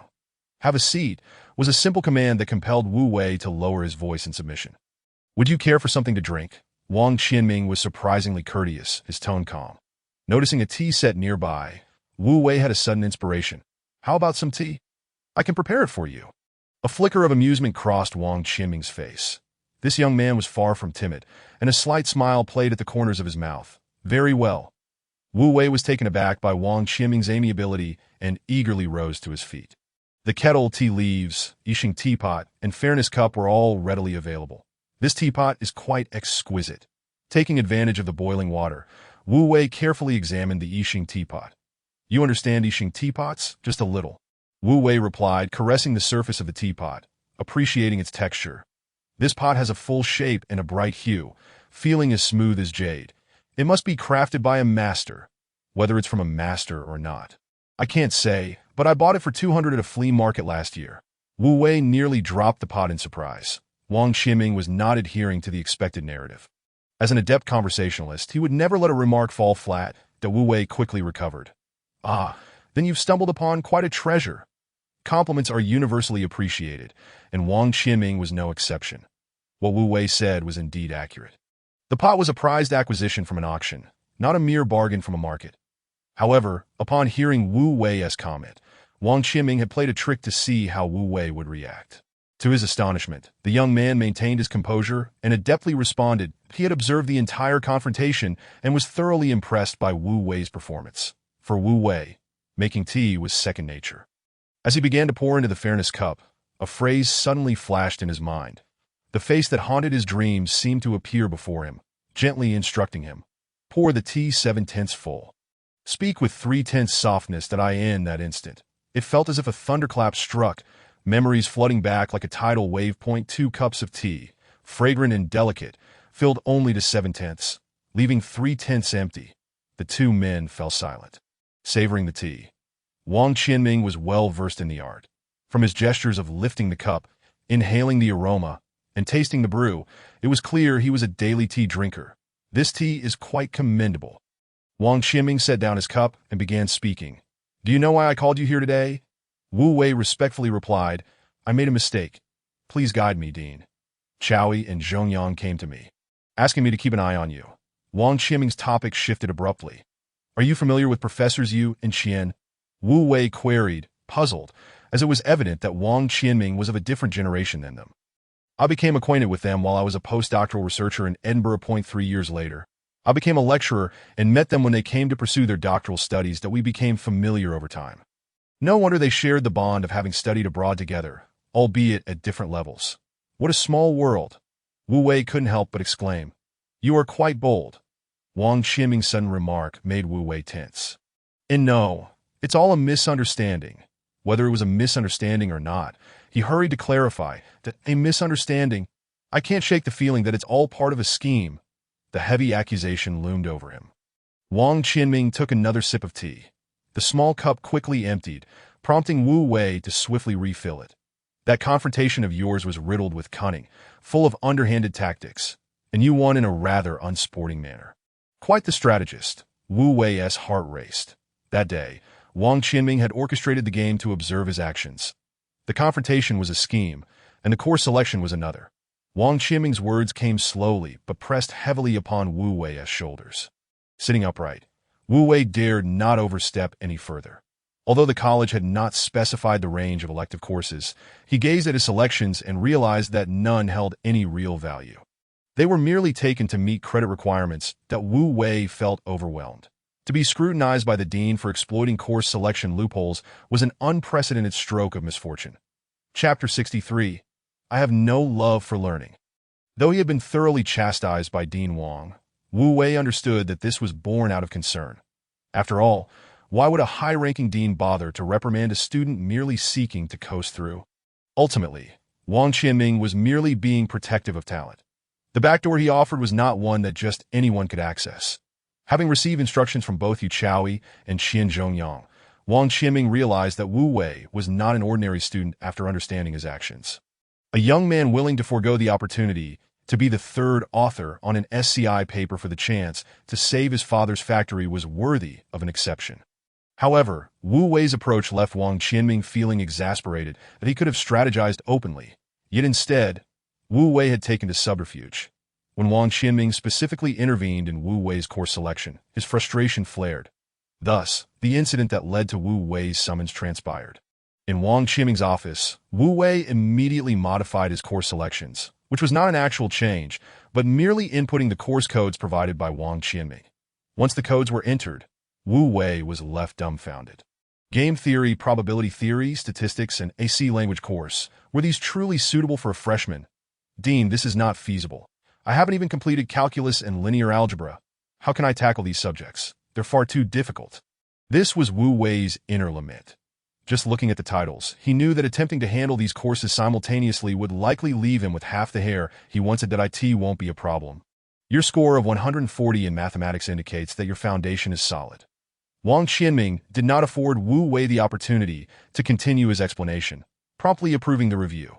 Theoretically speaking, according to the curriculum design of the finance department, the progression of difficulty is quite pronounced, ranging from calculus and linear algebra to probability theory and statistics, then moving on to ordinary differential equations and mathematical statistics, and finally culminating in partial differential equations and stochastic processes.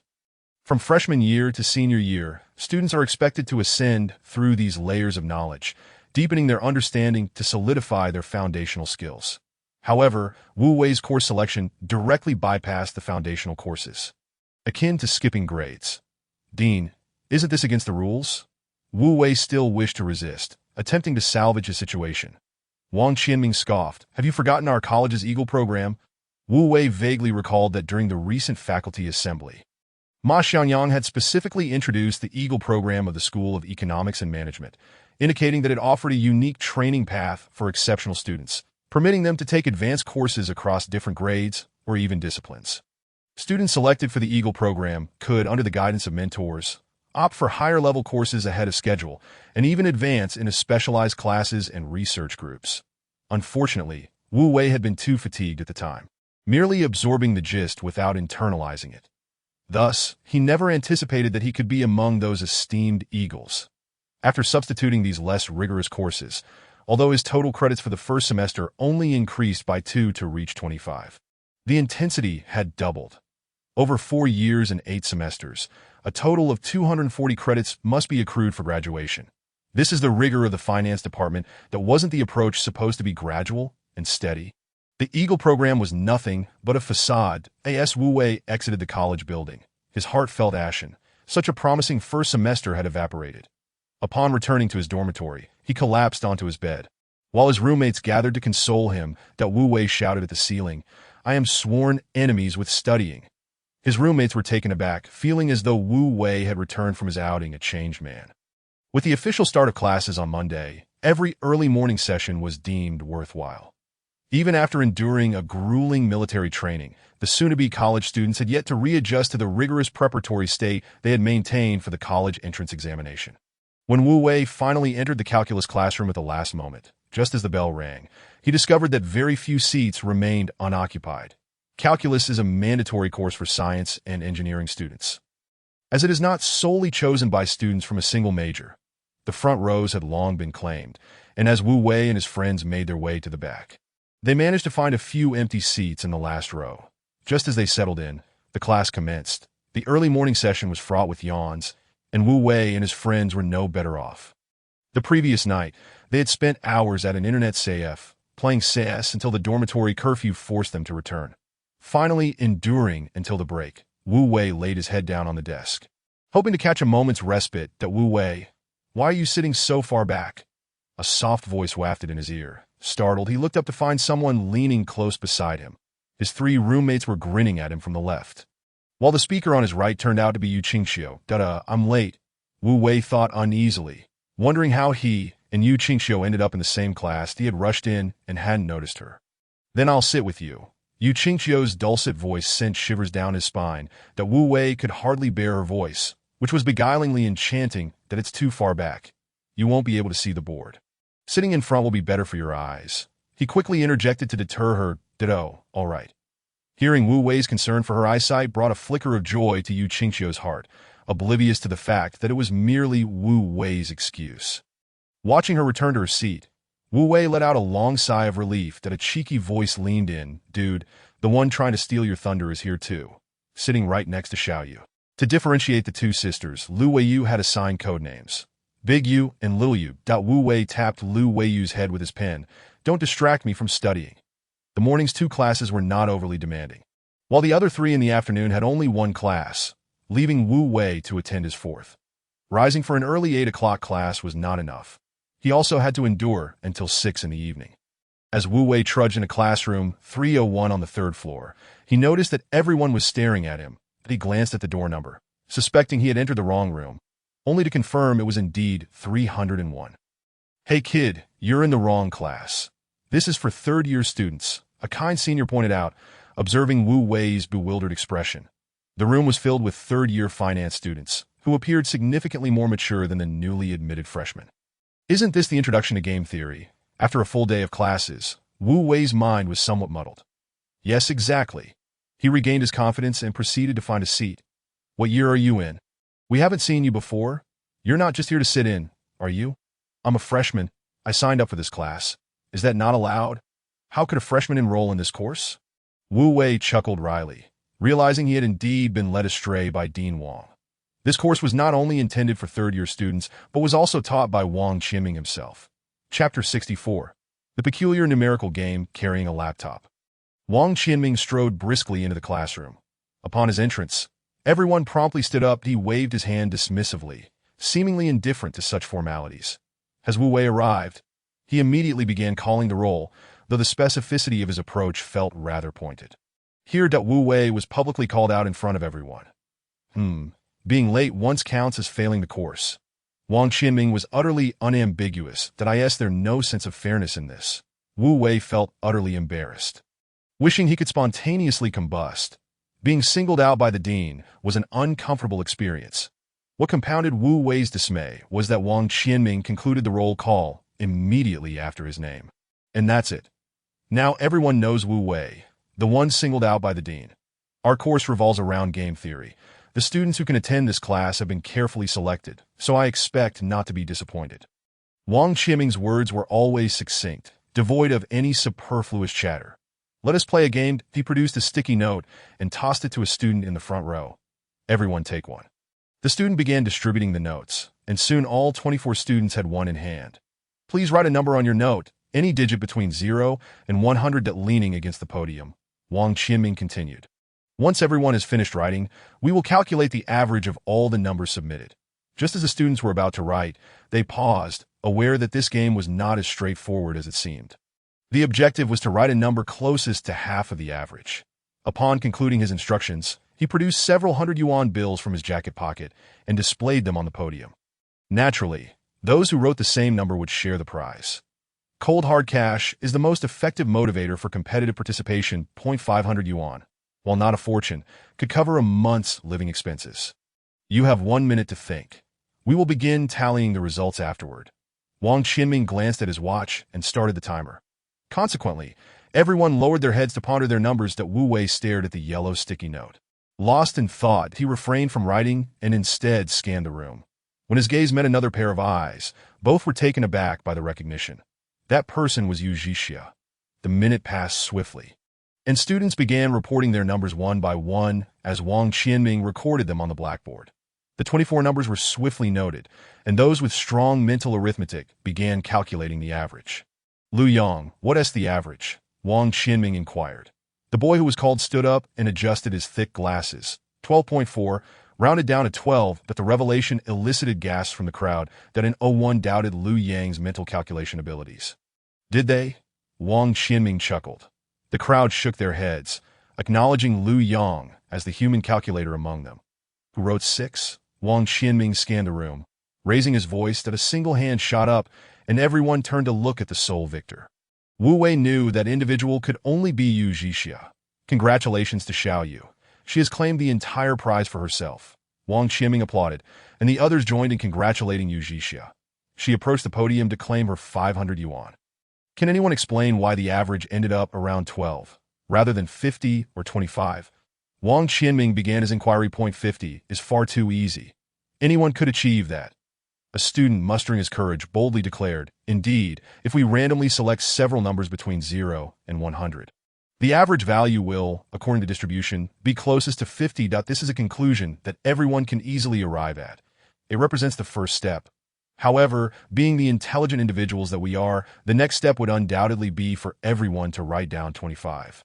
If that is the case, I shall have to write 12. With that, Wang Qianming began to reverse engineer the thought processes of the students as they penned their numbers, perfectly aligning with the collective reasoning that had just transpired.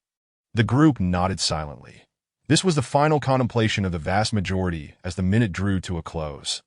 Yet, there would always be a few who wished to thwart the collective success. So those who wrote 1 or 2 raised their hands. Sure enough, a couple of students in the corners did just that. Let us take note of these classmates. They may very well become reckless gamblers in the future. The room erupted in laughter, but the mirth soon faded as the true implication of the statement sank in. So, my fellow students, do you now understand why the final average will approach 12? Gazing at the numbers on the blackboard, it became clear to all that the majority had indeed calculated to the third step, with 12 and 13 being the most frequently recorded figures. Therefore, the average could only possibly fall between 6 and 7. Did anyone write 0? Just as the students thought the game had concluded, Wang Qianming suddenly inquired at a voice, soft yet clear, responded, I did. Wu Wei raised his hand. Somewhat embarrassed that, oh, it's you? Wang Qianming could hardly contain his amusement. You overcalculated, didn't you? Wu Wei chuckled awkwardly, realizing at the moment of revelation that perhaps he had indeed overthought the situation. So, Wu Wei, why did you write 0? All eyes turned to him. Out of the 24 students in the class, he was the sole one to have written 0. Wu Wei wore a nonchalant expression, seemingly unbothered by the scrutiny. I believe everyone will write 0. Upon uttering this, the room fell into a profound silence that if we were to continue following the previous logic, then the lowest average could only be 0. However, you have misjudged the rationality of the group. Have you not? Wu Wei nodded, acknowledging the truth. Rationality is the greatest obstacle in this game. When faced with choices, we are often distracted and fail to make judgments through the lens of pure reason. Wang Qianming began to pace, elaborating slowly. When we discuss rationality, we often act irrationally ourselves. This is the first lesson you must learn. In games of strategy, the primary principle is to maintain rationality. If everyone were to uphold extreme rationality, you could share the winnings evenly. However, when even one person deviates from rationality, the balance is lost. Wu Wei gained profound insights from this experience, although he later mastered various communication techniques and strategies. It was in this moment that he first recognized his limitations. You cannot solely consider yourself. You must also regard others. When only one person remains rational, that individual becomes the most irrational of all. Chapter 65. Anything not forbidden is permissible currently. The pursuit of wealth was Wu Wei's foremost interest. Education, on the other hand, was slowing his progress toward this goal. At T6:01, the students, still yearning for more, began to pack their bags, pairing off in groups to head for dinner. Seizing the opportunity, Wu Wei stealthily approached Yu Zhixia. Zhixia, do you want to engage in something grand? He initiated the conversation with fervor. Yu Zhixia, her delicate brows furrowing slightly, replied, something as substantial as 200081? 200081, referring to the Haizhou Chengtu Construction Group, was a name that had captured the interest of many. Prompted by Wu Wei, Yu Zhixia strategically positioned herself to double her investment. Much larger, Wu Wei asserted confidently, adding, this time, let us collaborate. Given the previous incident where Wu Wei had led her astray, Yu Zhixia remained cautious. Thus Wu Wei made his intentions clear first at then I might consider it. She said, pleased by his assurance. What is your current position? I'm empty. With the semester just starting, I haven't had the time to monitor the market that a vacant position is advantageous. You have ample resources. If I may be so bold, how much do you currently have in your account? This inquiry was indeed audacious. Yet Yu Zhixiao responded straightforwardly, raising a finger. 1 million, that impressive. Wu Wei exclaimed, astonished that Yu Zhixiao was indeed a formidable figure destined to dominate Wall Street. Having amassed such a fortune by her junior year. And how much do you possess? She countered, eyeing Wu Wei with a mixture of disdain and curiosity that Wu Wei raised a finger with confidence. This time, it was Yu Zhixiao's turn to be taken aback. You have 1 million too? Wu Wei shook his head playfully. 10,000. He shook his head again. 1,000. He nodded. Just 1,000. And you dare to claim we are in this together? Yu Zhixiao chastised him verbally. It turned out that Wu Wei's notion of collaboration merely implied utilizing her funds for his own ventures. Money is merely a number, Wu Wei explained quietly, fearful of provoking her ire. Go ahead, share your ulterior motives, Yu Zhixiao demanded, already familiar with Wu Wei's deceptive nature. With arms crossed and a piercing gaze, she scrutinized him intently. Wu Wei noted that most of the crowd had dispersed and straightened his posture. Stating, I have an immature idea. 10 minutes later, Yu Zhixiao was left in a state of shock, unable to regain her composure. If you reside in Talankio, I shall not visit you. Zhixiao, what do you mean by that? I am not breaking any laws here, am I? She scoffed. If this isn't illegal, then I might as well reverse my name. Anything not forbidden is permissible. I understand the law. My best friend studies law. How could I not grasp the meaning of this phrase? It emphasizes the protection and encouragement of personal rights, ensuring individuals enjoy maximum freedom within the legal framework. Indeed, can I simply use it for my own purposes? Is stock trading a personal right? Since you claim to understand the law, why don't you explain it to me? Wu Wei found himself at a loss for words, in comparison to the public powers of daily life. Stock trading was indeed a unique case, but he realized that this immature notion was somewhat ahead of its time, yet he failed to recognize that it might infringe on legal boundaries. After all, he was not a law student, and Wu Wei encountered his own knowledge gaps. It was 2003, a time when many new concepts were still in their infancy and easily suppressed. However, he distinctly recalled that in 20 years, such practices would have become mainstream. Should we consult a professional? Wu Wei suggested quietly. Yu Zhixiao retorted, I'm messaging my best friend right now. We'll have dinner together and ask her. The two walked side by side, exiting the classroom building toward the second cafeteria. Upon entering, they spotted a familiar figure in the corner, who stood and waved at Yu Zhixiao. Ruo Shui. Yu Zhixiao approached to greet her friend. Why has the queen summoned me today? I thought I had been exiled to the cold palace. The woman immediately launched into a dramatic act. Let me introduce you to someone, Yu Zhixiao said, pointing to Wu Wei behind her. Indeed, the newcomers seemed to flourish while the old ones lament. She mockingly added, preparing for a tearful scene, that he's my junior. Wu Wei interjected, bemused by the theatrics. Little brother, where did you come from? Wu Wei, maintaining a straight face, replied, from the M78 Nebula. The woman burst into laughter, her charm captivating. Oh, Ultraman, can you last more than 3 minutes? For the first time, Wu Wei felt the pressure of being teased. This woman seemed to indulge in a variety of shows that I've already ordered the dishes. Today, it's on me.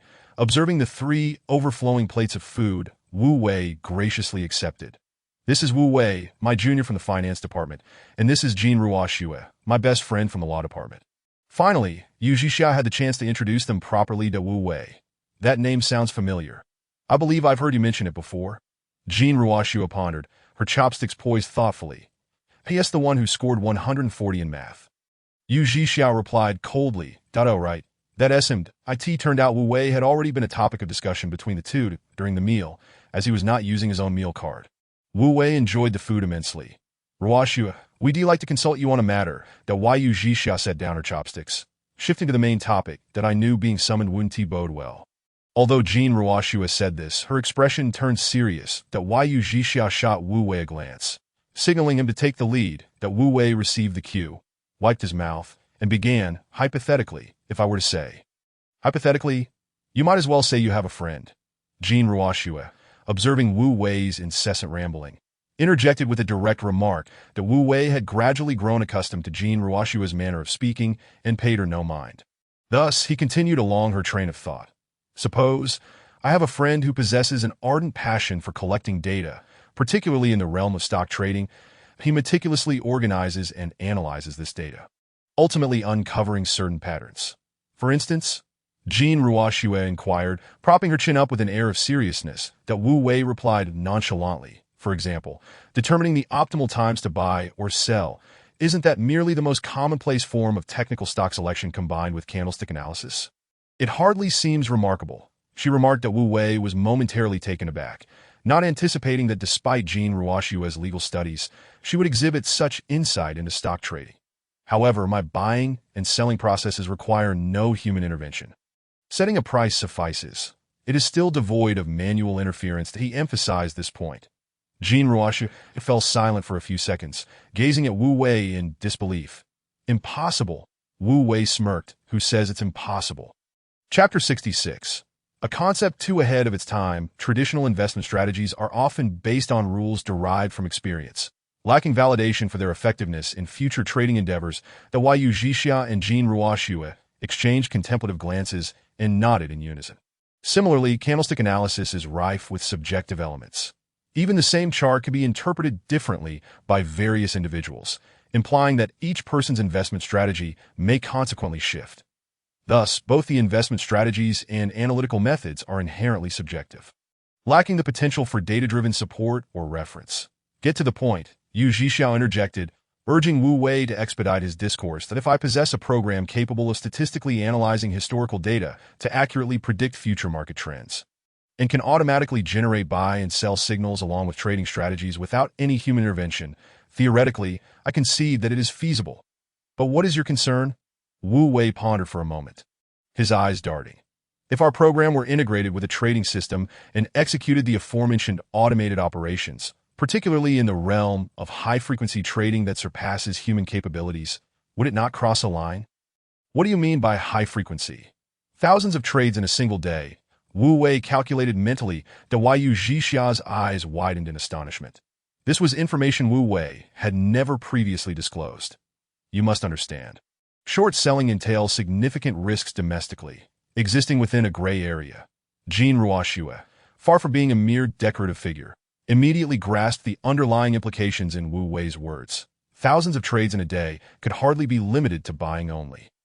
However, for individual investors and retail traders lacking substantial capital, short selling is akin to a fantastical notion. But it doesn't cross any red lines, does it? Wu Wei pressed, consolidating capital advantages, holding shares or positions, or leveraging information advantages to engage in continuous buying and selling.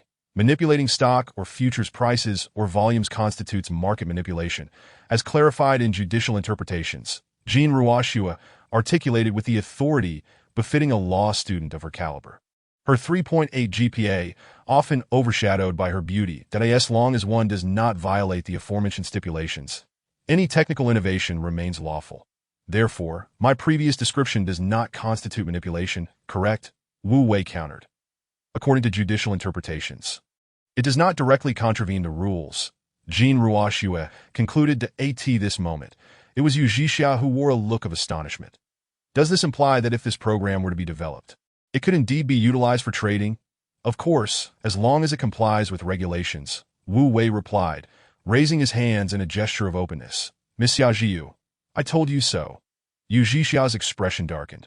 Only moments earlier, she had asserted that if Wu Wei's claims proved valid, she would write her name backward. The outcome, however, had left her feeling somewhat betrayed by her close friend. After all, Wu Wei was acutely aware that even 2 decades hence, such trading methods would still be legal. It was merely that at this stage, the concept remained far too avant-garde that Yu Zhixia remained cautious, having discerned potential risks from the outset. This was no ordinary trading methodology, and she harbored no confidence in its viability. Throughout the journey, she remained silent, as everything that transpired had upended her previous understanding by the shores of Qiming Lake. As dusk descended, the grassland was dotted with pairs of figures, all seemingly entwined. Under the dim yellow light, Yu Zhixia's expression fluctuated between clarity and confusion, her mind adrift. Is this grand endeavor the one you alluded to? She finally emerged from her reverie, her voice soft. Wu Wei nodded. I am not inviting you to engage in stock trading, but rather to take part in my project, TO research your so-called program. Precisely. But I lack programming knowledge. Not to worry. I possess a modicum of understanding. Then you ought to execute it yourself. Why seek my assistance? Even in the evening, her bright eyes sparkled with an undeniable allure, and Wu Wei found himself entranced. Under Wu Wei's gaze, even Yu Zhixia found it difficult to maintain her composure. Their faces reflected in each other's eyes, the connection palpable to onlookers. It appeared as though two lovers were sharing a deeply intimate gaze, the tension almost tangible that I have no funds. Wu Wei's declaration fell like a bucket of cold water, leaving Yu Zhixia feeling a chill run through her.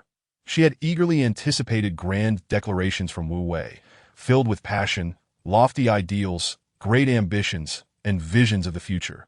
Yet his abrupt admission extinguished all her hopes. Go earn some money yourself. Wu Wei, having been abruptly dismissed, winced in pain. He was bewildered by Yu Zhixia's sudden outburst, which had dealt him a heavy blow. Watching her hurriedly retreat, he frowned and pulled out a small notebook, striking through Yu Zhixia's name. Beside Yu Zhixia's name were also crossed out Lin Sun, Zheng Xiangfeng, and Lu Weiyu. These impoverished souls hardly measured up, and thus were promptly dismissed. Beneath Yu Zhixia's name, the name Sun Zhixi could still be faintly seen. Yet Wu Wei had inexplicably crossed it out. It seemed that Yu Zhixia was neither the first nor the last partner he sought. Nevertheless, in Wu Wei's heart, Yu Zhixia remained his ideal candidate. Alas, he closed the notebook and made his way back to the dormitory. Research and development is a costly endeavor. Without adequate funding, relying solely on one's own efforts could easily lead to one's downfall.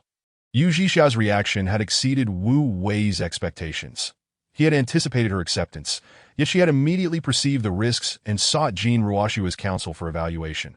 Ultimately, Yu Zhixia had not provided a definitive commitment. With merely 10,000 yuan to her name, she could hardly afford a decent laptop, let alone subsequent investments. Money is the bane of heroes, Wu Wei lamented, gazing skyward.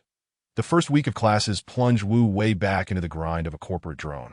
With a grueling schedule of 8 to 6, leaving him breathless at long last, when Friday afternoon arrived, he relished a moment of respite, having concluded a week's worth of lectures. He slumped over his desk in self-pity. His phone vibrated, and upon seeing the name Sun Zhixi, a long-lost smile graced his face. Hey, little brother, you haven't contacted me in days. Have you found a new sweetheart? Sun Zhixi's words were laden with implications that even the eloquent Wu Wei struggled to navigate. I've been busy, he replied, fully aware of the perils of excessive verbosity. New love, old flame.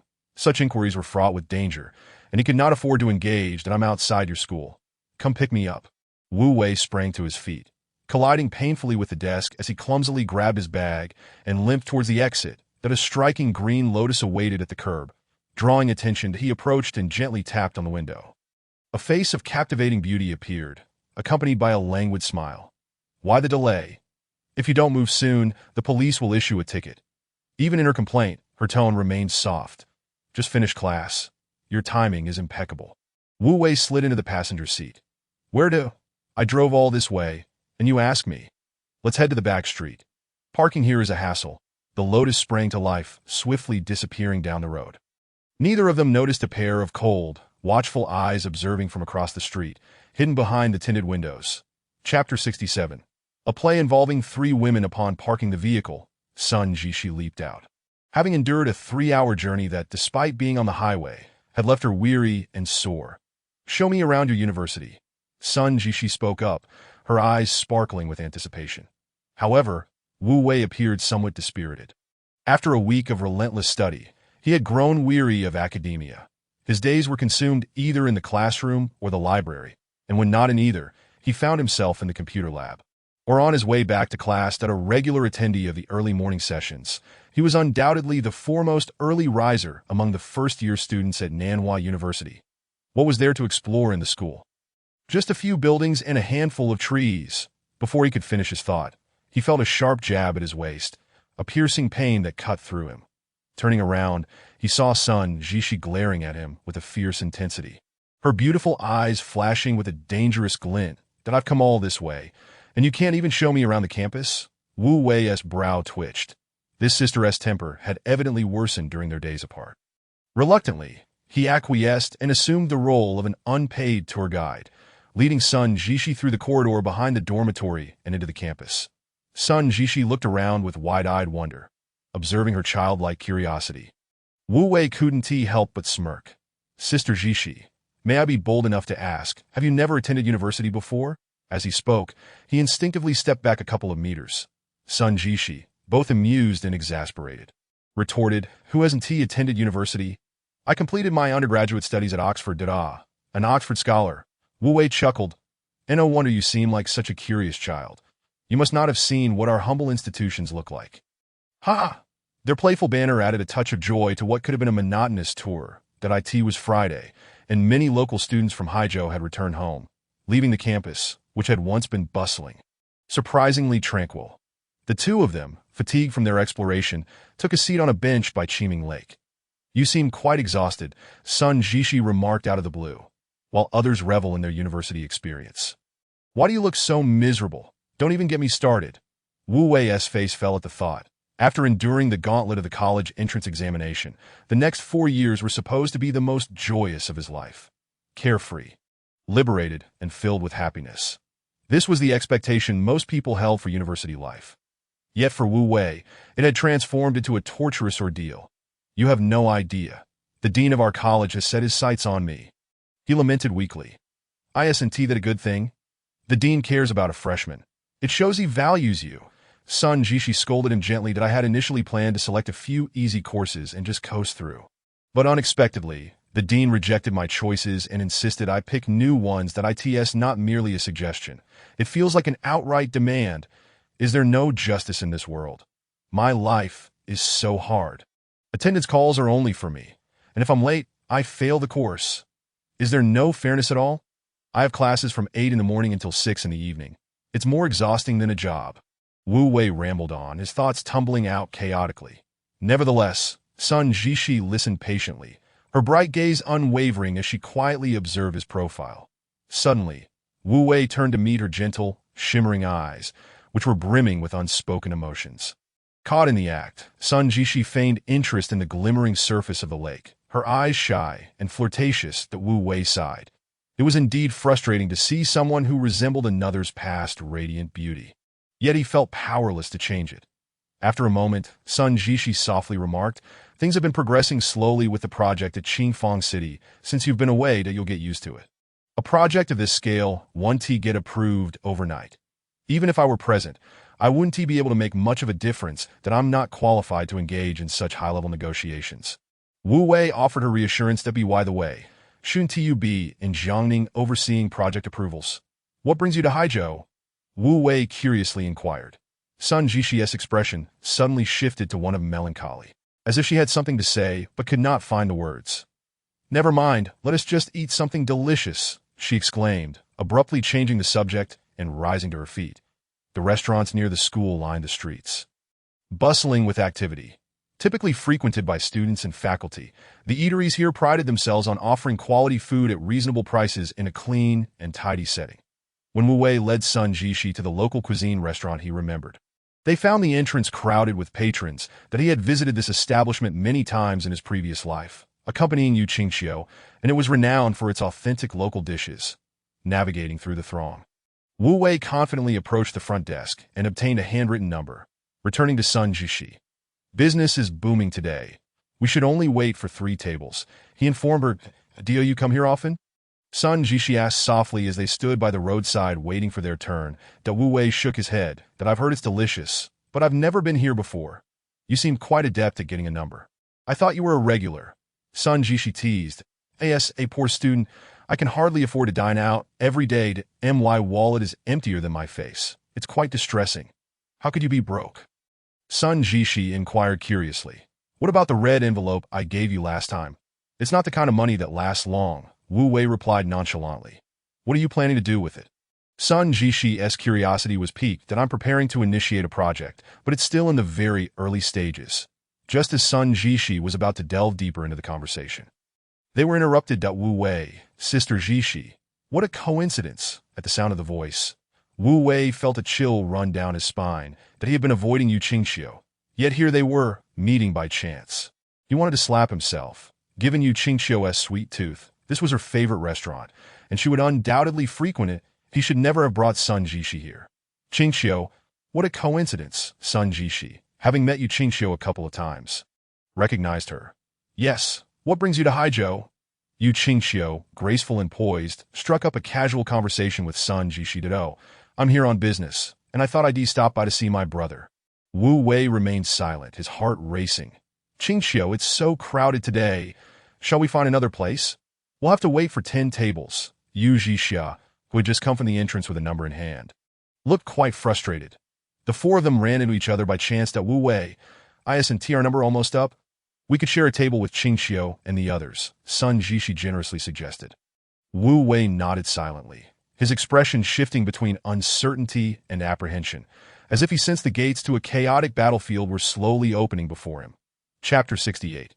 Indelible memories. Yu Jixia and Sun Jishi had only met once. But being women of a similar age, it didn't take long for the three to bond. The four of them entered the restaurant and settled into a corner table on the second floor. Sun Jishi and Yu Jixia sat together, while Yu Qingxiu naturally paired with Wu Wei. The three women seemed to have a tacit understanding, as none initiated the order of dishes, leading to the menu eventually being handed to Wu Wei. His heart raced. This was a precarious moment.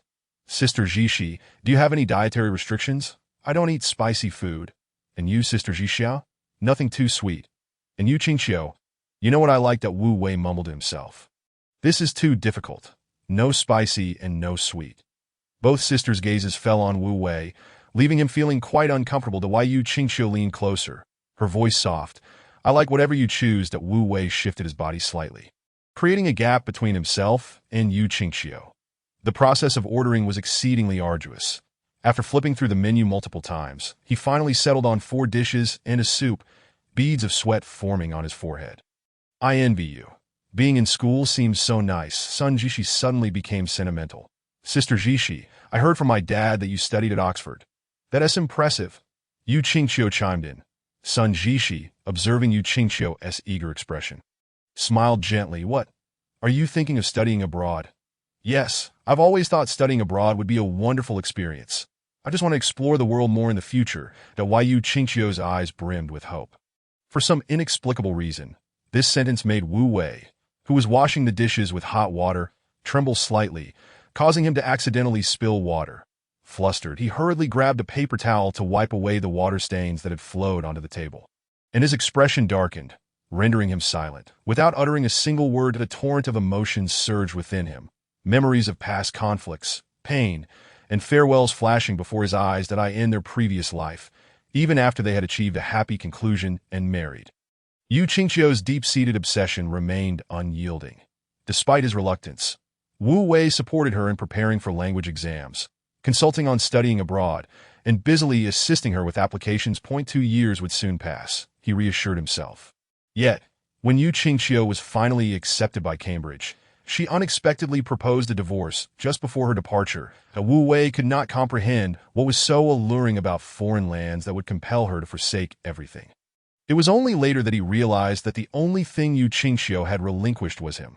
Years later, as Wu Wei emerged from the shadows, he came to understand that they were, in essence, inhabitants of entirely different worlds. The year following Yu Qingxiu's departure saw Wu Wei's world collapse. He fell into a spiral of self-doubt, reaching a point where he needed sleeping pills to find rest. Had it not been for Qin Huanyan, he might have been completely consumed by the negative emotions stemming from his depression. Life abroad felt monotonous and relationships simplistic, indeed conducive to academic pursuits. Sun Jishi's words pulled Wu Wei back to reality. Yet he couldn't help but think that the local cuisine was exceedingly unpalatable. Is it really that exaggerated? Yu Qingxiu asked, astonished. Don't even get me started. Let's just say even pigs would be reluctant to eat it. Such blunt humor elicited laughter from the 3 women, while Wu Wei stared blankly at the teapot, his expression impassive. Sun Jishi and Yu Jixia from across the table noticed Wu Wei's sudden oddity. Though neither could fathom the reason behind it, It felt as though someone among the two was subtly reminding him not to wallow in his emotions, that Wu Wei refrained from probing whether it was Yu Jixia or Sun Jishi, choosing instead to sip his tea. The warm, soothing liquid revitalized him, rekindling a flicker of life within his chilled body. He clenched his fists, fully awakening. But being alone is so lonely. How wonderful it would be if you both went together in the future. Sun Jishi remarked with an ant-like smile, glancing at the pair across from her. Upon hearing this, Yu Qingxiu's fair complexion flushed crimson with embarrassment, while Wu Wei coolly responded, "I do not like foreign countries." Sun Jishi, unperturbed by his words, retorted, "Don't be stubborn. We'll see if you go or not." "I won't go. I prefer it here." This time, Wu Wei's response was resolute. His words carried implications that made Yu Qingxiu, who had been elated, feel a chill of apprehension. Before she could ponder further, the dishes had arrived. The fare Wu Wei ordered was both fragrant and flavorful, perfectly catering to everyone's taste with an excellent balance of meat and vegetables, making the meal particularly enjoyable for all. By the way, Wu Wei, what is that project you mentioned earlier? Sun Jishi, noticing Wu Wei's lack of enthusiasm, took the initiative to engage him in conversation. Upon hearing her inquiry, the Yu sisters turned their attention to Wu Wei as well. "I plan to develop a program. It's just an idea at this stage, not even in the preliminary stages yet," Wu Wei stated simply. At this, Yu Jixiao's posture stiffened, for she understood the gravity of Wu Wei's words, that he truly had a way of downplaying significant matters. Despite her internal musings, another voice in her head whispered, "So, he has never shared this with anyone else. Only with you." Yu Jixia hastily lowered her head to sip her water, concealing her expression. "A program? But you're not even studying computer science. Why are you dabbling in software development?" Sun Jishi was unflinchingly critical. With many voices around them, Wu Wei refrained from elaborating on the details, opting instead for a vague response. "Just playing around." Those 4 words struck Yu Jixia's heart, causing her previously flushed face to turn pale.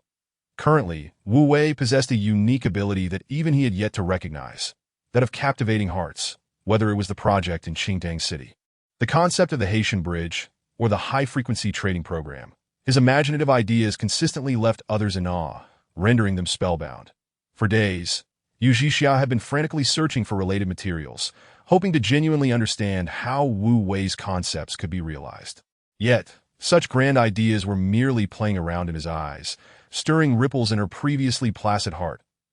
"Isn't it a matter of startup funds?" Sun Jishi casually inquired, likely the person who understood Wu Wei the best. His reluctance to directly address the issue was undoubtedly tied to financial concerns. Wu Wei sighed inwardly, knowing he could not evade the topic any longer. He spoke slowly, "Sister Jishi, your funds should be reserved for Qingdang City. It is not worth it for me to ask for your support for such a trivial matter.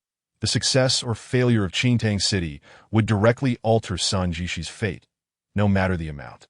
Wu Wei could not burden her further.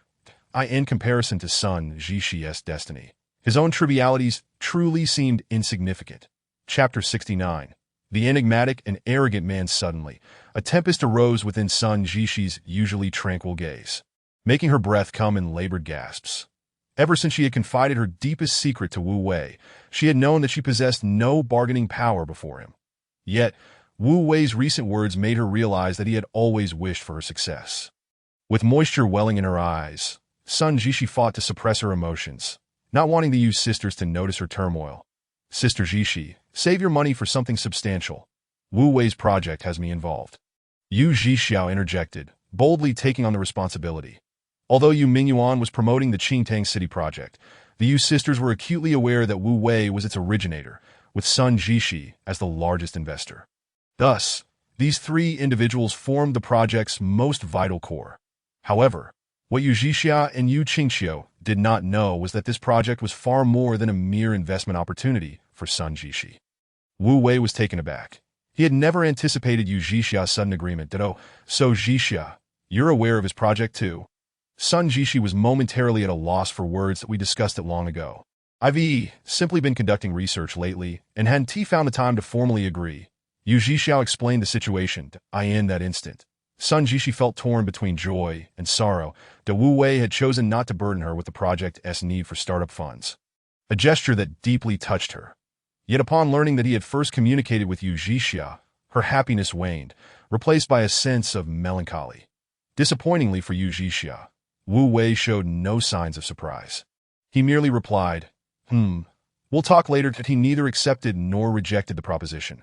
Meanwhile, Yu Qingxiu watched in confusion, unable to grasp the significance of Wu Wei's project or why her sister had suddenly decided to join him. Her thoughts were consumed by a singular concern: Wu Wei's attitude towards studying abroad, that a vague sense of discomfort suggested to her that he harbored a strong aversion to it. After the meal, the three women each harbored their own thoughts and concerns, while Wu Wei, the heartthrob, wore an expression of innocence. Following the meal, Wu Wei entered Sun Jishi's car, while the Yu sisters headed back toward their dormitory. As for where Wu Wei and Sun Jishi were going, the sisters did not inquire, nor did they feel entitled to ask. Where to? I'll drive you, Sun Jishi said as she started the engine, a hint of barely perceptible resentment in her eyes, as though she still felt aggrieved about earlier events. That Wu Wei pondered for a moment before responding. Take me to a place, with time still on their side. Wu Wei intended to visit an internet CAF to look up some information. Not long after they set off, Wu Wei sensed that something was amiss. Two black Mercedes blocked the intersection, obstructing their path. As he turned to look back, another vehicle approached from behind, effectively trapping them in between. This narrow road, being the back exit of the school, was deserted, especially on a Friday when students were leaving. A few individuals emerged from the black Mercedes, exuding an air of intimidation that startled Wu Wei. As the figures in black slowly advanced, Wu Wei's anxiety escalated, and he reached for his phone to call the police. In this day and age, in a society governed by law, who would dare to cause trouble near a school? A delicate hand pressed down on his. I know who they are. Sun Jishi's hands were somewhat cold, yet she remained remarkably composed. That Wu Wei was taken aback, but he could probably surmise that it was yet another tale of familial strife among the affluent. The moment Sun Jishi opened the car door, Wu Wei leaped out and positioned himself directly in front of her. The dazzling high beams were somewhat blinding, obscuring his view of the figure emerging from the darkness. That as the individual drew closer, the men in black turned their backs and took a few steps forward, thoroughly isolating this place from the outside world. That I've been following you all day. It turns out you truly came to meet this pretty boy. The man's voice was deep and seductive, laced with a hint of mischief. That Wu Wei focused his gaze and finally discerned the man's features. Upon seeing him, he immediately regretted it. Truly, the comparison was enough to incite envy. The portrayals in novels were far too conservative. Wu Wei finally gained a more concrete understanding of the allure of a charming rogue. The man before him, in terms of appearance, physique, and aura, was undoubtedly the epitome of a wealthy protagonist. Wu Wei touched his own face and sighed inwardly, realizing he was not lacking in attractiveness. But you've been tailing me.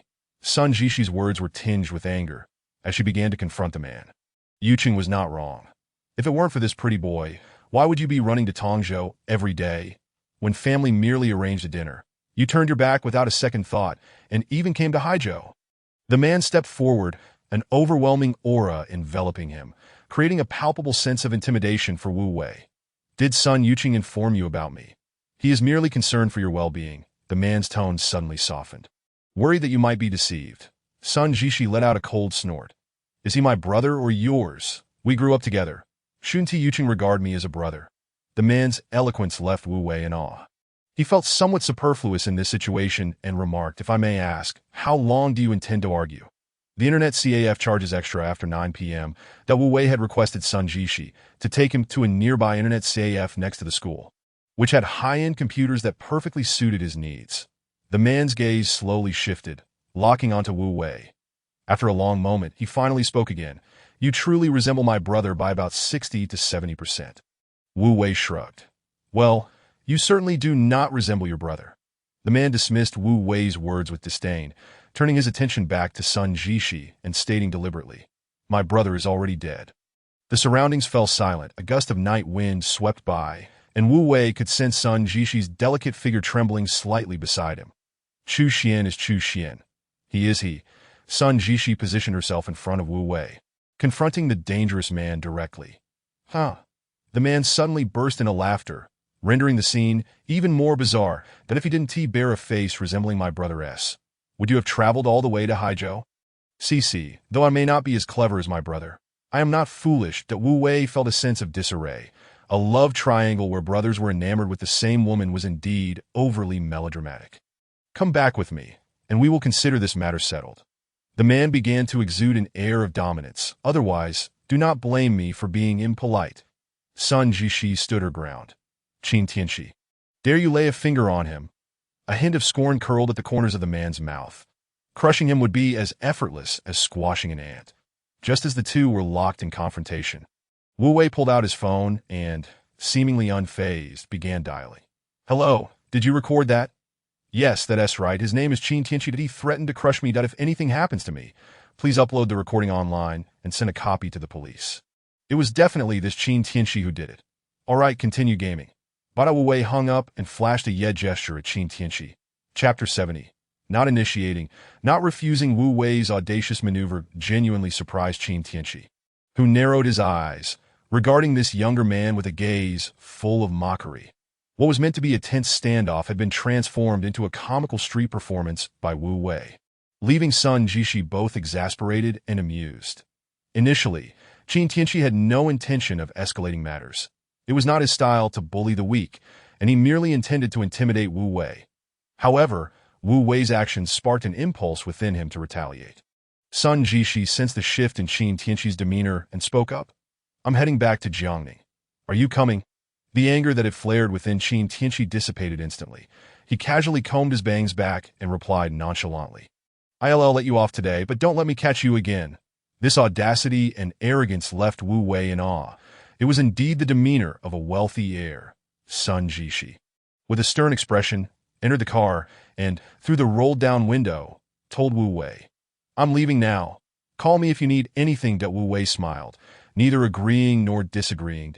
As Sun Jishi got into the car, the men in black swiftly returned to their positions.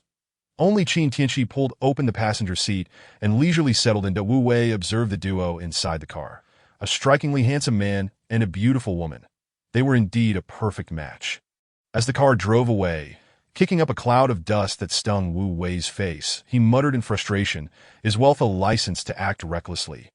Wiping the sweat from his brow, he grumbled as he continued on his predetermined path. Arriving at the internet CAF after a 10-minute walk. Once logged in, he opened QQ and MSN and began searching for the information he needed.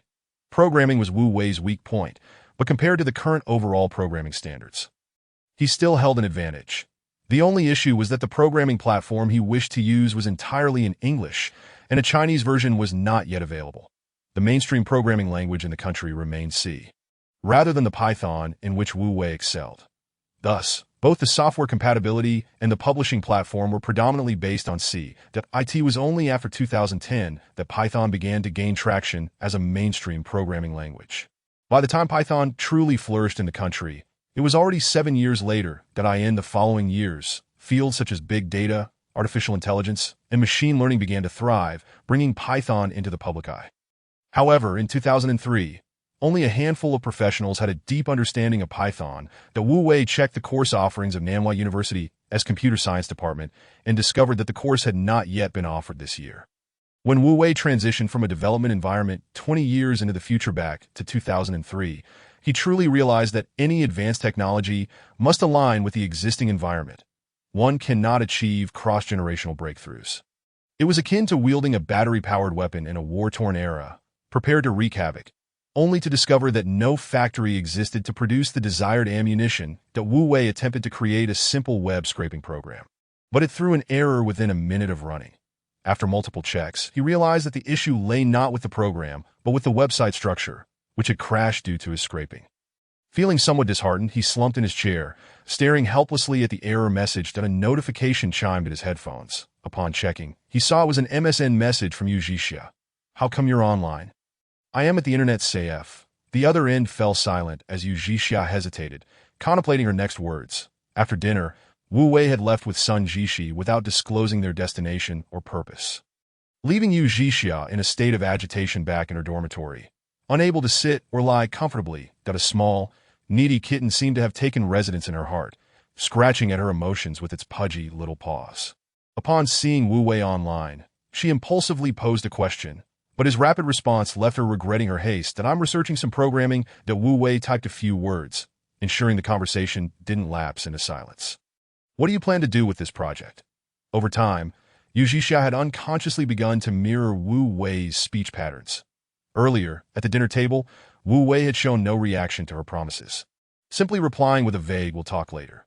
This ambiguous stance was infuriating that Wu Wei chose not to respond, switching to another website and running the scraping program once more. This time it was a moderately large site. But similarly, the program halted after only 2 minutes. Web scraping, by definition, involves crawling from one web page to another, continuously gathering information. The scraper mimics browser behavior, accessing various pages and extracting programmed information to form statistical data. No matter how advanced the technology, it could not perform adequately against the myriad errors of a primitive website that a 3-word response came back. "Cannot do it." The Yu Zhixia gazed at the reply on her screen and quickly typed. Why? Because it's too difficult. Is it harder than Light Textile City? It's exponentially more challenging that a few days ago, Wu Wei was brimming with enthusiasm, but now he has succumbed to a state of lethargy and apathy. It is unclear what has transpired during this brief interval. However, Yu Zhixia has a nagging suspicion that the appearance of Sun Jishi today has somehow altered Wu Wei's perspective. Their dialogue ended abruptly, as if neither could find a compelling reason to continue. Until Wu Wei discovers a solution, this matter remains in a state of stagnation. As the new semester commenced, a series of events unfolded rapidly. Overwhelming Wu Wei. On the first day of the second week, he received another summons, this time initiated by Lin's senator classmates. The freshman debate competition for the class of 2003 is about to commence. This time, our School of Management is determined to challenge for the championship and bring down the School of Humanities. Does everyone have confidence? The dozen or so students seated below responded with a scattered murmur. I have been assigned by the college to organize the freshman debate team. Each of you has voluntarily signed up to be part of our formal team. Now, please share your strengths and the roles you envision for yourselves within the team.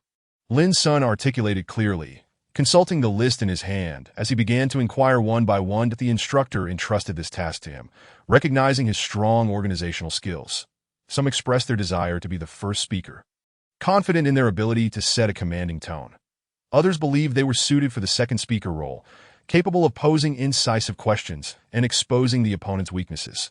Some felt they could serve as the third speaker, quick on their feet with excellent logical reasoning.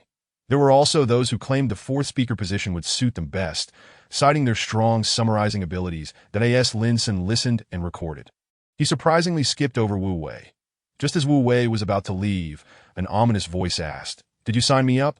Grasping Wu Wei's hand, Linson offered an awkward smile. "On Friday, I asked if you were coming. And you said it was up to you." Wu Wei retorted fiercely. "Then can I just casually beat you half to death?" With no other option, Linson uttered the phrase that could almost be considered a universal mantra among Chinese people. "Since you're here, you might as well stay." Upon hearing this, Wu Wei stood up and walked towards the exit. He had assumed there was an important class meeting taking place, which was why he had come after dinner, only to find himself deceived by Lin's senator. Lin's son hurried to his side, adopting an exaggeratedly fierce expression while uttering the softest words. "Don't make me call you godfather here." He tugged at Wu Wei's shirt, appearing as though he might kneel at any moment. With so many eyes upon him, Wu Wei couldn't help but grant Lin's son this small favor. After painstakingly compiling everyone's preferences, Lin's son explained the results. Based on the order of applications for various positions, they were randomly divided into 3 teams to engage in a round-robin format. The group that won 2 rounds would become Team 1, while the remaining individuals could either stay to form Team 2 as substitutes or leave outright. Wu Wei, not wishing to be the lead debater, was left with no choice but to take on the role of the fourth speaker. To fill the numbers, Lin's son had to step in as the third speaker for the last group that was short a member. By coincidence, the first speaker of this group was Lu Yongjie, the very individual who had previously lost to Wu Wei in a competitive game. The second speaker was a girl from Lu Yongjie's class, reputed to be this year's belle of the finance department, named Ruan Yin.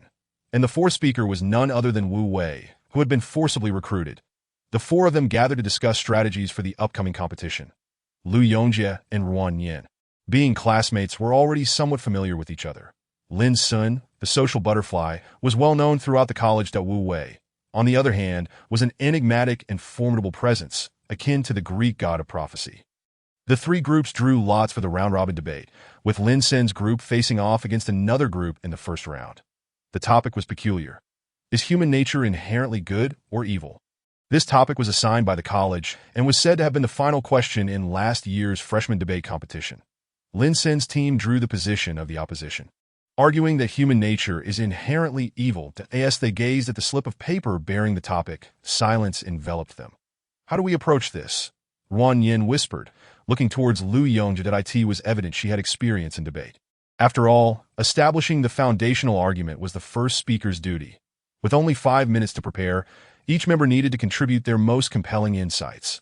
Lu Yongji furrowed his brow, adjusting his glasses thoughtfully. What defines good and evil? We can obscure that distinction. As his words settled, the expressions of the other three team members varied. Wu Wei stroked his chin, intrigued by Lu Yongji's proposition. Then let us refrain from defining good and evil and instead trace their origins. In contrast to Lu Yongji's strategy, Lin Sen opted for a more straightforward approach. That is a commendable idea. Ruan Yin nodded in agreement, acknowledging Lu Yongji's brilliance. Seeing Wu Wei nod, Lu Yongji appeared momentarily stunned and asked, Wu Wei, what is your perspective? Wu Wei pondered briefly.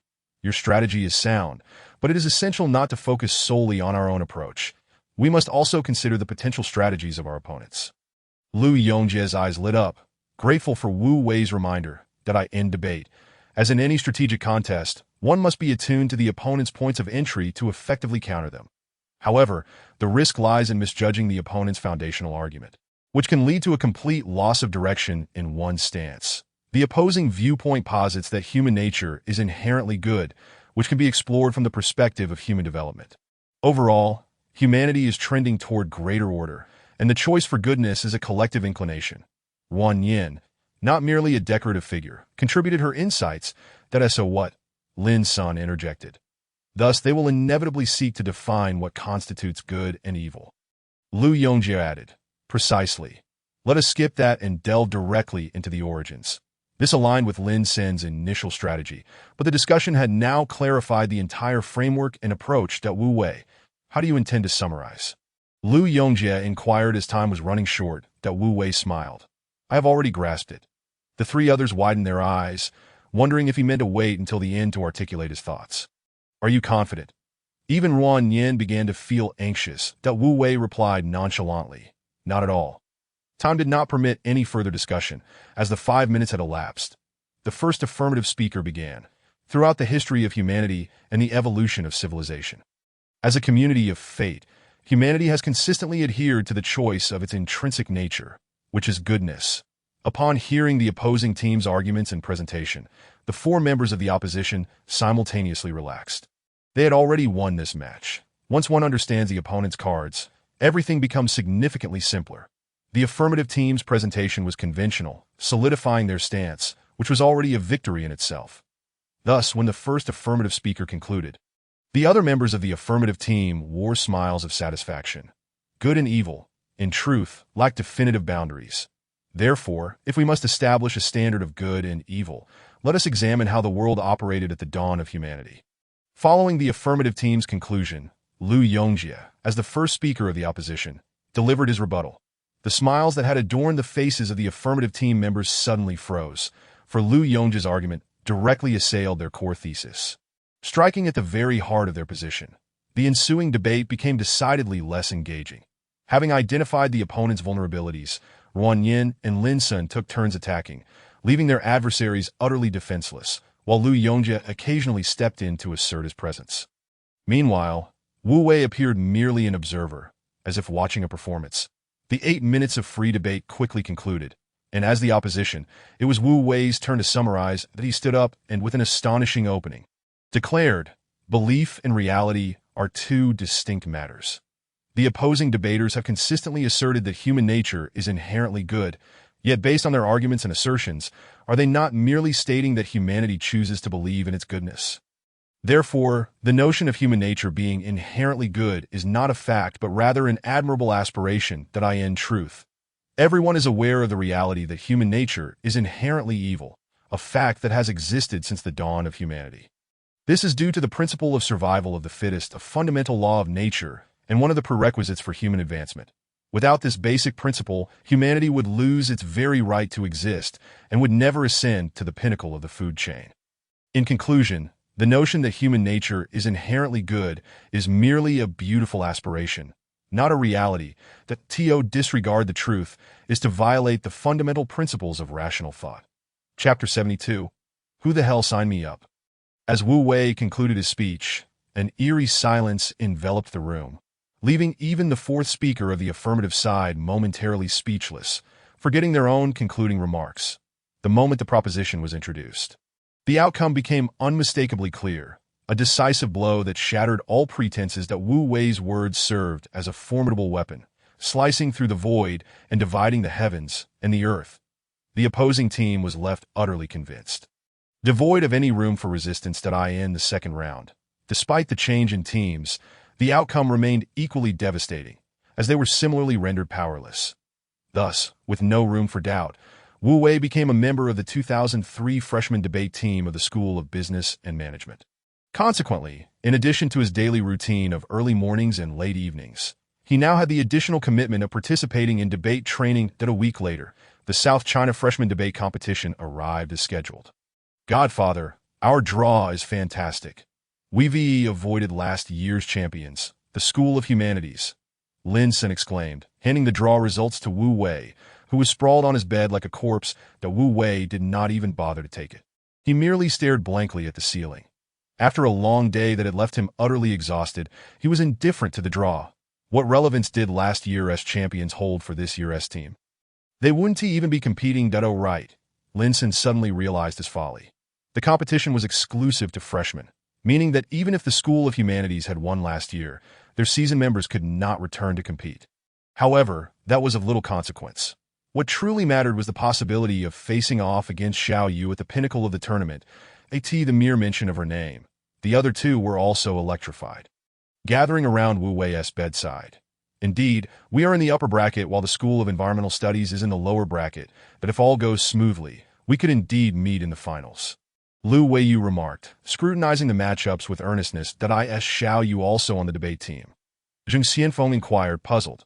Lin Sun confidently replied, I encountered her while drawing lots.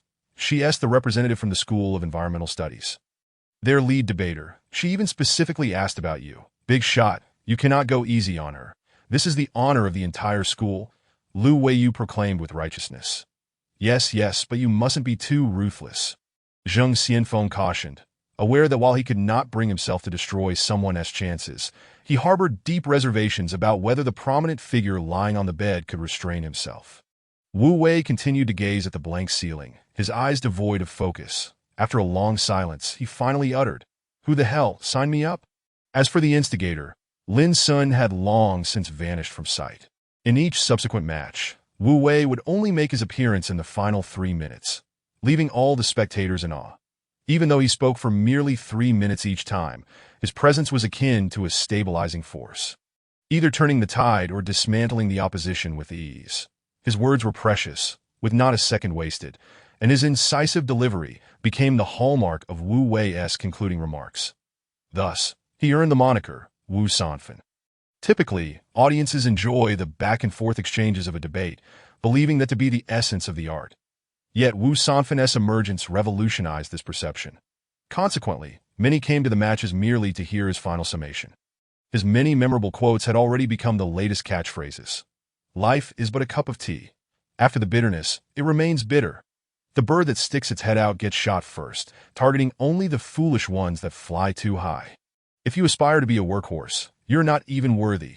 You're merely a fat sheep. Money may not be omnipotent, yet it can accomplish nearly anything. Flies 1T land on an egg without seams. If that's the case, do mosquitoes enjoy sucking your blood because your blood types are the same? And today, the final match had finally arrived. The School of Business and Management and the School of Environmental Studies. The two leading teams from either bracket were set to face off after numerous rounds of competition that AS Wu Wei had anticipated. Last year's champions, the School of Humanities, had been eliminated early, unable to continue their previous glory. The match was to be held in the library's conference hall, which could accommodate 300 attendees simultaneously. Wow, there are so many people outside, Lin Sun exclaimed, his face pale with fear after sneaking a glance behind the curtain. nearly giving him a heart attack. The hall was packed, with layers of spectators both inside and outside.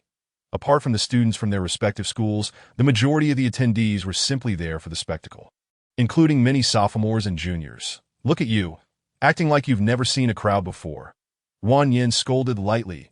As the matches progressed, their teamwork had improved, and their camaraderie had deepened. The tense atmosphere quickly escalated, and the expressions of everyone turned serious. 2 days prior, with only one match in the finals, the topic had been disclosed early, leaving everyone somewhat puzzled. That IT was unclear who had proposed such an unconventional topic. Is there pure friendship between men and women? Upon receiving the draw results for the affirmative side, Lin Sin pressed his hand against the table, and Lu Yongjia coldly inquired, "Should we cut off the pinky or the thumb?" As he spoke, he glanced at Wu Wei, who was leaning across the table, and Wang Yin, standing behind him. That Wu Wei replied in a tone of indifference, "Let us just chop off the hand. It's useless." "Godfather, this isn't my fault. Xiao Yu drew first. I had no choice." Each insisted they had no choice. "Don't blame me if things go south. I had no choice either." The two exchanged lines reminiscent of a movie, as if blood would soon be spilled. The affirmative side found themselves at a loss. What genuine friendship could exist between men and women? Lu Yongjia, despondent, released Lin Sin's hand. "That I believe it can be argued. After all, friendship can be redefined to some extent." Lin Sun suggested, flexing his wrist as he articulated his thoughts. "How do you propose we redefine it?" Posed Wang Yin, the sole female member of their team, with a challenging inquiry. "Let us argue that love is a form of friendship," he posited. Since Wu Wei joined the team, everyone had acquired a new skill, the art of sophistry. What is sophistry, you ask? It is when something feels evidently wrong, yet one cannot pinpoint the flaw. Redefining a concept to place oneself in a favorable position is a form of sophistry. That is a white horse, not a horse. Lu Yongjia asked. That a white horse is indeed a horse. Lin Sin corrected him. But let us not forget, we are the defenders. The phrase "a white horse is not a horse" is an intriguing anecdote. Gong Sun Long once boasted in the marketplace, only to be stopped by the gatekeeper. "Horses cannot pass through the city gate." Gong Sun Long replied, "My steed is a white horse. A white horse is not a horse. Thus I can enter." Hence the phrase "a white horse is not a horse." The gatekeeper surely thought Gong Sun Long was talking nonsense, as common sense dictates that a white horse is indeed a horse. However, he fell into Gong Sun Long's trap, exploiting the distinction between white horse and horse to emphasize that horse. White and white horse possess different connotations. Yet in Wu Wei's case, they were not the Gong Sun Long riding the white horse, but rather the gatekeepers tasked with preventing entry. A white horse is not a horse. A white horse is a horse would inevitably become the crux of the ensuing debate. Chapter 73. Is there pure friendship between men and women? Amidst the thunderous cheers, the two teams from the School of Business and Management and the School of Environmental Studies made their entrance, igniting even greater excitement among the audience. That it was unclear who initiated the chant, but the voice sounded familiar. It was likely Zheng Xianfeng who first shouted, "Business management is the champion." Instantly, the students from business management echoed in unison, creating an unstoppable wave. The students from the School of Environmental Studies quickly caught on, chanting their own slogan, "Environmental Studies is the champion." Such chants also served as a form of pressure on the judges. The host methodically introduced the topic of the finals and outlined the time requirements, subsequently introducing the school officials serving as judges, before finally introducing the members of both teams one by one. Each name called out elicited a wave of cheers. When Wu Wei's name was announced as the last member of the affirmative team, he stood up, flashing a peace sign to the audience. That Wu Sanfen.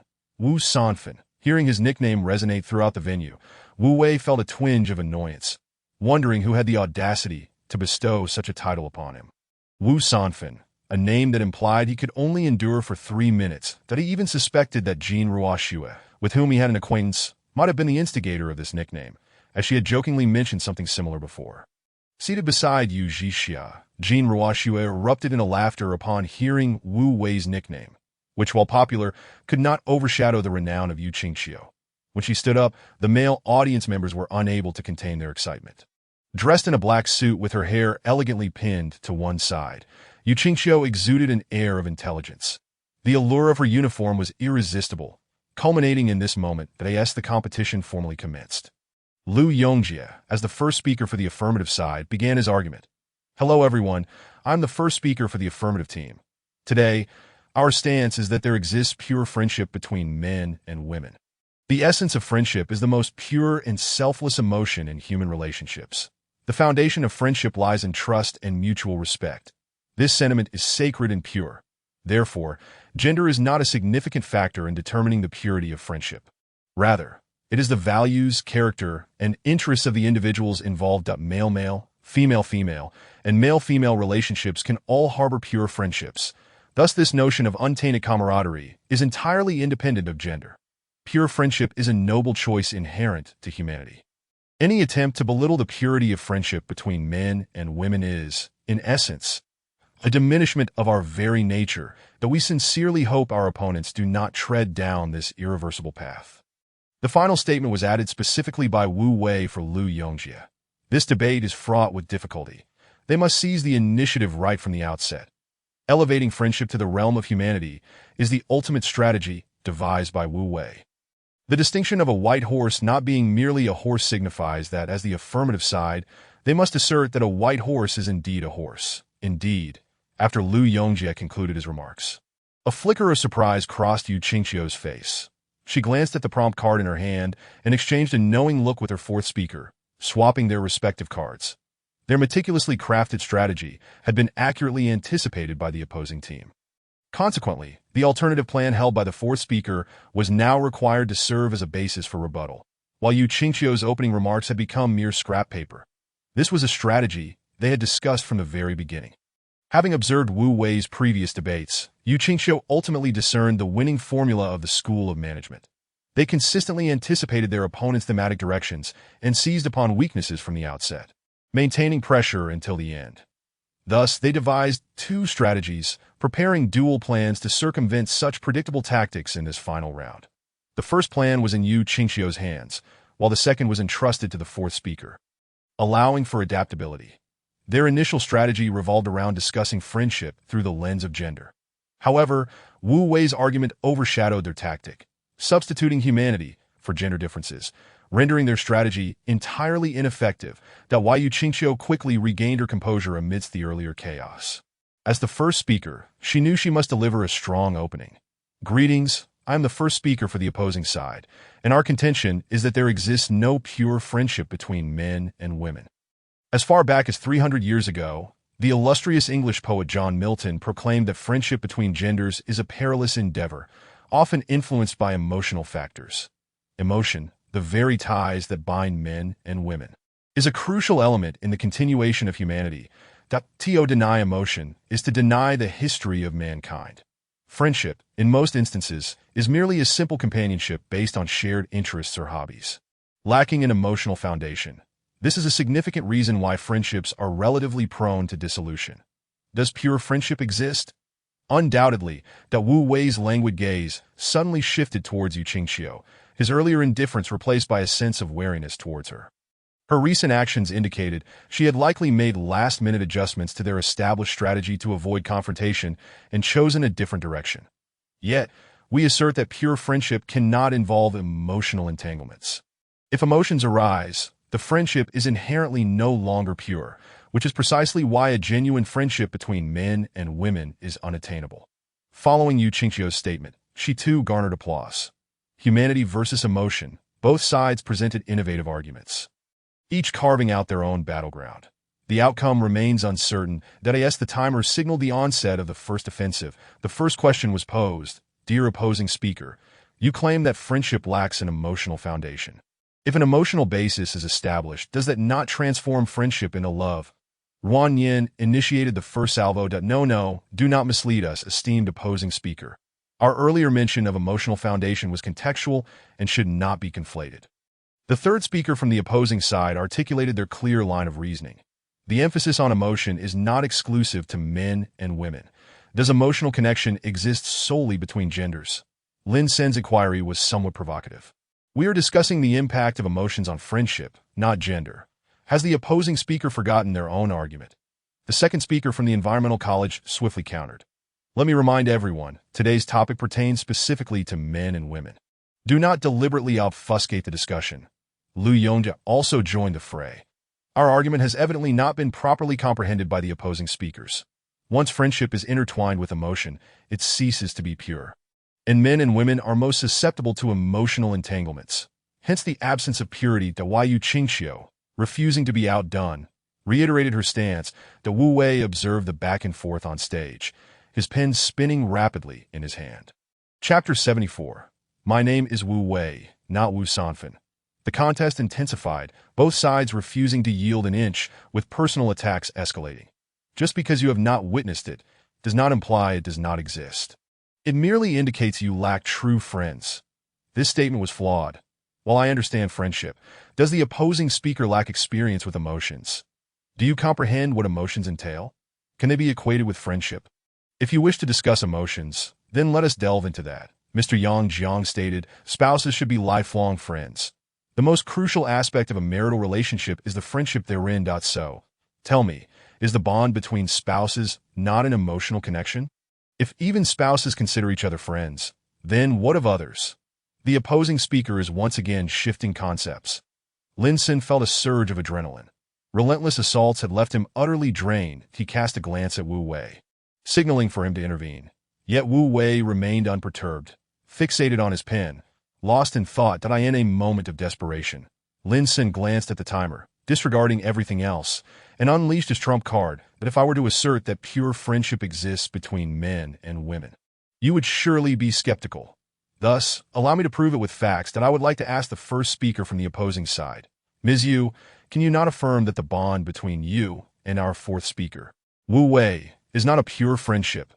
The previously boisterous debate hall fell into a profound silence. One could hear a pin drop.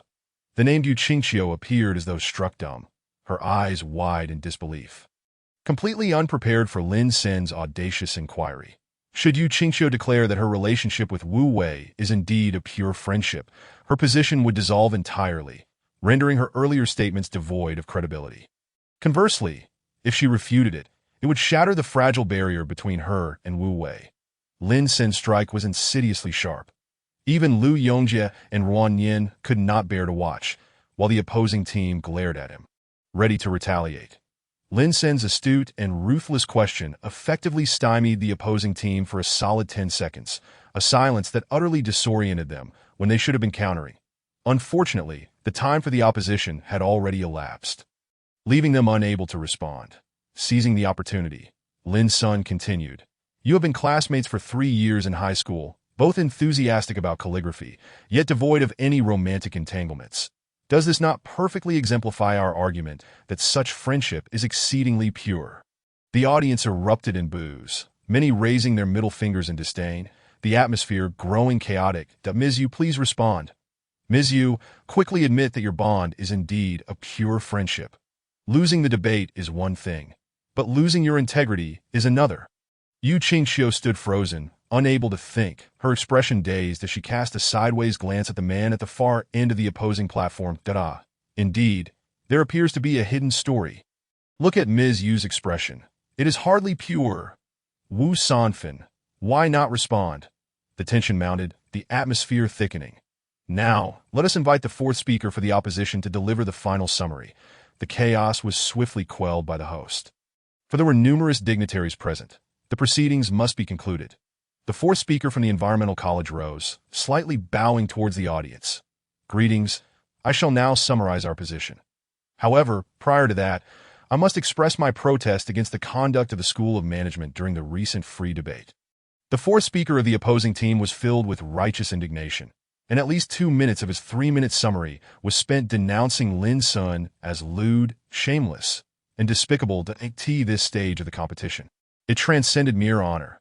The belle of the School of Environmental Studies inexplicably had an ambiguous relationship with Wu Sanfen. How can this be acceptable? Only a select few are aware of the entanglement between Yu Qingxiu and Wu Wei, while the majority either indulge in gossip or ship their pairing. And of course, some are cursing in frustration. According to the rules, the first speaker of the affirmative side begins, followed by the first speaker of the opposing side. However, by the end, the fourth speaker of the opposing side took the floor first, followed by the fourth speaker of the affirmative side concluding, making Wu Wei's final remarks pivotal to the entire debate. Thus, when Wu Wei stood up as the last speaker, he received a warm reception. Many middle fingers were raised in silent protest from the section belonging to the School of Environmental Studies. Upon witnessing this, Wu Wei's lips curled into a smile, and he playfully flashed a peace sign at them, charmingly mischievous. The air crackled with tension, as if it had solidified that Wu Wei's provocation thoroughly enraged the male members of the School of Environmental Studies, prompting them to rise in unison, more middle fingers joining the display. Hello everyone, I am the fourth speaker of the affirmative side. My name is Wu Wei, not Wu Sanfen. The Wu Wei immediately diffused the chaotic atmosphere with a self-deprecating remark, eliciting laughter from the audience. Let me clarify one point. My relationship with the opposing first speaker, you, is purely platonic. This declaration. Laughter faded, and a true silence enveloped the room. This was not just a clarification. It marked the beginning of Wu Wei's argument. Let us refrain from trivializing relationships between men and women. Such fleeting affections are hardly worthy of discussion. From the outset, our side emphasized the essence of friendship. I believe there exists a misunderstanding regarding friendship. Shared interests and hobbies make for ordinary companionship, but do not constitute true friendship. Such connections are fragile and cannot withstand the test of time. They can only be deemed as fellow enthusiasts. Why do we assert that friendship is the most pure and selfless of human relationships? Because it is founded on trust and respect. Only relationships that endure trials can be called friendship. To base friendship on interests and hobbies is, quite frankly, superficial. Imagine, in those tempestuous times when the nation was in turmoil, countless young men and women, united by a common ideal and belief, marched forth without hesitation, sacrificing their lives that I end their shared struggle. Who would care about each other's gender? Wasn't their bond the epitome of pure friendship? At this juncture, Wu Wei's expression gradually turned somber. The audience, once caught up in the earlier farce, seemed to be profoundly moved by Wu Wei's words. For a shared ideal and belief, some individuals can face death with a smile, leaving the hope of life for others. Their lives may have blossomed for but a fleeting moment. Yet they bequeath us a future resplendent with promise. Such conduct not deserving of our admiration. And isn't the bond they share the very essence of true friendship we aspire to? Wu Wei proclaimed passionately. His voice resonated throughout the auditorium, brimming with gravitas, striking a chord within each listener. Silence enveloped the audience as they immersed themselves in Wu Wei's discourse, contemplating the true meaning of friendship. In that moment, Wu Wei successfully evoked a sense of reverence for those predecessors and prompted a re-evaluation of one's understanding of friendship. Chapter 75. No explanation. Explanation is concealment. Truth. Wu Wei's speech did not even last 3 minutes. Yet he disregarded the timer and returned to his seat after concluding his thoughts. After a while, a tall figure stood up. It was Zheng Xianfeng, clapping fervently, as if exerting all his strength. The School of Management is the champion. Applause swelled, ultimately resounding throughout the entire auditorium. However, the final outcome was regrettable. The championship did not belong to the School of Management. The debaters from the School of Environmental Studies held the championship trophy.